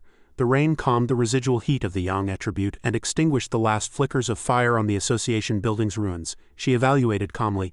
Being able to achieve this degree shows he has already shown great restraint. The helicopter circled a few times, confirming the fire was completely under control. The roar echoed through the sky. Below, Wang Zhang felt like a drowning man catching a lifeline, shouting excitedly, "Look, it's headquarters. Headquarters sent someone." The helicopter lowered its altitude, the powerful downdraft whipping Fang Yi's coat. He looked up, his gaze ice-cold and unperturbed. Watching the girl standing majestically in a white dress at the cabin door, Fang Yi assessed silently. such a pure water attribute pioneer. She was much stronger than that Yu Fengzhong just now, definitely in the top 1 or 2 of the pioneers he had ever seen. Simultaneously, Jiyu Yuru was also scrutinizing him. High-level fire spiritual energy, yang attribute, overbearing, and even violent heavenly fire attributes, and even some kind of power she couldn't see through. Looking at the broken walls of the association building, she couldn't help but marvel inwardly. Truly a pioneer with the strength to slaughter a city. If he hadn't actively retracted the fire, her reign might not have been able to extinguish his residual embers. Suddenly, Jiyu Yuru's pupils constricted slightly, as she noticed something unusual in Fang Yi's hand. Wait, she stared intently at the burning blade. That blade was a spirit weapon, and the purity and integration of its energy were staggering. Based on her knowledge of the Tai City Spirit Chi Association, their spirit weapon research was nowhere near this level. Jiyu Yuru quickly reached a conclusion. Then there was only one possibility: this spirit weapon was his own creation. Seeing a person of authority appear, Fang Yi retracted his long blade, showing a gesture of sincere temporary truce. But he showed not a hint of fear. Wang Zhang, seeing that people from headquarters had arrived, thought he had found a backer and immediately became arrogant again, barking, "Did you have to be so heartless? Entomber, now that headquarters is here, how do you plan to explain yourself to us?" Fang Yi cast a cold sidelong glance at him, his tone icy. "I gave you 10 minutes, but after receiving the message you had no intention of explaining anything to me." He stepped toward Wang Zhang, his presence overbearing. "Which means you also felt your Shangxi captain deserved to die." The sharp words left Wang Zhang speechless, stammering, You, Fang Yi stepped up to him, his previously restrained aura suddenly exploding with violence. A hideous ghost face manifested behind him from the searing yang attribute, letting out a threatening roar. "Also, if you ever dare to speak to me with that attitude again, I will take your life directly." Extreme terror instantly enveloped Wang Zhang, his face turning a sickly green. Fortunately, Jiyu Yuru leapt lightly from the helicopter, landing behind Fang Yi. She spoke Tai City Captain. Fang Yi turned his head, not responding or showing any unease. Seeing this, Wang Zhang felt a surge of secret joy, thinking smugly, "Exactly. Headquarters has to consider the social impact regardless. So what if you, the entomber, are strong? If the killing of the Shangxi captain by the Tai City captain is easily overlooked without any punishment, wouldn't the captains of other cities feel resentful? How would local spirit chi associations be managed then?" Jiyu Yuru stepped forward, introducing herself politely. "A pleasure to meet you. I am Jiyu Yuru." Wang Zhang revealed a sinister smile, continuing his assumptions. Besides, the Shangxi Spirit Chi Association has been ruined like this. To think this entomber still dares to be so arrogant here. It's time for headquarters to teach him a lesson. Under Wang Zhang's expectant gaze, Jiyu Yuru, the sea mystic and a powerful figure from headquarters, walked up to Fang Yi unexpectedly. She actually bowed deeply and said sincerely, "This matter was a failure of duty on the part of our Spirit Chi Association. I am deeply sorry. Headquarters will surely give you an account." This scene left Wang Zhang utterly aghast, his eyes wide. Fang Yi merely nodded slightly, his expression calm as if he had long expected this result. Wang Zhang suddenly realized what a ridiculous mistake he had made, muttering incoherently, What's the situation?" Sea Mystic actually apologized to him. Jiyu Yuru remained in her bow, her mind racing with calculations. This negotiation represented headquarters' attitude toward the entomber. Recruit him, make concessions and reward him. No further conflict could be allowed to occur. Seeing Wang Zhang shaking like a sieve, the 2 accompanying bodyguards also fell into a panic. Is it all going to end just like this? After all, the Shangxi captain was burned alive. Doesn't this count as internal strife? The headquarters representative not only didn't hold him accountable but instead said they would give him an account. Jiyu Yuru glanced at Fang Yi, who was waiting with arms crossed, thinking that whether his dissatisfaction was cleared or not was unimportant. What mattered was that Captain Divine Blade of the Shangxi Spirit Chi Association had intentionally framed and threatened the life of the entomber. He had been far too arrogant. They were utterly supercilious and had repaid the assistance of the Tai City Spirit Chi Association and the Psychic Combat Zone with nothing but ingratitude. After completing the formal handover etiquette with Fang Yi, Jiyu Yuru straightened her posture and turned toward Wang Zhang and his group. Her gaze was as cold as ice, brimming with fury. Why hadn't these people even considered stopping the internal strife and bearing the consequences at the time? What a bunch of fools, she asked icily. Which one of you is the person in charge of the Shangxi Spirit Chi Association? Wang Zhang raised a trembling hand. It's me, Jiyu Yuru commanded with authority. I am giving you 3 days to find a suitable excuse to pacify the citizens of Shangxi and quiet the public discourse. Seeing that she didn't immediately move to punish them, Wang Zhang hurriedly revealed a fawning smile. Understood, we understand. But immediately after, Jiyu Yuru doused him with cold water. After those 3 days, every single one of you will be fired. Headquarters will send people to take over Shangxi shortly. This bolt from the blue left Wang Zhang and his cohorts frozen in place. Jiyu Yuru added a chilling warning. Remember, if you take no action within these 3 days, you will have to face the consequences yourselves. Standing behind her, Fang Yi was also somewhat surprised to hear this. He hadn't expected the Spirit Chi Association headquarters to fire every existing member of the Shangxi branch. Their decisiveness was indeed unexpected. Jiyu Yuru was secretly determined. This time, headquarters had to show a clear stance and let everyone know that if anyone dared to provoke the Entomber again, their end would be exactly like that of the Shangxi Spirit Chi Association and Yu Fengzhang. She turned to ask for Fang Yi's opinion. Entomber, I wonder if this method of handling things satisfies you. Please rest assured. The Spirit Chi Association headquarters will absolutely not allow such an incident to happen again. Anyone who provokes you is provoking the headquarters itself. Fang Yi did not comment on the personnel handling plan. He was more concerned with another issue. I don't care how you dispose of them. I only want to know how you plan to suppress the public discourse. Jiyu Yuru nodded understandingly and explained calmly, do you feel that since talk of the Spirit Chi resurgence has already spread to everyone in Tai City and Shangxi, it needs to be suppressed? She continued. Actually, many supernatural events are occurring all over the world right now, and the troubles brought by anomalies are appearing constantly. In truth, many people have already guessed about 80 or 90% of it. The reason it hasn't been made public yet is simply because the time isn't right. Jiyu Yuru sighed. However, if it were made public now, the global situation would undergo a drastic change instantly. Chaos would erupt from within, rapidly shattering the currently maintained shell of false peace. If you hadn't been in Tai City, perhaps on the day the Anomaly King destroyed Tai City, the era of Spirit Chi resurgence in the nation of Sha would have already begun. Or if it weren't for Elder Wu of the Psychic Combat Zone, we would have entered the era of Spirit Chi resurgence even sooner and faster, catching all ordinary people off guard. Fang Yi nodded thoughtfully. So that's how it is. The chaos of a few was always better than the entire populace falling into turmoil. Familiar faces who silently bore the burden of responsibility surfaced in his mind. If they wanted to continue maintaining the illusion of equality and living in peace, they needed pioneers even more. Those who could surpass tens of millions of ordinary people and step forward to face the crisis after the Spirit Chi resurgence. He also understood why he had been targeted. No wonder so many pioneers were restless, wanting to create even greater chaos. The nation of Sha had adopted forceful means to suppress public discourse, which could be said to both restrain pioneers from triggering conflicts and curb the spread of anomalies, while also allowing ordinary people to transition smoothly into the era of Spirit Chi resurgence. The two of them stood amidst the ruins, the strong wind whipping their coats. Fang Yi looked at Jiyu Yuru and concluded, but without the cooperation of sufficiently powerful pioneers, it would be impossible to achieve. He murmured to himself. It seemed the situation had reached a point where no more delays could be tolerated. Although he had won the battle and received proper compensation, Fang Yi's heart remained heavy with his current spirit creation realm level. Though he had resolved one catastrophe and bought breathing room for Tai City, it was still far from enough. Seeing him lost in thought, Jiyu Yuru spoke considerately. You likely still have matters to attend to. We will send a private jet to take you back to Tai City, but I would like to trouble you for a moment. The following words are my personal request and do not represent the Spirit Chi Association headquarters. She pushed up her glasses and gave a gentle smile. A trace of envy mixed with jealousy flitting through her heart. At his current realm, he not only possessed the power to slaughter a city, but also the character to shoulder great responsibilities. For Tai City to possess such talent was truly enviable, and she did feel quite curious. Fang Yi nodded. Sea Mystic, no need to be so formal, please go ahead. Jiyu Yuru suddenly reached her hand out toward him, her smile as brilliant as sunshine after a rain. In my personal capacity, rather than in the name of Sea Mystic, I would like to make friends with you. Would that be okay? Meanwhile, in Garen's office at the Psychic Combat Zone, Huang Feng was telling the story while covering his mouth to stifle his laughter. That's how it happened. After listening, Garen was so angry she slammed the desk. Ridiculous. Are the people of the Shangxi Spirit Chi Association all so stupid and short-sighted? After venting her anger, she became serious and worried. If this continues, Shangxi's combat status will decline day by day. It's better for the Spirit Chi Association headquarters to take over as soon as possible. Otherwise, Shangxi will completely collapse and fall behind the vanguard in the cruel future of the Spirit Chi resurgence. Truly, an incompetent general exhausts the three armies to death. Huang Feng sat casually on the desk, arms crossed as he commented. The association headquarters is actually quite reliable, especially Sea Mystic. She might even want to poach our guy. So shouldn't we show some appreciation too? Garen rubbed her temples.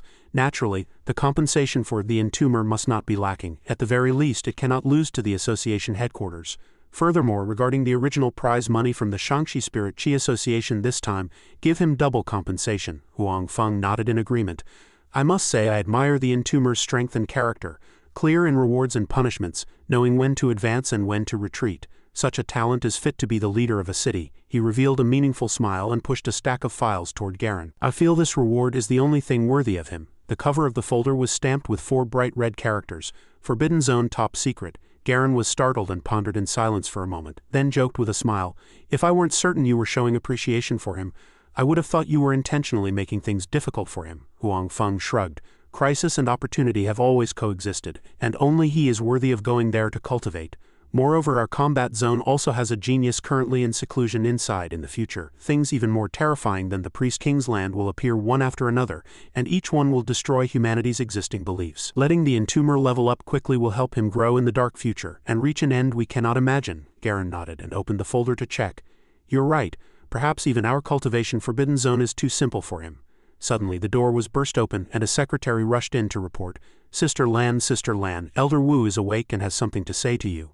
This news left both Garen and Huang Feng stunned. A few hours later in Fang Yi's villa in the forest in Tai City, the sky was blue with white clouds, the sun was bright and the scenery was peaceful and beautiful. Fang Yi was resting on the sofa when his phone vibrated. Ding, he opened the message, "Your account has just received 10 million RMB. Lin Yi heard the commotion and ran into the living room. "Cousin, you're finally back. I even saw you on the Shangxi forums." Fearing his sister would worry, Fang Yi patted her head to reassure her. "It was nothing major, don't worry," Lin Yi chattered excitedly. "I wasn't worried, the Pioneer forums are all saying you easily finished off the Shangxi captain, Divine Blade. The descriptions are so exaggerated." Fang Yi lightly flicked her forehead. "Aside from cultivation info, spend less time on the forums. Have you forgotten your promise to improve yourself as quickly as possible?" Having said that, he stood up and walked toward the bedroom. "All right, I'm going into seclusion to break through." Lin Yi followed him, asking in surprise, "How didn't you just break through not long ago? Are you already breaking through to the 3-star spirit creation realm?" Fang Yi laughed loudly. "Haha, not necessarily." Although he was laughing, Lin Yi still sensed something was unusual. "Strange, why does it feel like my cousin has something on his mind?" Inside the bedroom, Fang Yi was suspended in midair, shrouded in golden light mixed with threads of eerie black qi. He concentrated his energy, guiding the spiritual power through his meridians. He was just a hair's breadth away. This was the pure darkness attribute from the bone bird. By fusing it into the infinite dark realm, he could maximize the utility of this energy all at once. The blurred silhouette of the bone bird appeared within the energy sphere in midair as Fang Yi worked hard to fuse it. The system issued a confirmation notice, "Implant darkness attribute into infinite dark realm?" He decisively chose yes, and spiritual energy rushed toward him like a flood. Darkness attribute fused. Infinite dark realm upgraded. Once an enemy is dragged into the infinite dark realm, the bone bird and other anomalies within will fight for you, and the weakening effect on the enemy is doubled. Fang Yi checked the internal space of the infinite dark realm and saw countless anomalies looking up at him. A bold thought flashed through his mind, a proactive strike. He calmly mobilized his spiritual energy. "Then won't I be able to command these anomalies to act according to my will like a monarch?" Several golden threads shot out from his hand, connecting to every anomaly inside like he was controlling puppets. Rumble thunder roared over the villa as dark clouds obscured the blazing sun. A massive anomaly manifested. A 4-armed golden body and 3 trails of fire hovered majestically. The system prompted again. "Detected that you have met the requirements for a breakthrough. Breakthrough to 3-star spirit creation realm." In the wild hills, the dazzling golden body was like a deity descending to the mortal realm, and spiritual energy fluctuated violently. Nearby hikers were dumbfounded. "Oh my god. Everyone look, what is that?" The 4-armed figure was projected. "What is this? Is it an immortal descending? Is it the immortal who saved us and killed all the bats last time?" Fang Yi was unaware that he had caused a sensation. Inside the room, he sat firmly on a throne at the center of the infinite dark realm, with the 2 opposing energies of gold and black circling him. Below, thousands upon thousands of anomalies knelt in submission. Infinite dark realm upgrade successful. Gained new ability, anomaly combat. After dragging an enemy into the infinite dark realm, you can summon anomalies already killed by the infinite dark realm to attack the enemy. Note, the stronger the enemy, the more spiritual power consumed and the shorter the duration. Holding the orb that sealed the bone bird, Fang Yi's cold voice echoed. "Another new member has joined our infinite dark realm family." He tossed the bone bird inside and instructed his subordinates, "Your power is pure and provides a great amplification for me.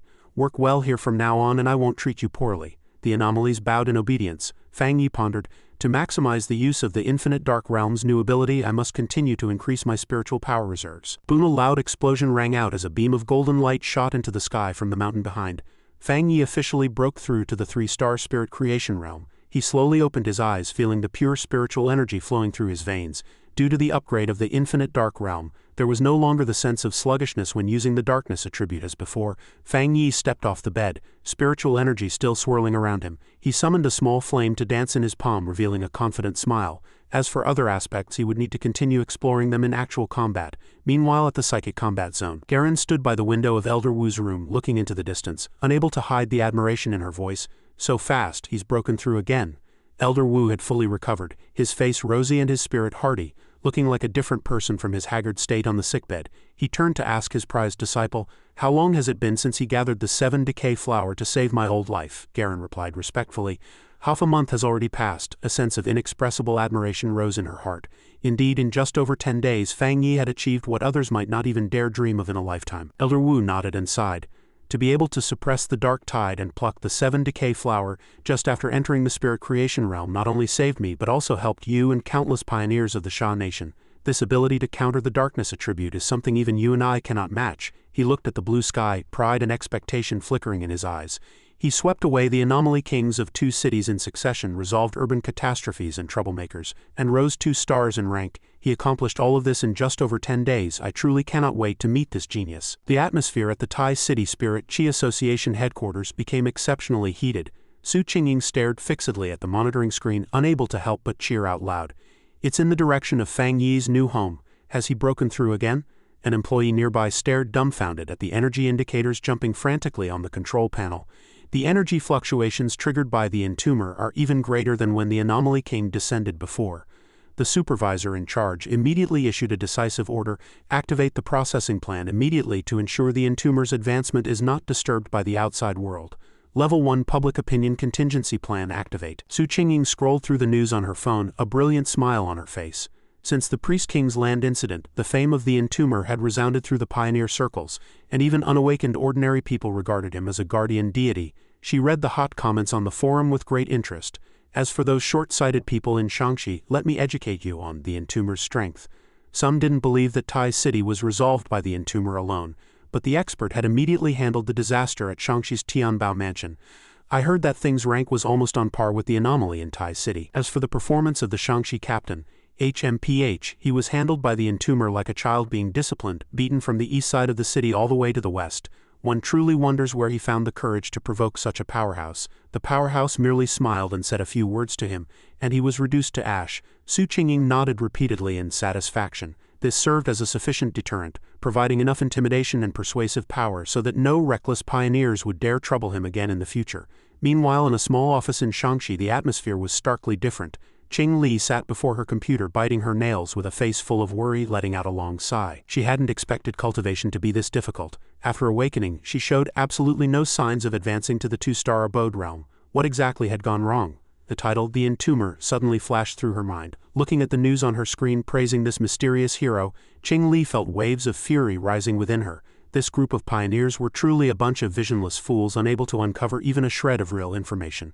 Or perhaps he simply disdained to respond. She let out a cold snort, feeling a sense of helplessness. She likely had no way to contact this entomber.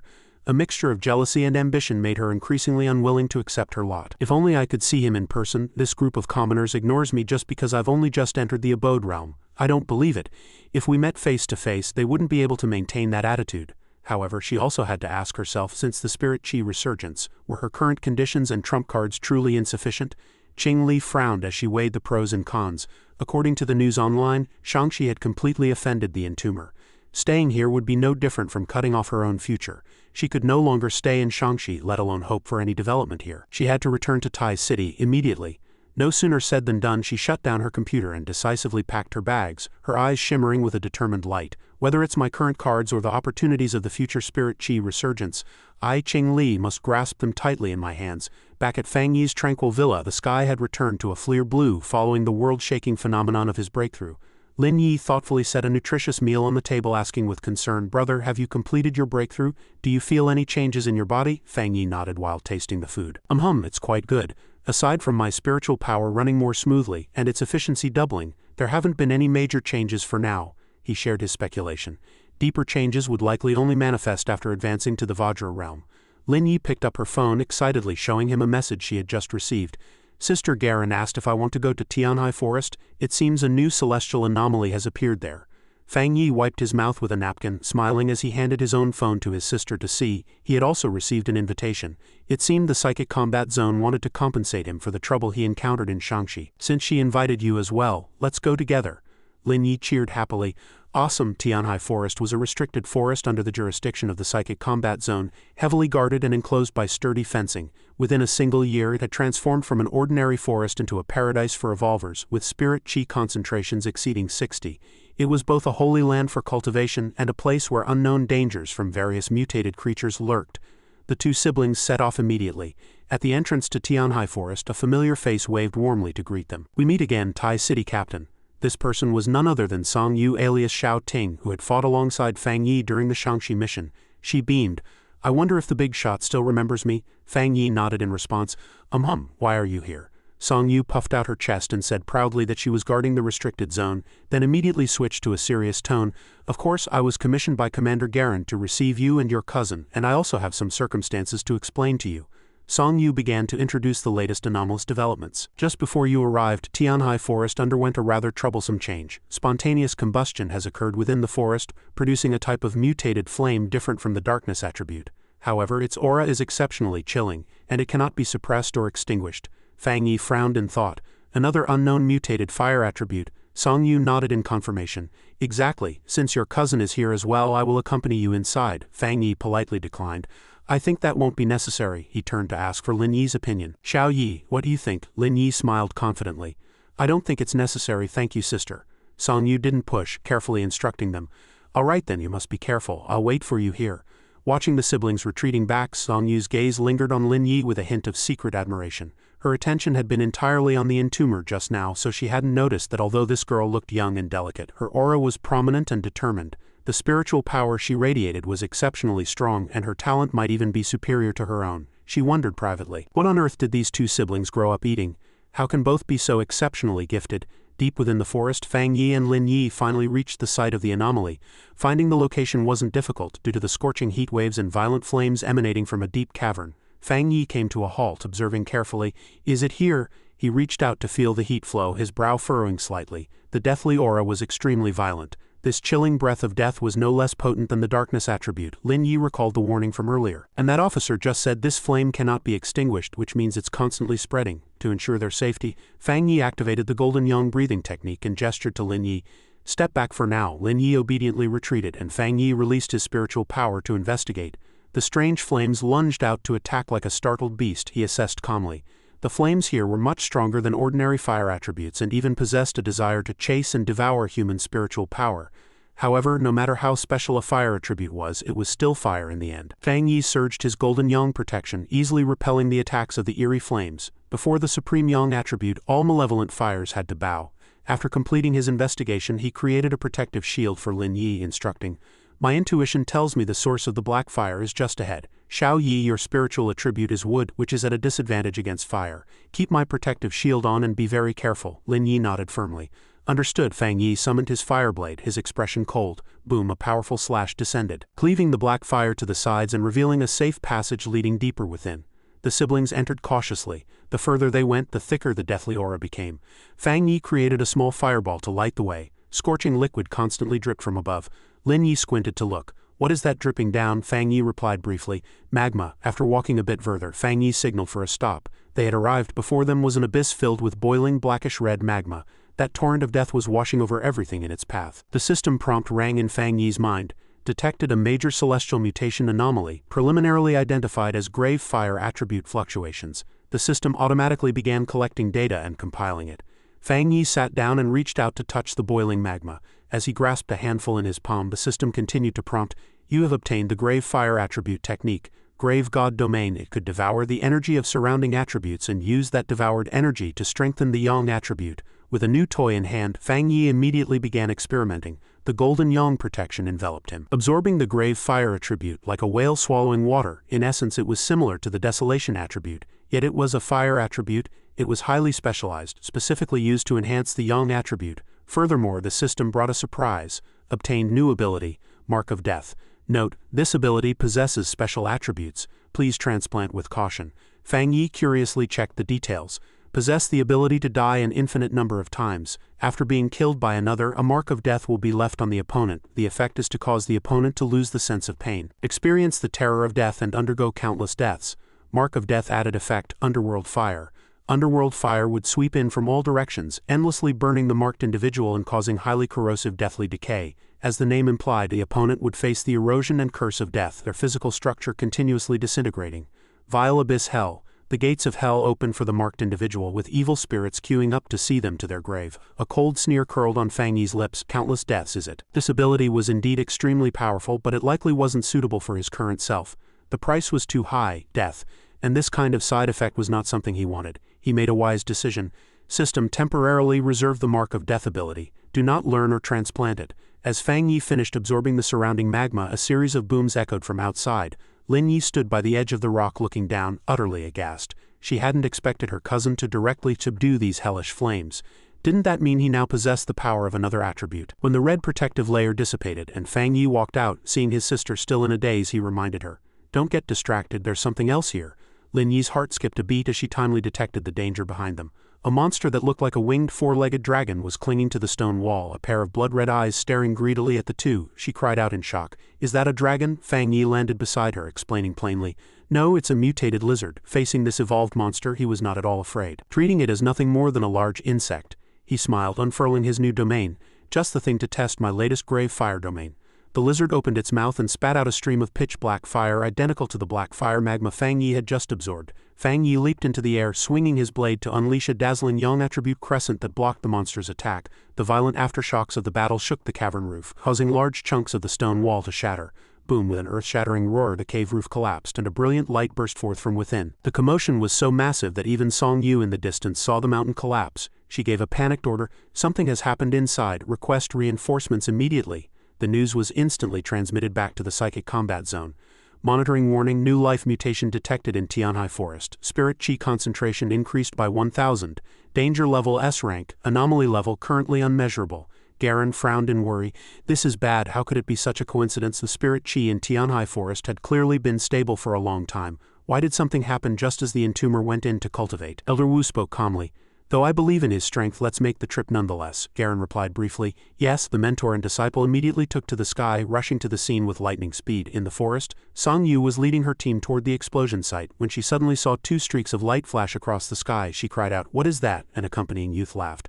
"It's Elder Wu and Commander Garen. Elder Wu has officially made his return," Song Yu urged. "Let's catch up quickly." Boom! A sphere of golden light landed on the ground. The vibration spread and the ground cracked.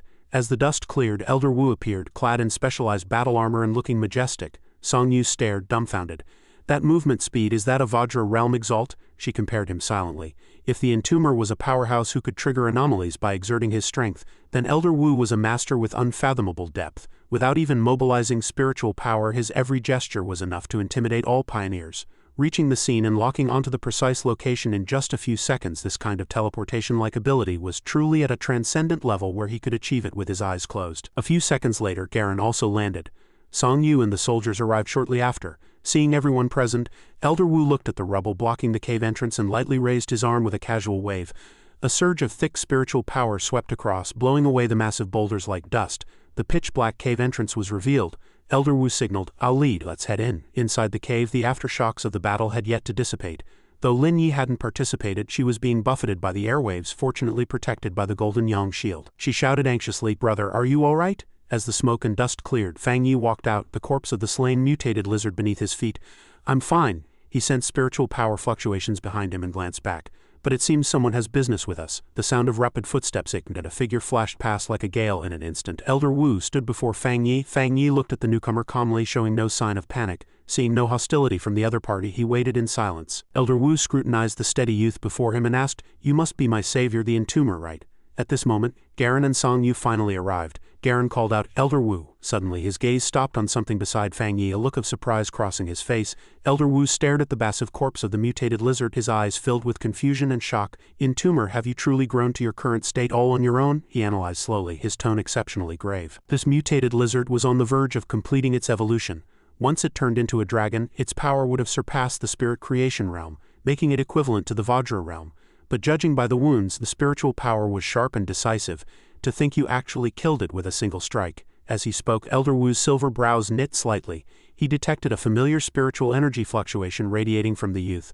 Wait a moment, I actually sense an aura of grave fire from this boy that is extremely similar to that half-dragon, yet even more pure and refined. Could the monitoring alarm from just now have been because Garen stepped forward, staring blankly at the massive corpse before looking back at Fang Yi? She could hardly believe her eyes. You settled it again? And with an instant kill, a massive wave of shock surged through her heart. This half-dragon had always been a headache for the psychic combat zone. Once it succeeded in breaking through, it would surely have become a Vajra-level catastrophe. Previously, the combat zone hadn't even been able to find a trace of it. If the Entomber hadn't intervened, the consequences would have been unthinkable. By now, Fang Yi also realized the identity of the majestic old man before him, and he smiled respectfully.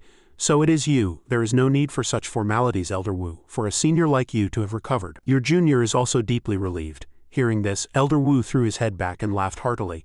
Haha, as am I. With such a powerful junior like you, I can retire in peace. Suddenly his tone shifted as he lowered his voice as if discussing an important secret. Since you have already killed this half-dragon, I wonder if I might ask you to keep a secret for us. Do not let anyone outside Tianhai Forest know of its existence, including the Spirit Qi Association. Fang Yi quickly deduced and understood the profound meaning behind the request. Tianhai Forest was by no means a simple cultivation area. It hid a startling secret. On the surface, Tianhai Forest was an anomaly and cultivation zone under the jurisdiction of the Psychic Combat Zone.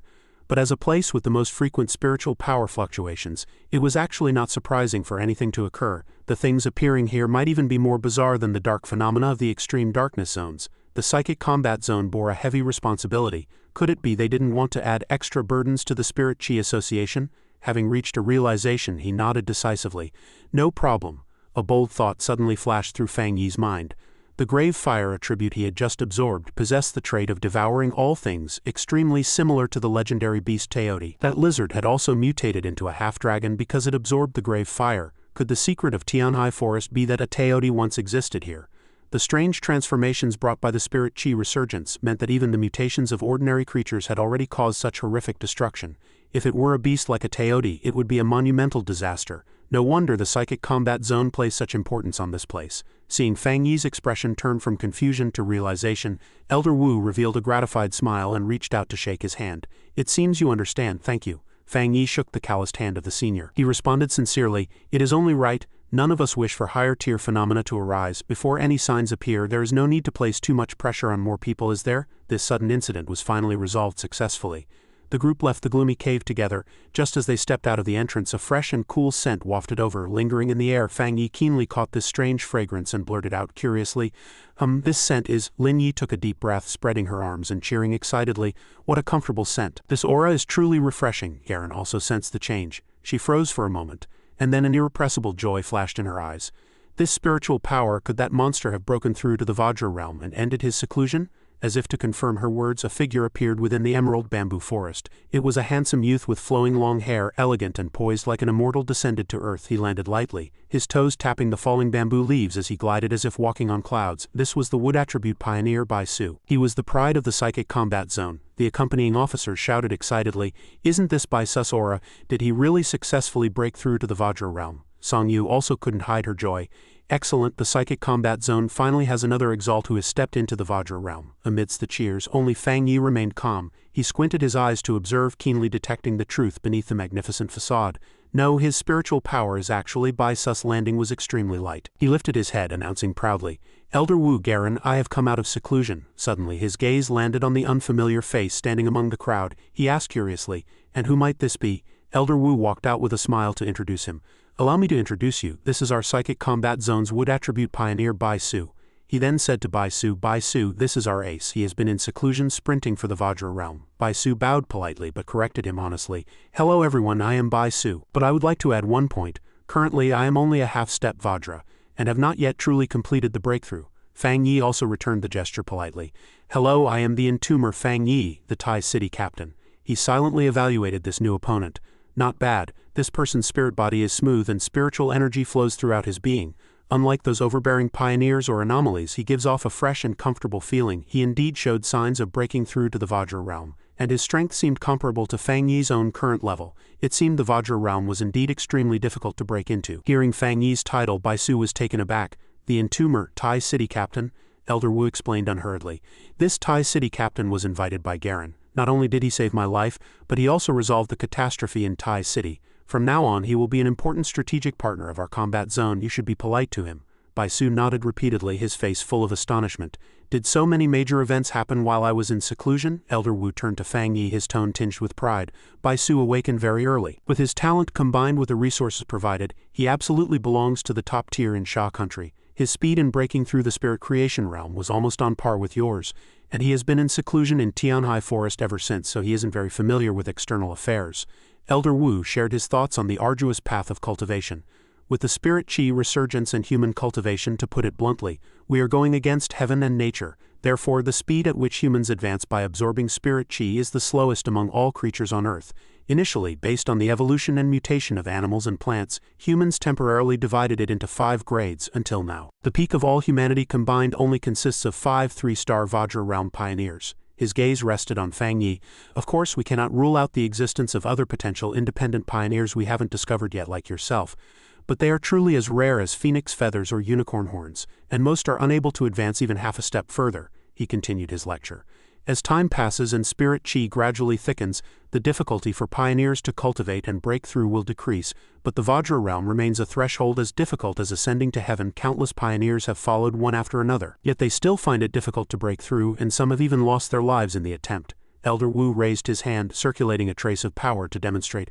But once you step into the Vajra realm, a person's entire being undergoes a world-shaking change. One could even say they are reborn, approaching what the ancients called transcending mortality, or attaining the way. Spirit qi flows through the body much more smoothly. He withdrew his hand, looking at Baisu with gratification. Baisu has safely reached half-step Vajra. Not only have his attribute abilities not gone on a rampage, but they have become even more gentle and harmonious. This is beneficial to both himself and others. It is very good. This makes me very gratified. After receiving the praise, Baisu looked toward Fang Yi with humility. I feel the entomber before me is also very formidable. Looking at Baisu's diplomatically polite smile, Fang Yi didn't respond, his face remaining as cold and unreadable as ever. Seeing this, Baisu stopped beating around the bush and stated his true intention. Before breaking through, I sensed the spiritual power fluctuations erupting from you. Influenced by them, I was able to reach half-step Vajra, so I truly want to have a spar with you. Could we try? Facing the challenge. A slight curve appeared at the corner of Fang Yi's mouth, and a scorching battle intent erupted between the two. He assessed Baisu as a humble person, but his battle intent was not lacking in the least. In some ways the two were similar. He even sensed the aura of a kindred spirit from the other. To encounter an evenly matched opponent was no easy feat. Fang Yi agreed without hesitation. Haha, no problem. Elder Wu stepped forward to act as the referee. In that case, I will personally serve as the judge this once. Your spar must be conducted with restraint. Stop at the appropriate point and do not go overboard. The surrounding people immediately dispersed, leaving an open space for this peak confrontation. Their gazes met in midair, sparks flying. Boom, 2 figures collided with staggering speed, the aftershocks of the impact spreading through the entire forest. Song Yu shouted excitedly. Baisu just came out of seclusion and he's already fighting the Tai City captain. Heavens, the collision of these two monsters is so thrilling, Garen observed calmly. And Elder Wu was also contemplating who would take the upper hand in this contest between the rising star and the pride of the combat zone. From the start of the battle, Baisu showcased the power of the wood attribute. He injected spiritual power into the surrounding flora, turning them into living weapons. Forest of all things, the plants grew frantically, extending sharp branches that thrust toward Fang Yi like spears. Fang Yi responded calmly. Wood attribute pioneers were naturally highly compatible with plants, able to manipulate and accelerate their growth. He slapped the ground with one hand, summoning lightning to shatter the encroaching vegetation. However, Baisu was no pushover. He commanded the flora to form a massive botanical army, launching a storm-like assault. Fang Yi shifted his body to dodge, easily shattering the vines blocking his way. He silently marveled at this kind of sneak attack using nature, which could manipulate any plant at will to deliver a fatal blow. Just as the thought crossed his mind, 2 vines suddenly whipped toward him from behind. It seemed the entire Tianhai forest had become Baisu's eyes, ears, and limbs. Fang Yi felt that lightning was a bit taxing, so he switched to the fire system. Heavenly fire ignited, instantly burning the vines to ash, but strangely they regrew instantly as if they had never been burned. Fang Yi was surprised to find that the plants controlled by his opponent actually could not be incinerated. Baisu smiled triumphantly. That's right, while the wood attribute is indeed at a disadvantage against the fire attribute, my botanical army currently cannot be suppressed by fire. Fang Yi squinted his eyes, re-evaluating his opponent. Whoosh, whoosh, emerald vines burst from the ground, surrounding Fang Yi layer by layer and interweaving into an indestructible cage that trapped him within. Baisu stood outside and asked with a smile, "How is this move? If you were my true enemy, you would be facing more than just this unbreakable cage right now." Fang Yi silently praised, "Impressive, is this the strength of a half-step Vajra?" He activated the Golden Yang protection and reached out to touch the vines to test them. The plant toxins immediately invaded through his hands. Bai Su kindly warned, "You'd better not touch them for too long, this giant tree itself is toxic. And with my enhancement the toxicity becomes even more pure and potent. Even if you are a 3-star spirit creation realm pioneer." Fang Yi revealed a mysterious smile, as the yang attribute within him erupted with an unprecedented brilliance. "Oh really? Then I want to try even more." Boom! A massive explosion rang out as golden light burst forth, devouring the vine cage.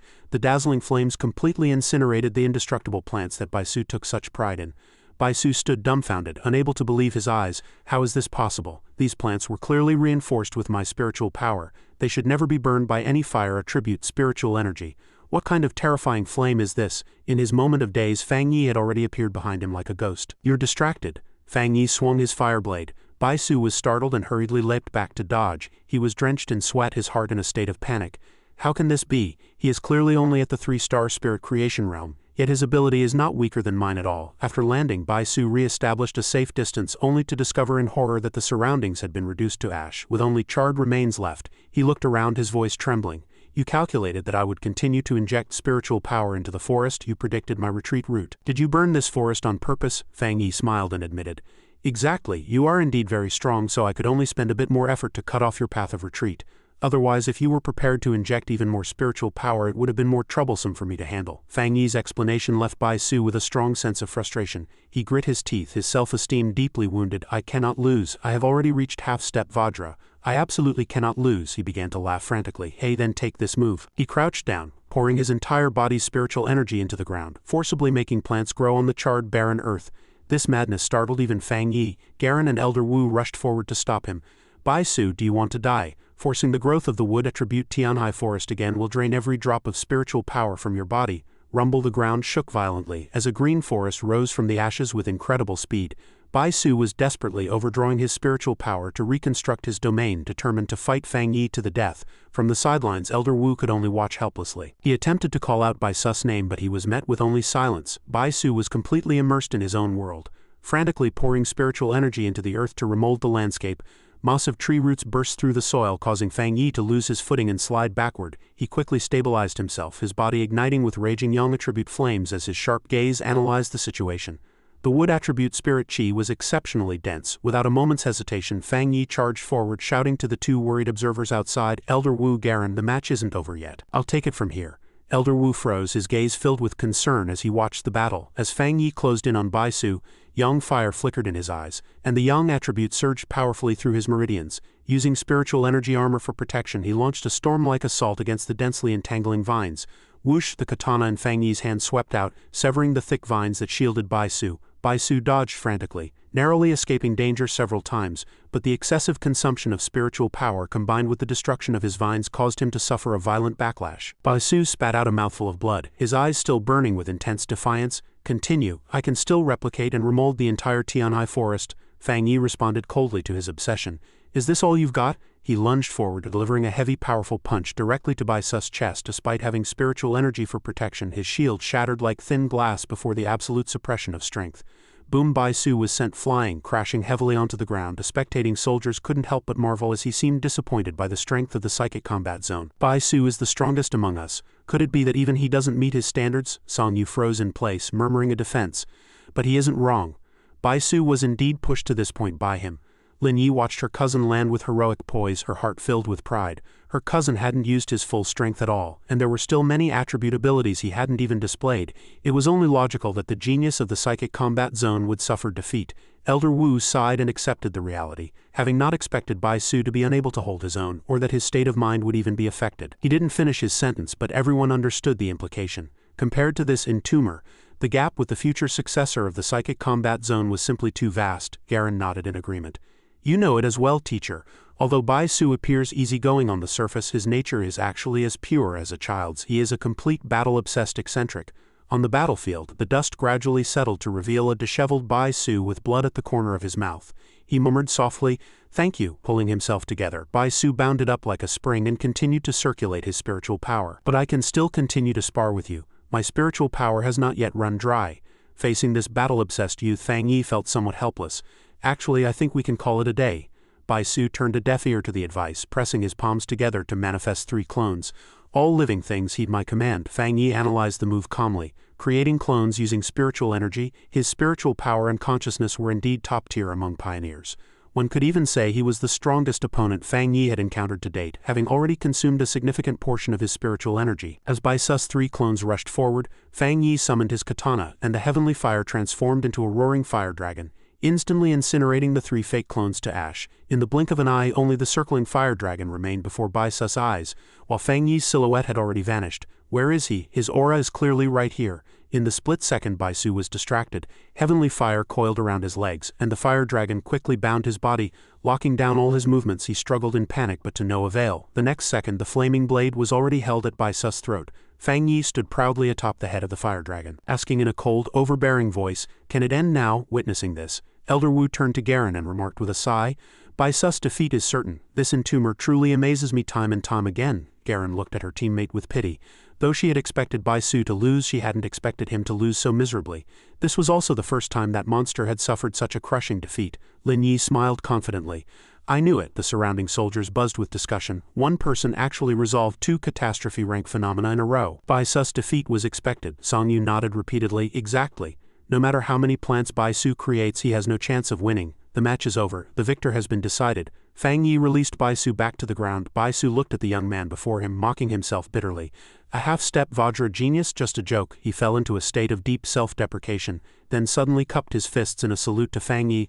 "Thank you for the guidance. I have some matters to attend to. Please excuse me. It's all right. You don't need to take it to heart." With that, Baisu turned and left without looking back. Garen couldn't even call him back. "Where are you going?" he replied without turning around. "Seclusion." Garen was speechless. "Didn't you just come out of seclusion? The combat zone still has many matters that need you." Elder Wu patted her shoulder to dissuade her. "This is the first time he's been so struck that he's lost his composure. Let him be." He turned toward Fang Yi, who had just retracted his fire blade, and walked forward with a smile. "Entomber, do you have any interest in staying in our psychic combat zone? Although you are the Tai City captain, holding both positions is entirely feasible." He seriously presented a shocking proposal. "I want you to become my successor." Fang Yi was stunned. "Successor?" Elder Wu continued to offer tempting benefits. "That's right, I want to cultivate you. I'm not boasting, but if the resources of our psychic combat zone rank second in Sha country, no one would dare claim first. This is a reward you can't get from ordinary missions. Later I will even introduce you to those people in Shenchi." As the largest city in Sha country, Shenchi held a massive amount of potential resources. The psychic combat zone was originally established through the promotion of Shenchi, only moving its headquarters later. He painted a beautiful prospect. "Those who can hold a place in Shenchi are all top-tier figures among pioneers. You will certainly be able to show your full potential in Shenchi, exchanging experiences and sparring with them. By then your realm will likely surpass mine." Fang Yi smiled and politely declined. "Thank you, Elder Wu. Actually, I don't have that intention. I don't belong to the Spirit Chi Association. The title of captain is just a nominal role in my hometown. I don't wish to join any faction." Song Yu and the soldiers behind her were so shocked their mouths hung open. Elder Wu nodded in understanding. "I see, your thinking isn't wrong either. In the turbulent era of Spirit Chi resurgence, the more powerful a pioneer is, the less they wish to be bound. Various factions indeed have no right to negotiate terms," he generously stated. "Then let us just build a good rapport. Even if you don't join the psychic combat zone, you can make any request." After a moment of thought, Fang Yi proposed, "Then I would like to continue practicing in Tianhai Forest with Xiao Yi. Is that all right?" No sooner had he spoken than dark clouds gathered and thunder roared. Elder Wu looked up at the sky, weighing the situation. Tianhai Forest was full of diverse phenomena and inherently contained rich attributes. It seemed a thunderstorm was approaching. He saw through Fang Yi's intention. Having experienced the battle between these two youths, the lightning attribute had also absorbed more energy. Speaking of which, during the match just now, Fang Yi hadn't fully demonstrated his lightning abilities. Having thought it through, Elder Wu laughed heartily. "Haha, excellent. The youth are to be feared. Everyone, withdraw from Tianhai Forest and do not disturb their cultivation." Song Yu and the soldiers responded in unison. He glanced at Fang Yi, thinking that as long as he remained a pioneer of Sha country, it was the greatest blessing. Fang Yi offered an appreciative smile and leapt high into the air, thinking that the psychic combat zone indeed wouldn't refuse his request or apply pressure. This was the advantage of absolute strength. Looking at the dense lightning net in the sky, his eyes sparkled. This time, it's the lightning attribute's turn. He charged into the center of the storm, activating his ultimate technique, 100 refinements of divine lightning. Song Yu looked up and cried out in shock. What is the entomber doing? Does he want to make contact with the lightning? His fire attribute was already at a high level. Recklessly contacting such pure lightning power would only cause a conflict between the two high-level attributes in his body. Whether it was dual attributes or mutated attributes, there was usually a primary and secondary. One powerful attribute often required another to serve as support. Otherwise, under the conflict of extreme attributes, the body would. Does he not understand this? A massive lightning bolt struck down. Rather than being afraid, Fang Yi revealed a confident smile. Boom! Song Yu shielded herself from the blinding light and shouted, "Elder Wu, Sister Garen, aren't you going to stop him? The lightning of Tianhai Forest is absolutely not something a living creature can approach, yet he actually wants to draw the heavenly lightning into his body," Garen replied calmly. "Because he simultaneously possesses the extreme lightning attribute," the tyrant reported previously. "Was actually this in tumor as well?" Song Yu was dumbfounded. What, have I been in the combat zone for too long? While dual attributes weren't rare in the combat zone, this was simply too monstrous, Garen added proudly. "It wasn't just you, I was the same when I first found out. Having called him the Entomber for so long I almost forgot his other title, Tyrant. Looking across Great Sha, he is a genius who can suppress an era, the stronger the lightning. The more he can turn it to his own use." In the center of the storm, Fang Yi frantically absorbed the lightning to temper himself. The more the better, as he was just worrying that his spiritual power wasn't abundant enough. However much lightning fell, he absorbed it. 100 refinements of divine lightning temper the whole body. Electric currents traveled through his bones and meridians, cleansing every inch of flesh and blood. The attributes within his body became increasingly harmonious. Internal flame attribute, tempering complete. Heavenly fire attribute, tempering complete. Yang attribute, tempering complete. Darkness attribute, tempering complete.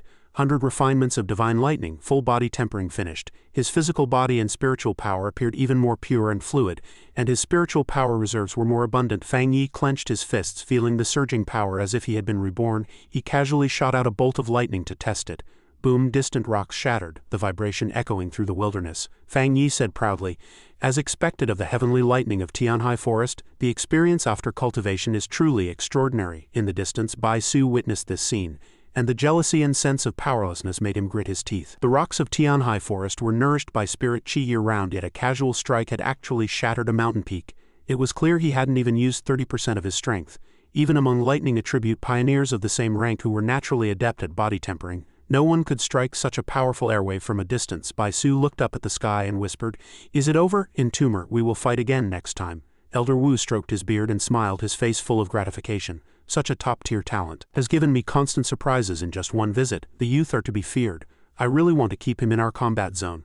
To be able to frontally defeat Bai Su in the half-step Vajra realm and slay an unformed catastrophe rank phenomenon. Both his strength and character were top-notch. Reaching the pinnacle of Sha country through self-cultivation alone, his talent was terrifying." Elder Wu lamented, "If he could be my successor, I would have no regrets in this life." Garen spoke with a hint of melancholy. "It's just that currently the psychic combat zone needs his help more than he needs us." Elder Wu laughed heartily. "Garen, I think you've changed a lot." Garen felt a bit embarrassed. Is that so? Very good, I have even more confidence in your future." A thought suddenly struck him. "Perhaps we can try to invite that young girl." At that moment, Lin Yi and Fang Yi landed together. Fang Yi looked at his cousin with hope. "A rare opportunity, Xiao Yi. You must also work hard." Seeing that the two hadn't left yet, Fang Yi asked Elder Wu and Garen, "Haven't you left yet?" Elder Wu smiled. "Haha, I have a new idea that doesn't require you to agree to anything. I want to invite your family member, student Lin Yi, to come cultivate in our combat zone." Fang Yi asked in surprise, "You mean Xiao Yi can continue her studies and cultivation in the combat zone?" He pondered silently. While the conditions might not necessarily move him, for Lin Yi this was an excellent opportunity to improve her strength. The benefits outweighed the disadvantages, but he didn't know her thoughts. Just as Fang Yi was about to answer for her, Lin Yi opened her eyes and said, "Thank you, Elder Wu. The psychic combat zone is very sincere toward new pioneers, and I am deeply grateful. As her guardian, I would also find it difficult to refuse this invitation, but I cannot make the decision for her." Surprisingly, Lin Yi spoke decisively.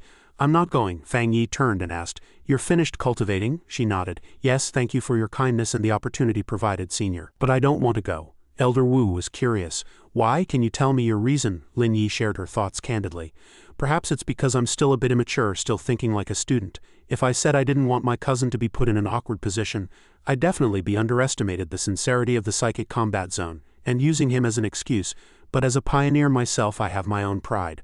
I want to earn everything I deserve through my own capabilities." Fang Yi was stunned as he listened to his cousin's heartfelt words. He thought to himself, since when did this girl grow up so much? Elder Wu nodded in approval. "Good, very good. We were thinking too narrowly. My apologies, we will continue to watch your progress. Keep it up." Lin Yi responded with determination. "I definitely will." The scene shifts to Fang Yi's home. He was planning his next move. The issue of spiritual energy reserves had been resolved. Next, he needed to reorganize his newly acquired grave fire attribute and figure out how to utilize it. There was also a more troublesome matter, the mark of death. These were the current bottlenecks for Fang Yi. Upon arriving at their front door, Lin Yi pointed ahead in surprise. "Wait, cousin, why is someone squatting in front of our house?" Su Qingying was sitting there waiting. Seeing the two return, she stretched and stood up. "You two finally made it back," Lin Yi cheered. "Captain Su," Fang Yi asked in confusion. "Su Qingying, why are you squatting outside my door? Did something happen?" Su Qingying's expression turned grim, her tone urgent. "Something big has happened at the border. The captain of Yu City has sent an emergency distress call to our Tai City Spirit Chi Association." Fang Yi followed up quickly. "The Yu City captain, where is she now?" Su Qingying relayed the situation. "The Yu City captain is currently severely injured and receiving treatment at our Spirit Chi Association's affiliated hospital. She risked her life to escape Yu City and deliver the message. She was at the end of her rope and specifically asked for you by name." Shortly after, Fang Yi arrived at the Tai City Spirit Chi Association hospital. As he and Su Qingying walked briskly down the hallway, a figure suddenly rushed out. She cried out in surprise, "Sister Qingying, you're here," and this is Su Qingying smiled slightly and reached out to introduce Fang Yi. "This is Tai City's captain, the Entomber. And this is the Yu City captain, Chen Ru." Hearing his name, the female captain hurriedly grasped Fang Yi's hand and pleaded, "Hello, Tai City captain, I am Chen Ru, the captain of Yu City. An anomaly has appeared in Yu City with a rank that definitely exceeds A or C. I heard you have experience handling 2 catastrophes. Please, I beg you to help me." Fang Yi remained silent, his deep gaze scrutinizing the woman before him. Chen Ru also took the opportunity of the handshake to secretly assess him. Sensing his unfathomable aura, she felt a wave of internal shock and admiration. She quickly let go of his hand and explained with a flustered expression, "I'm sorry I was rude, I'm just so desperate. The monitored anomaly concentration was only B rank, but so many people have gone missing. Our people died there, and even those who came to help were sacrificed. My sister is very strong, but even she..." As Fang Yi listened to her account, he frowned in thought. She meant that the Yu City anomaly had caused many pioneers to vanish. Yet the readings were only at B rank. Although Yu City was a border town, it shouldn't be without reliable pioneers. This matter was indeed strange. After a moment's silence, Fang Yi asked, "The Yu City pioneers and your sister, have they disappeared or have they already been sacrificed?" As soon as he spoke, Chen Ru's body began to tremble violently. They, Seeing her emotional instability, Su Qingying hurried forward to comfort her. "Don't rush, take your time." Chen Ru shook her head in despair. "I don't know. I can't contact them." She clutched her head, trying to hold on to a glimmer of hope. "But my sister and I have had a special connection since childhood. I can feel that she's still alive." Mid-sentence, she suddenly remembered something and hurriedly fumbled in her pocket, almost forgetting the most important item. "This is a token of gratitude for you. If you can go, I would be in your debt. I really have no other options left." Chen Ru respectfully presented a box, offering it to Fang Yi with both hands. Fang Yi reached out to take it. The item inside was sealed under multiple layers, but he could still feel a familiar yang attribute fluctuation within. Fang Yi couldn't help but ask curiously, "What is this? Why is it sealed?" Seeing his expression, Chen Ru felt a sense of relief knowing she had guessed correctly. She began to explain the item. "This is a spirit crystal formed by the condensation of the erupting yang attribute on that high mountain when Yu City underwent its massive celestial change. It contains an immense amount of yang attribute spiritual power and is a treasure of Yu City." Fang Yi attempted to open the box. Inside was a crystal emitting a soft golden glow. Chen Ru continued, "Originally, we wanted to use this to cultivate a yang attribute pioneer, but no one could absorb its power. In fact, some people were even injured trying." Nearby, Su Qingying couldn't help but click her tongue in amazement.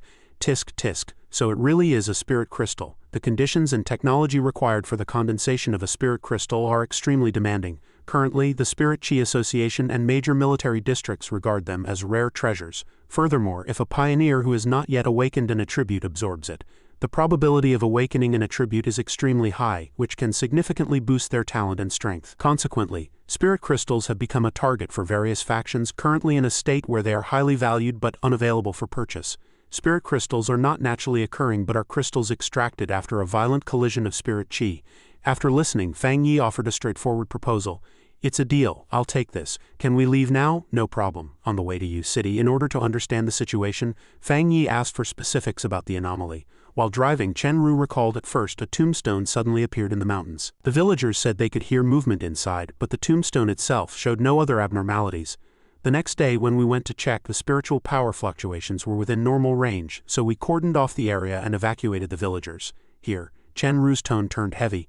"But that night a skull actually crawled out of the tombstone and dragged a villager who was gathering herbs into it. The car drove for a while before coming to a stop." Seeing the scene before him with his own eyes, Fang Yi finally understood the severity of the matter. Chen Ru's previous description didn't cover even 1/10,000th of the actual eeriness. The entire city had been invaded by tombstones. Slabs of stone stood in the city center, packed so densely it was suffocating.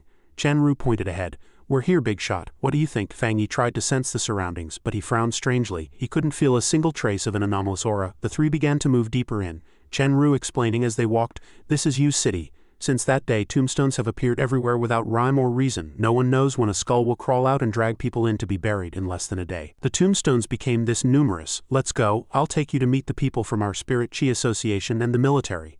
Fang Yi narrowed his eyes, his mind racing. The anomaly concentration was far too low. This was a situation never before recorded by the Spirit Chi Association or the military. Skeletons crawling from tombstones, yet the tombstones themselves having no special spiritual aura. Could these tombstones be mere disguises to mask the anomalous aura and lower people's guard?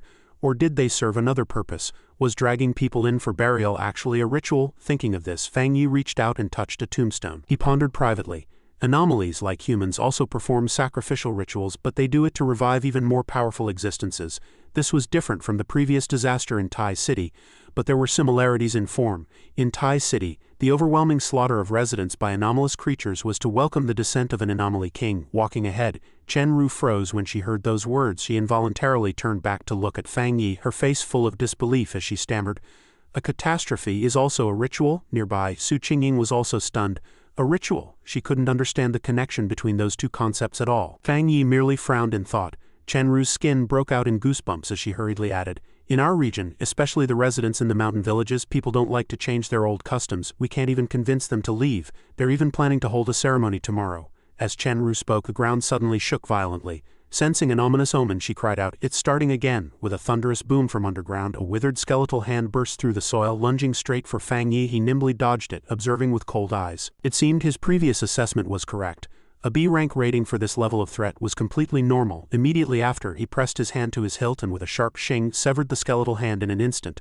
But before he could even sheath his blade, another hand lunged out, firmly grasping the sharp blade. Fang Yi narrowed his eyes, such immense strength. With a loud boom, a massive skeleton burst from the ground, opening its cavernous, desiccated mouth as it lunged at him. For a moment, Chen Ru and Su Qingying were dazed. What was happening? Were they not afraid of the big shot's yang attribute? More and more skeletons emerged from the ground, a dense mass of white bone. Seeing this, a faint, interested smile curled on Fang Yi's lips. "So it really is like this. I still need to verify it further, but this mission has become much more interesting." On the other side, Chen Ru drew a flute and began to play. A wave of emerald energy rippled out, shredding the lunging skeletons. But she knew that while these skeletons were not high-level, they had no sense of pain or concept of death and would only attack frantically. She said worriedly, "There are even more than when I escaped. They truly never end." Thinking of the worst-case scenario, her face turned pale. Could even the entomber do nothing against them? Bang! Su Qingying delivered a flying kick that shattered a skeleton, sighing, "Oh, don't lose heart." She was about to offer some comfort when she felt a surge of heat behind her. Turning around, her eyes widened in shock. What was this? Fang Yi whispered a soft incantation, and in an instant the grave fire domain unfolded. Rumble, a black sphere appeared in midair and deathly flames ignited fiercely as if they had met gasoline. Boom! In an instant, all of Yu City was plunged into a sea of fire, the terrifying power sweeping across heaven and earth. Wherever the firelight reached, white bones were incinerated to ash. The system panel lit up, signaling the discovery of a special death attribute. The death attribute continuously absorbed and converted energy, strengthening the yang attribute and completing the upgrade process. Boom! A world-shaking explosion rang out. Chen Ru and Su Qingying felt the surrounding temperature soar. They trembled as the space seemed to glow red and the heat waves surged violently as if to incinerate all things. In the center of the sea of fire, Fang Yi walked with a dignified air. Flames boiled around him, his presence sweeping across all directions as he carved a bloody path forward. Witnessing this scene, Chen Ru was struck dumb. Su Qingying meanwhile lifted her chin with a face full of pride. "See that? This is the true strength of the entomber." Chen Ru stammered, unable to hide her shock. Too strong. The entomber truly lives up to his reputation.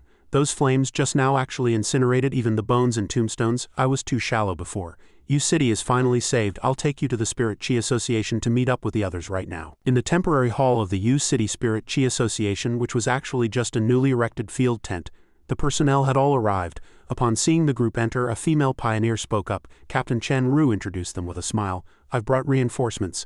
The entomber, captain of Tai City, and Su Qingying, a member of the Tai City Spirit Chi Association." She then pointed to her three comrades. "These are our teammates from the Yu City Spirit Chi Association. Chen Feng, Chen Sheng, and Chen Shi." Chen Sheng asked curiously if he was indeed the person who had soloed a catastrophe-rank anomaly. After Chen Ru finished her introduction, everyone's gaze turned toward the young man, filled with doubt and shock. "So young," a trembling voice broke the silence. Did you really solo an anomaly above a rank? Immediately after, a sense of despair spread and another person roared in indignation. Even so, it feels useless now. What's the point? U-City's situation is completely different from other anomalies. There's hardly anyone left. All of U-City is about to be swallowed by tombstones. You should just leave. Why did you even come back? Why bring outsiders here to die? This isn't a B-rank anomaly event at all. You've all been tricked by her.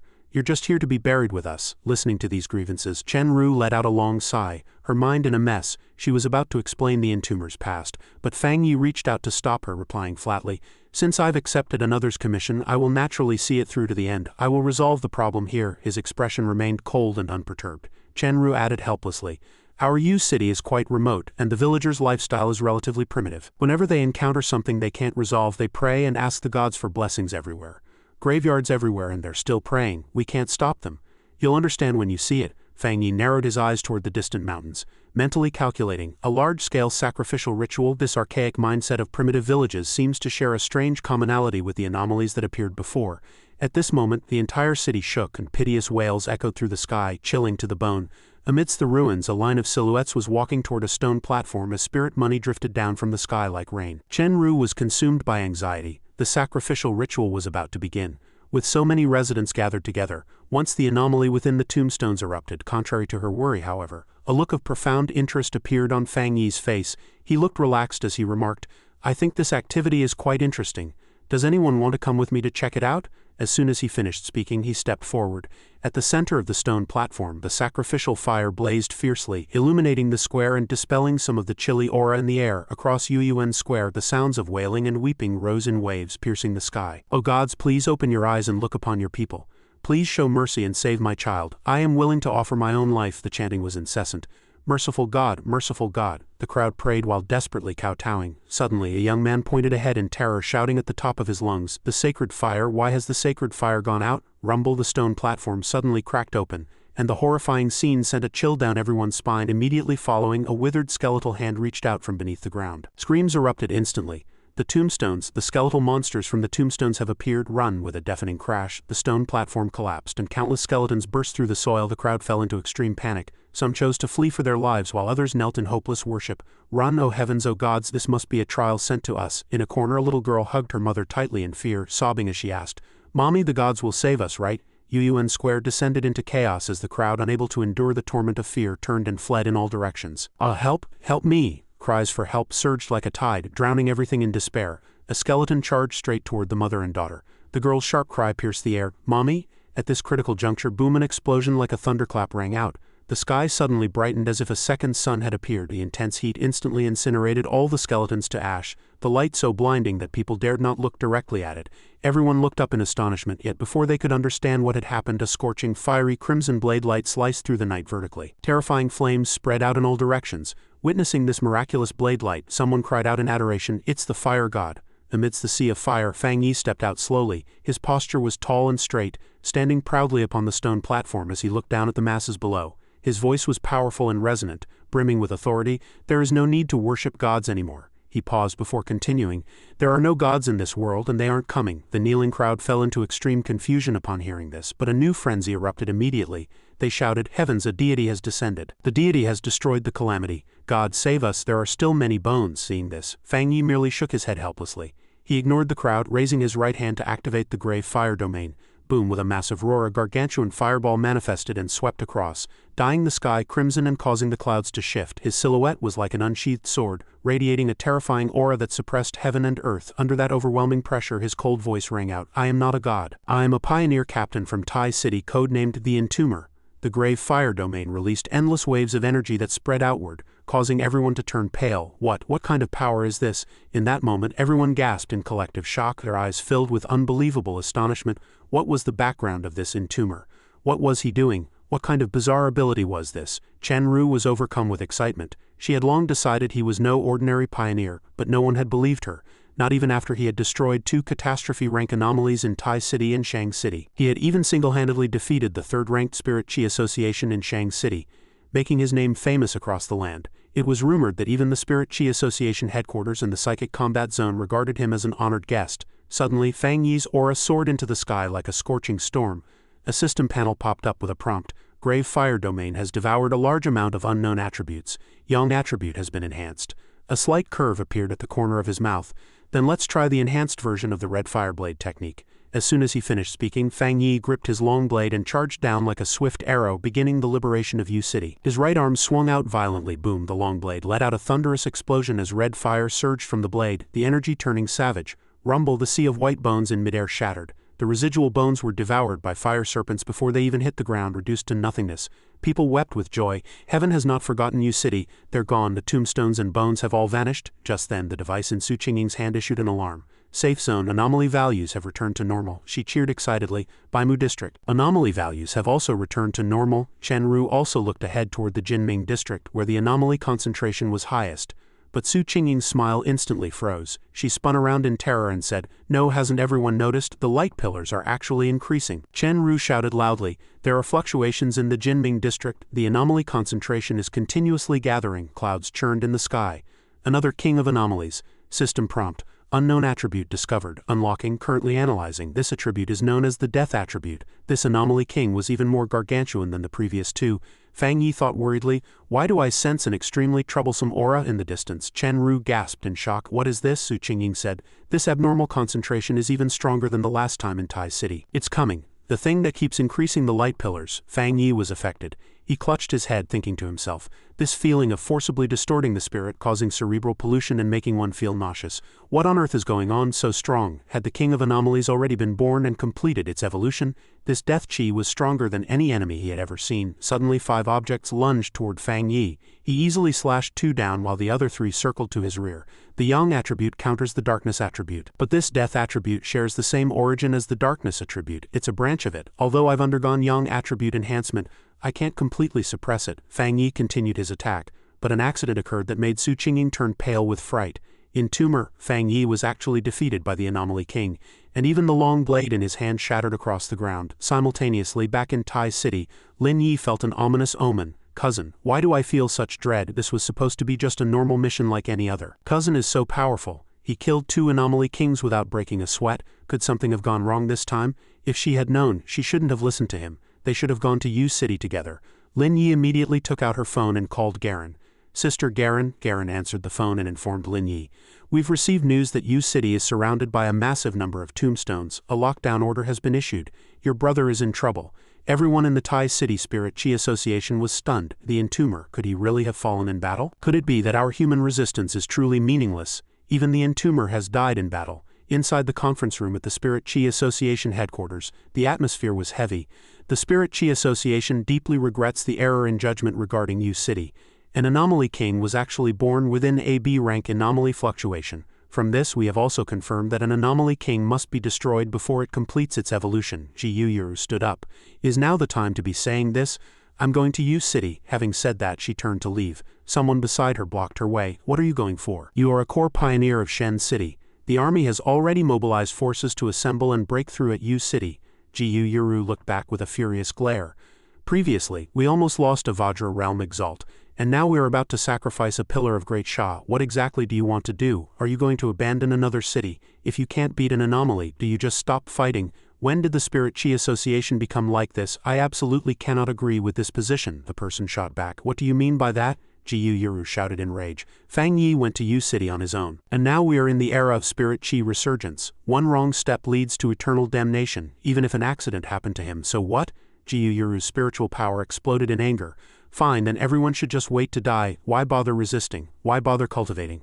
Back when faced with the disaster in Shen City, why did Elder Wu stake his old life to reinforce the seal? We might as well have just given up on Shen City and waited for extinction," the opponent argued. "We are all thinking of the common good. What use would it be if you went?" Ji Yuru left without looking back. "A bunch of cowards. I've seen the Entomber's strength with my own eyes.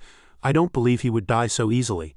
Near the outskirts of Yu City, military vehicles had already arrived. Elder Wu looked at the screen and said, "The attribute of this Anomaly King is a variant of the Darkness attribute. The current Death attribute has never appeared before." Garen and Lin Yi were also accompanying them. "I suspect the Entomber must have fallen into some kind of inescapable rule." They stepped out of the vehicle, and someone reported, "Elder Wu, Commander Garen, the military vehicles cannot break through." Garen pressed. "What do you mean?" Lin Yi was extremely worried about Fang Yi at this moment. The person explained, "All the support forces the military can mobilize have arrived, but several attempts have been futile. Yu City is covered by a massive number of tombstones. However much force we use to strike, that many tombstones appear to swallow us. The attacks are completely ineffective. The frontline soldiers have all been dragged into the tombstones. The Anomaly King's power is still spreading, radiating into the surrounding areas. After a quick calculation, the probability of resolving the U-City anomaly is 0. Elder Wu, should we retreat?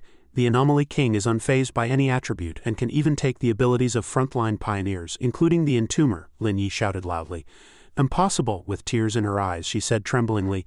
Thank you for your hard work, everyone, but I'm going to U-City myself. On the U-City square, tombstones were everywhere, some even appearing with the names of Su Qingying and Chen Ru carved into them. The Anomaly King circled in the sky, dragging a gargantuan coffin. The person inside the coffin was none other than Fang Yi. He was covered in venomous insects. Suddenly, Fang Yi opened his eyes, his pupils pitch black. System prompt: the Mark of Death ability you implanted has been successfully activated. You now possess the Infinite Death ability. The Mark of Death trial has ended. Fang Yi thought to himself, this trial of the Mark of Death has made even the King of Death seem much more approachable. However, this kind of experience of a trial regarding rebirth is something I truly don't want to go through a second time. When I became certain I was being targeted by the King of Death's rule of certain death, I made an instant decision. Since I was going to die anyway, I had to gamble everything. Implant Mark of Death. You have implanted the Mark of Death in your body and are learning all its abilities. The Mark of Death is activating, waiting to take effect. The King of Death's rule of certain death has taken effect on you. You have died. The Mark of Death ability has preliminarily taken effect. Detected that the Mark of Death has been marked on the King of Death. Complete the second step to exert the ability's effect. The Mark of Death will perform the final step on you. The Death Trial. Detailed explanation. The Death Trial consists of 3 layers of trials bestowed upon the owner by the Mark of Death. Only after passing the trials can the 3 abilities of the Mark of Death be obtained. They are the mysterious underworld attribute fire. Throughout the heavens and myriad worlds, the inextinguishable flames of the underworld and yellow springs persist, burning endlessly. The poison attribute death decay. Your body will suffer the assault and curse of death, with your flesh disintegrating infinitely. The earth attribute vile abyss hell. The gates of hell open for you, with demons queuing up to see you to your grave. In the trial, all the experiences and pains are hard to distinguish from reality, as if one has truly stepped into a reincarnation of endless death. It requires immense willpower to pass. After passing the trial for this skill, Fang Yi struggled to stand up, realizing that the true battle was only just beginning. Facing the King of Death's rule of certain death, Fang Yi condensed lightning in his hand. The lightning shooting from the coffin confused the Anomaly King. It shattered the bottom of the coffin, and Fang Yi fell straight toward the ground from high above. The Anomaly King continued to watch Fang Yi. He stepped out of the dust, one hand supporting his head. Fang Yi met the Anomaly King's gaze, and a system prompt appeared. The King of Death has realized you have been reborn. The Anomaly King struck first, triggering a massive explosion. It thought Fang Yi had been defeated again, but he still stood there. You missed the certain death rule. Fang Yi smirked coldly. Outside the U-City cordon, someone lamented, the death chi is too heavy. Lin Yi called out for her cousin while Garen comforted her. Don't think too much. Since we're already here, let's get to saving people immediately. Try to shatter those tombstones. Before the words had even faded, several attacks streaked across the sky, slamming heavily into the tombstones. Jiyu Yuru arrived through the air. Count me in. Garen looked back and asked. See, Mystic, you came too? Jiyu Yuru replied. I've come to lend a hand. The two immediately launched a fierce assault on the tombstones, triggering a chain of explosions. People trapped beneath the tombstones began to be rescued. Someone asked in terror, what's happening? But the respite was short-lived as even more tombstones rose from the ground, heavily surrounding Garen, Jiyu Yuru, and Lin Yi. Again, Garen warned. Everyone be careful. The phenomenon here has the ability to drag living beings into the tombstones. Countless skeletons crawled out from beneath the graves in staggering numbers, putting the three in a perilous situation. However, these skeletons suddenly froze, then actually crawled back into their graves. The tombstones surrounding them vanished as well. Jiyu Yuru asked in bewilderment, a mass retreat? What on earth is the King of Anomalies here planning? Garen's face was grim. I don't know. I'm afraid it's brewing some major move. Since we're all here, we can only adapt as things come. Elder Wu returned to the side of the other four, carrying 2 wounded people in his arms. This was perhaps a good sign. The King of Anomalies had withdrawn its power, and those who had just been buried still had hope of recovery. This proved that the Entomber had not been sacrificed. Instead, he was causing significant trouble for the King of Anomalies. Meanwhile, Fang Yi remained standing firm. System prompt, death count. 2. Affected by your ability, the King of Death has been forced into the cycle of the rule of death. Strength weakened by 10. Fang Yi thought to himself. Even when locked onto by this King of Death and brought to the brink of passing, it seemed there was only death and destruction before it. This rule of certain death was exceptionally unique among the Kings of Anomalies. Fang Yi sneered. But now the rule of certain death on my body will take effect on you just the same. The King of Death immediately launched a certain death attack. A dark red shockwave shot straight at Fang Yi, hitting him. System prompt, death count. 3. Affected by your ability, the King of Death is weakened further, entering a state of unconscious collapse. Weakening reached 30. Wisps of desolate black smoke began to drift from around the King of Death's body. Fang Yi still stood steadily. The King of Death was greatly surprised. Fang Yi laughed inwardly. Let's see if I can't just wear you out. Fang Yi suddenly erupted with Yang attribute spiritual power, shooting a beam of intense light at the King of Death, but the opponent merely deflected the attack with a casual wave. A system notification popped up. The mysterious underworld mark has been activated. The King of Death is being consumed by underworld fire. The King of Death looked down at the arm that had just parried the attack, where eerie flames were now igniting. Just as it was filled with doubt and alarm, Fang Yi approached step by step. He thought to himself, "It's exactly as the Mark of Death description said. The King of Death hasn't realized I'm weakening it, and it doesn't even feel pain from the Mark's ability. It thinks my attacks are useless." Fang Yi then condensed his spiritual power, transforming it into a long blade. The King of Death also noticed this heavenly fire one blade. Fang Yi swung the blade down with a heavy strike. The King of Death also swung its arm to counter. The two forces collided violently. Death count 4. The King of Death is weakened further to 45. Death decay, mark activated. Fang Yi's body was continuously fracturing. He murmured in a low voice, "It's starting again." The King of Death grabbed Fang Yi, appearing exceptionally excited at its success. Fang Yi stared at it coldly. "King of Death, look at what you've become now." The King of Death froze in confusion, and Fang Yi's body began to catch fire, eventually vanishing completely. Death count 5. The King of Death is weakened to 60. Its body has begun to dissipate in large patches. The Vile Abyss Hell mark activated, accelerating the King of Death's weakening. It was now left with only half a face. On the outskirts of Yu City, the clusters of tombstones began to collapse in sections. Garen cried out in surprise, "Am I seeing this right? The tombstones here have all started to cave in." Jiyu Yuru said with certainty, "Absolutely, and look everyone, the eerie light at the front line is also gradually fading." Lin Yi was ecstatic. "Does that mean my cousin is really still alive?" Elder Wu made an immediate decision. "Move, let's enter Yu City. They still need us there. Notify the teammates at the rear to come for support immediately. All survivors and wounded must be brought out to prevent any further mutations here." Everyone responded in unison. Understood. They quickly entered Yu City. Amidst the ruins, a hand reached out from the dirt. Su Qingying crawled out with great difficulty, panting heavily. With lingering fear, she muttered to herself, "What's the situation? Just now it felt like all my vitality was about to be drained. At the moment I was dragged into the tombstone, it was as if my body and soul no longer belonged to me. That feeling of falling into a hell with no escape is too terrifying." But soon this illusion collapsed. Su Qingying suddenly remembered something. "Tombstones, the tombstones, I have to save people quickly." She immediately began digging at the tombstone engraved with Chen Ru's name. Chen Ru, are you still alive? Come out." Su Qingying finally dug out Chen Ru and found she was still alive, which brought her great relief. Unlike Chen Ru's sister, whose body had vanished without a trace after entering the tombstone, it began to rain and Su Qingying looked up at the sky. Rumble, the sky seemed to be cracking apart. The head of the King of Death fell to the ground, roaring in fury. "I am the noble King of Death, how dare you ants despise me?" System prompt. Vile Abyss Hell progress. King of Death weakened by 80-90. The King of Death has completely dissipated 100. System prompt. The King of Death's abilities have been fully weakened and seized by you. Congratulations, the old king has fallen. A new king ascends. Fang Yi was suspended in midair, drawing everyone's gaze upward. Jiyu Yuru said in shock. The entomber didn't die. He not only escaped the King of Death's rule of certain death, but he also summoned the 100 ghosts of hell to devour the King of Death, Elder Wu remarked with emotion. Perhaps it's even more exaggerated. He didn't escape, he directly crushed the rule. From the moment the entomber stepped into the logic of certain death, he was already breaking the game. He did indeed experience death, but he mastered the ability to eliminate the King of Death and return to life. Jiyu Yuru asked in confusion, but can a human really possess the power to reverse life and death? The King of Death was a fully awakened king of anomalies. Could it have caused the entombers? Garen shook her head in denial. No, look. If the entomber had been completely defeated and turned into a puppet or host, we wouldn't be able to rescue so many survivors. And the things he summoned didn't attack us, someone shouted loudly. There's a girl here who's badly injured and isn't going to make it, the girl asked weakly. What happened? It's so noisy, am I not already dead? The people rescued by Fang Yi pointed at the sky one after another. Ah, who is that? Why do they radiate the aura of the King of Anomalies? Is it the Grim Reaper? Does the Grim Reaper really exist? What nonsense are you talking? That's likely the Lord Entomber who saved us. No, that name is too unpleasant. A little girl who had been rescued recognized him. That is a deity, it's our god, he defeated those monsters. Fang Yi was currently condensing his spiritual power into a sharp blade. It's time to end this. He swung the blade at the void, carving out a massive rift that left the surrounding citizens in awe. The magnificent sight before them made them hold their breath in concentration. The anomalies summoned by Fang Yi flew back into the rift one by one. Elder Wu and the others also watched in silence. Within the underworld realm, 10,000 ghosts wailed. This scene was like the opening of a true world of hell. Fang Yi was shrouded in yang attribute light. Return to where you belong. Fang Yi raised his hand and a dazzling light erupted from his palm, the intensity growing stronger. With a face full of exhaustion, he thought, finally it's over. The people below were immersed in the joy of their loved ones being saved. Chenru and her sister hugged each other tightly in tears.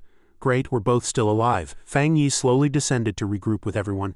Dealing with the King of Death had indeed consumed a vast amount of spiritual power. Furthermore, with the mark of death having entered his body, he didn't know if there would be any side effects. He landed lightly.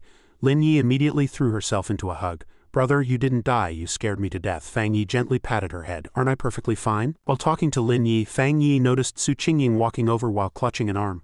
Thank you, I just haven't quite processed everything yet. Su Qingying looked at the two sisters Chen Ru who were crying and hugging nearby. Fang Yi was also happy to have saved Chen Ru's sister. Is she still alive? That's a blessing amidst the misfortune, someone on Elder Wu's side reported. Elder Wu, the preliminary data is in.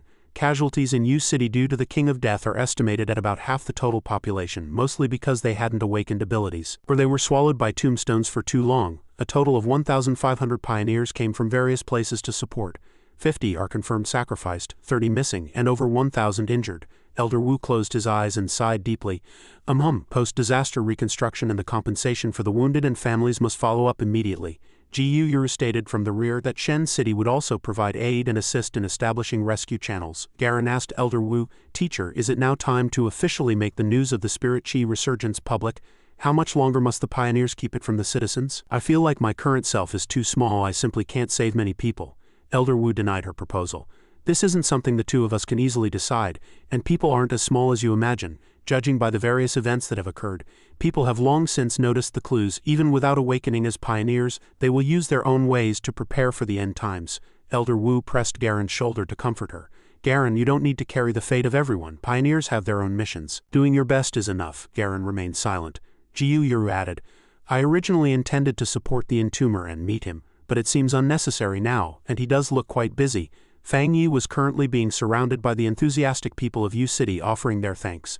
This battle was enough to firmly establish his position as the indomitable anchor of the Sha nation. The crowd cheered, Lord Entomber, you are our god. If it weren't for you, I would have turned into one of those vengeful ghosts inside. Thank you for saving my life. Elder Wu's side continued their discussion. Publicizing the news that the great Sha pioneer the Entomber successfully defeated a king of anomalies will surely deter other nations. However, we must continue to strictly protect his file and abilities. Currently it is known that as the Entomber's fame has skyrocketed, nations A, B, and C are already closely monitoring and gathering intelligence on him. But they know nothing of his core data and abilities.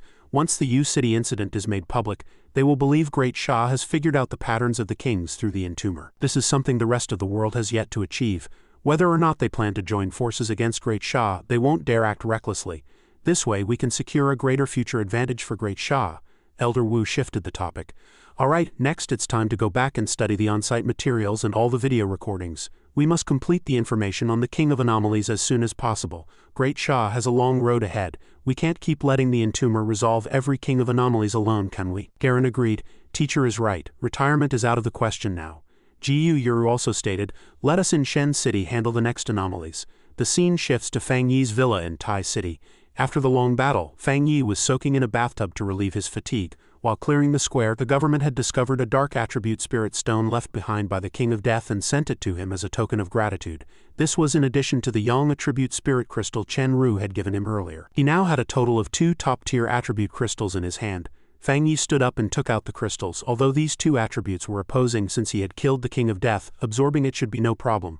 A system prompt popped up. Detected dark attribute fluctuations, preliminarily identified as a dark attribute spirit stone. Starting calculation capabilities. Compilation successful. You have obtained the dark attribute technique, Death Phantom Step. Death Phantom Step. A teleportation technique that allows for travel through shadows and walking through the void to reach a destination instantly. Fang Yi thought to himself, it sounds a bit mystical, but essentially it's a teleportation skill. Although the principle is simple, it can have unexpected effects in battle. Spatial displacement. This is absolutely a divine skill for life-saving and breaking through sieges. One more thing. After enduring the mark of death, I have evolved from indirectly absorbing dark attributes to strengthen myself to the point where I can directly absorb dark attributes. Currently, my control over the dark attribute spiritual power has seen a significant improvement. After defeating the King of Death and absorbing the residual dark attribute spiritual energy from its spirit crystal, I can feel that I am only a single step away from the Vajra realm. Fang Yi walked into his room where one young attribute spirit crystal was already placed, and he held another in his hand. This second crystal was the promised reward from Chen Ru for resolving the crisis in Yu City. In the chaotic aftermath of the King of Death's destruction, he and Su Qingying had almost forgotten about it. As it turned out, the authorities in Yu City felt that Chen Ru's private handover of the spirit crystal was not formal enough. They insisted on holding a grand presentation ceremony, and even erected a new statue specifically in his honor. Fang Yi picked up the spirit crystal and scrutinized it for a moment. Whatever, none of that matters. His expression turned solemn. In the sky above, energy began to converge into a massive red orb. A system prompt appeared. Yang attribute fluctuations detected, preliminarily identified as a Yang attribute spirit crystal. Activating ultimate calculation for compilation, Fang Yi began to absorb the crystal. The compilation was successful. His body began to glow and the spiritual power behind him transformed into a pair of wings. You have obtained the Yang attribute technique. Sun God. The Sun God technique could summon a towering and majestic phantom of the Sun God, manifesting in the void to incinerate all things across eternity. Suddenly, a gargantuan phoenix appeared over Tai City, causing a stir among the citizens. A golden colossus coalesced in the sky, taking the form of the legendary Golden Crow. I'm all the way in High City, and I'm being blinded by the glare. Is this some kind of bizarre natural disaster again? I'm really scared. Peace had only just returned, yet people were already sharing news of this phenomenon created by Fang Yi. Don't panic, this is Tai City. I suspect that powerful master who saved the whole city is undergoing another tribulation. On the Pioneer Forum, Tai City coordinates, that familiar and overbearing Yang attribute is back. Has Lord Entomber advanced into some new ability? This celestial phenomenon is completely different from the last one. The lives of ordinary pioneers matter too. I was just passing through for a mission and almost got turned into charcoal by a spark falling from the mountain. In a forest somewhere, a group of people were resting. Is this Entomber showboating again? When will we ever get our chance to rise to the top? Among this group was Qing Li. Another person looked back and asked, that great prophet from Country B who claimed to be from yesterday sounded like nothing more than an alarmist fraud. Qing Li also asked the man with doubt, the prophet from Country B, is what he said true? The man replied contemptuously. Those who are superstitious about gods and chaotic forces are usually the first to fall, Qing Li said worriedly, but so many things have indeed happened in Great Sha recently. The green-haired man shot back, what do you mean? Is there a mole among us? The black-haired man spoke with disdain. Hey, exactly how long has it been since you awakened? Are you still stuck at one-star ghost abode realm? You're too weak. Qing Li countered awkwardly. So what, aren't there plenty of people at one-star ghost abode realm? If it weren't for the spirit chi resurgence, would you even be worthy of looking down on me? The black-haired man replied dismissively. Ah, I see, I get it. A pampered young lady like you. Always so supercilious, you must be quite upset about this spirit chi resurgence, aren't you? It must be hard being looked down upon, right? But you have to accept reality. In today's world, you're just trash. Qing Li crossed her arms and asked mockingly, how ridiculous. What strength do you actually have? You'd still be trembling in fear before the Entomber. If you want to mock me, get as strong as him first. Another person pointed at her and laughed. Wait a minute, you aren't actually thinking of becoming the Entomber's teammate, are you? Qing Li was too flustered to speak, and the three men looked at her with utter disgust. The one on the left said, you worthy, I've never heard of the Entomber collaborating with any team. The one in the middle added contemptuously, you're kicked out of the team, get lost and go find your Entomber. As the three turned to leave, Qing Li chased after them. Wait, I did the mission with you, give me my share of the reward. One of them looked back and asked, you still want a reward? You're lucky I didn't charge you for supplies. Now stay out of my way. The man delivered a sudden punch to Qing Li's abdomen. She clutched her stomach trembling and hissed in anger.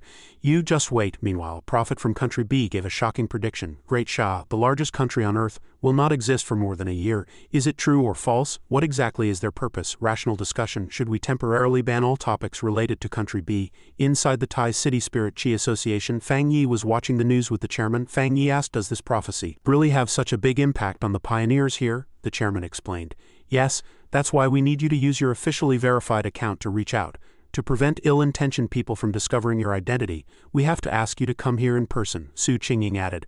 Country B is very skilled at using public opinion and psychological warfare. They were using these tactics long before the spirit chi resurgence. It's all designed to shake people's hearts, keep us in turmoil, and hinder our cultivation. The chairman agreed. Exactly, the news that your combat power is on par with the King of Anomalies has spread throughout Great Sha, so they can't sit still. Country B will never allow us to continue practicing steadily and becoming stronger. I heard that the natural disaster in Shen City previously also had the shadow of Country B behind it. Fang Yi stroked his chin and asked, oh, is their strength not greater than ours? If they can control natural disasters, why would they do that? The chairman replied, we aren't quite sure of the reasons behind that ourselves. Initially, every country predicted the disaster would happen in Country B, but it ended up descending upon Shen City instead, nearly taking the lives of Elder Wu and many elites. Fang Yi responded while preparing to post. That's something I hadn't considered. Under the verified account The Entomber, he clicked publish. The world can no longer keep up with the speed of my breakthroughs. This single update from Fang Yi instantly shook every pioneer. The Entomber is about to break through again. Is he aiming for the Vajra realm? What kind of terrifying existence is this to have such progress? The god of Great Sha, standing at the pinnacle of the new era of spirit chi resurgence. Wait a minute, hasn't anyone noticed? Didn't that so-called hell-descending prophecy happen in Yu City? Fang Yi watched the reactions, thinking there was no need for long-winded explanations or accusations against Country B at this time. He only needed the simplest method, telling them through strength. Many posts were discussing Yu City. I'm a survivor of Yu City. I saw with my own eyes the Entomber summon the underworld Yellow Springs. It devoured the King of Death. What King of Death? You're saying the Entomber did that? Hey, that kid even dares to post a prediction. Let's see if he gets slapped in the face by the big shot later. Brother Fang, I'm your diehard fan. Can you reply to me? I want to print it and carve it on my tombstone for future generations to admire. Country B Information Warfare Center. That guy called the Entomber is truly detestable. Why is his influence so terrifying? Have we still not found any data on him? You people are far too incompetent. Country B Pioneer Network Data Expert. If you can't find this person, don't even bother collecting your salaries. No one can stop our plan. Back with Fang Yi, he felt this would quiet the situation for a while. The chairman smiled and replied, thank you so much. Another member entered to report to Fang Yi. Lord Entomber, news from headquarters. Two powerful attribute forces in Western Great Sha have merged into one, forming a new forbidden zone. Great Sha has already cordoned it off. Fang Yi asked, what attributes? The person replied that they were the Yang and Dark attributes, making it extremely dangerous but also potentially containing immense opportunities. Headquarters Sea Mystic has proudly informed us that if you're interested, you can set off tomorrow at noon. Fang Yi replied, good. He was secretly delighted.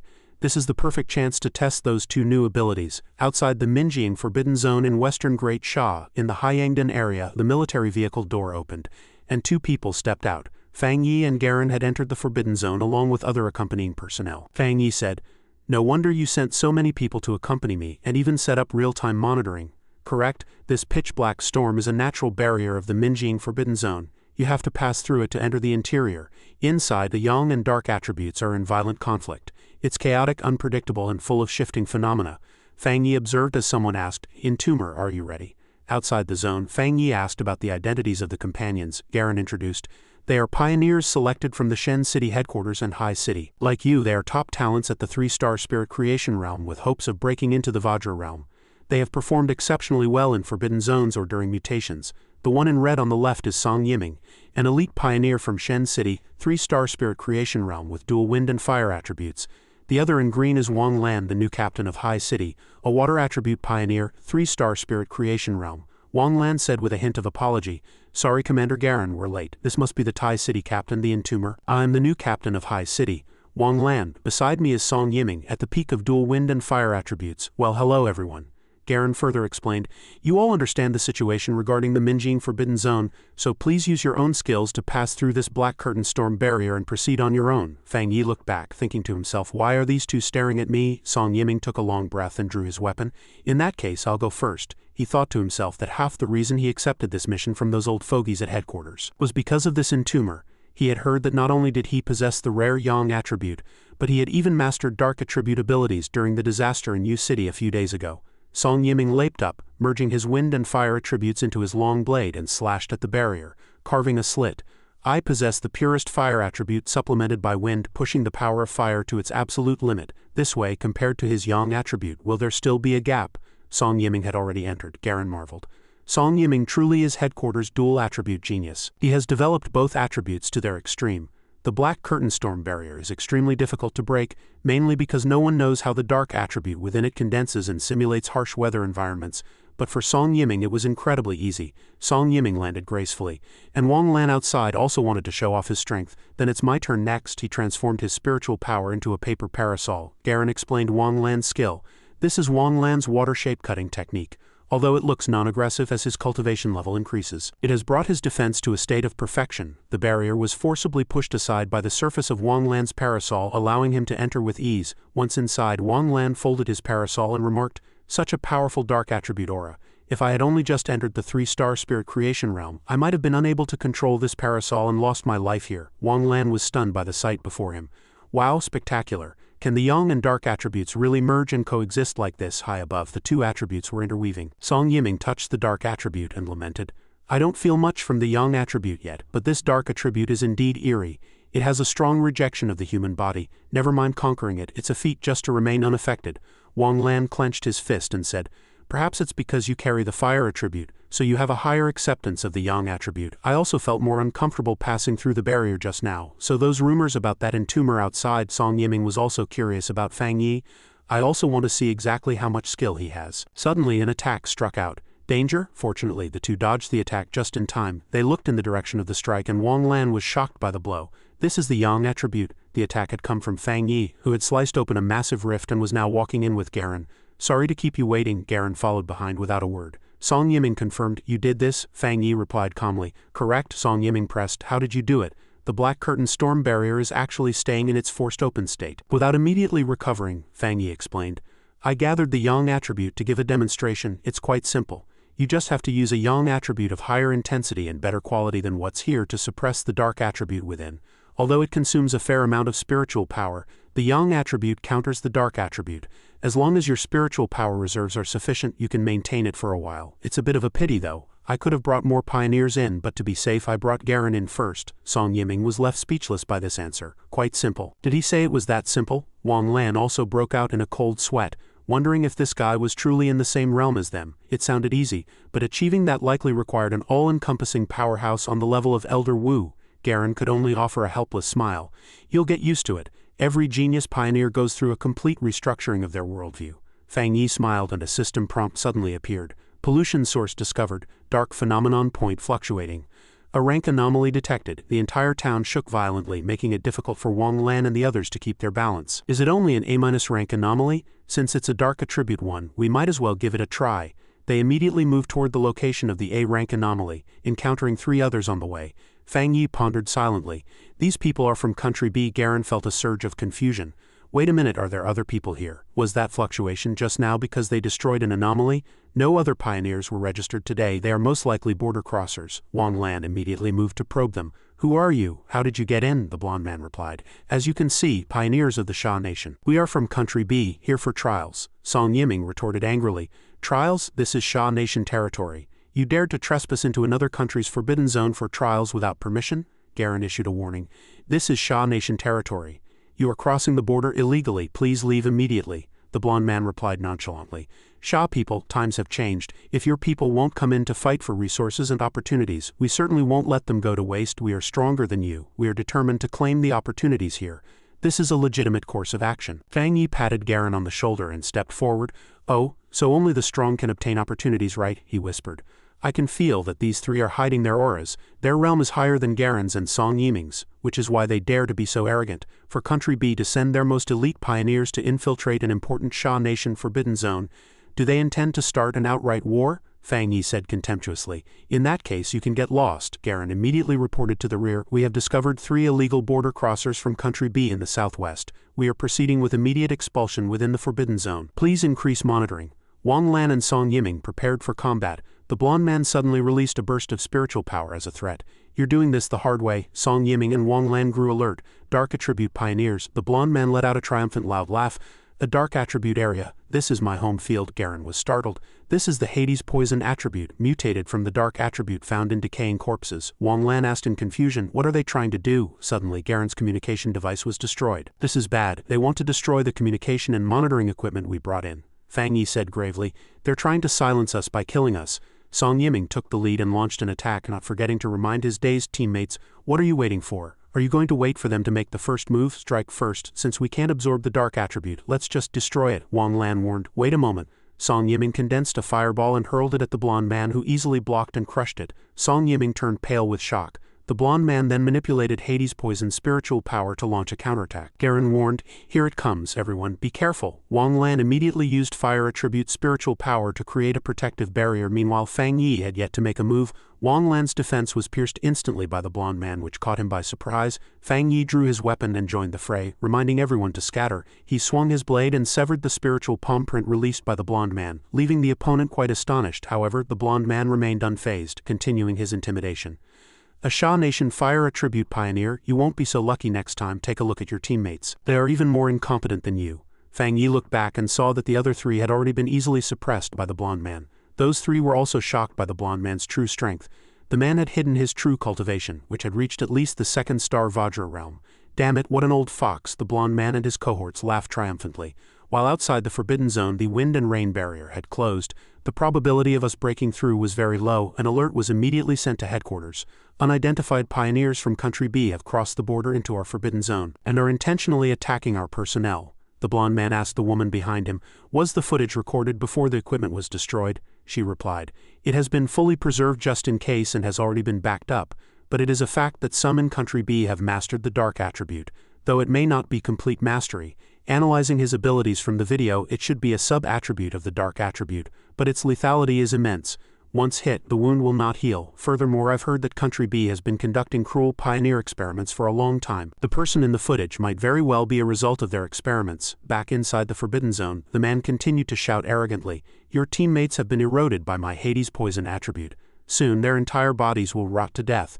Their spiritual power will become my nutrients, and you will return with me to the great Country B to become a part of my body." He then lunged forward to attack. Garen was extremely worried about Fang Yi.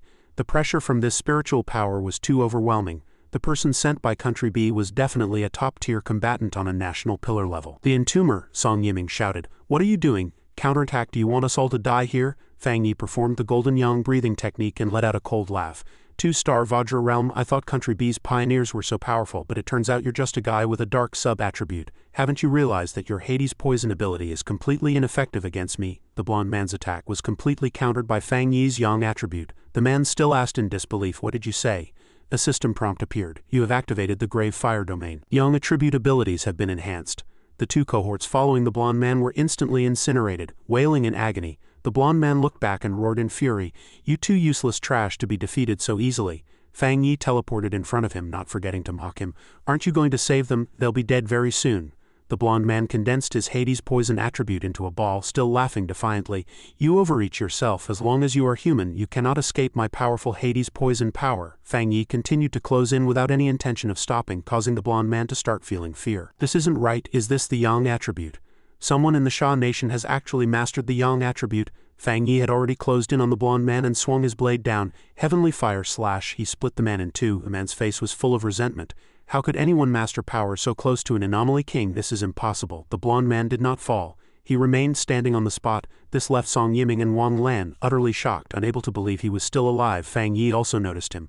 The blonde man's body was beginning to repair itself, and he didn't forget to mock Fang Yi. "The dark attribute here is so abundant and powerful. You cannot kill me." Song Yiming clutched his shoulder, his face filled with terror. "He's still alive? This guy must have banked on the fact that the dark attribute here is plentiful." Fang Yi continued to ask contemptuously, "You want to use the dark attribute to repair your wounds? Unfortunately, your Hades poison attribute is too weak, and the efficiency of utilizing the dark power for conversion is too low. To deal with you, I don't even need to use my newly mastered killer move.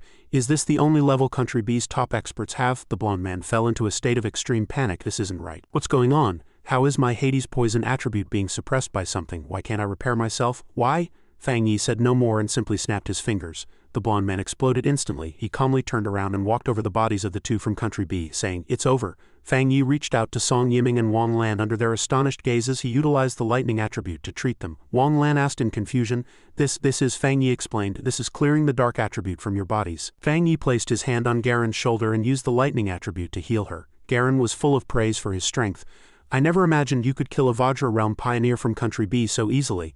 I still underestimated the speed of your progress," Fang Yi responded humbly. "I have my doubts about the combat capabilities of this trash. That Vajra realm guy clearly didn't advance through regular means. His spiritual power felt very disorganized. Besides, if they've infiltrated the Sha Nation, how could they not know we already have a Yang attribute pioneer?" Garen replied, "I'm not sure why they didn't know about you, but there has been a rumor circulating within our ranks for a long time. The previous anomaly catastrophe almost descended on Shen City, only to be blocked by Elder Wu's sacrifice. It's said that the disaster was originally intended for Country B. Although it sounds incredible, we haven't yet obtained conclusive evidence," Fang Yi responded. "Is that so? I don't think that speculation is entirely an exaggeration. As a pillar of the Sha Nation's pioneers, Elder Wu would be an easy target. Country B has always been at odds with us. If that's true, then I suppose I've inadvertently done a good deed by avenging Elder Wu." Song Yiming's eyes were filled with adoration for Fang Yi. I was too ignorant before. From today on I'm going to hang a photo of the entomber by my bed to motivate myself to cultivate, hoping that one day I'll be worthy of your notice. Wang Lan asked somewhat awkwardly. Brother, are you delirious from the shock of the yang attribute? Fang Yi turned to remind them. Although I've cleared the dark attribute from your bodies, you are in no condition to enter the center of the forbidden zone. He began to move toward the depths, not forgetting to instruct them. Garen, take them back or try to cultivate in the vicinity.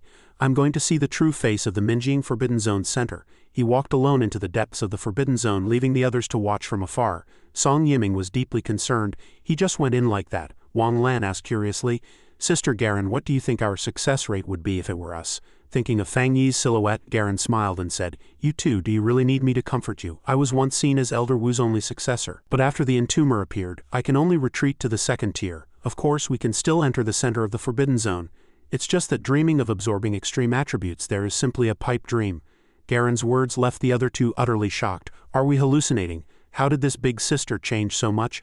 At that moment, an anomaly suddenly occurred in the center of the Forbidden Zone.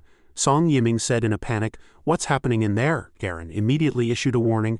Hide? She immediately created a protective barrier for Song Yiming and Wang Lan, while a violent explosion occurred in the center. The massive impact sent the three flying, though fortunately they were uninjured. Song Yiming asked in surprise, Is this the true face of the Minjing Forbidden Zone center? It looks exactly like the satellite images, like the eye of some god, Garen shouted. Everyone look, isn't that Fang Yi? Fang Yi was suspended in the air, absorbing both the dark and yang attributes simultaneously. Strange, I sense two extreme, completely opposite attributes, yet they are gradually transforming into a brand new spiritual power. Moreover, it seems to have started changing only because of my touch. A system prompt immediately appeared. World-changing phenomenon detected. Preliminary confirmation of both yang and dark attributes being present. During the fusion process, attribute fluctuations have detected the automatic generation of a brand new, unknown attribute, which has been named Radiant Sun, Yao Yang. The system began automatically collecting data and recording it. Fang Yi condensed a sphere of light in his palm, which then merged into his forehead. New technique obtained. Spiritual Yao Pupil Technique.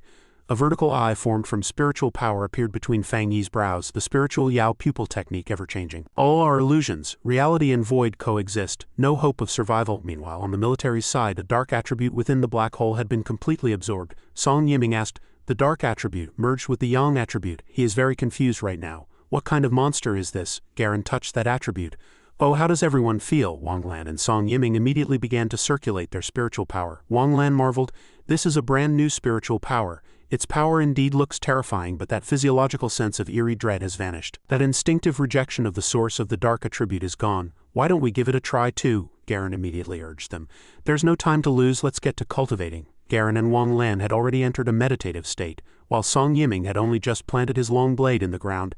HMPH, even a single breath of it would be good. Outside the Forbidden Zone, the person with binoculars marveled. The data is too strong. Even an anomaly king is only at this level. The person behind said, Wait, the people from Country B seem to have vanished. Could it be that the entomber has already? We've all heard about the lesson the entomber gave to the Spirit Chi Association in Shang City before. The person replied, That was their well-deserved punishment. Fortunately, we have preserved the evidence of Country B's actions. The two then ran toward their vehicle. I'm contacting headquarters right now to initiate diplomatic procedures. Country B was very likely to launch an attack. The person replied, Exactly. The evidence must be delivered to our superiors personally. This video will definitely serve as a powerful bargaining chip in our dealings with Country B. We must also fulfill our responsibilities and secure a favorable position for Great Shah. Inside Country B's highest military institution, a man slammed the table in a rage, roaring, What exactly is going on? Didn't we send out our strongest pioneers? These were the core combat forces of Country B. How could they go missing? Didn't you all guarantee success before the operation? A white-haired elder replied, Your Excellency, this cannot be considered a disappearance but rather death. Our pioneer team suffered heavy losses, falling victim to the treacherous hands of the Shah people. The golden-haired man stood up, continuing to slam the table in fury. Wasn't that man called the strongest? To think he would lose to Great Shah so inexplicably. The entire team wiped out. You must give me the rights and interests I deserve. I want everything Great Shah has, or I will withdraw all my funding for you. The white-haired elder promised. We will definitely settle this score with Great Shah. I will find a way to make them pay a heavy price. He stood up, spiritual power erupting from him. While I am a citizen of Country B, a nation full of pride, I am also a pioneer. Unlike the lapdogs you keep, I hate being threatened most of all. I hope Your Excellency remembers that. The golden-haired man's guards immediately stepped forward to protect him. and the white-haired elder subsequently departed behind him. The golden-haired man shouted furiously, "I'm calling the leaders of Great Sha right now. You lot better teach them a lesson." As the elder walked, he asked his aide about the results. The aide replied, "Excellency, we currently cannot enter Great Sha's forbidden zone at all, nor can we determine the exact location where the second young master went missing. The precision instruments implanted in his body were likely destroyed as well. However, we cannot rule out the possibility that he was affected by the violent fluctuations of the Minjing forbidden zone." The white-haired elder thought indignantly, "Great Sha, just you wait." At the center of the Minjing forbidden zone, Fang Yi was still absorbing spiritual power. The spiritual Yao pupil technique was an illusion-based cultivation technique capable of dragging any living creature into a state of despair.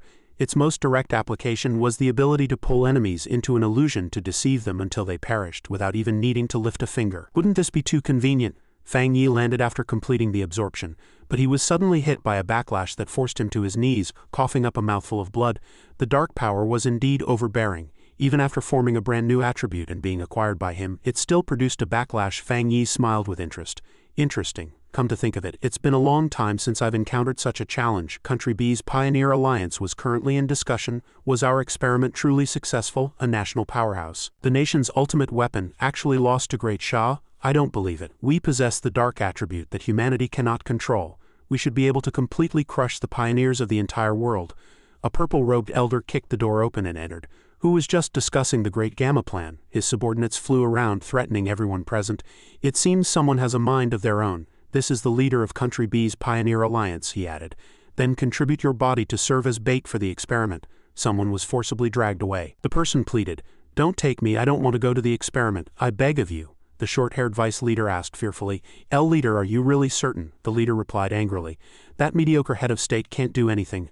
I will personally demonstrate our power to Great Sha." At a top-level United Nations meeting on Blue Star, someone spoke, "Not only that, I want the whole world to see that Great Sha has indeed gone too far this time. Representing the Blue Star United Nations, we shall punish Great Sha for the killing of another country's important pioneers." The man with slicked back hair was the envoy of the E-Alliance, and the one wearing glasses was the envoy of Country A. The E-Alliance envoy said, "In the face of catastrophe, nations should not kill one another." But someone burst into loud laughter and praised, "Haha, a good kill." This was the 3-star Vajra realm, Elder Wu, a committee member of Great Sha's military district and the head of Great Sha's psychic combat zone. Elder Wu said, "Why are you all still drinking mineral water? This stuff hasn't been sanitary for the past few years," he suggested. "Quickly, bring them some chrysanthemum tea to cool their tempers." The envoy from Country A was quite surprised to see the leader appear. "So it is you. We haven't heard news of you for a long time," the Alliance leader greeted. "It has been many days, old man. But now is not the time for reminiscing. The major powers have all agreed to recover spirit chi without harassing or confronting one another. Yet my great powerhouse perished within your Great Sha. Regardless, Great Sha must give an account." He thought to himself, "Isn't that old fellow's lifespan supposedly at its end? How can this be?" Elder Wu exploded with spiritual power and fury, asking contemptuously, "An account? Haha, do you really think you're worthy of me giving you an account? This time, it was clearly your people who made the first move. The villain playing the victim. This is truly your country's style." Mr. Wu had always been polite. Why was he so aggressive this time? The Alliance leader continued to argue stubbornly. "Ha, empty words. Do you have any evidence?" he wondered. "What situation has arisen in Great Sha that I don't know about? If Great Sha's only 3-star Vajra realm has truly returned to his peak, then our grand plan." Elder Wu played the footage of that arrogant golden-haired man attacking.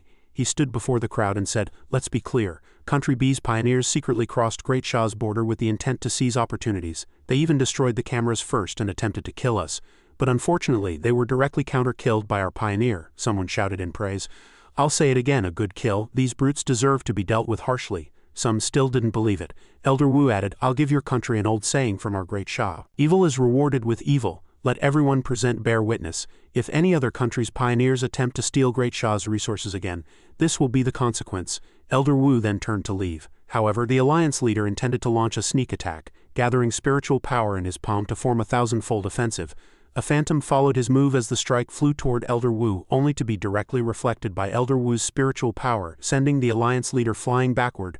Elder Wu let out a contemptuous laugh. "Small tricks, don't embarrass yourself here. Country B, go back and keep practicing." The man was slammed against the wall, shouting unwillingly, You. Someone ran up shouting, "Mr. Leader, call a doctor." Elder Wu thought with gratification. "The Entomber, how many more miracles can you create for Great Sha?" Inside the Minjing Forbidden Zone, Garen, Song Yiming, and Wang Lan were still observing. Garen sighed. "The fluctuations are terrifying. The entomber might be in danger. At Fang Yi's location, he was still standing there when his eyes suddenly glowed. The power erupting from Fang Yi's body shattered the surrounding rocks. System prompt: the new technique, Spiritual Yao Pupil Technique, has been fully absorbed. The physical body will no longer experience rejection of the dark attribute. Fang Yi smiled. Since I've absorbed the new technique, let's test it first. Fang Yi then pressed his palms together, activating the Spiritual Yao Pupil Technique. Scenes resembling shattered mirrors appeared around him. It turned out the illusions generated were all things he had previously experienced. Interesting. Every opportunity makes me stronger. For others, this would be nothing short of a certain death abyss. Is this the power of the Spiritual Yao Pupil Technique? If combined with the mark of death to experience those 3 layers of hell, wouldn't it be even more terrifying? Outside the Forbidden Zone, dark clouds gathered as if to form a tornado, accompanied by golden spiritual power and dense lightning. Monitoring detected a leak of spiritual power, signaling an imminent breakthrough to the Vajra realm. Fang Yi laughed. Good, exactly what I wanted. Thunder roared as a colossal golden body appeared in the sky. Fang Yi then soared into the air and the golden body also struck down at him. The collision produced a violent explosion, clearly visible even to those in the distance. Garen asked in shock, could it be that he's going to break through to the Vajra realm here? Song Yiming also couldn't believe it. Fang Yi stood in the explosion unscathed, saying contemptuously, is this all? Then it's my turn. He unfurled the infinite dark realm to block the golden body's attack, and the 100 refinements of divine lightning blasted directly toward the golden body. Fang Yi's moves were far more powerful than the golden body's. The system popped up a prompt indicating the breakthrough was in progress. Fang Yi entered the breakthrough state, and the breakthrough was completed. 1-star Vajra realm. He hadn't expected to break through to the Vajra realm here. It was a pleasant surprise. Fang Yi swept his hand to the side. The power of Fang Yi's casual wave generated a powerful shockwave in the surroundings. Garen and Song Yiming in the distance were also affected. Ah, he succeeded, Garen marveled at this force. The spiritual power was truly intense. The army stationed nearby was also affected. The storm was terrifying. What happened? It exceeded the maximum monitoring value and exploded instantly. A nearby vehicle was overturned. Someone crawled out from inside. The wind and rain barrier obscured the celestial phenomena inside the Forbidden Zone, but the previous faint golden light and the monitoring data from before the damage indicated, I suspect someone has broken through.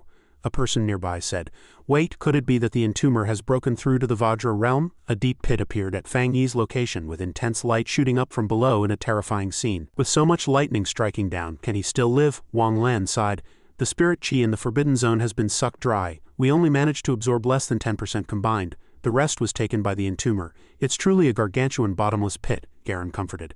If it weren't for him, this spirit chi would have been divided by those disgusting people from Country B. It's better to leave it all for the entomber. The 3 then jumped down and walked toward Fang Yi. Song Yiming was shocked by the aura radiating from Fang Yi as he stepped out of the light. Song Yiming thought to himself, the aura is too heavy. He's just walking this way, yet I feel as if Mount Tai is pressing down on me. Wang Lan immediately took out his phone and snapped a photo, deciding to use it as his wallpaper to bless himself with a speedy breakthrough to the sky astral realm. Song Yiming remained stunned. Just how strong has he become now? Fang Yi spoke first. Hello everyone, someone said in shock. Vajra realm, you actually did it, Garen thought with gratification, if he at the beginning was like a divine sword just unsheathed to tear through the night. Then the current him has become a gleaming divine sword. Garen looked at the 3 who were talking and thought, everyone knows how difficult it is to cross the hurdle from the 3-star spirit creation realm to half-step Vajra. In such a short period of time he had actually grown to this extent.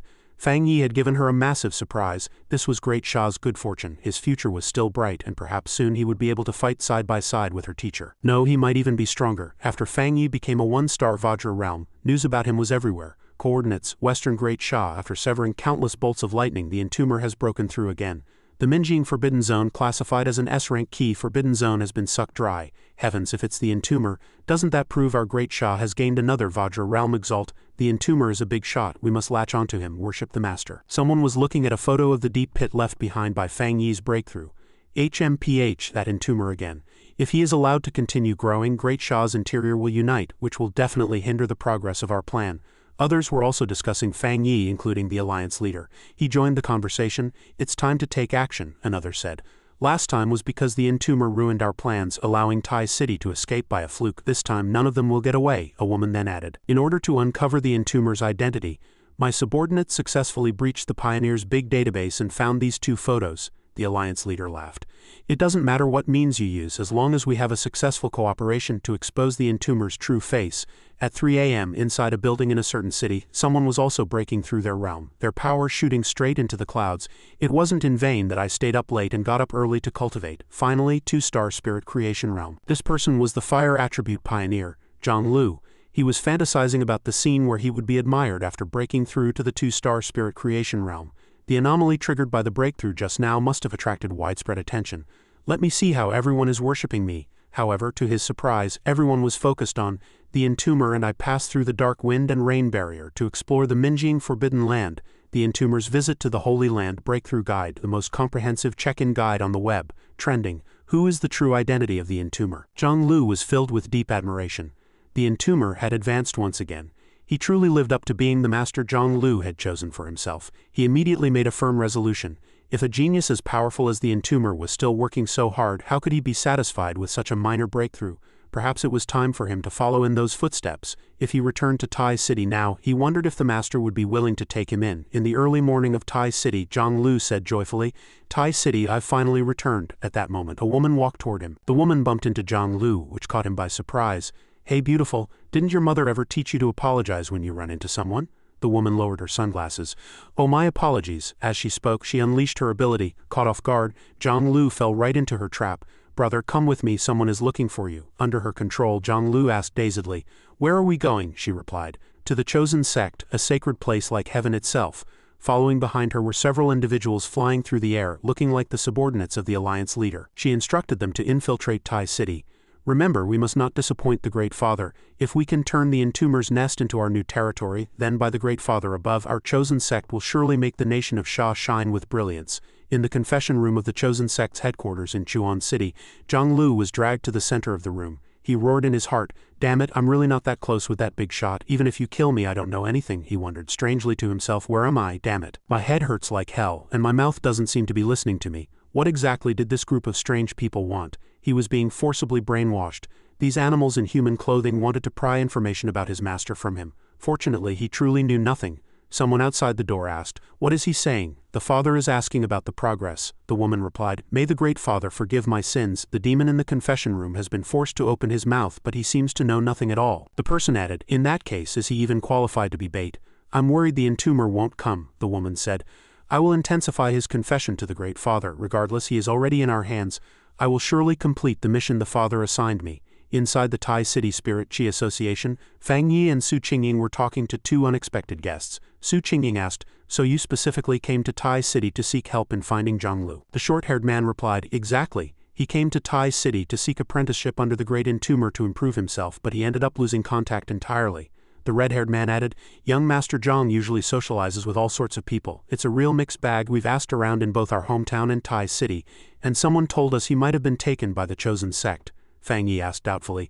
"The chosen sect?" Su Qingying said. "Them again, I've heard of that name. It's a typical cult organization supported by pioneer factions." "Why would they target Zhang Lu?" The red-haired man continued. "Exactly. We have absolutely no confidence in facing a place like the chosen sect, so we took the liberty of asking for your help." Su Qingying thought of someone and said, "The chosen sect has always been at odds with the Spirit Chi Association. The military excels at mental attacks, but this sect has been infiltrating the general populace for a long time. Their headquarters is based in Chuan City, where their followers number nearly 1 million. The Chuan City Spirit Chi Association has tried to strike them many times, but the sect leader and the cultists are elusive and more difficult to deal with than anomalies." A doubt arose in Fang Yi's mind. If their base was in Chuan City, then with Zhang Lu's disappearance had the chosen sect already infiltrated Tai City? Su Qingying immediately replied, "I will report this to the Tai City Spirit Chi Association right away and conduct a city-wide surveillance search for the chosen sect. If such a cult succeeds in sneaking in, then our previous efforts to combat anomalies and secure Tai City will have been in vain," Fang Yi said. "They slipped in without anyone noticing right after Tai City experienced a natural disaster. And they kidnapped Zhang Lu as soon as he arrived here to find me. It seems they are coming for me." According to what you just said, for an organization as elusive as the chosen sect to dare leave their base and travel all this way to lurk in Tai City just to deal with me, under their deliberate concealment, we might find it very difficult to discover any clues, Fang Yi thought to himself. "But they've made such a huge fuss just to deal with me," he continued. "I strongly suspect their infiltration into Tai City is actually a piece of misleading information." Fang Yi's words left the three puzzled. Su Qingying then asked, "Misleading? Why?" Fang Yi asked.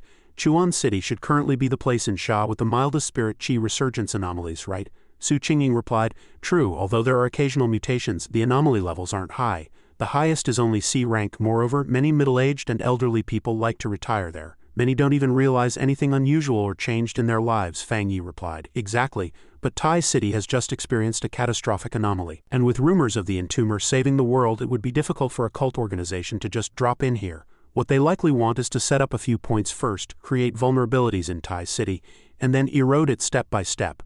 And I am undoubtedly the biggest stumbling block in their plan. Fang Yi then stood up and said, Zhang Lu has likely been transferred to their base in Chuan City. Rather than waiting passively, it's better to strike proactively. Let's book tickets to the city nearest to Chuan City. I'm going to personally meet those people who keep making trouble during the Spirit Qi resurgence, and see exactly what they're capable of. Fang Yi turned to leave, with the other two following closely. The red-haired man replied, All right, Lord Entomber, we will go with you. Fang Yi turned back to Su Qingying and told her to inform her superiors, Don't be too nervous. If you're really uneasy, just run more anti-cult awareness campaigns. Su Qingying signaled an okay and replied, Understood, big shot. Fang Yi thought to himself, the chosen sect must be eradicated. I actually didn't know such a powerful cult was entrenched in Chuan City. He had heard someone mention before that she had retired and settled there. Somewhere in Chuan City, at the chosen sect base, the Great Father spoke. The entomber and his companion, acting as bait, have already boarded the plane and are almost at our sacred land of Chuan City, a man said. I didn't expect that rustic-looking bait to actually be quite effective. To think he dares to come directly to my territory. Since a guest is coming, even if he's an heretic, we must welcome him grandly. We cannot lose the etiquette of our holy sect. Do you think such an heretic can be of use to our holy sect? An heretic is an heretic. If they won't listen to our influence, they simply don't know what's good for them, the man said. The father need not trouble himself over them, the priest replied. You're right, heretics have only one end, and that is to be purified and destroyed by the burning of intense flames. At the Chuan City airport, someone remarked, But what surprises me most is that even with the Spirit Qi resurgence, Sha's flights are still running normally, the short-haired man replied. True, but flights are actually becoming fewer and fewer. If the Spirit Qi Association hadn't helped book the tickets, we probably wouldn't have made it in time. They walked outside. Lord Entomber, where are we going now, and what should we do? Fang Yi replied, We don't need to go anywhere, just wait. The two asked in confusion. Wait? Fang Yi made a shushing gesture. Shish, listen, they've already lost their patience and have come uninvited. A group of people clad in black robes was hovering in the air before diving down. Fang Yi warned, Careful, don't forget they have hypnosis abilities. Do not look them directly in the eyes. Understood. A woman flew down and hugged Fang Yi. Brother, you told your partners not to open their eyes, but why aren't you closing yours? An illusionary confusion technique, Fang Yi thought. 2-star spirit creation realm, she continued. Could it be that you want to hog the nun's beauty all for yourself? Fang Yi replied, Exactly. Do you think that's how I'd answer? She was shocked. What? Fang Yi added. As the first person brave enough to approach me, you truly deserve a little reward. Perhaps pioneers with illusion attributes like yours will be more interesting. The spiritual Yao pupil technique activated, instantly pulling her into an illusion. No, this is impossible. The entomber, to think he is also proficient in illusion techniques. There was no mention of this in the records. Though she was controlled, she remained defiant. You want to use illusions against me? Foolish heretic. The chosen sect's specialty is illusions. She then took out a watch, the face of which began to glow. She laughed and looked at Fang Yi with contempt.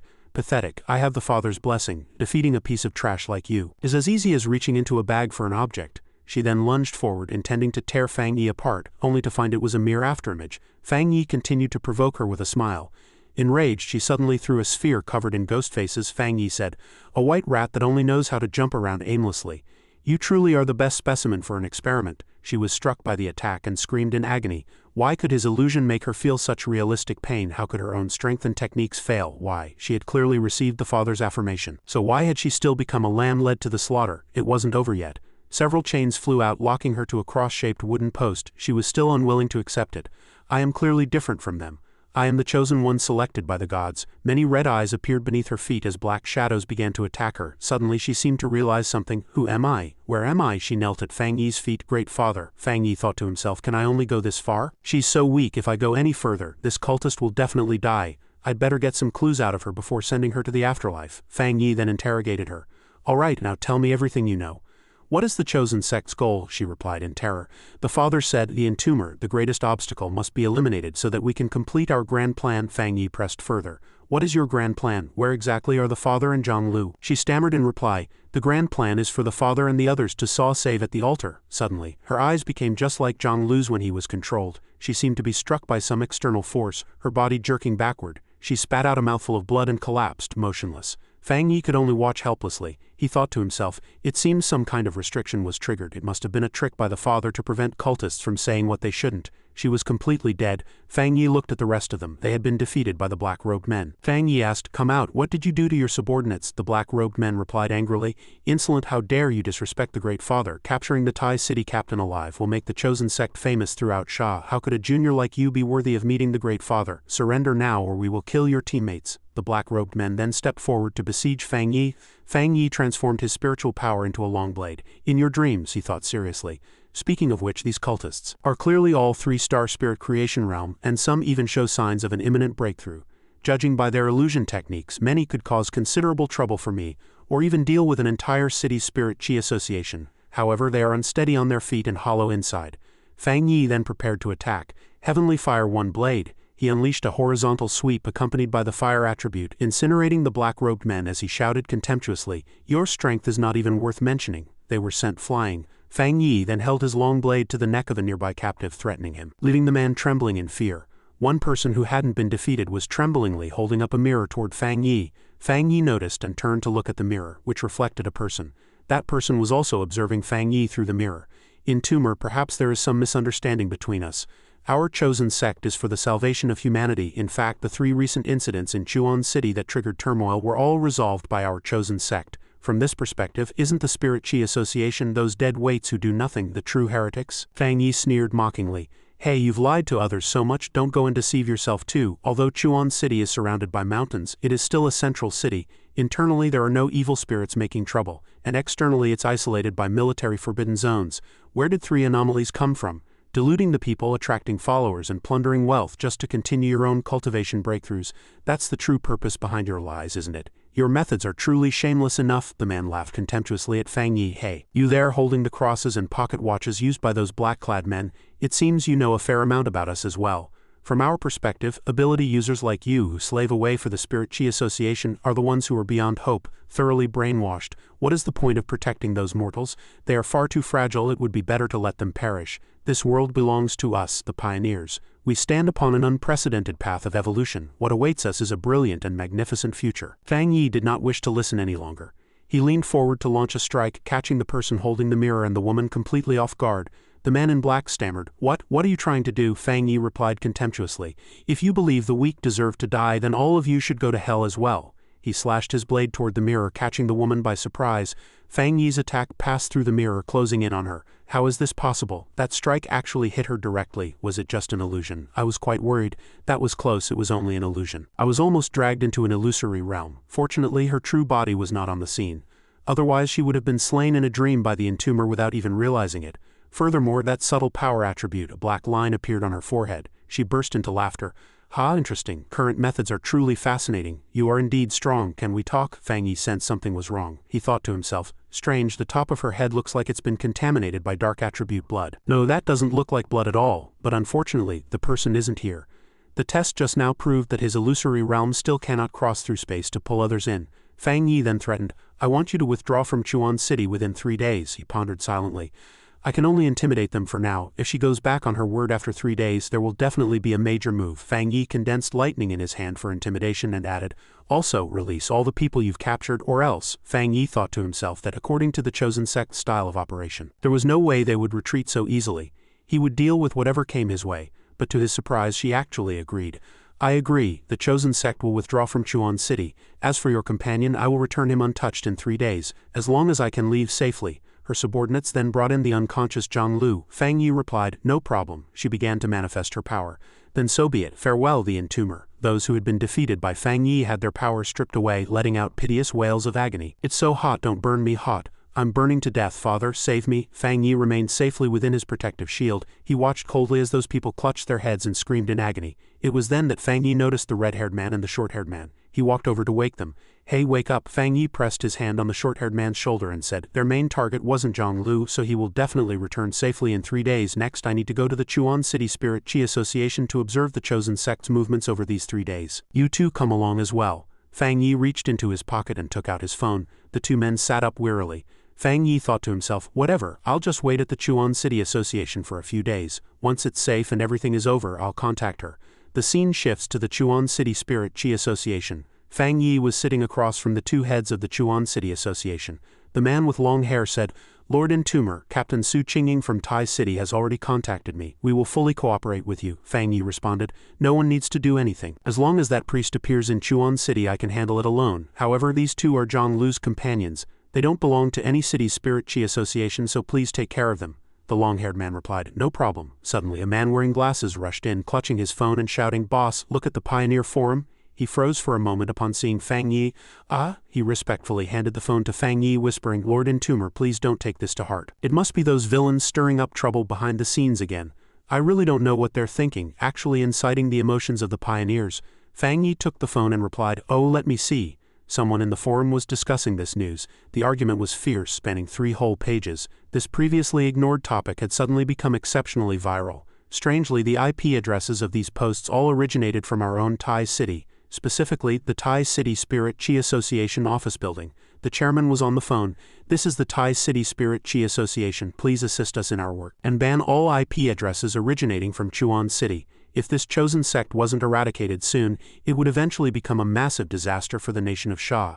The scene shifts to the chosen sect base. Someone loudly proclaimed, I foresee that in the future, the chosen ones will be locked in cages filled with flames, suffering lightning strikes and being incinerated by the karmic fire of the Red Lotus. This is not the punishment of the gods, but because someone is intentionally obstructing us. O chosen ones, how much hardship have we endured on this path, searching for the path of the chosen. As for the sake of saving the world and giving it new life, the Entomber, disguising himself as kind to deceive and confuse the ignorant, has even cruelly murdered our chosen ones. Now we must eradicate these malicious obstacles. We must expose the evil face beneath his disguise. She replayed the scene of her just stripping her subordinates of their power and pinned the blame on Fang Yi, using it to incite the followers of the chosen sect. Justice will prevail. Many deceived people began to demonstrate, shouting that the chosen sect was the true savior of the world. Do not be misled by the false appearances of others. True demons always disguise themselves as saviors, like the one who saved Tai City. Tai City is feeding a demon with its own body. The people of Tai City are falling into a realm beyond redemption. There were also many people demonstrating outside the Chuan City Spirit Chi Association building. Does the Entomber want to destroy Chuan City? Killing the chosen sect is like strangling Chuan City. We absolutely will not allow the expulsion of our guardian deity. What strongest savior? We've never heard of him. Can he protect us? Fang Yi watched from a high vantage point. Fang Yi lamented. The Chuan City Association really has no popular support at all. The red-haired man clutched his head and said, these people, there's absolutely nothing we can do about them. It's ignorant and absurd. As pioneers, we cannot raise a hand against mortals. The long-haired man approached Fang Yi and asked, Lord Entomber, the current situation. Fang Yi replied, correct, your abilities are useless here as well. Utilizing the civilians of Chuan City as weapons and hostages, these are actually just petty tricks. Mixed within the crowd were the black-robed members of the chosen sect, among whom was the priestess. She was delighted by the smooth progress of the plan. Entomber, I wonder if you like this grand gift. The people of all Chuan City are my puppets. To destroy the chosen sect, one must first destroy Chuan City. She turned to a person carrying a load and told them they must make him retreat through intimidation. We'll leave first and let these ignorant masses continue to block him for a while. Also, return that trash to them. Our chosen sect has always valued loyalty and sentiment, the person replied. The priestess is truly merciful. They dumped Zhang Lu, kicking him toward the vicinity of the Chuan City Spirit Chi Association building. Suddenly, a beam of intense light erupted from within the building. The civilians shielded their eyes, and the priestess and her subordinates also took notice. Fang Yi flew out, stating, I said it before, if you don't get out of Chuan City in 3 days, face the consequences. She was very surprised to see Fang Yi appear. Why does he dare to show himself? Is he not afraid of Chuan City falling into chaos? She blamed herself. I miscalculated today. She immediately shed her black robe. If I had known you were still hiding subordinates, I should have killed that person first. But with so many civilians, do you really not care about their lives? Fang Yi swung a slash down, sneering. Haha, you still don't know. The person following her was hit. And Fang Yi instantly appeared behind her while she was caught off guard. My technique essence is specifically designed to counter the anomalies of the dark attribute. But she still managed to turn and block in time. Fang Yi pressed, are you perhaps not human? It seemed Fang Yi had guessed correctly. She replied, oh, you actually found out? Nothing escapes your eyes. An eye split open on her forehead. To be honest, it had been a long time since such a thing was seen. It tore off its disguise, revealing its true form. A perfect parasite just like you. System prompt. Dark intelligence discovered. This dark intelligence is a sub-attribute of the dark attribute, having awakened self-awareness through the death attribute. The dark intelligence has no physical form and utilizes a method of seizure, grafting itself onto different pioneers to strengthen itself. Every grafting leads to the chosen pioneer dying in a cruel manner. Both the body and spiritual power become nutrients for the dark intelligence. The underground palace headquarters of the chosen sect was currently ablaze. our palace, our great palace, Father save us, this fire simply cannot be extinguished." Returning to Fang Yi's side, the dark intelligence continued, "Perfectly tempered flesh, powerful spiritual energy reserves, such talent should be given to me to use, my followers, it is time for you to be needed." The spiritual power of the chosen sect followers was sucked dry, converging into a massive black sphere controlled by the dark intelligence. The black sphere charged straight at Fang Yi, but he split it open with a casual slash and charged directly at the dark intelligence. One of its hands was severed. "It hurts, it's been a long time since I felt this kind of pain." Fang Yi interrupted it, saying, "It seems it's still not enough, I must eradicate you completely, root and branch." Fang Yi raised a single hand toward the sky. He thought to himself that this dark intelligence actually had a trump card left, able to manifest human intelligence and disguise itself as a faction. It truly wasn't as easy to kill as previous kings of anomalies. Fang Yi used his spiritual power to manifest a giant hand that grabbed the dark intelligence. The two members of the association were watching the battle between Fang Yi and the dark intelligence. To think the dark attribute could produce intelligence and even parasitize pioneers. This news must be reported everywhere immediately. Fang Yi's giant hand of spiritual power directly crushed the dark intelligence. But to everyone's surprise, the dark intelligence was unharmed. "Didn't expect that, did you, human? No matter how special you are destined only to become my nutrient. Don't worry, I will take good care of your body." Fang Yi was surrounded by its spiritual power, but he showed no fear, instead laughing out loud. "Haha, interesting, quite impressive, dark intelligence. To think you could counter my abilities even while the yang attribute suppresses the dark attribute. But you should also know that I have already completely died once." The dark intelligence asked back in surprise. "What did you say?" Fang Yi and the dark intelligence were trapped within a gargantuan sphere. Below, the people in the association building watched their battle with Zhang Lu still unconscious. The red-haired man cried out in shock. "Lord, an entomber has been swallowed by the dark attribute." The short-haired man comforted him. "It's fine. The entomber even counter-killed the King of Death. He'll definitely be fine this time too," the blue-haired woman chimed in. "I hope so, but this dark intelligence is unheard of since the founding of the association." The long-haired man was also filled with worry.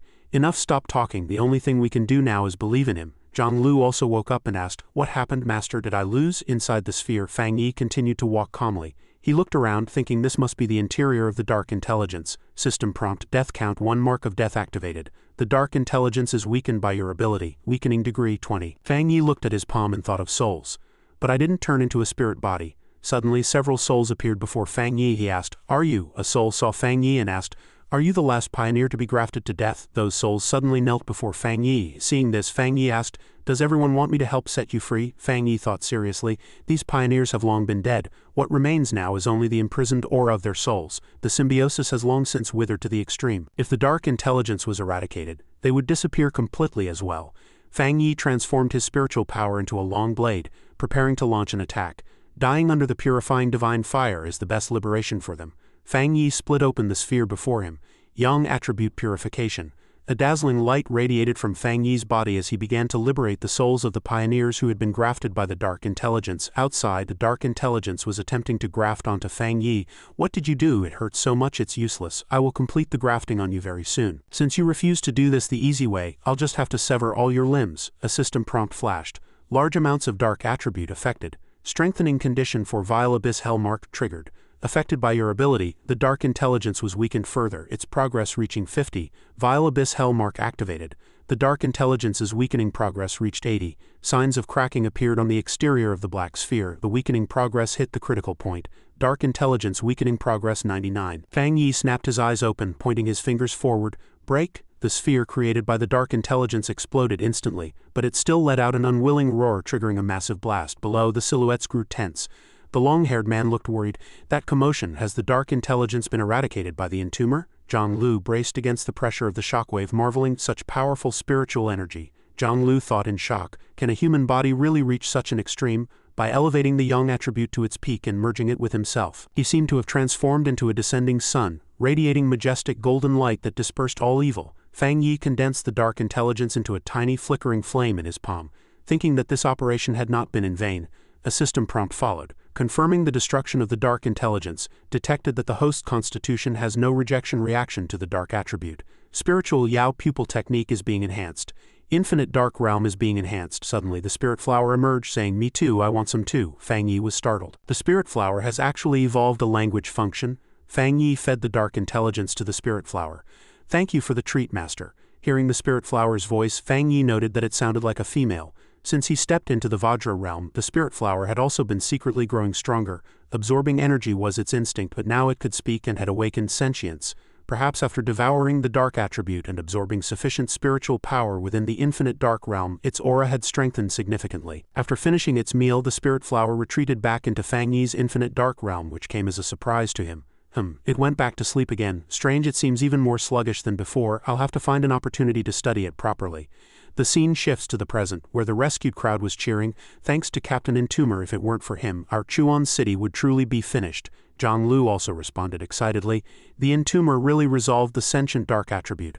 I've witnessed his heroic poise in saving an entire city. I can truly die with no regrets now. Just as Zhang Lu was marveling at Fang Yi's power, a dark shadow suddenly appeared behind him to launch a sneak attack. Fortunately, Fang Yi acted in time to strike back, deflecting the blow. Zhang Lu hadn't even realized what happened and asked in confusion, "Hey, what's going on?" Fang Yi approached Zhang Lu and said, "Is there still a remnant left behind?" The long-haired man was overjoyed. "Lord Entomber is truly incredible. Thank you for your kindness to Chuan City. We will always remember Tai City's assistance." While the long-haired man spoke, Zhang Lu noticed the finer details, thinking to himself, "Such an exquisite attack method, a perfectly calculated strike of extreme yang that the dark attribute couldn't possibly dodge. This is the Entomber who has stepped into the Vajra realm, my one and only idol for life." The long-haired man grasped Fang Yi's hand and continued, "Lord Entomber, thank you for eradicating the scourge for Chuan City. You must know we've fought a battle of wits and courage with the chosen sect for a long time, yet we were never able to uproot this hidden threat." Fang Yi replied, "No need for such formalities. But I must remind you, merely resolving the chosen sect is not enough. You must never let your guard down. Chuan City is a place where large-scale anomalies have not yet truly occurred. Compared to other cities, it's as if you're still living in a past era. But Chuan City is surrounded by rich natural resources, and the tide of the spirit chi resurgence is unstoppable. There's no telling when a mutation will occur. Once it erupts." Hearing this, the long-haired man looked troubled and said worriedly, "We've been closely monitoring forbidden zones with dense spiritual energy and sending patrols every day." Fang Yi added, and one more thing. When I destroyed the dark intelligence just now, I thought I had completely eradicated it, but one strand of the dark attribute escaped." Fang Yi pointed at Zhang Lu. "It almost parasitized him just now." The others were horrified, asking in unison, what? Fang Yi didn't wish to say more and turned to walk away. "Take me to see Chuan City's forbidden zones. I feel that Chuan City isn't far from the dramatic shifts of the spirit chi resurgence." The long-haired man nodded repeatedly. "Understood." Fang Yi took out his phone to check, thinking to himself, "I originally wanted to meet her, but now it seems I'll have to put that aside for later." The scene shifts to the mountain forests of Chuan City. The long-haired man introduced, "Our mountain roads are currently still in normal use and most of the forests are open. Only a small portion with dense spiritual energy is classified as a forbidden zone. By the way, would you like to see the giant pandas later, or go for some hot pot?" Fang Yi listened to his chatter helplessly and replied, "No thanks, let's just stick to business." Fang Yi thought to himself, the people of Chuan City are naturally optimistic, they live so comfortably. But under the nourishment of spirit chi, will the giant pandas truly evolve into the forms recorded in ancient texts? Fang Yi detected an anomaly and stared out the window, thinking, "Found it. Is it over there?" Fang Yi immediately opened the car door and instructed, "Seal off the area starting from the main road. I'm going up the mountain." The long-haired man only had time to shout, "Lord Entomber," before seeing him leap down the slope. He then told his subordinates no need to follow. He could only scratch his head as he watched Fang Yi's retreating back. Thinking, "Why do I feel absolutely nothing?" Fang Yi was already deep in the mountains. He wrapped lightning attribute spiritual power around his hand, thinking, "It's closer. The scent of thunder. The closer I get to the summit, the clearer this resonance becomes." Fang Yi leapt onto a nearby large tree and injected spiritual power into the trunk. Pink lightning suddenly appeared in the sky. System prompt, lightning attribute barrier detected. Fang Yi immediately took an offensive stance. 100 refinements of divine lightning. Thunder crashed down from the sky and Fang Yi struck back with all his might. System prompt, large amounts of lightning attribute detected. The lightning attribute has condensed into an arrow of divine punishment. This is a weapon of the legendary god race. Once thrown, it is unstoppable and never misses, possessing the majestic power to judge enemies. Its appearance is often accompanied by massive natural disasters, signaling imminent danger. Fang Yi pressed his hand against the branch beneath his feet, performing lightning induction. Above was the massive arrow of divine punishment, and below was Fang Yi's equally formidable heavenly lightning attribute. Is it a cataclysmic disaster or a brand new opportunity? Two opposing sides coexisted as two forces collided violently. A system prompt suddenly flashed, large amounts of lightning attribute detected. Activating Supreme Calculation for compilation. You have obtained the technique, God-shaking lightning. God-shaking lightning. Summon tribulation lightning to judge and annihilate. induce tribulation lightning into the body to break all limits, surpassing the bottlenecks and meridian restrictions of traditional cultivation realms. It assists in reaching the grand completion of techniques, completing lightning evolution and sublimating combat power. Fang Yi smiled. Breaking limits, huh? Fang Yi then condensed the lightning attribute in his palm. As far as I know, all abilities in this world have their upper limits. For example, realms require specific conditions to sense the door to breakthrough, and that breakthrough may succeed or fail. Similarly, techniques require sufficiently powerful and abundant spiritual power to exert their maximum effectiveness and achieve reinforcement. Fang Yi pressed his hand to his chest, thinking that the true essence of God-shaking lightning seemed to lie in breaking these rules. It could summon tribulation lightning to achieve forced reinforcement, advancement, and breakthrough by tempering the physical body. Fang Yi thought to himself. Furthermore, the description explicitly states that the tribulation lightning can be used to destroy enemies. The tribulation lightning can transform into a trial of heaven and earth, and its intensity is predictably a reliable existence on the level of the 100 refinements of divine lightning. He hadn't expected to obtain such a powerful trump card in this inconspicuous mountain range. Fang Yi noticed lightning falling nearby and immediately charged toward the strike. He thought as he walked, there are extremely strong fluctuations at the peak. The source should be right there. I need to check it out quickly. This kind of lightning no longer seems to make me feel afraid. After arriving at the destination, Fang Yi looked down.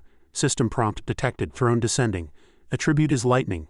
The throne contains ancient spiritual power awakening and descending as the spirit chi resurgence accelerates to find its own master. Fang Yi thought, a lightning throne looking for a master. Fang Yi sat down and touched the throne only to be rejected as it released electric currents at him. System prompt. The lightning throne has recognized a master and refuses the approach of others.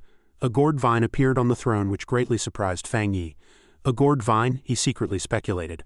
I didn't expect the master chosen by the throne to be a plant. Sure enough, in the grand context of the spirit chi resurgence, all things in heaven and earth have their opportunities and should not be underestimated. Even vegetation, flowers, and fruits can become unignorable existences in this era. The spirit flower emerged from Fang Yi's sleeve and asked, Master, were you calling me? Fang Yi was taken aback. Fang Yi placed the spirit flower on the ground beside the gourd vine. He thought that judging by the spirit flower's behavior, the gourd vine had sensed its presence and actively reached out to communicate. The two plants swayed and nodded as if in conversation. The spirit flower turned to Fang Yi and said, Master, it's saying hello to us. It says we are the first of its kind it has encountered. It wants to be friends with us. Fang Yi scratched his cheek awkwardly. Its kind, he thought. Calling the spirit flower its kind is normal, but am I also its kind? It's probably because I have the same aura as the lightning throne, the spirit flower added. It says it can't leave this place yet. It ate a lot of things before and then fell asleep. When it woke up it became like this. Fang Yi thought, I see. The gourd vine obtained a massive opportunity and needs time to digest it. Once finished, it will evolve normally like the spirit flower and grow to a terrifying level. Fang Yi then reached out toward the gourd vine. Hello, master of the lightning throne. He thought that although it was a pity to be a step late and unable to control the lightning throne, there was no need to seize it. First, obtaining such a blessing close to a sentient awakened being is not a bad thing. Second, the throne has already recognized a master. If he were to forcibly take it, the cost would likely be high. Although this gourd vine is a lord of lightning, its temperament seems gentle and harmless, and it even actively communicated with them, so it shouldn't become a scourge. As for the so-called throne, it certainly couldn't be limited only to this one place in Chuan City. To obtain his own throne, he had to consider it carefully. This kind of opportunity can recognize a gourd vine as its master, but it could also recognize an anomaly. Such an exceptionally powerful opportunity, once refined as an aid by an anomaly, would make the future of humanity even more difficult. It seemed this news could not be hidden. He had to inform the Spirit Chi Association and the military to closely monitor the existence of thrones and respond in time. But then again, if one could possess more than one throne, the Spirit Flower spoke up. Master, it wants you to head west, Fang Yi asked in confusion. What? The Spirit Flower explained. It says its throne has sensed a new throne descending in the west. It is the wood attribute, Fang Yi replied politely. Thank you for the guidance. In that case, we'll take our leave. Fang Yi then turned to go, but unexpectedly, the gourd vine tripped his foot. The spirit flower added, It wants you to wait a moment, activate your new technique. The lightning attribute here is extremely abundant and it will have unexpected effects. Fang Yi sat down and replied, Is that so? Then I will graciously accept. Fang Yi immediately entered a state of cultivation. He thought that this gourd vine truly treated him like a friend, being so hospitable as to share even the opportunity of lightning attribute spiritual energy. Fang Yi shouted, God-shaking lightning. His lightning attribute soared into the clouds. Let me see exactly to what extent this God-shaking lightning can help me improve. The golden yang breathing technique was activated, and following the lightning, the radiance of the yang attribute also shot toward the horizon. Fang Yi grit his teeth and persevered. He whispered to himself, Is this the power of the tribulation lightning? He could feel the power of thunder surging into his 4 limbs and 100 bones like a torrent, then being rapidly absorbed by the golden yang vital energy. Not only did the two forces not reject each other, but they also made his body feel warm and comfortable. His soul seemed to have entered a brand new realm. Fang Yi looked up and was stunned by the sight before him. A blue-gold Dharma body was suspended in the air. System prompt: Golden Yang breathing technique has broken its limit and is evolving. Evolution successful. Fang Yi looked at his palm, sensing the change deeply. Divine Sun devouring heaven technique. You have become the incarnation of the Divine Sun, devouring the spiritual energy of heaven and earth. Your capacity to absorb and consume spiritual energy has been vastly enhanced. After Fang Yi's successful breakthrough, heavy rain began to fall from the sky. Fang Yi spread his arms to sense the changes, thinking the sensation was truly wonderful. It felt as if he were standing in a lush green field receiving a baptism of nature's purest rainwater. Pure spiritual energy filled his entire body, bringing endless refreshment and vitality. Golden rain flickered across the mountains and fields, and all spiritual power converged toward him. Fang Yi seemed to sense something. No way, right? I feel like I'm about to touch the threshold of the 2-star Vajra realm. The system displayed extreme Yang attribute interweaving with void lightning, cleansing the divine meridians, approaching the breakthrough conditions for the 2-star Vajra realm. Amidst the breakthrough, Fang Yi smiled in pleasant surprise. This speed was simply too fast. Fang Yi was currently breaking through. A breakthrough to the 2-star Vajra realm. Fang Yi landed lightly and whispered to himself, realizing he had indeed stepped into the 2-star Vajra realm.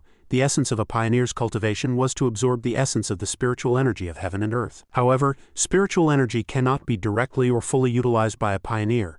It requires a complex process of conversion and refinement before the human body can absorb it. The conversion rate only increases by attaining higher-level techniques and raising one's realm. In the early stages of the spirit qi resurgence, anomalies and pollution zones were everywhere, yet the peak of humanity remained only at the 3-star Vajra realm. This was enough to illustrate the difficulty of absorbing spiritual energy and converting it to temper the physical body. However, he had actually broken through to the 2-star Vajra realm so quickly, and there was even a throne manifesting in the world. Fang Yi said excitedly that the process of the spirit qi resurgence had completely accelerated, happening even earlier than expected. Just as Fang Yi was immersed in joy, the spirit flower called out to him, "Master."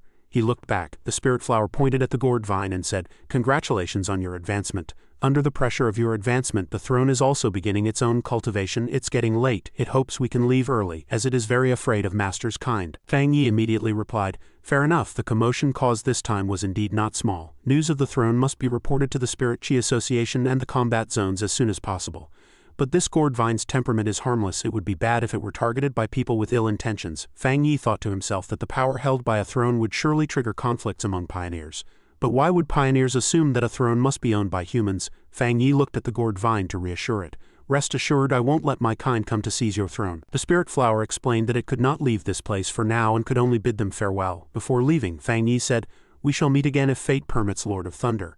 Inside the psychic combat zone, someone asked, "Elder Wu, have you heard?" Elder Wu replied that headquarters had just monitored an abnormal fluctuation in Chuan City equivalent to the 3-star Vajra realm, caused by 2 different sources of spiritual energy. "What did the entomber say?" Garen immediately replied. "He has already broken through to the 2-star Vajra realm, and also monitored the spiritual energy fluctuations of an S-rank Vajra realm. This fluctuation originates from a phenomenon known as a throne. Due to its unique nature, he hopes to leave the investigation to us." Garen was surprised by Elder Wu's calmness upon hearing this information. "Aren't you surprised?" Elder Wu explained that the violent resurgence of spirit qi was a fact, and the appearance of special opportunities like thrones was within Great Shah's expectations. "You've also stayed at the half-step Vajra realm for a long time these past few days. Have you felt a strong opportunity for a breakthrough?" At this stage, the pioneers of Great Shah are all experiencing a breakthrough period, and the activity of anomalies has reached its peak at this time. "To be honest, I also feel that I am about to break through my own realm barrier." Garen was greatly shocked and asked back, "What?" Elder Wu explained further. "Spiritual energy riots mean that opportunities and dangers coexist and are even more elusive. We are pioneers, but more importantly, we are soldiers of Great Shah. Our mission is to charge at the most dangerous front lines and turn them into smooth paths, even if we must pay with our lives. Great Shah must seize this opportunity. As a veteran, I must also go with the flow. Not only should the entomber win a throne, but our Great Shah pioneers must also go all out and do their best. Send down the order, fully cooperate with the actions of the entomber and the Tai City Spirit Qi Association. We must unite all forces that can be united. Even if some pioneers and factions harbor selfish thoughts of seizing resources, they must remain silent under the dual pressure of us and the Spirit Qi Association." Inside the Spirit Qi Association headquarters, Jiyu Yuru was rewatching the footage of Fang Yi touching the throne. "Having received the news about the throne from the entomber, we are conducting a comprehensive investigation into locations where thrones and anomaly fluctuations might appear.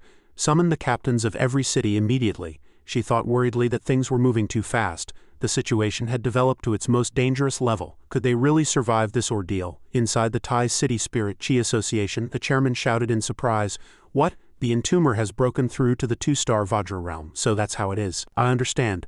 The Thai City Spirit Chi Association will cooperate with Captain Entomber to manage Thai City, allowing the Entomber to act with peace of mind in Chuan City." Su Qingying followed up excitedly. "Has the Entomber already reached the 2-star Vajra realm?" The chairman replied. "That's right. The 2-star Vajra realm is second only to Elder Wu's realm. He is the second most powerful person in Great Sha. Our Thai City has benefited greatly because of this." Su Qingying scratched her head and said, "The surge in spiritual energy is indeed abnormal. It truly exceeded my expectations. I was too shallow just 2 days ago. I was still complacent about my own promotion." Su Qingying had also advanced to the half-step Vajra realm. The chairman replied with a worried look, "Yes, if Thai City encounters a similar incident again, or a natural disaster larger than the last one, I simply can't imagine it. We must guard Thai City well and not become a burden to the Entomber." 10 hours later, in Chuan City, at the assembly point for Spirit Chi Association captains from across the country, Jiu Yuru stood before everyone to report that based on the clues provided by the Entomber, headquarters had identified similar spiritual energy fluctuations in over 20 similar cases globally. Though it has not yet been confirmed if all are related to thrones, there are 7 such locations within Great Sha. A man with his feet on the table shouted arrogantly, "By that logic we have 7 thrones here, but we have so many pioneers." This person was the Feng City captain, Fang Jing, a 1-star Vajra realm, he continued. "Hey, how does the Spirit Chi Association plan to distribute them?" The person sitting next to him suddenly spoke up to warn him. "Captain of Feng City, this is a Spirit Chi Association meeting. Please put your feet down." The one who gave the warning was the High City captain, Wang Lan, who had reached the half-step Vajra realm. The man still replied arrogantly, "Based on who you are, you want a throne too?" Immediately a powerful spiritual force erupted around him, shaking Wang Lan so much he could hardly resist. "So what? Who among those sitting here doesn't want one?" Wang Lan's words caused the entire room to fall into a heavy silence. Among those present, the Yu City captain Chen Ya also looked back at Wang Lan. The man grew even more outrageous, laughing out loud. "Haha, our Lord Entomber has the same attribute as you. Do you really think a throne would just obediently fall into your lap? Honestly, how did High City even pick someone like you to be captain?" Wang Lan was fuming with rage. The man truly had no class. Jiu Yuru slammed the table and shouted, "Captain of Feng City, Captain of High City, sit down. Fighting is strictly prohibited during the meeting." Suddenly, a massive sense of oppression swept in from outside the door, enveloping the entire conference room and leaving everyone horrified. The Feng City captain was pinned firmly to his chair by 2 giant purple spiritual hands unable to move. "What is this, such powerful deterrence?" Someone was stepping into the room, and the outpouring of power made everyone present tremble. "Who is it? Is it Elder Wu from the Psychic Combat Zone? Is this terrifying pressure at the 3-star Vajra realm?" However, to their surprise, the person who walked in was Fang Yi. He looked around and said, "Hello everyone. Hey, it seems I'm the only one who's late. My apologies," Jiu Yuru replied. "Entomber, you're here." The Feng City captain stared at Fang Yi, his heart filled with unease. "Strange, why am I instinctively shrinking back? What's going on? So he is the Entomber." Fang Yi scanned the room, his eyes filled with murderous intent as he asked coldly, "Can someone tell me what just happened here?" The Feng City captain's face grew even paler. At this moment he couldn't even summon a single thought of resistance. He gave a forced laugh. "Haha, it's nothing we were just discussing." Fang Yi only gave him a cold glance. Boom, a mountain-like pressure instantly suppressed him completely. This level of disparity left him entirely unable to resist. How is this possible? I'm at least a 1-star Vajra realm, yet I can't even move. Fang Yi waved his hand. "That's good then. Wang Lan, Chen Ya, and Sea Mystic. Long time no see." Wang Lan waved in greeting. "Long time no see, Lord Entomber. We just heard the news about the throne and were planning to discuss it." Fang Yi said, "I'm here to share some information about the throne with everyone. Since I'm a member of the Spirit Chi Association, I don't plan to hide the truth. At the summit of the desolate mountains in Chuan City, there is a throne containing the great power of the heaven and earth transformation. Its attribute is lightning, and the master chosen by the throne is a gourd vine." Everyone was shocked to hear this, and the scene immediately erupted into chaos. A divine object like a throne containing ancient power is actually occupied by a gourd vine. It's a total waste. Exactly, it must be taken over by someone capable. The Feng City captain suddenly slapped the table and stood up. "I propose we take over the throne directly now to enhance our strength. If foreign countries find out that our great Shah's throne is owned by a gourd vine, wouldn't that be the laughingstock of the world?" Fang Yi rested his chin on his hand, scanned everyone with a cold expression and finally spat out 4 words, "I do not allow it." The entire room instantly fell silent. No one dared to say another word. Fang Yi continued, "I came here today specifically to make things clear to you. If anyone tries to lay a finger on the lightning throne, I, the Entomber, will surely take it back." Hearing this, any thoughts the crowd had just entertained immediately vanished. Although they didn't understand his reasoning, they would simply follow suit. Just then a hand went up. The Yu City captain said, I support the entomber. Gyuyuru showed a thoughtful expression. I support it too. Furthermore, I want to add, captains, do not underestimate these plants favored by the spiritual energy of heaven and earth. According to the latest findings of the Chuan City Spirit Chi Association, just before you captains arrived in Chuan City, the area where the lightning throne descended had already transformed into a lightning hell that no one can approach. Wang Lan also raised his hand in agreement. I also support the thoughts of the entomber and sea mystic. I agree. The Feng City captain stopped acting out and followed the crowd.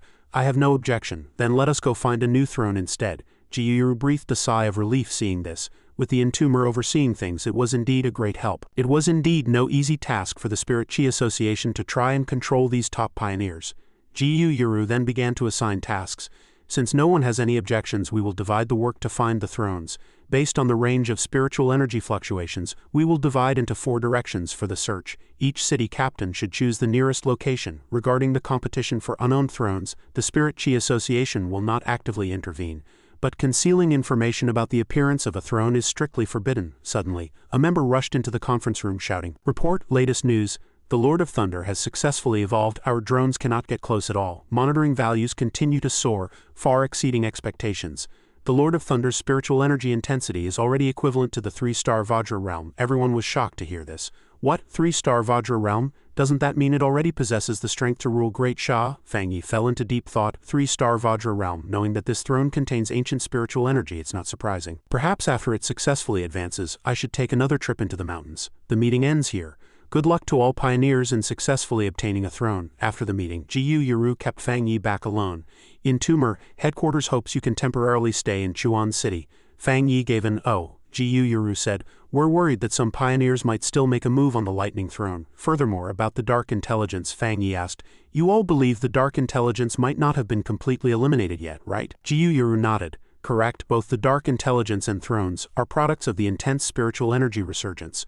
Setting aside the throne's peerless ancient power for a moment, even though we witnessed the destruction of the dark intelligence, we still fear that some residual fragments might have escaped. Since it cannot leave Chuan City after being severely wounded, it will inevitably become a massive threat here. Fang Yi looked at his phone and said, You're right, it's good to be prepared. I have the same intention. I won't leave Chuan City for now. Desolate mountains of Chuan City, lightning forbidden zone. Night fell as boundless dark clouds shrouded the heavens. All was silent save for the thunderous roars echoing through the sky. This grand display of lightning seemed to be welcoming his arrival. Then today I shall borrow this even more potent lightning to temper and upgrade my techniques. How long has it been? Your cultivation speed is actually faster than mine. Fang Yi couldn't help but feel a bit frustrated. At that moment the lightning gourd vine trembled as a voice rang out, Thank you, it was you who saved me. Fang Yi wasn't surprised by this voice. Saved you? The Lord of Thunder had also begun to develop intelligence, which was only natural since it had reached the peak realm of human pioneers. The throne told me it prophesied that you would save me from catastrophe, so I want to gift you some spiritual energy. I was worried you wouldn't come back. The spirit flower emerged just in time shouting, Me too, me too. A smile played on Fang Yi's lips. Actually, I had the same idea. In that case I will graciously accept. Deep within the ruins of the Forbidden Zone, Fang Yi sat cross-legged. Blazing lightning coiled around the gourd vine like giant dragons as if draping it in a suit of thunderous armor.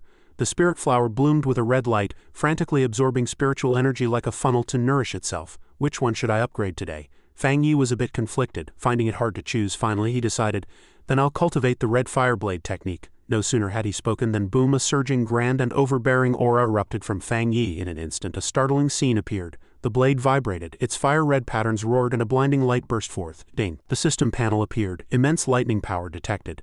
The crisp ring of the blade soared into the clouds like a phoenix's cry, piercing the sky. Ding! Red fireblade technique meets the requirements for spiritual evolution. Ding! Red fireblade technique is currently in the advancement process. At this moment Fang Yi was bathed in brilliant flames, looking as if he were about to burn a massive hole in the sky. Feeling the changes in the red fireblade technique, Fang Yi felt a secret surge of excitement. Ding! Red fireblade technique successfully evolved. Red fire martial arts, true explanation of thunder and fire. Boom! Towering flames surged forth and the earth beneath his feet instantly became scorching hot, the heat spreading throughout the Forbidden Zone. Rumble! Heavy lightning strikes descended from above, only to be completely neutralized like clay oxen entering the sea, then guided into the true explanation of thunder and fire. Ding! An electronic voice rang in Fang Yi's ear. True explanation of thunder and fire has been tempered by tribulation lightning. Red Fire Blade technique has broken through its limits. Inner Flame attribute has been strengthened and Yang attribute has further improved, evolving into Thunder Fire Essence. Blade refinement progress has reached 100. Enhancement complete. Boom. The towering flames glowed with a blinding radiance, and domineering sparks scattered throughout the Forbidden Zone, nearly incinerating the area into a range of fire-red mountains. This fiery aura, it's the Entomber. Isn't that the Lightning Throne's Forbidden Zone? Could a conflict have broken out between them? That guy told us not to compete for it. Did he do that just to line his own pockets? Probably not. The Entomber said the Lord of Thunder is his friend. Meanwhile, at the Chuan City Spirit Chi Association, the abnormal concentration alarm at the throne's location exceeded the monitoring range. No one is allowed near the Forbidden Zone. The president of the Chuan City Association was filled with doubt and alarm, thinking to himself, what exactly is the Entomber doing in the Forbidden Zone? Is he really engaged in a fierce duel with the throne? Back in the Forbidden Zone, the Tang Dao had successfully broken through and was immediately grasped in Fang Yi's hand. Looking at the blade, Fang Yi was very satisfied. Good. The Red Fire Blade technique has advanced, and the Tang Dao itself has undergone 1,000 temperings. Simultaneously, the Spirit Flower also succeeded in its absorption. Ding, Spirit Flower's intelligence has improved, and its desolation attributability has been enhanced after the breakthrough. The Spirit Flower crawled up Fang Yi's arm. Master, the throne is wonderful, let's go find the next one quickly. Hearing this, Fang Yi looked at the gourd vine and asked, has a new throne appeared? The gourd vine replied, my friend, you are truly amazing, congratulations on your breakthrough. During the cultivation just now I accidentally sensed a glimmer of intuition. A new throne is about to descend. The aura emitted by the new throne shares a cycle of mutual generation and restriction with mine as it does with the Spirit Flower. It seems to be a wood attribute throne, Fang Yi thought to himself. The new throne is descending right there. As the gourd vine spoke, it used spiritual energy to point in a certain direction. Fang Yi looked toward the guidance. I can sense its vague location. I'll send a signal to the two of you. Without further nonsense, Fang Yi closed his eyes slightly and tried to spread his spiritual perception to sense it. What do you see? The corners of Fang Yi's mouth lifted. I see it. The scene shifts to the bustling city late at night, with neon lights in a kaleidoscope of colors.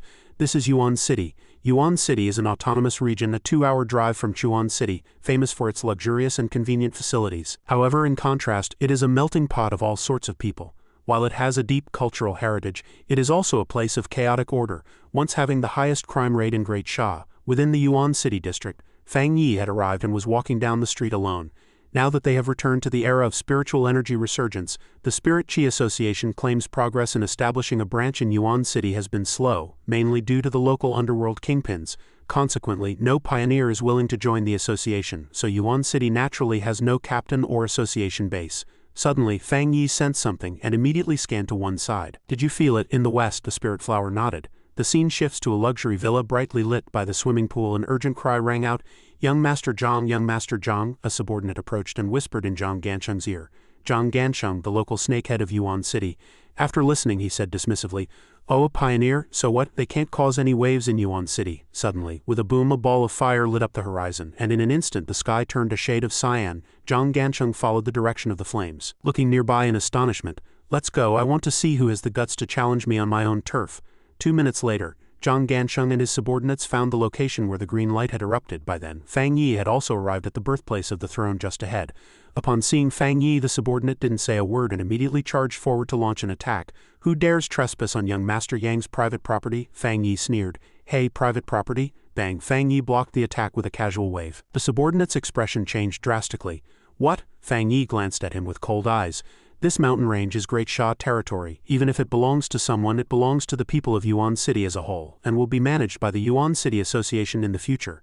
You actually dare call it private property? Before his voice had even faded, heavenly fire erupted from Fang Yi's palm, turning him into ash. Meanwhile, Zhang Gansheng was bound by the throne, unable to move. You have no reason to refuse me. I am the king here. Since you appeared here, you naturally belong to me. He roared with extreme unwillingness. In an instant, a terrifying aura erupted from his entire body as he forcibly broke free from the restraints. I will definitely sit on the throne. The throne must be mine. Since you want to refuse, don't blame me for destroying you too. Fang Yi approached and couldn't help but chuckle at the sight. Who's there? Zhang Gansheng's expression shifted and he spun around. Fang Yi stepped forward and patted his shoulder. A treasure of this level automatically recognizes its master. To sit on the throne and become the wood attribute lord, it's clear you're not qualified enough. Hearing this, Zhang Gansheng roared in fury. I'm not qualified? Fang Yi ignored him and walked straight toward the throne. You're dead today. Zhang Gansheng growled in rage, and just as he was about to charge, his pupils suddenly constricted. A massive flower loomed before him, its killing intent locking him down so tightly that his entire body wouldn't stop trembling. Fang Yi sneered at the sight.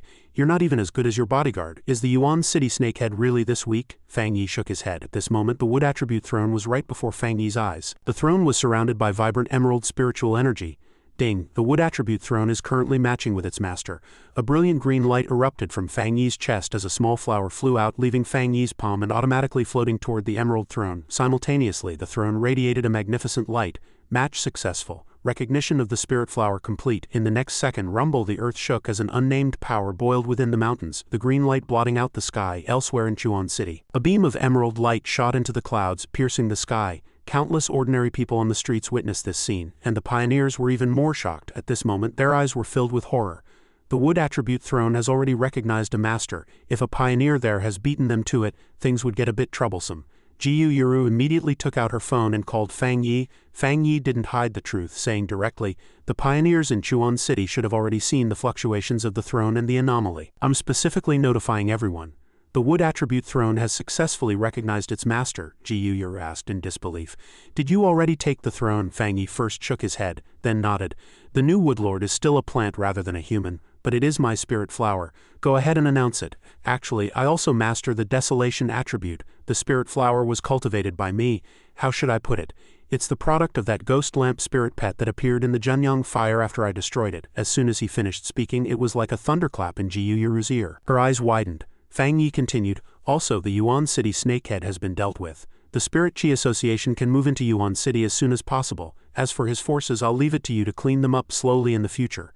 It's a long-term project." At this moment, his gaze fell upon the spirit flower and the throne once more. "Little fellow, quite lucky, aren't you? But you can only stay here, you can't go anywhere. We're temporarily separated. Why does this feel like sending a kid to school?" Fang Yi couldn't help but let out a bitter laugh. The spirit flower asked, "Master, when can I return to your side?" Fang Yi stroked his chin. Probably when you grow to the Vajra realm. Cultivate hard and enjoy your opportunity." The next day in Chuan City, Lin Yi had been sent over by the Tai City Spirit Chi Association. As she walked, she sighed inwardly. Yesterday, cousin Spirit Flower became the master of the wood throne. This news has already spread throughout the pioneer circle. I didn't expect him to even spread the word about mastering the desolation attribute. She recalled the previous meeting, when the Spirit Chi Association suddenly said, "We want to nominate you to be the captain of Yuan City." Although they promised full support, Lin Yi couldn't help but sigh at the thought. For now, she could only observe. She didn't know if she had the ability to handle such a responsibility. "I should go see Mom first. Life in Chuan City should be quite pleasant." Suddenly, rumble, the ground shook violently, leaving everyone terrified. "Ah, what's happening? An earthquake? It's an earthquake. Everyone to the shelter." No, this spiritual energy riot is an anomaly. Within the Chuan City Spirit Chi Association, the anomaly breakthrough formed, and someone asked in doubt, "Strange, why didn't we sense it? Why didn't the early warning system issue an alarm?" Just then, a scream echoed from the office. "This is bad. A large-scale abnormal spiritual energy riot has been discovered in the mountain forest forbidden zone. The concentration index is skyrocketing. Because there was no warning, the wild beasts in the mountains have absorbed the spiritual energy, and all have mutated." Jiu Yuru's expression changed drastically. "They are forming a beast tide, and are launching an attack toward Chuan City's inner urban area." Rumble, massive mutated beasts charged into Chuan City, causing immense chaos. "Help, the monsters are too big, we're dead, we're dead." At that moment, Lin Yi leapt up like lightning and slapped a mutated beast away. Immediately after, a prompt came from her phone. "Sorry, the number you dialed is temporarily unavailable. Please redial later." "Oh no, Mom!" Behind her, a mutated beast opened its bloody maw, condensing terrifying thermal energy. A fatal danger had arrived. Lin Yi instinctively turned around. At this critical juncture, boom, a bolt of purple heavenly lightning crashed down from midair, instantly turning the beast into charcoal. Lin Yi was filled with horror. "This spiritual energy is then." Fang Yi appeared before her. Seeing Fang Yi, Lin Yi cried out urgently, "A sudden anomaly has occurred in Chuan City and I can't contact Mom. Quick, let's go find her." The scene shifts to a supermarket in Chuan City, a grim scene of collapsed shelves and corpses everywhere.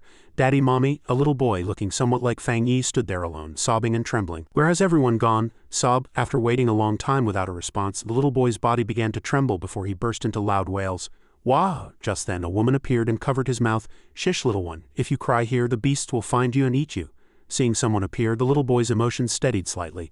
"But my mommy and daddy," hearing this, the woman smiled and took out a piece of senbei. "Wow, I love these the most, and stop crying for now. Soon some uncles and aunties will take us away. And then I'll give you more, okay? Consider it a reward for being a good boy." As they were speaking, the woman suddenly noticed a mutated beast quietly approaching. Grr, the beast was covered in long hair, its appearance grotesque. Roar, realizing it had been spotted, the beast immediately lunged forward to attack. Seeing this, the woman instantly scooped up the boy and fled. But before they could run more than a few meters, they both tripped over a beer bottle and fell to the ground. Seeing its chance, the beast pounced. Instead of being afraid, the little boy shouted in anger, "You damn beast, you monsters, I'll fight you to the end today." Just then, two sudden attacks struck, instantly shattering the mutated beast. The newcomer was none other than Fang Yi. He stood protectively before the two, wielding his fiery red Tang Dao. "Is everyone okay?" Fang Yi asked, then his gaze shifted slightly toward the rear. Oh, his attention was immediately caught by the senbei in the boy's hand. That piece of senbei suddenly reminded him of the days when he lived with his aunt as a child. She would often bring such things to coax him. Little Yi? The woman recognized the man before her as Fang Yi and was overcome with joy. "It's little Yi." Fang Yi nodded and looked at the little boy and asked, "Auntie, who is this child?" His aunt explained. "Oh, it was really dangerous in the supermarket just now. This child must have been separated from his parents. I just thought I'd help as much as I could." Just then, Lin Yi ran over from the distance shouting, "Mom, Mommy?" Lin Yi threw herself into her mother's arms. "Mom, you scared me to death." Lin Yi's mother smiled. "It's okay, Mom isn't hurt." As Fang Yi stood to the side watching the two care for each other, the little boy suddenly walked over, grabbed Fang Yi's sleeve and shouted, "Superman?" Fang Yi lowered his head slightly and gave a soft acknowledgement. With big eyes sparkling with light, the boy asked, "Are you Superman? This is for you. Can you take me home?" Fang Yi crouched down and took the senbei. "Then try making a wish on it. It will bless you and your family so you can reunite." Suddenly, Fang Yi sensed danger. His expression darkened as with a thunderous boom an attack crashed down from the ceiling. Fang Yi reacted swiftly, picking up the little boy and retreating at high speed. After steadying himself, he drew his fiery red Tang Dao, his eyes fixed intently on the ceiling. "Is this guy their Beast King?" The Beast King's body was gargantuan, and a terrifying pressure bore down like Mount Tai as its black aura expanded rapidly. After a ripple in the air, the aura exploded violently in midair, but it was all blocked by the domineering Yang attribute power erupting from Fang Yi. Fang Yi thought to himself, "Good, it seems this beast is targeting me since I have the highest spiritual energy. This also leaves me some space. At least the danger level for Auntie and the others will decrease." He told them to evacuate, otherwise he wouldn't be able to fight freely, adapt to the situation, or ensure their safety. "Okay, I understand." Roar. The Beast King looked down at Fang Yi and let out a sudden roar, the lightning and wood attributes clashing and exploding frantically in the air. A trace of surprise appeared on Fang Yi's face. Dual attributes, lightning and wood, what a coincidence. They matched the attributes of the two thrones perfectly. Following this, the Beast King suddenly clasped its hands together and swung a heavy fist downward. Boom! A terrifying shockwave poured downward across the area like a collapsing mountain. Judging by the surging aura on its body, it must have been polluted by the darkness attribute. Vroom. Just then, the sudden ring of a blade echoed, and a blazing red line sliced vertically from top to bottom toward the Beast King's face. Clang! This strike didn't cause much damage to the beast. Fang Yi immediately retreated. Seeing that Fang Yi couldn't wound it, the Beast King leaped into the air and charged without hesitation. Seeing this, Fang Yi retreated hastily, following up with another strike. Instead of flinching, the Beast King became even more crazed, charging again like a bolt of lightning. The scene shifted to the other side, where Lin Yi was leading her mother to find a way out. Just then, a mutated beast emerged from nowhere and blocked their path. Lin Yi's expression turned grave. "Damn it, there are actually two Beast Kings." Roar. The Beast King's massive frame exerted immense pressure on the two. Seeing this, Lin Yi's mother was deathly worried for her daughter. Lin Yi looked solemn. "Mom, don't worry. I'm your daughter after all." No sooner had she spoken than she instantly charged forward. The Beast King gathered a dense green wood attribute energy in its mouth, preparing to fire. With a thunderous roar, a pillar of green light wrapped in wood energy shot out like an arrow from a bow. Seeing this, Lin Yi immediately erupted with spiritual power to block it. A flash of cunning crossed the Beast King's eyes as green light swirled on its right hand, unexpectedly striking at Lin Yi's mother in the rear. Lin Yi was horrified. They both shared the wood attribute. In the face of this beast, her spiritual power had no advantage. The scene shifted to the interior of Chuan City's Ningzhe district. The situation was currently critical. What is going on? The birth of a single Beast King was already an S-rank natural disaster, yet two had appeared in Chuan City, and the anomaly concentration was still rising. Although the pioneers had all gone to support the civilians, Chuan City was on the verge of being destroyed. A massive number of mutated beasts were still breaking through the forbidden zone, flowing incessantly from the mountains into the city. Can the reinforcements from the Spirit Chi Association headquarters be any faster? Requesting an upgrade of the disaster rank and applying for priority emergency rescue. But didn't the Entomber say that area was the place where the thrones descended? Rumble! A startling pressure erupted above Chuan City as an incomparably dominant and terrifying power of lightning blotted out the sun. The clouds were instantly sliced open as 10,000 bolts of lightning tore through the sky. Back at Fang Yi's battlefield, dust filled the air. The Beast King was now pinned beneath Fang Yi's foot. Fang Yi interrogated, "Did you run out from the desolate mountains? Have you seen the gourd vine?" Boom! 10,000 bolts of lightning raged. It was as if they were guarding the path for the Lord of Thunder. Fang Yi looked up at the sky. Impossible. Could this beast disaster really have been caused by the master of the lightning throne? If so, it means that besides me, possessing a throne brings immense danger to pioneers. Yet according to the system notifications, a throne was clearly a beneficial opportunity. Where exactly was the problem? The scene shifted to Lin Yi's battlefield. At that moment the Beast King swung its claws, slashing through the air at Lin Yi, but it was blocked by her defensive barrier. Did you really think I'd be stupid enough to let you eat me? Lin Yi looked anxious as she glanced back at her mother. If you still want to eat them, with a thunderous boom Lin Yi's aura suddenly climbed to its peak. Then you'll have to step over my corpse first. You beast, today one of us dies. Rumble. 10,000 bolts of lightning raged as purple electricity streaked across the sky. A gourd vine uprooted itself and shot straight into the clouds, the thunder startling all directions. The expressions of everyone in the Spirit Chi Association shifted. It was the lightning throne. Master, a throne has descended. Look, what is that? Heavens, a thick and long tender sprout. Fang Yi's eyes were solemn as he looked directly at the gourd vine in the sky. The Beast Kings were trembling in fear. It seemed they had only borrowed the power of the lightning throne to undergo mutation and were not acting on the orders of the throne or its master. At this moment, in the Nanming district of Chuan City, lightning shrouded heaven and earth as explosions rang out one after another, accompanied by the roars of thunder. A lush emerald gourd vine stretched out, radiating a vast aura of lightning. It was like a person who had just woken up stretching their limbs. Consequently, an emerald vine caught the two Beast Kings like lightning. Once captured, the Beast Kings revealed their true forms, actually two cats. The gourd vine then sought out Fang Yi to talk. Friend, I am very sorry for causing such a great disaster. Having just broken through in my cultivation, I can finally leave the mountains to move around. These annoying little guys, can I take them back to the mountains without killing them? The Spirit Chi Association members witnessed this scene in utter astonishment. The Lord of Thunder was actually apologizing to the entomber. It seemed this hadn't been caused intentionally by the Lord of Thunder. What interested me more was that this gourd vine could actually become so powerful. That lightning power directly purified the Beast Kings. Just how unfathomable was the power of a throne? If only I could also obtain an opportunity recognized by a throne. But then again, for the powerful Lord of Thunder to bow before the entomber. Does this mean the entomber's strength needs to be re-evaluated? The scene shifted to the Chuan City Spirit Chi Association. This is the general situation across the world right now. There will never be peaceful days again. However, the combat zones and the Spirit Chi Association will still do their utmost to ensure everyone's safety. After hearing the explanation, Lin Yi's mother also understood. Sigh, it seems humanity really won't go extinct because of this. The Chuan City president smiled. It's not that hopeless. Big sister, you should know that the entomber has already resolved quite a few natural disasters. Even an S-rank Beast King would be scared witless upon sensing his spiritual pressure, eventually unable to escape death. And your daughter is also a pillar pioneer of the Sha Nation. Yuan City even wants to hire her as their captain. Hearing this, Lin Yi's mother took her daughter's hand.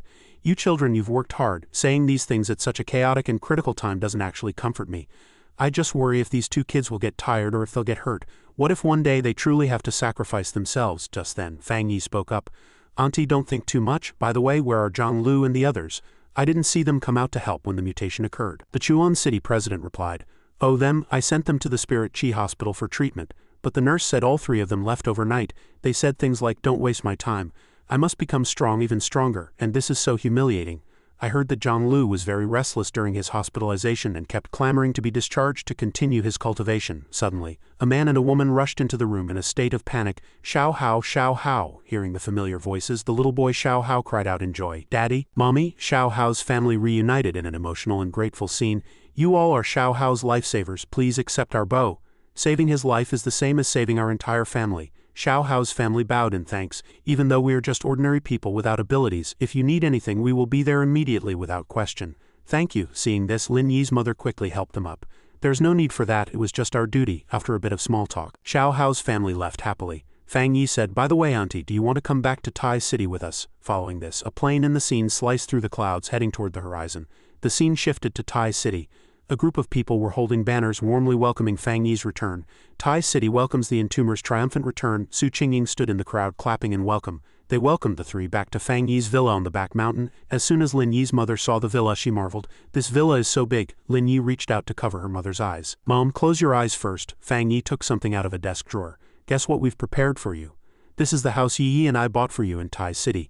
The location and construction are very safe. It's right next to where I live. Come visit us whenever you miss us. Later, if Yi decides to go to Yuan City, it won't matter. We've also prepared a new house for you in Chuan City. Hearing this, Lin Yi's mother began to tremble uncontrollably with emotion. Good children, Mom is proud of you. But Yi, Mom feels like you have something on your mind. Fang Yi spoke up. She's still hesitating about whether to go to Yuan City. Lin Yi nodded. I haven't made up my mind about the Yuan City Spirit Chi Association yet. I feel like they view cousin as a lifesaver and want to work hard to establish a connection with the entomber. But changing the status quo there won't happen overnight, and they can't keep helping me forever. Lin Yi's mother pinched her daughter's cheek. Why not go and give it a try? When has my daughter ever not been a woman of action? Since when do you hesitate? Didn't you used to lie to me about extra classes as an excuse to sneak off and find your cousin? HMPH, so mom knew all along, Lin Yi thought to herself. That's right, I've grown up too. I'm no longer that child who only follows in the footsteps of her relatives. There's nothing left to hesitate about. I'll just give it a shot. Suddenly, just then, Fang Yi received a phone call. Hello, Garen. Does the combat zone have new clues? Elder Wu has discovered a new mysterious territory and wants to invite you to join us. The scene shifted to a certain underground black market. The four men and women looked at each other in dismay until one of the women spoke first. Does this mean we can't go back to Yuan City? A man cursed with a grim expression.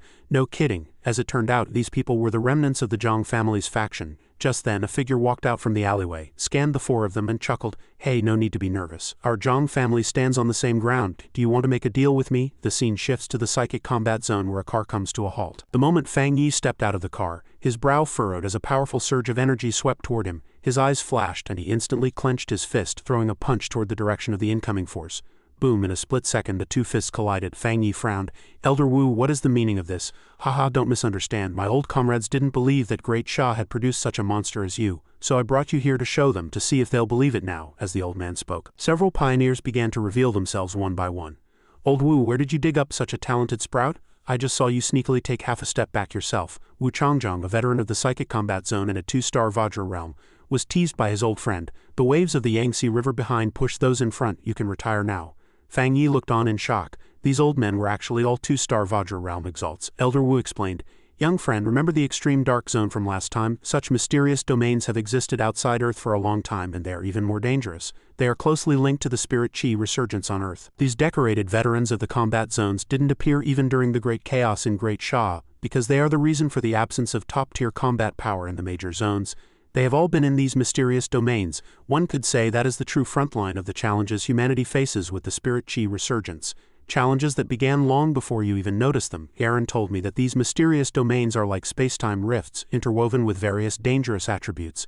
Extremely strong dark attributes have birthed all sorts of terrifying existences. Because this is a classified domain and recent activity has been frequent, new domains are constantly appearing. This also proves the validity of the pioneer rankings. Vajra realm, spirit creation realm and ghost abode realm.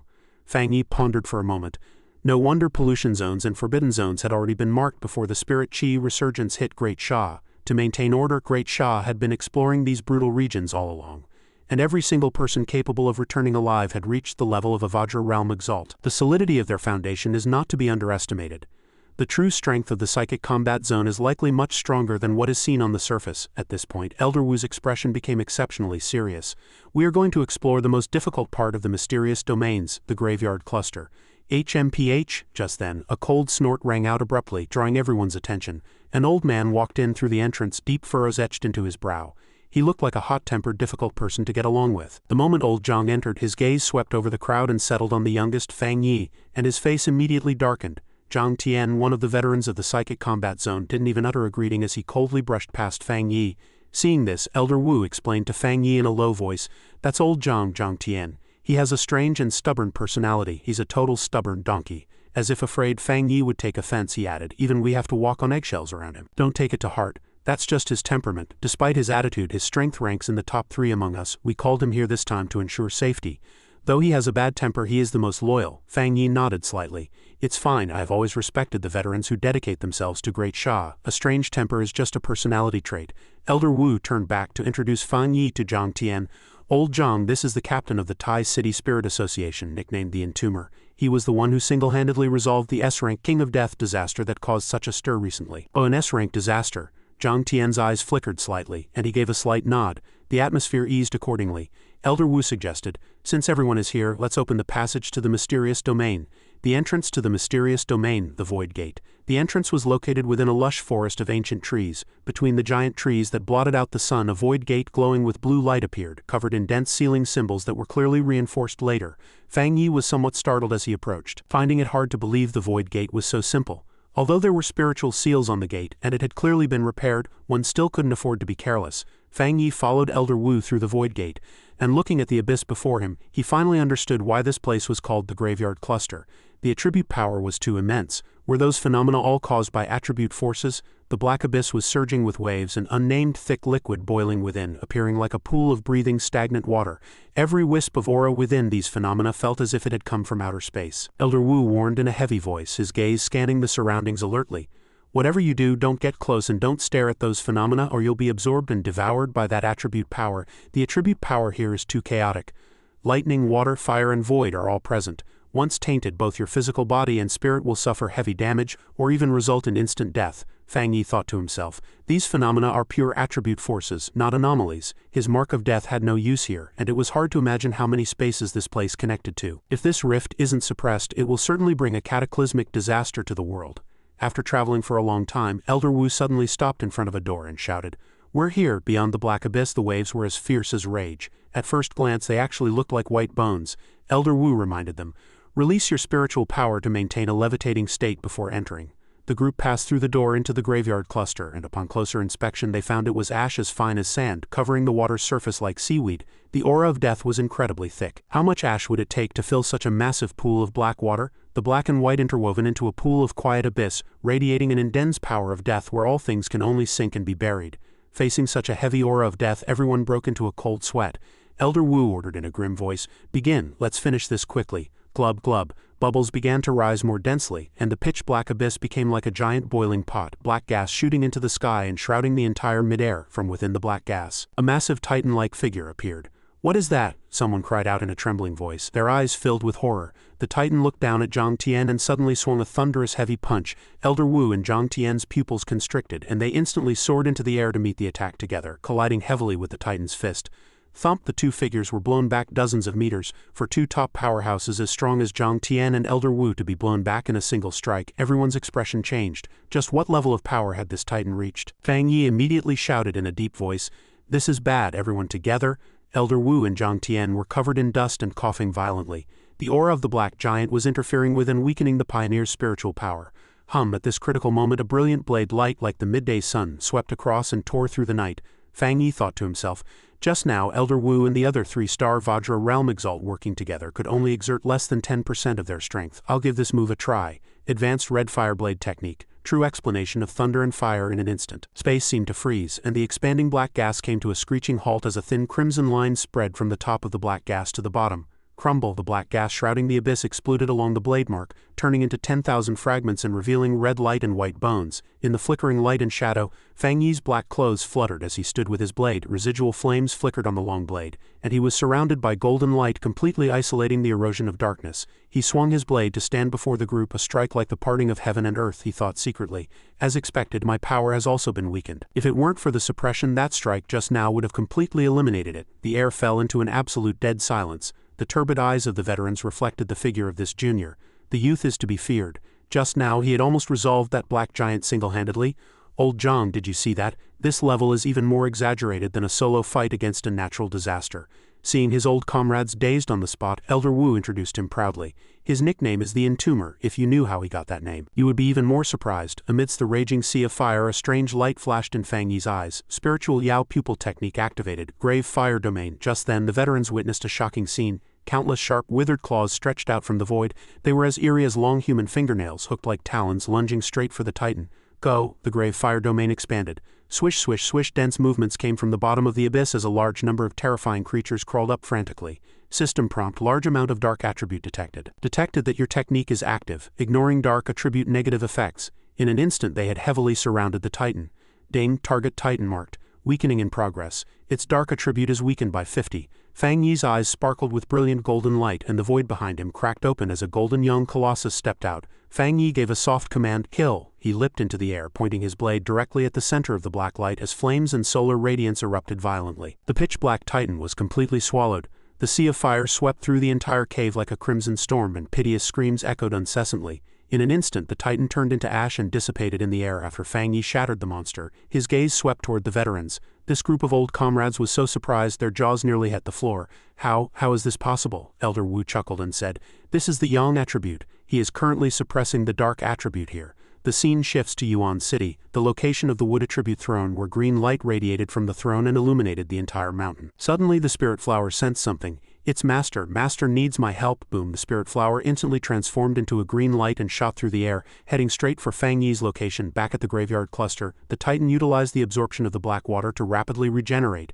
This black giant looks unremarkable, yet it's so hard to kill. Even after mastering the power of death and being a throne master, it's still struggling in its death throes. Just then, Zhang Tian spoke up. Quick, the young friend needs support. Let's go together. You don't need to tell me. Everyone extended their arms, converging their spiritual energy in their palms. In the next second, a roar erupted. Get in there! Spiritual power was transferred, and 4 streams of spiritual power simultaneously poured into Fang Yi's back. Under everyone's gaze, golden light instantly bloomed. Boom, an extremely dangerous pressure shot into the sky, and the entire cave shook violently.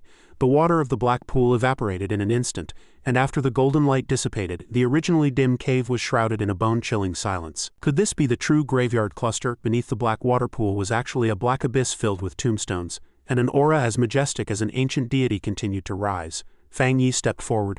Thanks to the help of all the seniors, I was able to successfully eliminate that black giant. I underestimated the enemy just now. Is everyone all right? Seeing Fang Yi approach, the veteran Zhang Tian lowered his head. My apologies, my attitude was poor just now. Thank you for saving me. Seeing this, Elder Wu and the others looked at each other and smiled, thinking, is this still the stubborn donkey we know? Has he been possessed? A dog's mouth has actually sprouted ivory.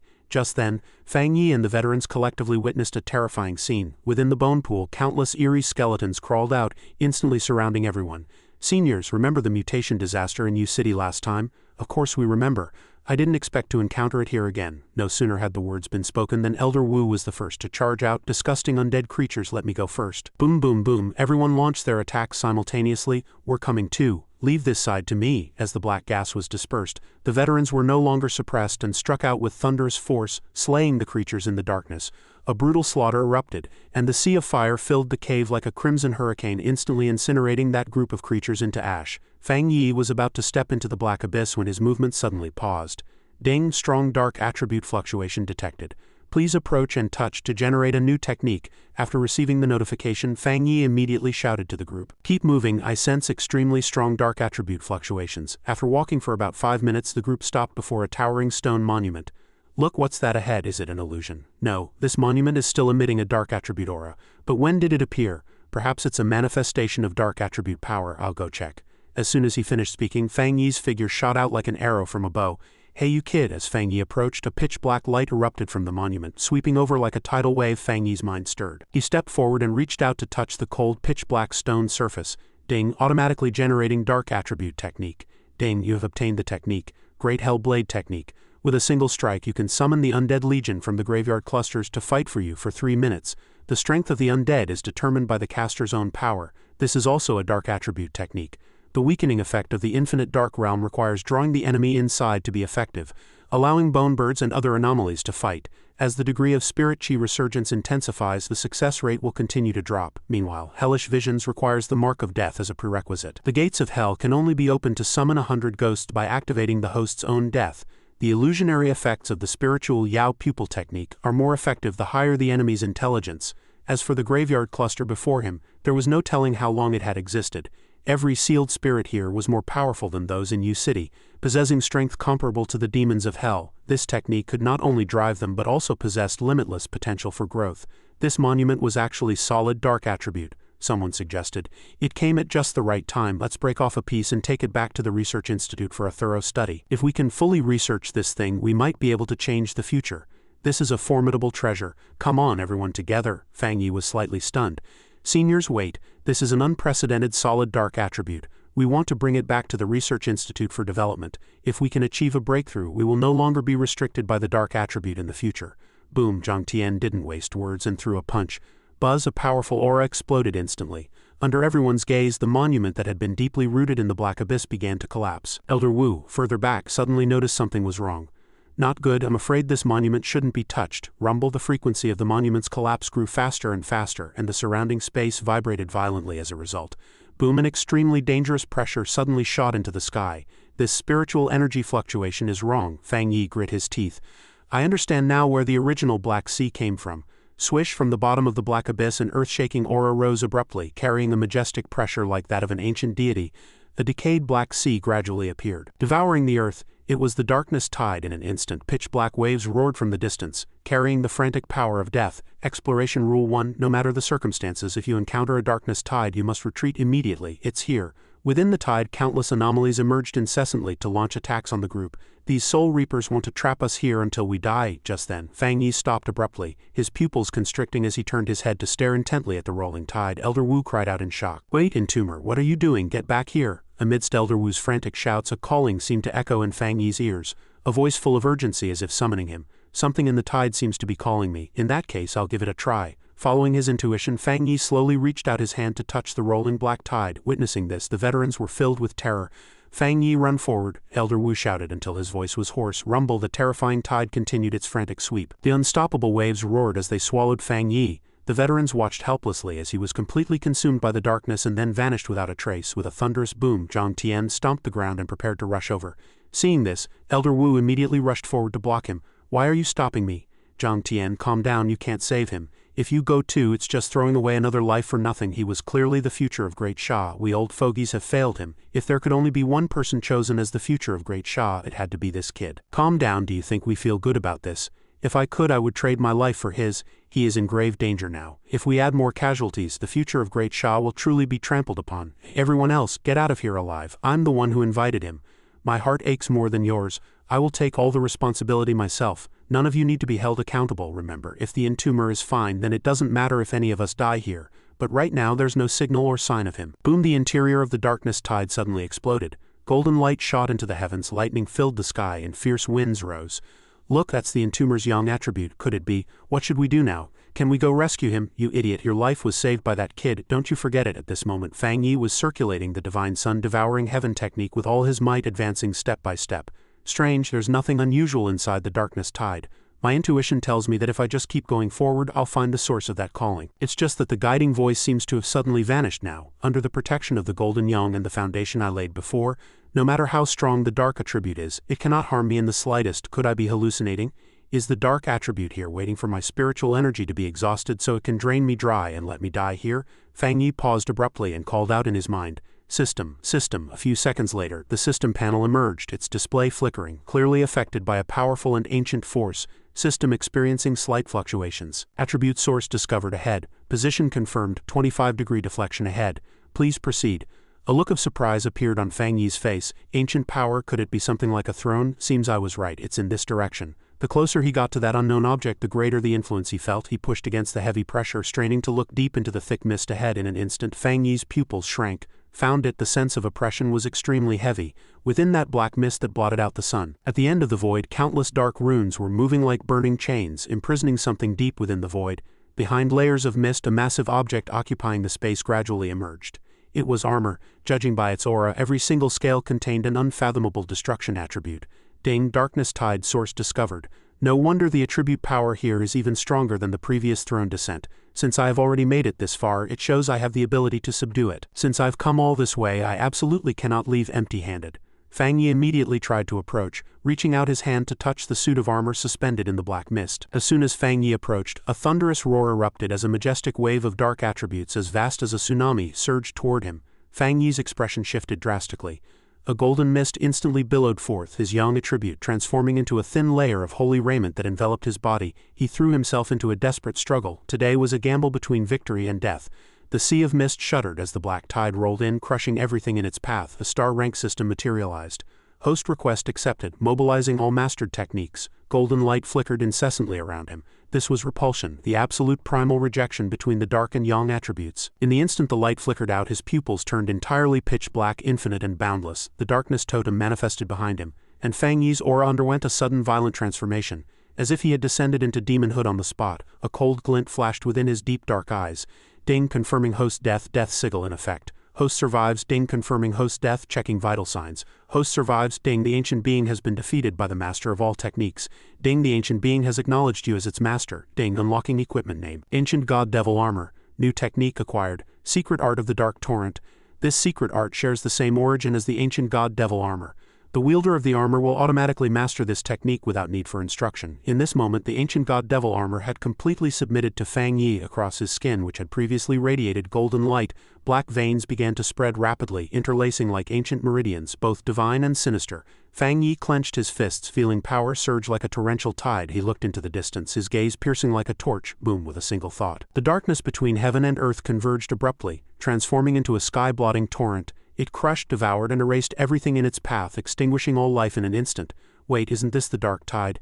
Does this mean I can now control the power of the dark tide? That I can unleash a true dark tide myself?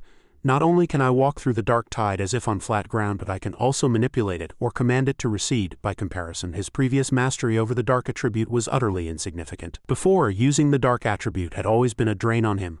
Now, however, the dark attribute was like a pet, viewing him as its master and feeling an extreme affinity for him. From this moment on, no dark attribute would ever be an obstacle again.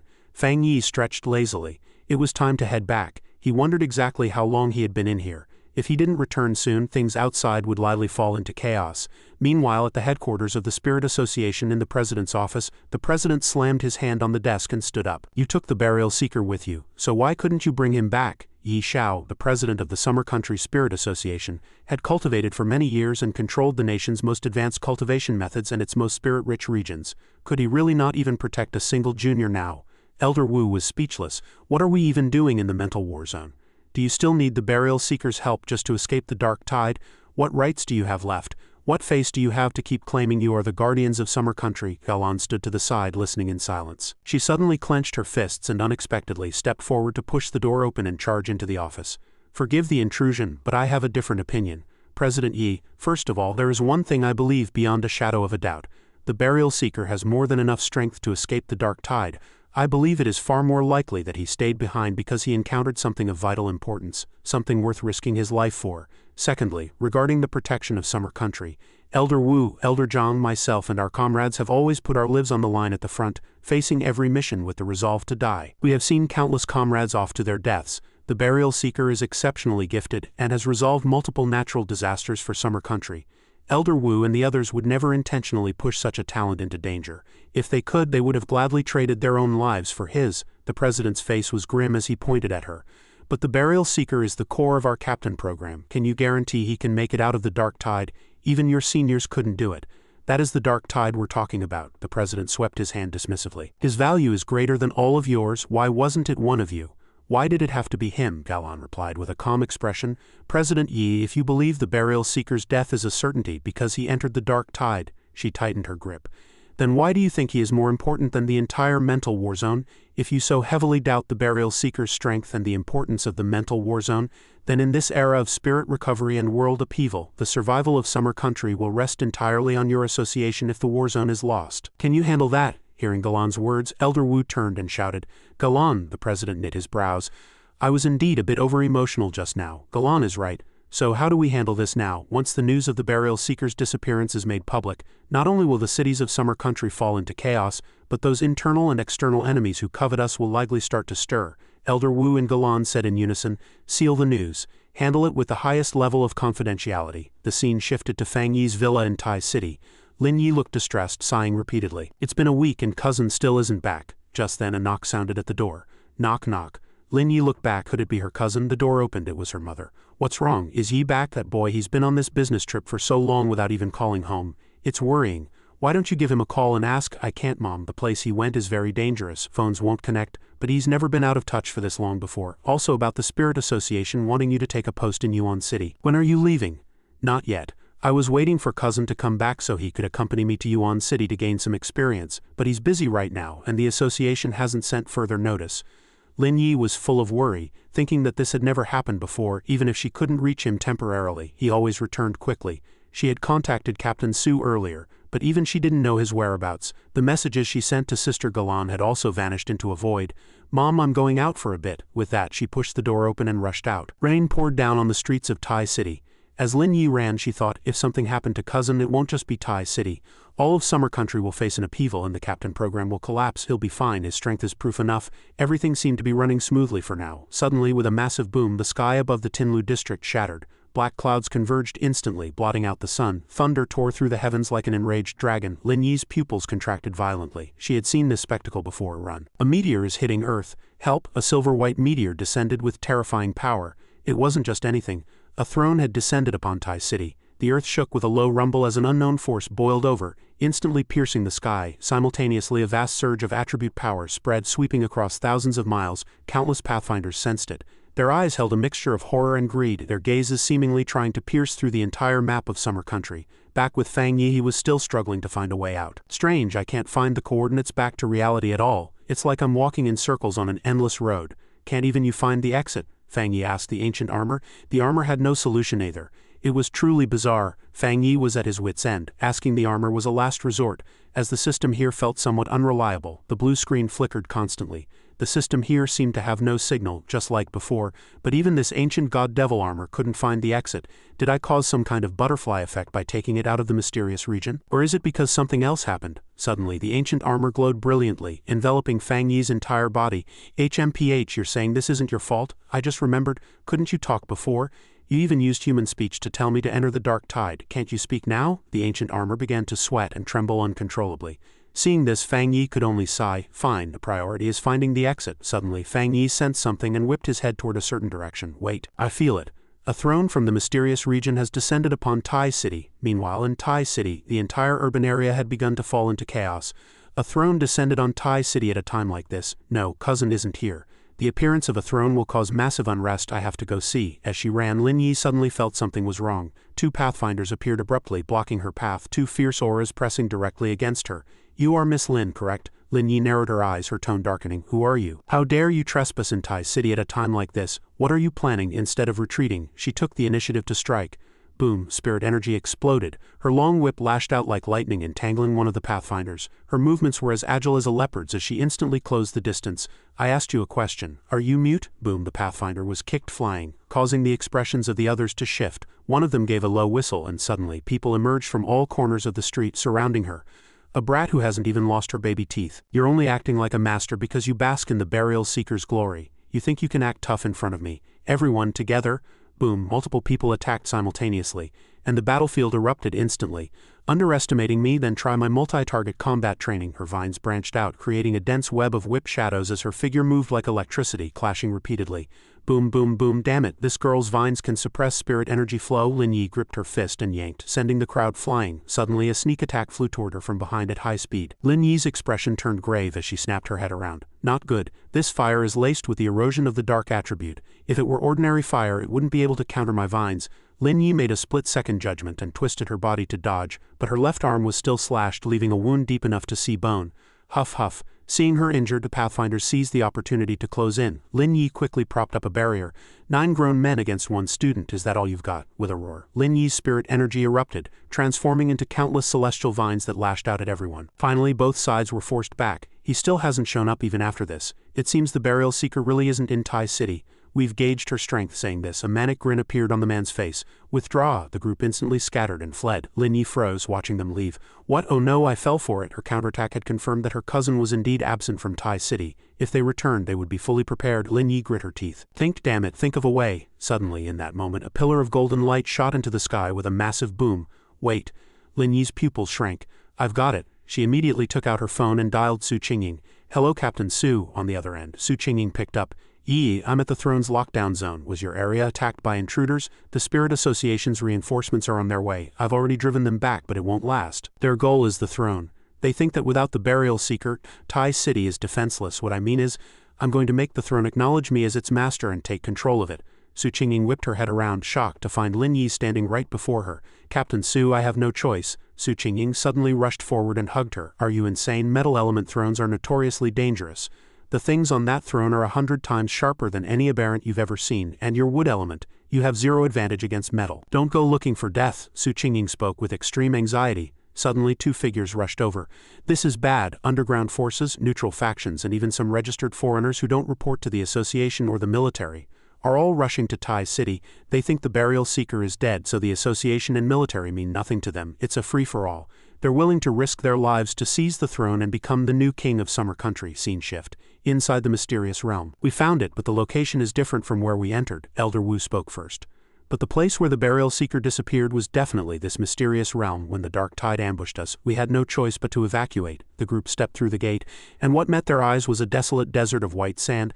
How did it become like this? Is this still the mysterious realm? Where are the tombstones? Where is the dark attribute? Just then, a rift suddenly tore open in the void above them. What's happening? This power and aura, it could only be. Could you be talking about those things from the ancient legends? Immediately following his words, Fang Yi flew out from the spatial rift.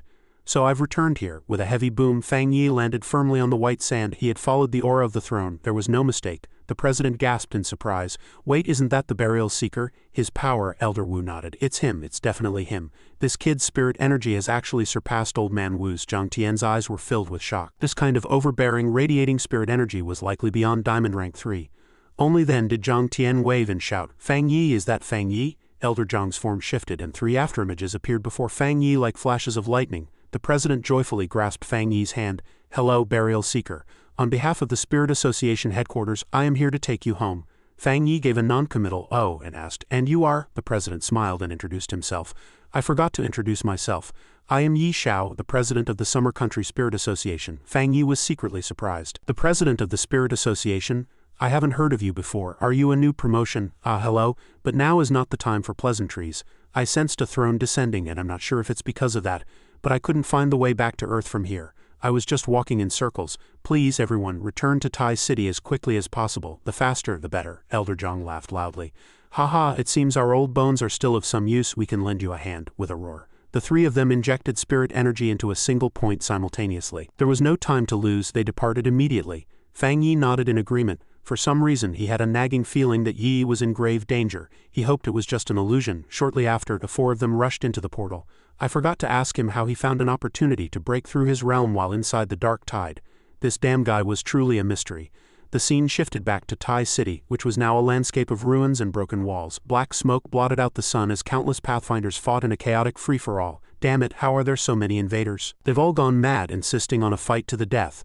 Against the Spirit Association, these secret organizations have always been hostile toward the association and the government. Since the spirit recovery began, they've grown increasingly arrogant, attempting to overturn everything just to enjoy a so-called freedom, gaining power, pleasure, and strength by plundering and trampling their own kind.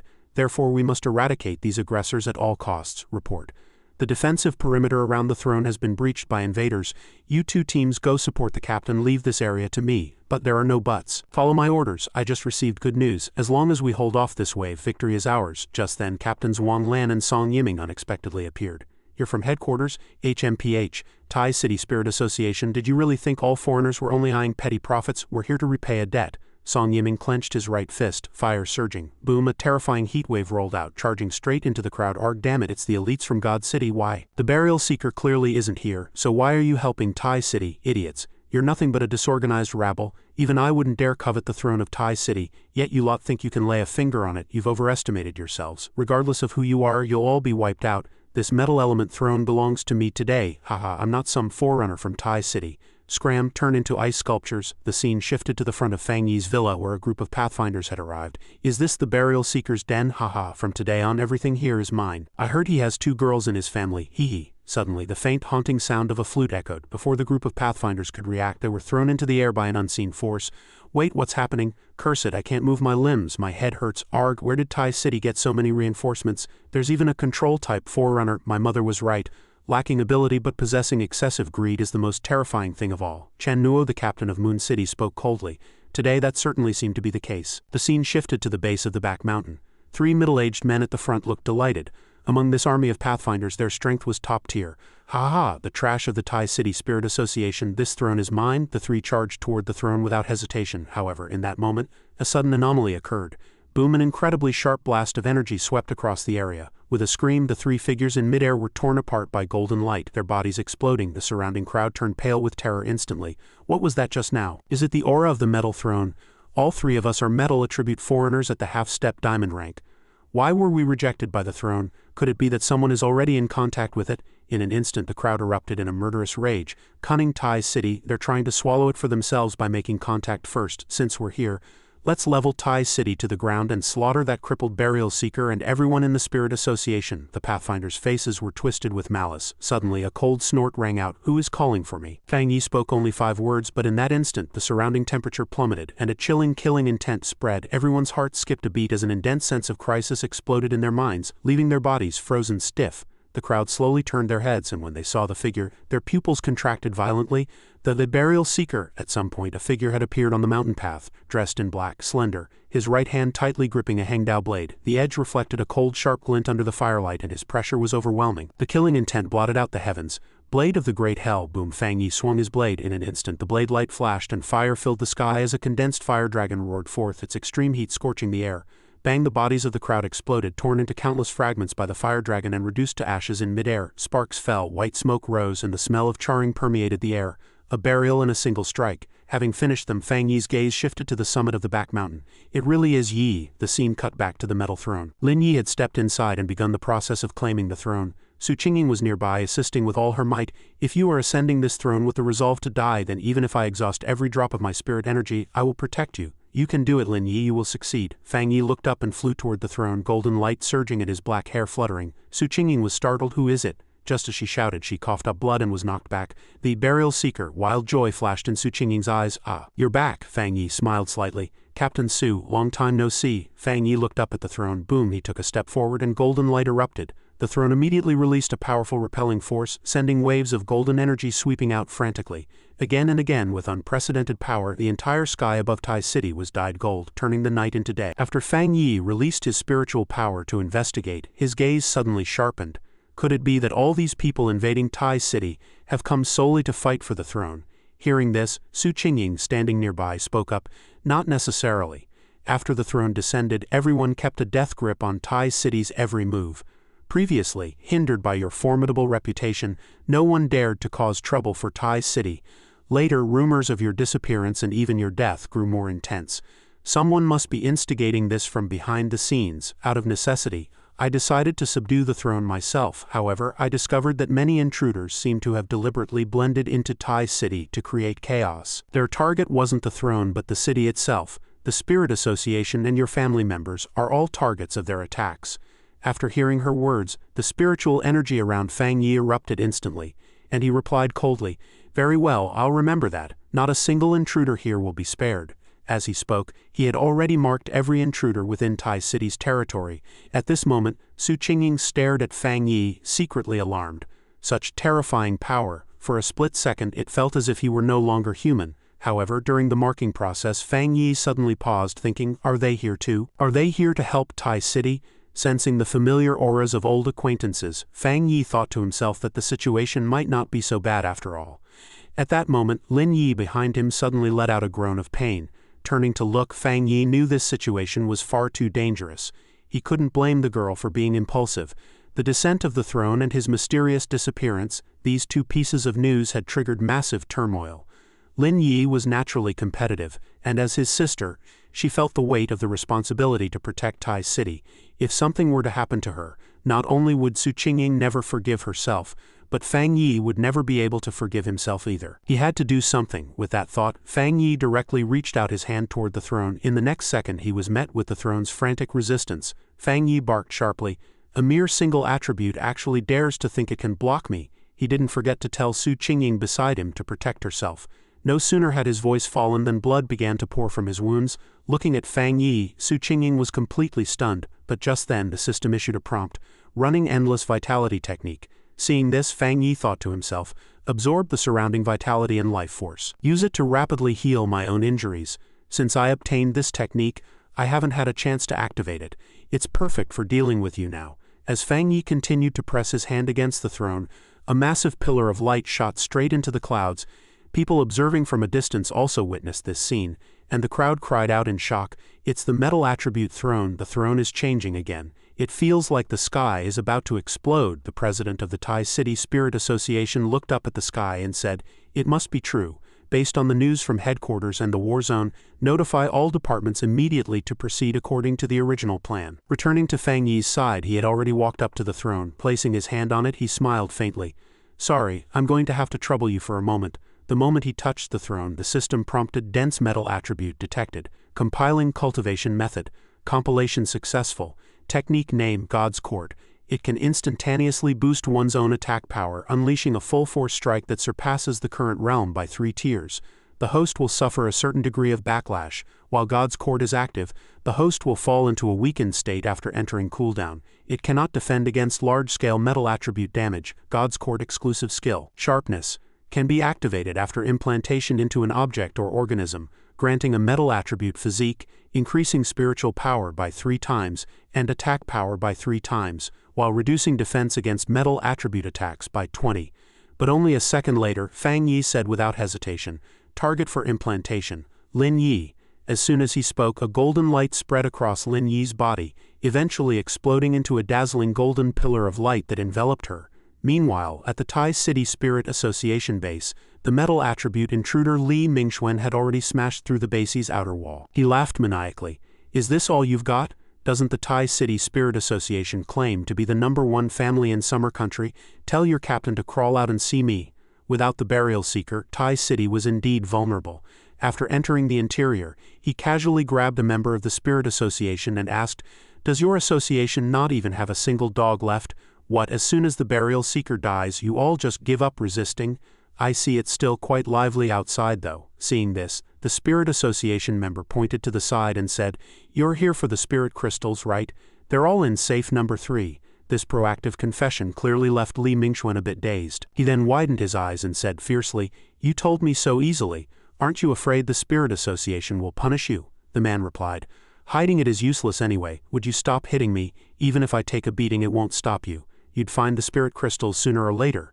Just then, the subordinate suddenly shouted, "Boss, this kid isn't lying. This place is full of spirit crystals." Seeing that he truly hadn't lied, Li Mingxuan tossed him aside and threatened, "I'm warning you, you'd better not play any tricks. Brothers, eat your fill and take whatever you want. Don't leave a single scrap for these cowards." On the other hand, the Spirit Association member thought to himself, "Whom the gods wish to destroy, they first make mad. What a group of ignorant aggressors." A moment later, after finishing his collection of spirit crystals, Li Mingxuan sat on a sofa and laughed. "This place isn't bad. Once we finish carving up Tai City, we'll turn this into our stronghold." The subordinates beside him also flattered him. "Brother Li, this metal throne should have belonged to you. Now that those Tai City wastes have beaten us to it, you must teach them a lesson." Hearing these words, Li Mingxuan's ego inflated further, and he laughed. "The throne belongs to whoever is destined for it. Brothers, feel free to go give it a try." The fact that this throne hasn't been subdued by that so-called relative of the burial seeker even now proves the throne doesn't acknowledge her at all, doesn't it? After laughing, a subordinate replied, "I heard that person is a young lady. Boss, let's go over there later and pick up a bargain, and catch a glimpse of what that lady looks like while we're at it." But just then, a drop of black liquid suddenly landed on Li Mingxuan's shoulder. He looked up, asking with some confusion, "What is this? Is the ceiling leaking?" But in the next second he stood frozen on the spot, eyes wide, because the black liquid began to pour down like a torrential rainstorm. The subordinates wailed in unison, "What on earth is this ghostly thing? Is it a dark attribute? It hurts so much." Just then a figure slowly walked in from the door. Upon seeing the silhouette in the passage clearly, Li Mingxuan shouted in a lost voice, "No, that's impossible." He threw a punch and charged forward, roaring, "Where did this monster come from, daring to lay a hand on Brother Li?" However, before he could even get close, a hand clamped firmly onto his throat. Then Fang Yi made a shushing gesture and looked at him coldly. "Those who trespass in Tai City shall die." Hearing Fang Yi's words, Li Mingxuan collapsed to the ground in terror. Seeing the long golden blade condensing in his hand, Li Mingxuan's expression grew even more terrified as he squeezed out a trembling sentence, "Isn't the burial seeker already dead?" Looking at his pathetic display, Fang Yi didn't even bother to raise his blade. He simply uttered a low "Begone," and a powerful force erupted instantly as the Yang fire attribute blazed fiercely. In a heartbeat, Li Mingxuan was completely erased by the extreme heat. Afterward, Fang Yi spoke indifferently, "It's only human nature if you want to fight for the throne and pursue power, but I heard that you wanted to carve up Tai City and lay hands on my people. Then don't expect a single one of you to leave here alive." As soon as he finished speaking, a massive dragon transformed from the Yang fire attribute roared and charged toward the remaining people. After a burst of sky-piercing firelight, only ruins and scattered flickering embers remained on the spot. Meanwhile, Zhang Lu and his group were fighting a hard battle on the streets of Tai City. Seeing the violent explosion in the distance, Zhang Lu was instantly invigorated and laughed. That familiar firelight and power, it's my idol is back. In contrast, the Pathfinders surrounding them fell into a massive panic, shouting in terror. Is it the Burial Seeker? Has he really returned? Someone with sensing abilities even shouted loudly. This is bad, the aura on Li Mingshen's side has completely vanished. Didn't they say the Burial Seeker was thoroughly dead? Who on earth spread that fake news? If I'd known he wasn't dead, I never would have hung around with you lot. Seeing them in chaos, Zhang Lu leapt into the air and mocked. I thought you all were so strong, but turns out you only have this much skill, and you still dare to attack Tai City? Seeing the tide had turned, the invaders scrambled to shout, "Run, don't get tangled with them anymore. If we run into the Burial Seeker, it's all over. He'll definitely kill us all." Seeing this, the Spirit Association members hurriedly shouted, "Don't let them escape, catch them. We absolutely cannot give them a chance to come back for revenge." But just then, a flash of fire suddenly appeared behind them, followed by similar flashes covering almost all of Tai City. Looking up at the sky, Chenru asked with some confusion, "What's with this firelight?" On the other side, Song Yiming looked at the ashes on the ground and said, "It actually wiped out this group of Pathfinders directly. Many among them had already stepped into the Vajra realm, to be able to clear the field instantly with this terrifying firelight. Who else could it be but him?" Accompanied by countless explosions of firelight, Su Qingying knew that not a single fish that escaped the net would dare charge this way now. Please go to the Spirit Association and collect as many metal attribute spirit crystals as possible. A moment later, a few lucky survivors managed to flee Tai City, but seeing the helicopters in the sky, they cursed one after another. "Damn it, what do we do now? Are they sending reinforcements to drive us to a dead end?" Immediately after, the Spirit Association president spoke. "I hope our support isn't too late." Elder Wu even ordered that all of them be detained and left for the Burial Seeker to deal with. The scene shifts as the remaining Pathfinders knelt on the ground pleading in terror. "I was wrong, I was really wrong. Please spare us, we're willing to join the territory. We'll be captains or even just ordinary employees. Yes, we're willing to serve Summer Country. From now on, we'll definitely guard Summer Country well and never let any anomaly invade our territory again." Witnessing this, Jiyu Yuru cursed inwardly. What a group of opportunists. They weren't truly admitting their mistakes, they were just surrendering under the threat of death. Just then, someone suddenly looked toward the sky and shouted, "It's the Burial Seeker." Subsequently, a streak of fire slammed down before them with a thunderous boom. Looking at the group, Fang Yi asked, "Are all the remaining intruders here?" Seeing Fang Yi walking toward them, those people sighed in their hearts. "It's over, we're really dead this time. If we fight the Burial Seeker to the death now, can we still escape? Why can't I move my body? Burial Seeker, I'm not resigned to this. How great it would have been if the Burial Seeker were really dead. We just made the wrong bet. Why must we lose our lives here? The ones who deserve to die should clearly be the people of Tai City." While they were each harboring their own sinister designs, Fang Yi had already stood before them and raised his arm. Seeing this, Jiyu Yuru drew in a sharp breath, thinking, "The spiritual energy fluctuations being fed back to me feel like they could already destroy a city, and this is even before he has obtained a throne." In the next second, Fang Yi swung his blade down and scorching flames erupted from the edge instantly, completely swallowing the group of Pathfinders in the blink of an eye. Seeing this, Jiyu Yuru cried out inwardly, "No, the Burial Seeker's ability hasn't just surpassed Yi Shao. It has already surpassed even Elder Wu." Back then, Elder Wu had stabilized the world with his own power. Now, if the Burial Seeker doesn't restrain his strength, his wrath is enough to erase all things. Beside her, the Spirit Association president witnessed this, and was also struck with awe, his heart profoundly shaken. These intruders, who had been locked in a fierce struggle with us Pathfinders, were all swept away by this single strike. Furthermore, his precise control of spiritual power left our side completely unharmed. Every Summer Country Pathfinder present is likely as shocked as I am. They already knew the Burial Seeker was strong, but it wasn't until today that they realized what a world of difference truly meant. This battle quelled the unrest in Tai City, and nipped the bud of internal strife in Summer Country. Although consolidating order through blood is cruel, it is also the most effective way to subdue the enemy without fighting. To show mercy to these intruders today would be an act of cruelty toward all of Summer Country and its strivers. As long as he controls the throne in the future, there is still hope. Thinking of this, Fang Yi was seen smiling. "Everyone, I've returned late. Thank you all for helping Tai City resolve these troubles. However, there's one more thing I need your help with right now. My cousin, Lin Yi, previously attempted to subdue the metal attribute throne alone for the sake of Tai City's overall situation. Upon returning to Tai City, I immediately went to the back mountain to transfer some spiritual power to her. But currently it feels like her situation is still not optimistic." Meanwhile, within the metal attribute mental landscape of the throne, a voice rang out, "Stupid ant, I will not be subdued by low-tier trash like you. Only those whose strength is recognized by me are worthy of being my master," accompanied by a shout of "Begone!" Lin Yi was directly sent flying. Retracing her steps several meters, she barely managed to stabilize her footing. Wiping the blood from the corner of her mouth, she said, "Who are you looking down on?" Hearing this, the throne said, "Very well, my patience has run out. Then die at my feet. Your bones shall forever remain kneeling here in such a piteous state." But just then a surge of golden aura suddenly spread around Lin Yi. In a short while she was enveloped in a golden sphere of spiritual power. Seeing this, Lin Yi cried out in pleasant surprise, Cousin is back." Meanwhile, the throne also marveled. This spiritual power is not only pure but also exceptionally powerful. He is the true choice for a king. At this moment the throne laughed loudly and said, "Only Ying Juyuan is worthy of my seat.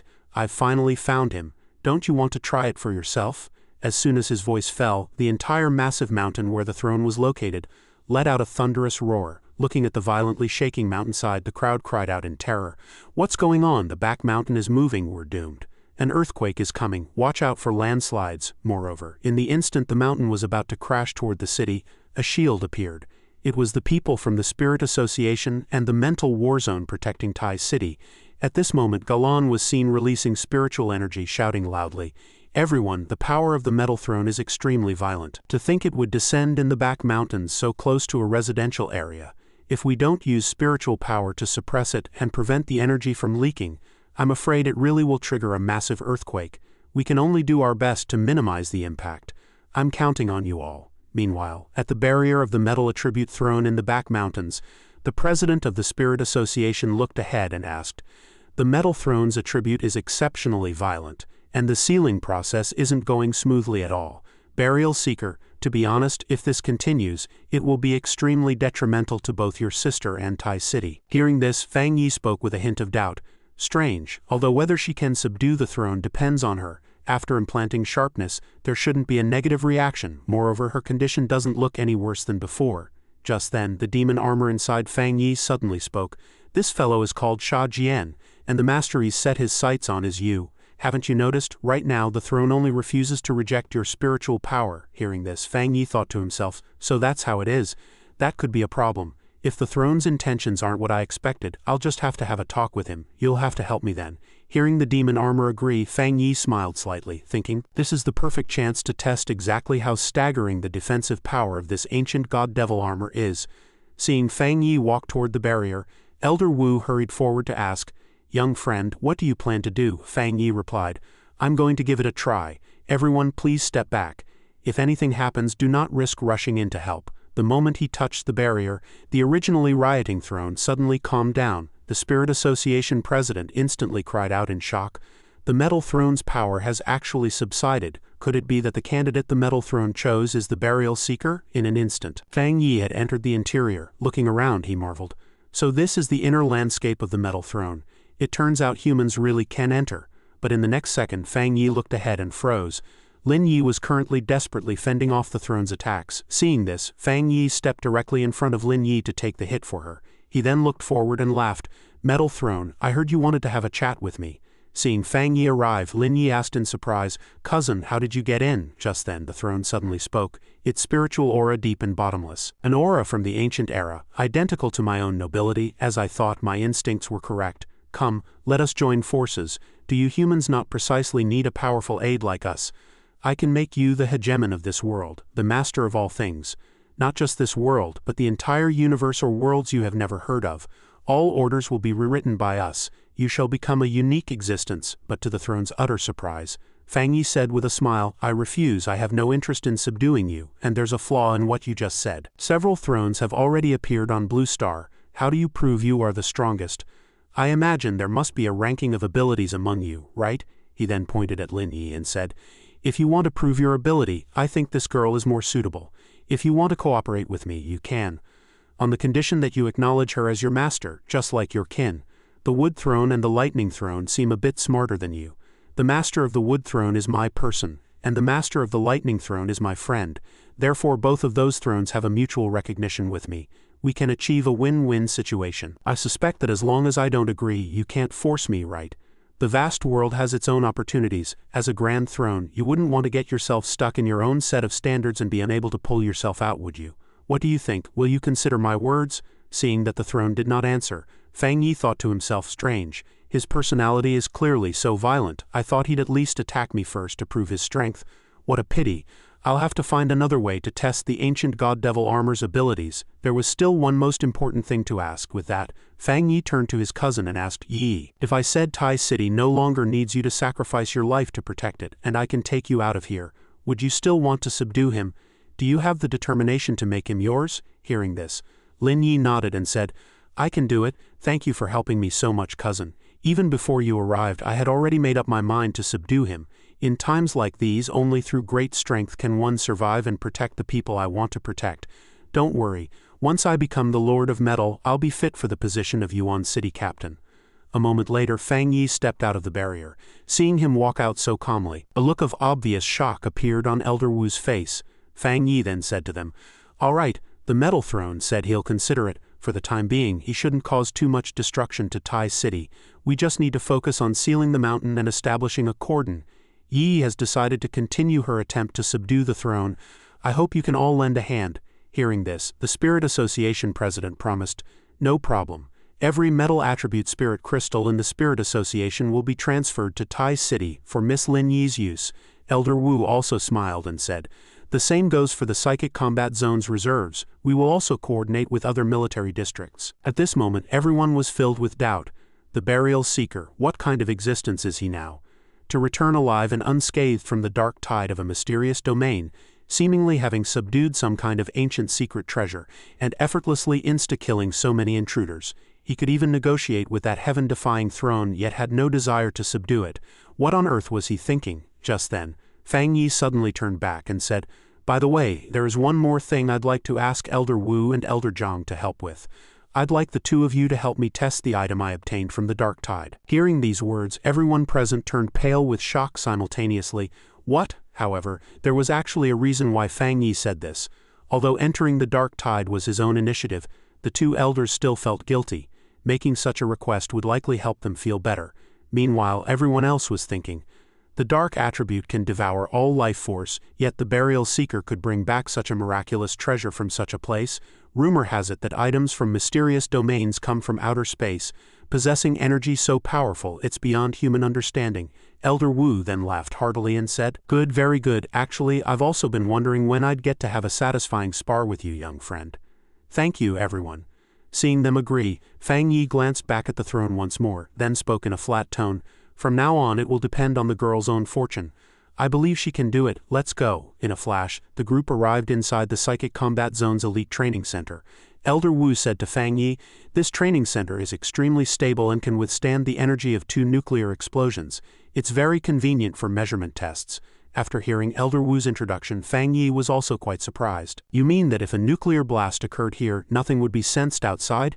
Hearing this, Elder Wu said to Fang Yi, Exactly, you can rest assured. When Elder Wu asked, How should we begin? Fang Yi gestured, I'll just stand here. You all just need to attack me. Everyone, come at me together, and please be sure to use your full strength. Seeing a blood-red aura rise from Fang Yi's body, Elder Zhang and the others marveled.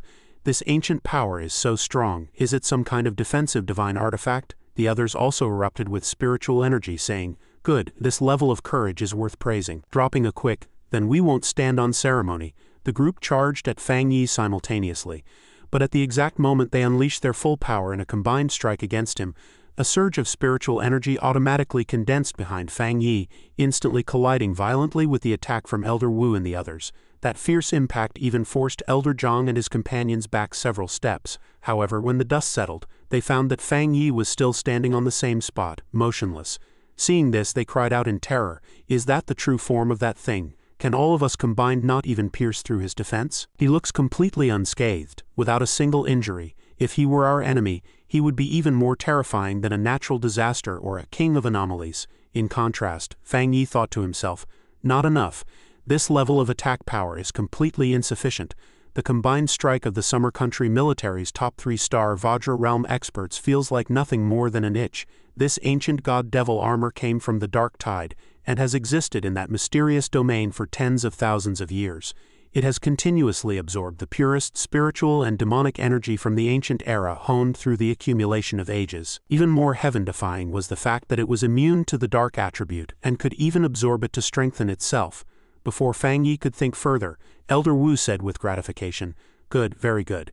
It seems we don't need to continue the test. We are thoroughly convinced. Burial Seeker, from today on, I think we can officially step down. Heroes truly emerge from the youth. You are the one who can lead us to change the future. Are you willing to become the Supreme Commander of Summer Country during this era of Spirit Chi recovery?"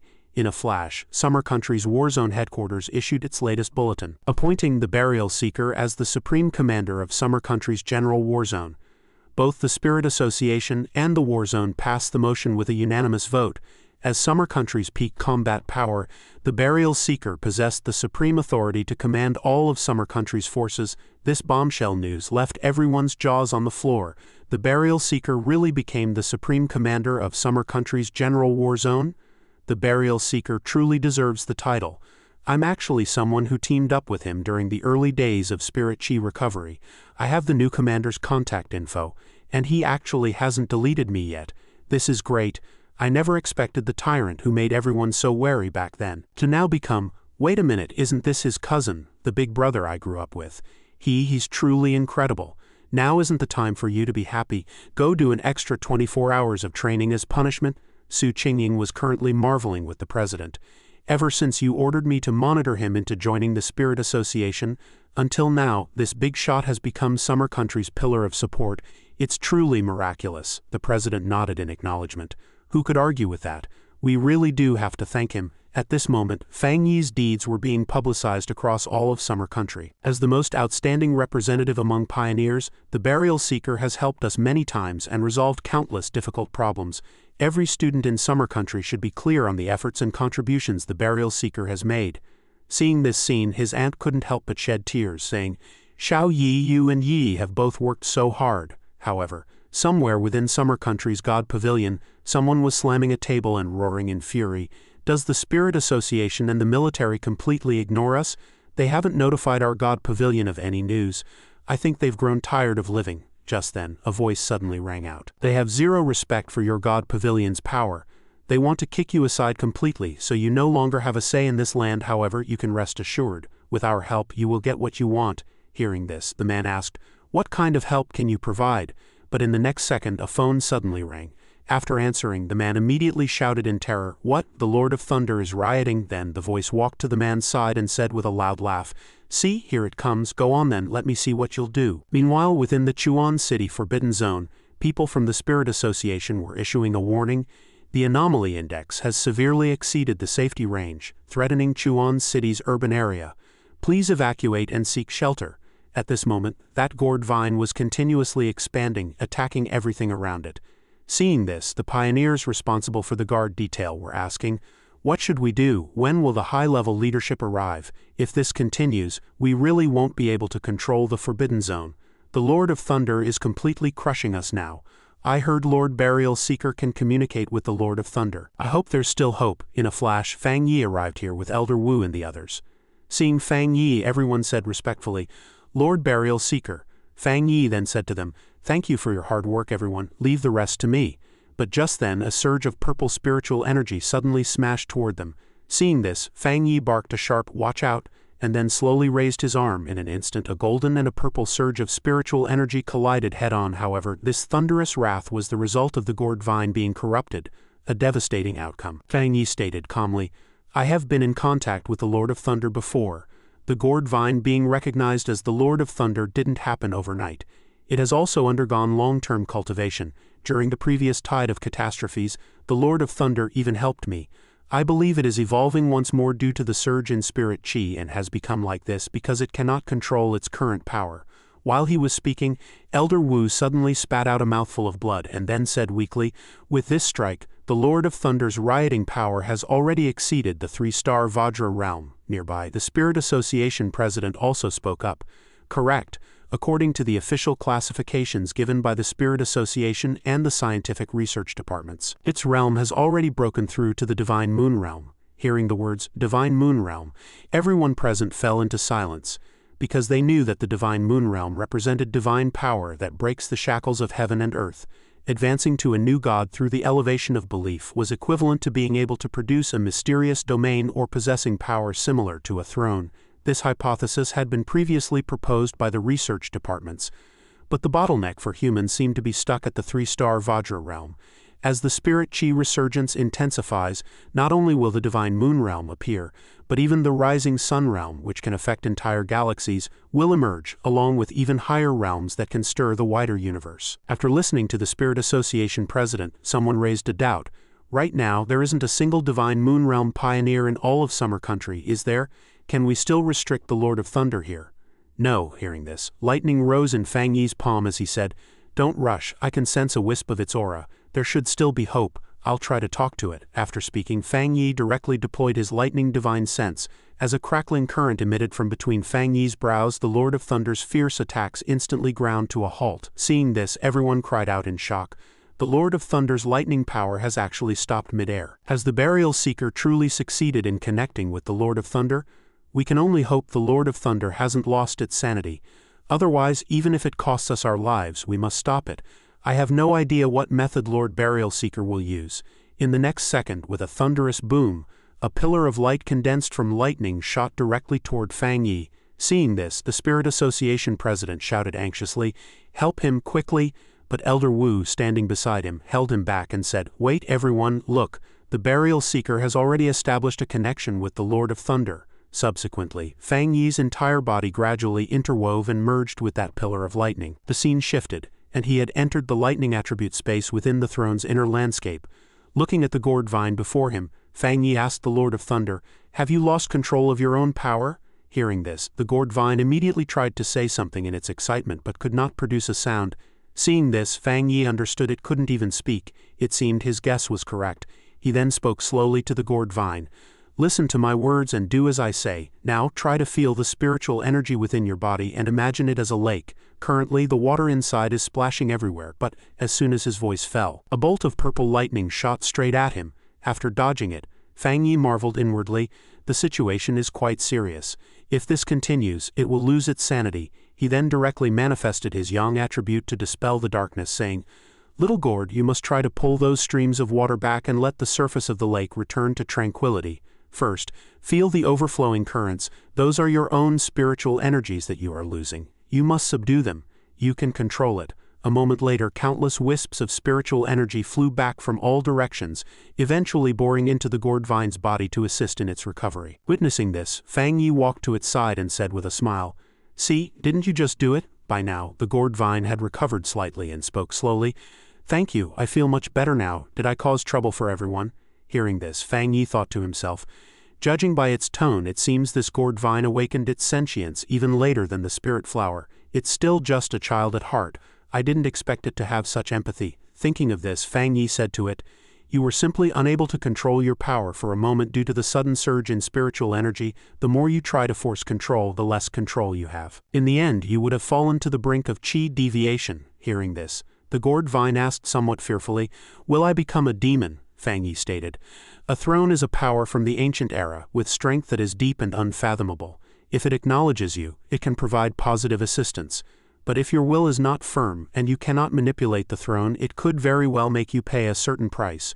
Remember, when you are in a predicament, do not place your entire heart and soul upon the throne." Meanwhile, the dark clouds outside had dispersed, letting in a few rays of sunlight. Seeing this, Elder Wu said, "The Lord of Thunder has accepted communication from the Burial Seeker. Simply incredible. How exactly are they communicating?" Beside him, Elder Zhang marveled secretly.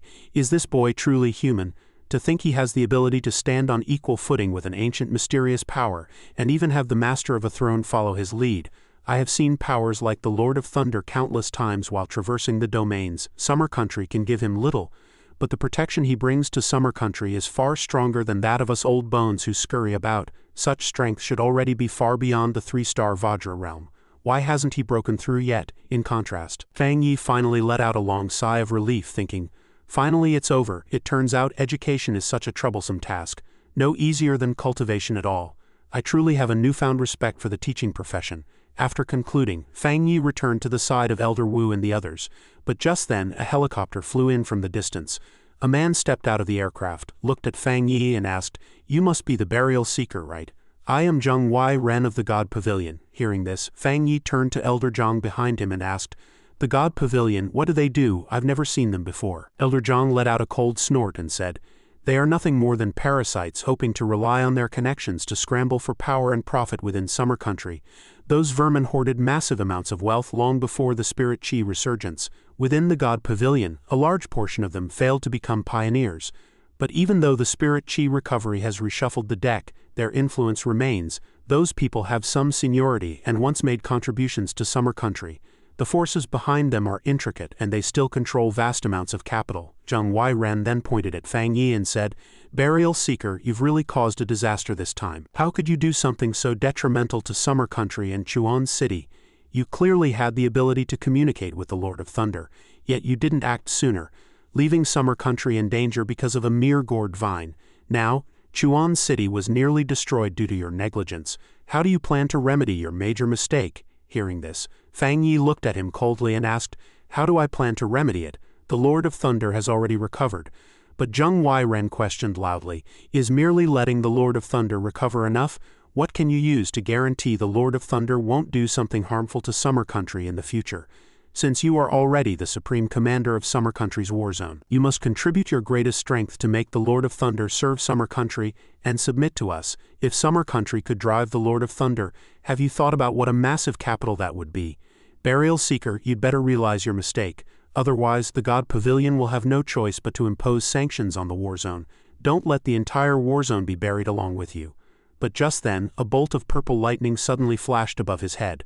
Witnessing this, Zheng Wai Ren looked back with a face full of terror. In the next second, that lightning blasted him into ashes. Then the voice of the gourd vine drifted over. "Trash like you who disrespects my teacher deserves 1,000 deaths." Fang Yi looked at the purple light before him and said flatly, "That man named Zheng just vanished like that."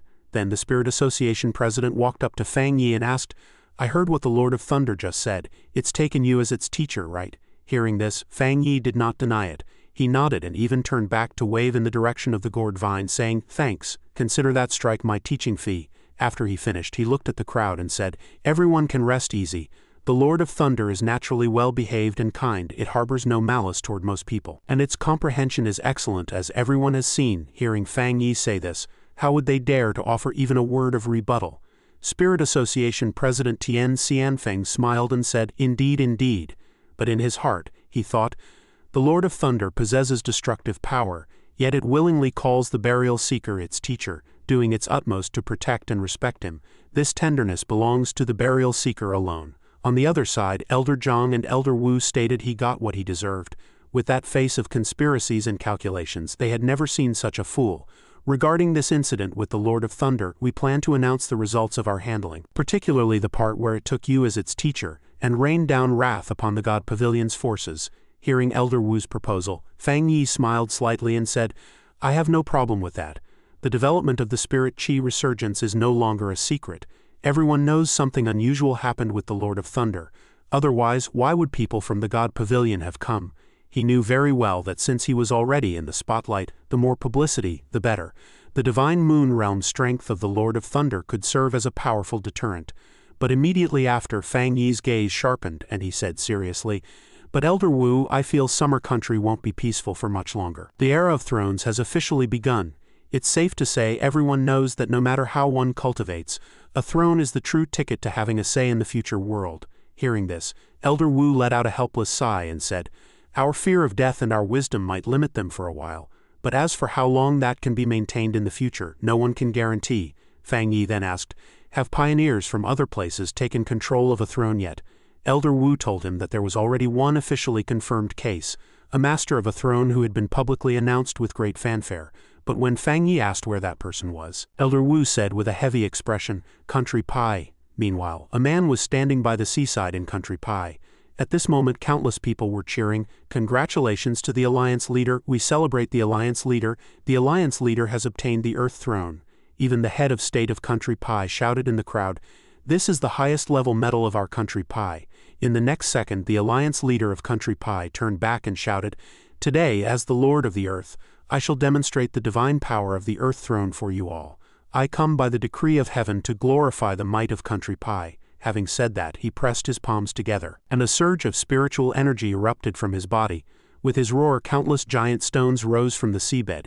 In an instant, an island composed of innumerable sharp spikes appeared out of thin air. Witnessing this, everyone present cried out in shock, "Too powerful! Is this the power of a throne? Quick, we must record this and announce our empire's strength to the world. Only a master of a throne can possess such magnificent power to fill the sea and create land." Subsequently, the Alliance leader of Country Pie looked down and asked coldly, "Has the Burial Seeker, the strongest in Summer Country, even touched a throne?" Hearing this, the head of state of Country Pie told him with a face full of smugness, "No." Upon hearing this answer, the Alliance leader of Country Pie directly adopted a high and mighty lecturing posture. "One who has never possessed a throne cannot comprehend the greatness of a throne master. If I ever face him one day, I will crush him utterly." This speech of his went viral on the internet instantly.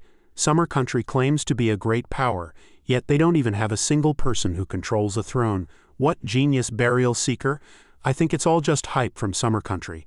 He's too weak. Didn't they say several thrones descended in Summer Country? The scene shifted. Su Qingying and the president were in the office looking at the malicious comments online. Just because they gained one throne master, they've become so arrogant. Have they forgotten how their entire team was wiped out by the Burial Seeker years ago? Hearing this, the president stated that Country Pie was the first nation to publicly possess a throne master. Even so, the most detestable thing was their deliberate manipulation of public opinion, painting countries without a throne master like ours as soft persimmons. Su Qingying chimed in from the side.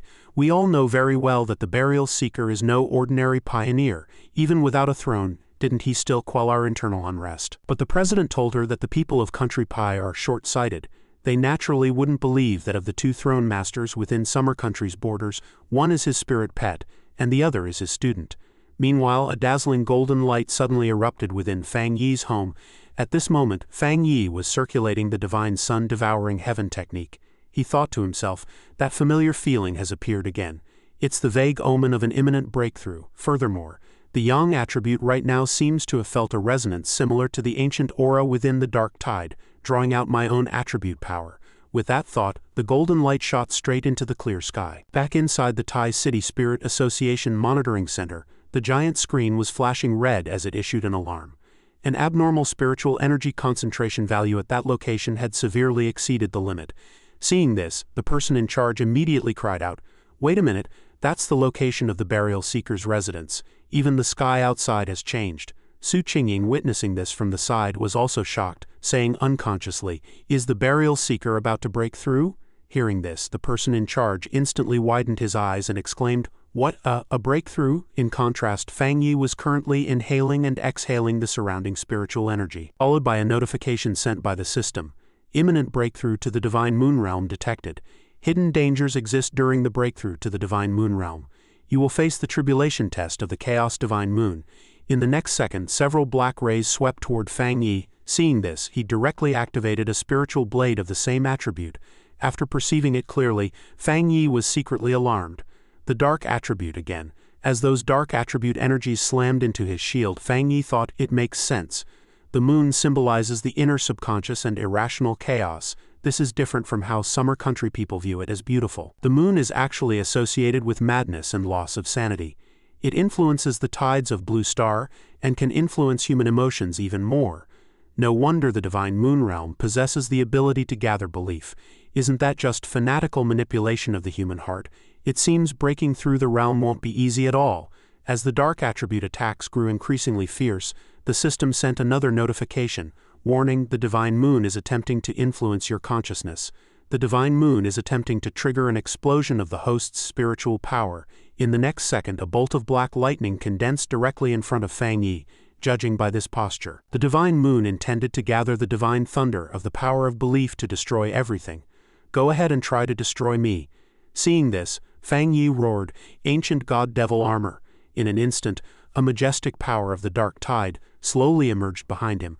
After one strike, the dark attribute converged in his hand and he immediately performed the secret art Dark Torrent. In the next second, the energy that was attacking Fang Yi began to change at a speed visible to the naked eye, eventually being devoured completely. Looking at Fang Yi again, he was simply hovering in midair, quietly observing it all. A moment later, Fang Yi let out a cold snort, then flicked his fingers and uttered a single word, "Retract." Those dark attribute energies followed his palm and re-entered Fang Yi's body. As Fang Yi removed the ancient god-devil armor, the system also sent a notification: Dark Torrent success. Host has broken through to the first tier of the Divine Moon Realm. I feel it. So this is the Divine Moon Realm. My vision has become even broader, as if I am the Divine Moon itself, experiencing the vast power of the universe together. The spiritual energy between heaven and earth is inexhaustible. It must submit to me and be used by me. But just then, Fang Yi suddenly looked back into the distance and cried out. At that exact moment, a place resembling the center of a nebula appeared before him, with energy continuously gushing out. The system also issued a notification at this time, reminding the host: instability detected in the upper tier of the Divine Moon Realm. To allow the host to absorb and devour cosmic storms in the future and face undisclosed challenges, please enter seclusion of your own accord. Hearing the words cosmic storm and seclusion, Fang Yi's gaze darkened. He knew he simply couldn't do that right now. At this critical juncture, if he entered seclusion and didn't show his face, Summer Country would likely face even greater trouble. But just as Fang Yi was about to reject the system's suggestion, the system issued a direct warning: friendly system reminder. According to system calculations, if the host does not enter seclusion, further advancement will be impossible. The probability of host death is 99, and the probability of Summer Country's destruction is 100. Looking at the interface display, Fang Yi sighed helplessly. So that's how it is then. A moment later, both Tai City and the mental war zone received the news. The burial seeker had to enter seclusion. Elder Wu was the first to state his position: we can only do our duty well and avoid adding trouble for the commander. But just then, someone came running and shouting, "Report! An emergency secret dispatch from the border. The Empire's Lord of the Earth has invaded our southern border and is attempting a forced crossing." Upon hearing this, Elder Wu's expression turned grim. "He's arrived faster than we imagined." He then instructed Galan to coordinate immediately with the Spirit Association and proceed according to the original plan. Meanwhile, the soldiers stationed at Summer Country's southern border were resisting with all their might, shouting sternly, "Lord of the Earth, this is the border of Summer Country. Are you trying to provoke a conflict?" Hearing this, the Lord of the Earth let out a cold snort. "And what if I am? Your commander, the Burial Seeker, killed 3 pioneers who came to our country seeking opportunities, one of whom was my own younger brother. I am here today to settle that score." But the soldiers cursed him to his face. "To hell with you, you are pioneers of the Empire. You secretly crossed the border, broke the agreement, and sneaked into our forbidden zones. When the Empire's dogs are killed or injured on Summer Country soil, you, the Lord of the Earth, actually dare to claim them as your own kin." Seeing himself being cursed so soundly, the Lord of the Earth instantly roared in fury. "You Summer Country people, do you really think you can be arrogant before me with just this crude defensive array? Now I shall send you all to hell." As soon as his voice fell, countless giant stones rose from the ground. In an instant, the entire border sea area was filled with massive stone spikes. But just then, the Spirit Chi Resurgence Vegetation Mutation Evolution Research Combat Group arrived, shouting, "Thank you for your hard work, everyone. Leave the rest to us." Seeing them, the Lord of the Earth was somewhat surprised. What? By now, the combat group had reached the scene and shouted, "Intercept the Lord of the Earth, don't let him leave this place." The so-called Spirit Plant Research Department utilized research data on all plants post-Spirit Chi recovery for actual combat. As one person conducted spiritual energy into the ground, a thick vine suddenly shot up from below and began to grow frantically. Each branch sprouted a large mouth, lunging straight for the Lord of the Earth. "This is the fruit of our labor, a classified strategic reserve, the perfect counter to the Earth-type Lord of the Earth. No matter what, the dignity of Summer Country will not be trampled upon." Seeing that the vines had already restrained the Lord of the Earth, the leader immediately cheered in excitement. It worked, but the Lord of the Earth showed no panic. Instead, he smiled faintly, then casually grabbed a branch. "Is this what you call a perfect counter?" In the next second, accompanied by a surge of golden spiritual energy, all those branches actually began to rot. Witnessing this, the combat group leader hurriedly shouted, "Activate the full array." The Poison Sea Barrier Formation used the coastline as a baseline to form a barrier of isolating white light. Any enemy attempting to break through or make contact would perish instantly. However, the Lord of the Earth simply raised a finger and said, "Ants are merely ants after all." In a flash, the entire ground split in two right down the center, tearing the branches into shreds. Seeing this, every member of the action group drew in a sharp breath, shouting, "Even if we die here today, we must stop you." Looking at them, the Lord of the Earth slowly raised his arm. Trash. A few breaths later, a massive golden sphere of light manifested in his palm. In the next second, he threw the sphere directly at the action group, barking, "Die!" That massive surge of energy instantly annihilated everyone in the group, turning them into ash. Afterward, the Lord of the Earth looked toward the distant city and sneered. The next target is that city. It's your own fault for not having a single throne master. The scene shifted. Several violent roars erupted within the city. People hiding in the ruins began to ask, "What should we do? Who will save us?" Returning to Fang Yi, he was still in seclusion. But in reality, he knew very well that if he didn't go now, it would be too late.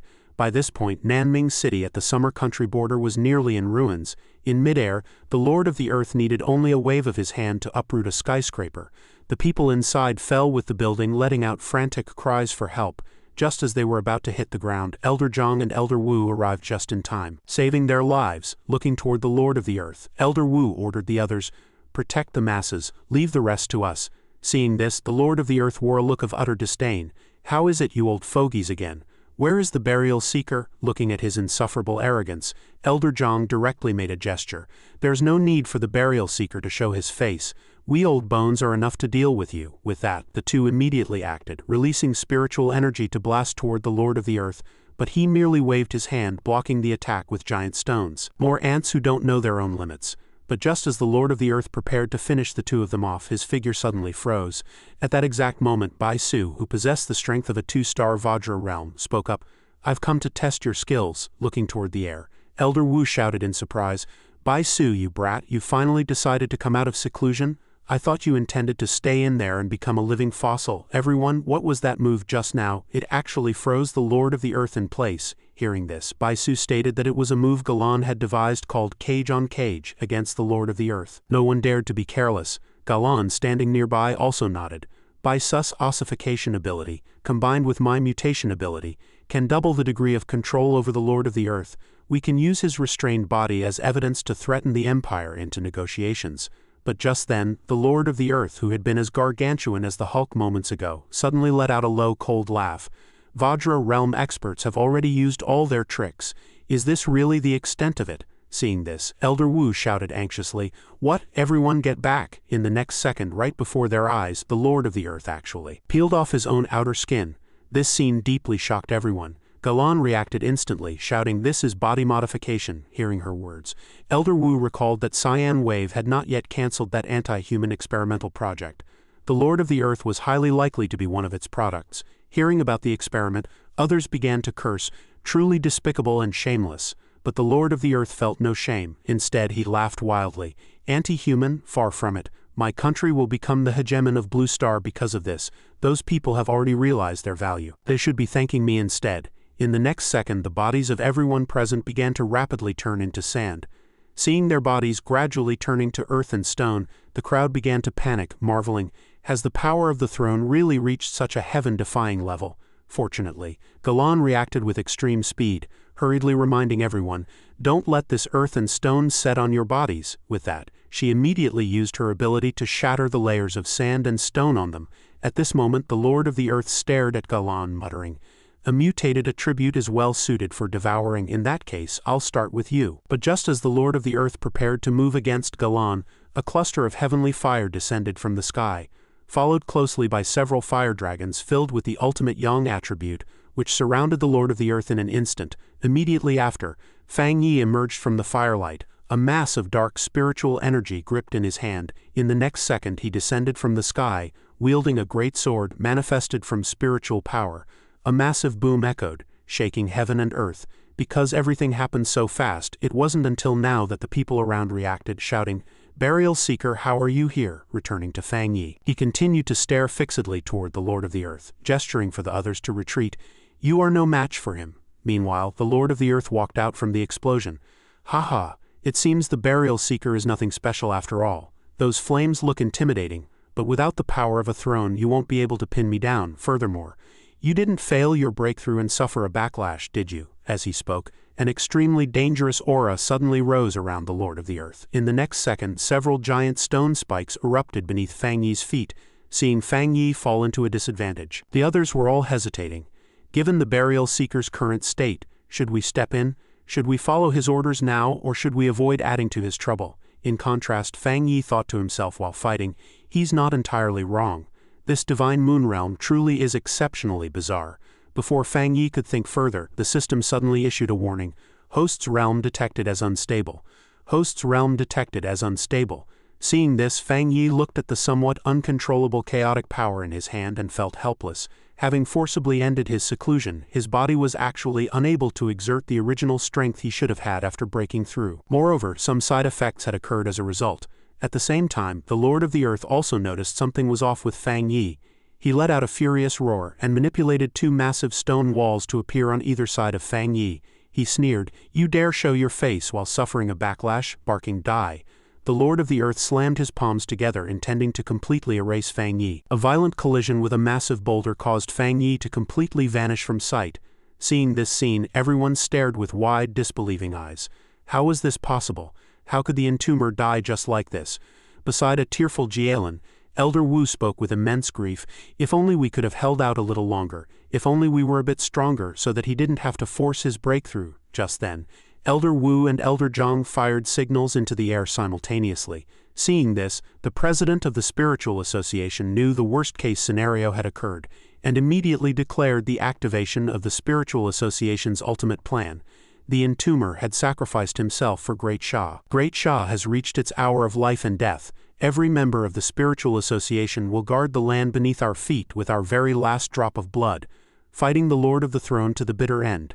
In the next second, everyone shouted with boiling blood, "Yes, sir." At the same time, Elder Wu ordered the Eastern and Southern War Zones to immediately assemble and join forces in the Star War Zone to fight the Lord of Earth with everything they had. The remaining war zones were to concentrate all military power to bomb the entire territory of the Empire. As soon as the words fell, responses came from the war zones one after another.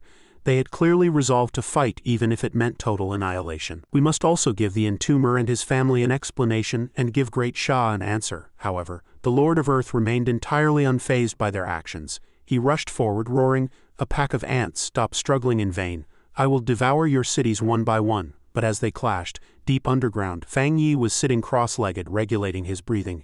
At that moment, a system prompt popped up, detected. Earth attribute concentration up to 90 in this area, estimated to originate from ancient times, commencing absorption. Seeing this, Fang Yi thought to himself that the Lord of Earth would never have guessed that the incredibly abundant Earth attributes in this barrier would actually become his own aid. As time passed, the wounds on Fang Yi's body gradually disappeared.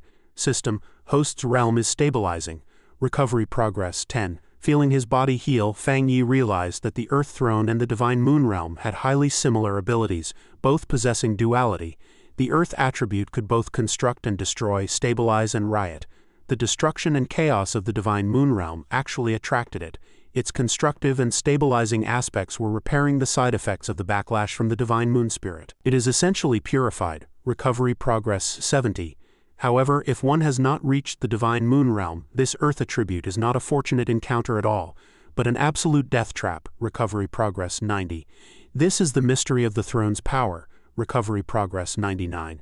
Just as Fang Yi felt it was about to reach 100, the system suddenly issued a warning. Warning, abnormal riot in the central sky attribute detected. Warning, abnormal riot in the central sky attribute detected. Right then, the massive boulder that had seemingly crushed Fang Yi began to crack, shattering into countless fragments. The Lord of Earth whipped his head around, utterly terrified. What? The next second, a golden beam of light erupted from deep underground, obliterating the boulder. Without slowing down, the surging energy shot straight into the clouds.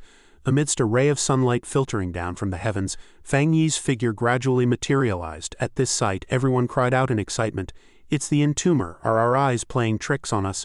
He actually rose from the dead under the throne's destructive power. The entomber is alive. We still have hope. This is a miracle. Heaven has not abandoned Great Sha. Faced with this scene, the Lord of Earth snorted, his face full of disdain. "It's nothing but a stroke of luck. Let me show you what absolute power suppression looks like." With that, countless sharp black stone pillars rose densely from the ground. With a wave of the Lord of Earth's hand, a massive mountain of stone hurtled furiously toward Fang Yi. Seeing this, Fang Yi remained entirely expressionless, speaking in a flat tone, "This trick again." In the next instant, he built up his power and charged straight at the giant rock. Clenching his fists, he prepared to take the Lord of Earth head-on. With a thunderous shout from Fang Yi, "Shatter!" In an instant, a blinding light burst from within the giant boulder. His strongest attack had been neutralized so effortlessly. The Lord of Earth froze in utter disbelief, while the onlookers erupted into waves of cheers. As expected of Captain Entomber, that is absolute control over power. The Lord of Earth's power comes entirely from the throne. Unlike him, Our entomber is a supreme genius who cultivated his way up step by step. Exactly, the entomber's high-tier yang attribute can absolutely suppress all other attributes. Go, entomber, defeat the Lord of Earth. Hearing the discussions of the crowd below, the Lord of Earth fell silent, but immediately after, he unleashed an unprecedented powerful surge of energy, screaming hysterically, "Attribute suppression, absolute control, what a joke! I am a lord of the throne, how dare you defy the throne? Now I will show every single one of you what true, terrifying death looks like." Fang Yi, however, treated him like thin air, merely looking up at the sky and saying, "It's about time for it to descend." Hearing this, the Lord of Earth asked in confusion, "What nonsense are you talking about?" Only then did Fang Yi cast a casual glance at him, saying, "I said, it is time for the throne to descend." As soon as he finished speaking, a dazzling beam of golden light pierced through the dark clouds. A new king is born. The yang attribute throne descends. It had chosen the entomber, painting the entire sky a radiant golden yellow with its blistering yang energy. Looking closely, a majestic throne was slowly descending. Fang Yi stood tall within the pillar of energy, letting it continuously wash over and cleanse his body. This sight completely shattered the Lord of Earth's worldview, for this new throne had descended specifically for the entomber, and the energy it contained was likely unprecedented at this moment. The Lord of Earth roared in disbelief. "What on earth is this? Impossible! How can there be a throne more powerful than mine? I am the one chosen by the throne, a prodigy chosen out of tens of billions, the closest existence to a god. I will surely subdue a throne like this as well. There is no way it came for you." Meanwhile, research institutes across the world's major nations were blaring with alarms. The anomaly index at Great Shah's border had spiked to its highest point in years. Another throne was about to descend upon Great Shah, carrying an energy source more terrifying than an actual planet. According to the measurements, its power is peerless among all thrones. Quick, ask the sequence department what they have to say. On the contrary, the throne sequence department was crying out in sheer terror. "My God, were our previous speculations about the power levels of the thrones too conservative? It's chaos, absolute chaos. This defies heaven itself. Judging by the immense power of the Sun God throne, the entire sequence ranking has to be reshuffled. The Earth throne and the Lightning throne, which originally sat in the first sequence, must be demoted to at least the third sequence. Originally, the tier of a throne was supposed to be proportional to the strength and rarity of its corresponding attribute on the blue star. The Earth attribute, the Lightning attribute, and several rare high-tier attributes that appeared in other countries were originally ranked by us in the first and second sequences. But now that the Sun God throne has descended, we realize that the only one truly worthy of the first sequence is the Sun God throne itself. I knew it. The foreigners' evaluation standards were flawed. This time, the growth index exceeds the previous first sequence by over 200. Indeed, the Sun God throne has recognized the entomber, proving our judgment was completely correct. All data must be recalculated. A first sequence attribute can only be the yang attribute or the dark attribute, terrifying forces that humanity simply cannot control. Our situation has completely turned around. He is the only one who possesses the yang attribute. With the yang attribute throne descending now, what other reason could there possibly be? However, while everyone was immersed in the joy of Fang Yi obtaining the strongest throne, someone suddenly shouted, "Wait a minute! Has everyone noticed the refreshed anomaly index and frame-by-frame recorded data here?" This meant that the Sun God throne did not descend upon Great Shah by chance, nor did it descend solely because it recognized the entomber. At this moment, Elder Wu realized it too. The entomber summoned it himself from the mysterious realm. It was a dual act of summoning and binding. Hearing his words, the Lord of Earth's worldview was shattered once again. He desperately tried to rationalize it, laughing maniacally. "Ha, impossible, there is absolutely no throne stronger or purer than mine. Isn't the Earth attribute extremely rare? The Lord of the first sequence throne must be me, so I will never let you succeed in binding it." With that, he gathered his power and dashed straight for Fang Yi. But before he could even get close, a golden light shot out fiercely from Fang Yi's direction. Startled, the Lord of Earth hurriedly materialized a rock shield in an attempt to block the strike. However, the very moment he deployed his strongest defensive shield, the wall of the Earth, the golden light pierced right through it without the slightest effort, slamming heavily onto his body with a deafening roar. As the smoke cleared, only terror and despair remained on the face of the Lord of Earth. Then, with a heavy thud, he collapsed to the ground, clinging to his last breath. After hacking up a mouthful of blood, he stared blankly ahead. The president of the Spiritual Association and the others had already walked up to him, looking down at him with eyes cold as death. Immediately, the elder ordered, "Apprehend the Lord of Earth. Keep him alive. He will serve as both a witness and bait." The scene shifted to the Empire, where a massive screen was broadcasting the capture of the Lord of Earth live. At this moment the populace was demanding answers. How did it come to this?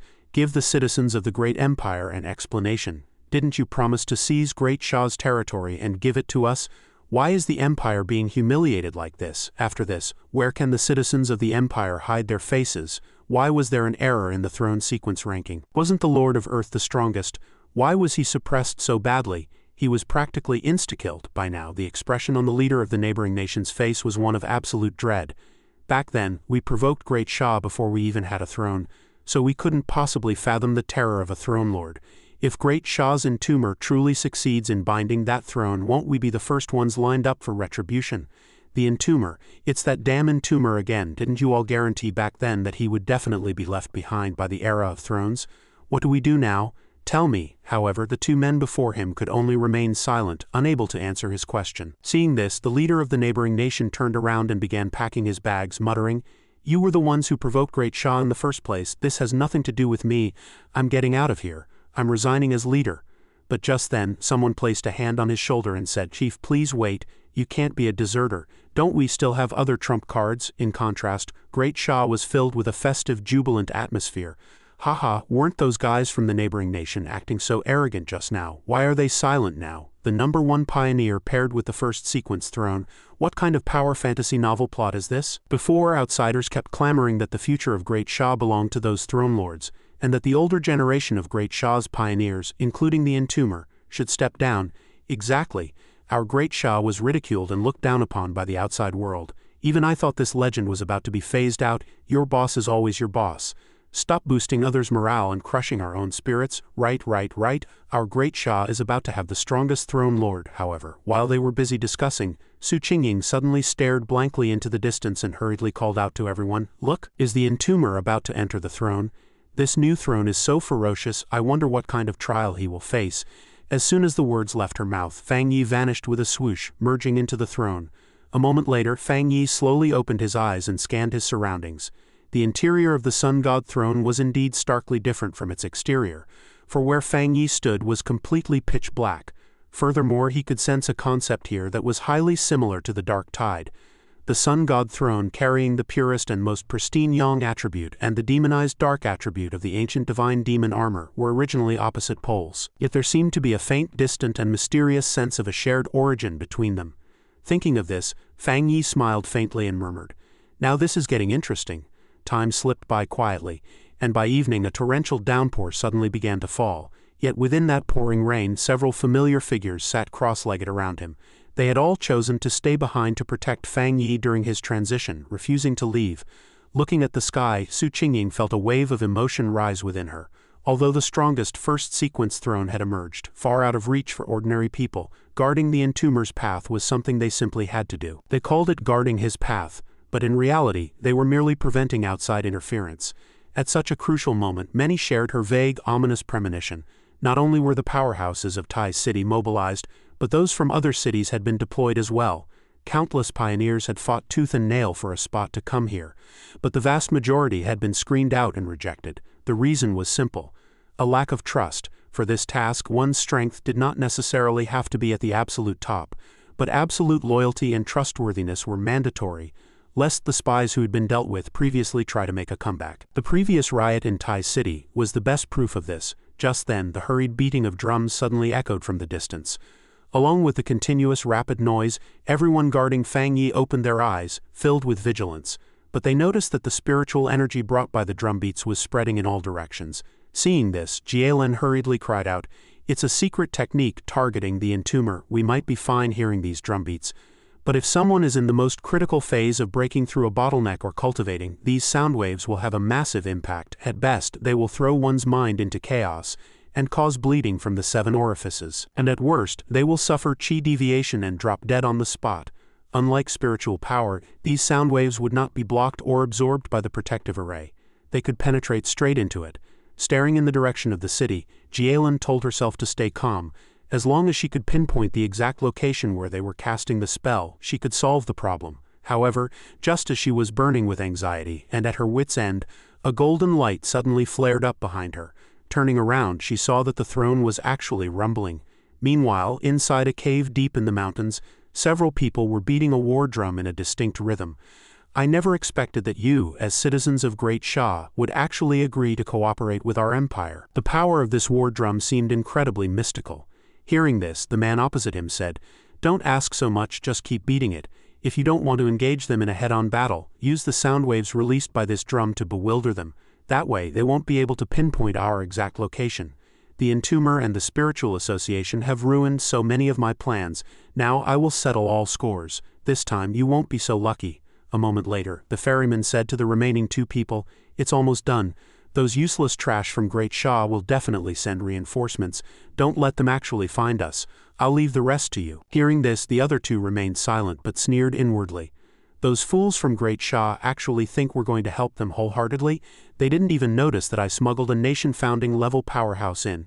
Just then, however, the two of them suddenly looked into the distance and froze. 3 golden streaks of aura appeared in the sky, shimmering in midair like 3 brilliant stars. Just as they cried out, "What is that?" they suddenly realized that the 3 golden lights were hurtling toward them at an unbelievable speed, causing them to scream in terror. This terrifying pressure, it's the Sun God Throne. Why is the throne attacking us? With that, the men instantly erupted with all their strength. In the next second they fled frantically, screaming, "Run, activate the backup plan." Within just a few breaths, the golden light exploded violently in the mountains. This was the Sun God's wrath, divine punishment from the heavens. Meanwhile, the throne remained steadily suspended in midair. Looking at the throne in the sky, Jalen said in shock, "Is this the wrath of the Sun God Throne?" The Sun God Throne unleashed its divine anger. A casual strike was enough to shatter mountains and rend the earth. Just watching it from afar was enough to instill deep-seated terror and awe for this power. Just then, Chenru rushed over and said anxiously, "This is bad. The impact of the Sun God Throne is too great." The sealing spiritual energy was weakened by the shockwaves, and the Lord of Earth took the opportunity to escape. Meanwhile, inside the throne, Fang Yi walked up to a glowing halo. Hearing the sound coming from within, Fang Yi was intrigued. Is that a bird chirping? If he wasn't mistaken, this must be the trial of the Sun God Throne. To his surprise, this trial was entirely different from when he entered the Metal Attribute Throne. He didn't feel the slightest hint of threat. What could it be? With this thought, Fang Yi stepped directly into the halo. The next second he saw a towering ancient tree reaching into the clouds in the distance, radiating a brilliant, dazzling light. Accompanied by a crisp bird call, a giant blackbird soared out from the light. Seeing this, Fang Yi recalled the passage from the classic of mountains and seas. Upon the Fusong tree of Tang Valley, as one sun arrives, another departs, all carried by crows. The avatar of the Sun God Throne was indeed the divine bird perched on the Fusong tree of the Eastern Sea, symbolizing the essence of the sun, gazing at the giant bird before him. Fang Yi recognized it as the legendary Golden Crow. Far from showing any hostility, the Golden Crow seemed to treat him like its closest kin.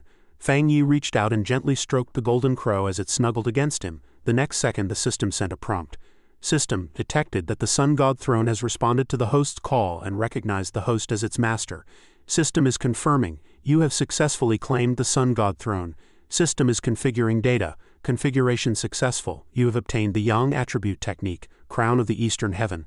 This secret technique can instantly and drastically boost your strength. System. When activating this secret technique, the Crown of the Eastern Heaven will condense above your head. Seeing this, Fang Yi thought to himself, a drastic boost in strength. Though the description is brief, I've always felt that the fewer the words, the bigger the deal. Perhaps this so-called drastic boost will far exceed my imagination. Just then, however, a shockwave pierced straight through the barrier of the Sun God Throne and invaded the interior, instantly causing the Golden Crow behind Fang Yi to let out a piercing screech. Hearing its cry, Fang Yi was also surprised. Someone had actually managed to break in here. Meanwhile, the two intruders were holding an object that resembled an eyeball. To think the sealing properties of this treasure are so powerful that it can even infiltrate the Sun God Throne. It's just that the aura here is truly disgusting. Pulling down his hood, Wang Lan said, "After all, it's something created through special experimentation. Only by holding this can we penetrate the throne and completely shatter that guy's consciousness." Hearing this, Song Yiming nodded. He is Great Shah's strongest expert, after all. We must be careful. But just as Wang Lan asked him, can this thing really keep him from noticing us? As soon as the words left his mouth, a golden beam of light suddenly struck down behind them, and a voice rang out, "Keep who from noticing you?" Hearing this voice, the two froze instantly and turned around. Upon seeing Fang Yi, they quickly squeezed out fake smiles. "My Lord Entomber, it's us. Elder Wu sent us here to guard you." At this moment, the two of them could not budge an inch, screaming frantically in their minds. What on earth is going on? This terrifying power, we are trying our absolute hardest to move, yet we can't budge at all. Has he already succeeded? But how much time has even passed? However, Fang Yi looked at them, snorted coldly, and said in a deep voice, "Your disguise is far too clumsy." In the next second, with a soft swoosh, their faces instantly reverted to their original appearances. Seeing this, they screamed in terror, "This is impossible, absolutely impossible." Before their words could finish, the golden crow swooped down from the sky. Accompanied by two blood-curdling screams, they were instantly turned to ashes. Even the divine weapons they had brought with them were completely incinerated by the golden crow's blazing flames. Having dealt with the two, the golden crow flew back obediently and perched on Fang Yi's shoulder, gently nuzzling his cheek and letting out a soft low chirp. Fang Yi asked, "What's that?" "Next, we can begin the breakthrough." By now, the golden light in the sky outside was gradually dissipating, and Fang Yi sat down cross-legged, preparing to absorb the massive energy bestowed by the throne. With everything ready, Fang Yi raised his hand, looked up at the sky, and said, "Then let us begin." The scene shifted. Only now did the real Wang Lan and Song Yiming slowly open their eyes. Coming to their senses, their eyes suddenly went wide as if they had just remembered something. Then looking at Jielan in front of them, they broke out in a cold sweat. There were intruders. "How is the entomber?" Hearing this, Jielan smiled faintly and told the two of them, "It's already over." The two turned to look, only then realizing that the blinding, dazzling light was actually radiating from the entomber. Had the Lord Entomber already succeeded? Jielan also smiled and spoke from the side, "That's right. Not only has he become the new master of the first sequence Sun God throne, but he has also already begun his breakthrough to the next stage. As for those two intruders, they must have possessed a special attribute and mastered a high-tier technique that allowed them to disguise themselves as others. According to our investigation, we can confirm that one was from Great Shah and the other from the Empire, both with statuses no lower than yours. And they even carried a secret treasure to infiltrate the throne." Meanwhile, a divine rune was gradually condensing on Fang Yi's forehead. Immediately after, the throne in the sky let out a thunderous roar.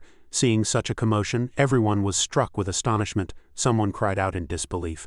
"With such a massive disturbance has the entomber already advanced to the second tier of the divine moon realm? The Lord of the Sun God plus the second tier of the divine moon realm, this is simply too powerful. He is the eternal god of our great Shah." As expected, on the other side, Fang Yi had successfully emerged from his cocoon. As he opened his eyes, the aura radiating around him had completely stepped into the second tier of the divine moon realm. Fang Yi had actually bypassed any bottleneck, breaking through directly to the second tier of the divine moon realm. The president of the Spiritual Association exclaimed in shock, "This speed is simply too fast." Seeing this, Elder Wu spoke calmly from the side, "You noticed it too? However, I fear this is far from over. The aura and phenomena he is displaying do not look like he has merely broken through a single realm right now." The president of the Spiritual Association remained in disbelief. "Is this the power of the Sun God throne? You and I spilled countless blood and sweat just to break through to the divine moon realm. At one point, I even thought I would never be fit for the position of the Spiritual Association's Grand President again, having barely managed to step half a foot into the divine moon realm after surviving 1,000 hardships, and you've only just entered the divine moon realm yourself, right?" Hearing this, Elder Wu nodded in agreement. "Indeed, I initially thought that with the intensification of the spiritual energy revival, breaking through realms would become easier. But this divine moon realm is extraordinarily mystical. Yet I never expected the entomber to break through successively." However, as the two were speaking, the wings of the golden crow suddenly manifested in the sky. Having just reached the second tier of the divine moon realm, he was actually continuing to break through. In the short span of just a few breaths, he forcefully broke through to the third tier of the divine moon realm. At this sight, everyone looked up at the sky, gasping in shock. His divine moon realm is still breaking through. Does he want to step into the rising sun realm, a realm no human has ever been able to reach? His aura continued to soar. It was not over yet. The citizens of Great Shah were about to witness the absolute pinnacle of the universe. A moment later, the golden crow let out a long screech that echoed through the clouds. In the next second, Elder Wu and the others widened their eyes, staring in astonishment. At this moment, the golden crow spread its wings, revealing Fang Yi protected within. Around his body, 3 brilliant stellar bodies emerged simultaneously, looking like 3 blazing suns. Staring at the monitoring screen, the technician in charge hurriedly reported out loud, "Reporting to the president, the golden crow sun god phenomenon, 3 suns shining together. The entomber has broken through 3 levels consecutively, and his spiritual power has fully reached the half-step rising sun realm. Lord Entomber now wields the first sequence Yang attribute authority, and his physical constitution has already far exceeded the scope of ordinary human pioneers. He has truly become a primordial Yang attribute pioneer nurtured by heaven and earth. As of right now, He is the only one on the entire blue star. Meanwhile, Fang Yi looked at his own palm, thinking to himself, "This is truly an unexpected pleasant surprise." Previously he was merely cultivating yang attribute techniques, and absorbing the yang attribute energy of heaven and earth. Now pure yang energy had perfectly integrated into his bones and bloodline. He had truly become a primordial yang attribute pioneer. Just then, Fang Yi suddenly turned his head to look into the distance. Have these rats hiding in the gutters still not given up? Meanwhile, in a secret underground chamber outside the sealed zone, a man was trembling violently, cursing in rage. "Damn it, the assassination failed. He has absorbed all of the throne's power. Retreat, quick, don't linger." Seeing this, the other two quickly grabbed him tightly, cursing furiously. "Keep dreaming, you think you can escape alone, and leave me behind?" In the next second, however, several beams of golden light suddenly descended from the heavens, crashing violently onto their heads. As more and more golden beams rained down, the men were blasted directly into dust. Flames swept across the entire mountain forest, making a crackling sound as they burned. Having resolved the issue, Fang Yi slowly spoke to announce, "The wicked vermin that infiltrated Great Sha's borders have been entirely eliminated by me." Looking up at the sky, the people cheered in jubilation. "Has our Great Sha's guardian deity manifested? For some reason, the Entomber's power gives me a feeling that is both powerful and warm. Sharp as a sword to our enemies, yet providing an absolute sense of security to us. The Lord of the Sun God, the strongest individual of this era, is protecting our times. This is our Great Sha's Daxing swordsman." Subsequently, Fang Yi came before Elder Wu and the other seniors. After exchanging greetings, the president of the Spiritual Association spoke first. "We had originally captured the Lord of Earth alive, but he took advantage of the shockwaves from the Sun God throne to escape. What are your thoughts on this?" Hearing this, Fang Yi expressed that the neighboring nation's border violations had already caused a massive uproar internationally, severely damaging Great Sha's national prestige. Following this incident, the ordinary citizens of Great Sha were even more panicked, with rumors flying everywhere. "I've already figured out the Lord of Earth's strength. He's all show and no substance, not worth mentioning. They only want to throw Great Sha's interior into total chaos. No matter what, Great Sha's losses are real. This slap in the face, I will definitely return it." Not long after, the neighboring nation's broadcast system repeatedly blared out alarms. "Warning, sulfur monosulfide class intrusion detected." Meanwhile, the neighboring nation's high-level conference room was already packed with officials. A scar-faced man slammed the table, roaring, "Contact Great Sha immediately and tell them to keep their people in check. They're twisting the truth, daring to treat the Lord of Earth as a war criminal, and now they even want to force their way across our border." However, the leader told him, "Great Sha has refused to negotiate with us.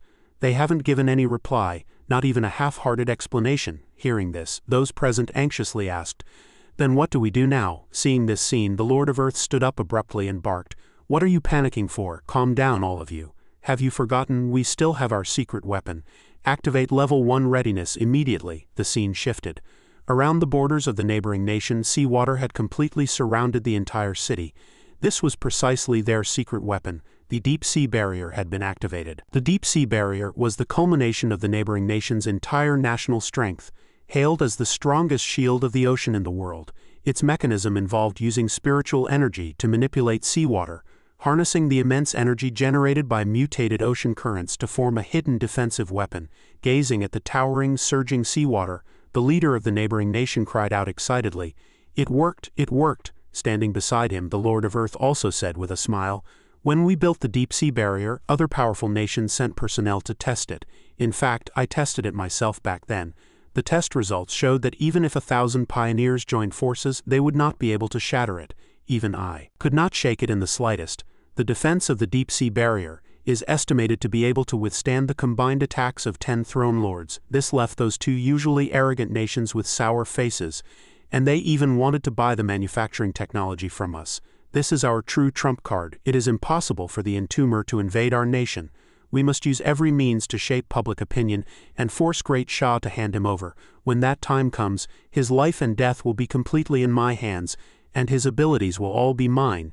The Entomber has merely acquired a newly descended throne, yet he actually dares to dream of stepping into our nation. The deep sea barrier is the pride of our neighboring nation, a true treasure of the country.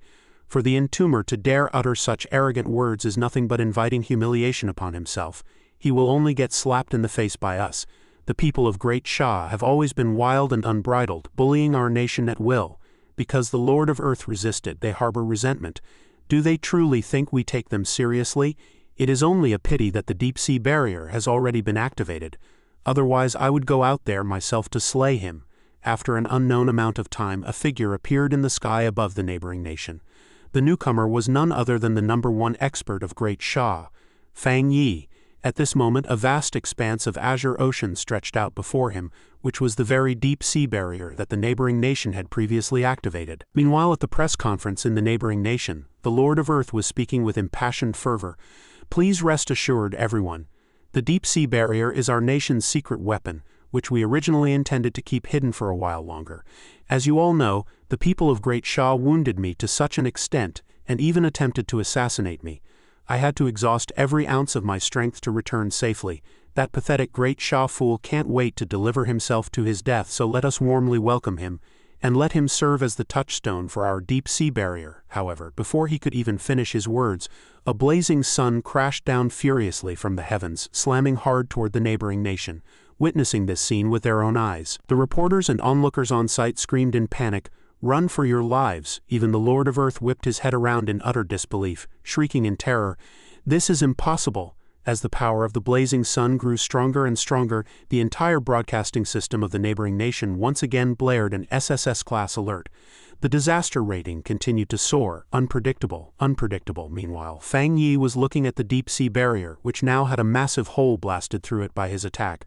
For this thing to actually withstand the first strike of the sun god's power without shattering completely, this deep-sea barrier indeed possesses some strength. However, it is still not enough. As he spoke, the extreme yang attribute power completely swallowed the seawater. Accompanied by waves of violent rumbles, a torrential downpour fell directly from the sky. Not only that, but the seawater also began to slowly evaporate and vanish. Meanwhile, at the core of the undersea barrier's formation that supplied spiritual energy, all the pioneers currently channeling energy simultaneously coughed up a mouthful of blood. Yet all of this stemmed merely from Fang Yi's casual strike. Having shattered their defense, he spoke with an indifferent expression. "Lord of Earth of the neighboring nation, get out here." At this moment the Lord of Earth looked up at Fang Yi in the sky, cursing inwardly in rage. Damn it, why does this guy get to have such a fortunate encounter? The power of a first sequence throne can actually be amplified to such an extent. This accursed monster, his assault on our doorstep this time is indeed far grander in momentum and influence than when I personally went to Great Sha. But with such a grand spectacle, who's to say this isn't an opportunity?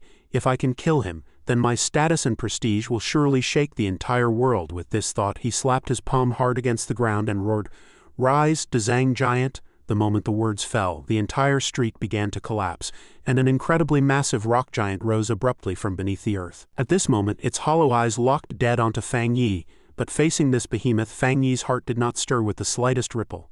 In the next second, the Lord of Earth roared, ordering the giant, "Kill this kid for me."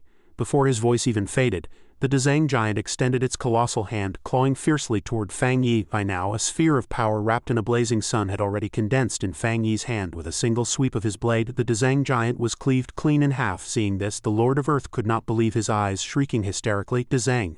My Dzang, isn't the Earth attribute supposed to be a unique top-tier attribute? How could his ultimate move be destroyed so casually by you? We are clearly both throne lords. An illusion. This must be an illusion." After a wild roar, he screamed, "Today you must die here." The Lord of Earth immediately controlled countless fragments of crushed stone to hurl at Fang Yi. As the rubble gathered around Fang Yi, the Lord of Earth slammed his hands together. Instantly, the crushed stones rained down furiously on Fang Yi like a torrential storm, wrapping him tightly within. This was the Lord of Earth's secret technique, Angel's Funeral Song. Yet, facing all this, Fang Yi merely raised his arm slowly and calmly uttered a single word: "Shatter." In the next second, a blinding light, radiant as a blazing sun, instantly sent all the rubble flying. Beholding this result, the Lord of Earth froze completely in place. Every single skill he unleashed could not even harm a single hair on Fang Yi's body. Standing proudly in the void, Fang Yi looked down coldly at him. "Do you have any other moves?" Seeing this, the people of the neighboring nation cried out in terror. "It's over, completely over. Is it too late for me to hang myself?" The Alliance Leader, is the Alliance Leader still salvageable? He is our most noble Lord of Earth. How could someone chosen by heaven lose? What on earth is this? Is this the so-called first sequence? This is impossible. We are clearly both throne lords, and our Lord of Earth possesses the strongest attribute. How can he not even be in the same league as the opponent? This is a flat-out one-sided beating. While the crowd was buzzing with discussion, the phantom of the Golden Crow emerged behind Fang Yi. With a flap of the golden crow's wings, countless fireballs whistled forth, raining down on the Lord of Earth and covering the sky. Following an earth-shattering explosion, the Lord of Earth completely vanished from his spot.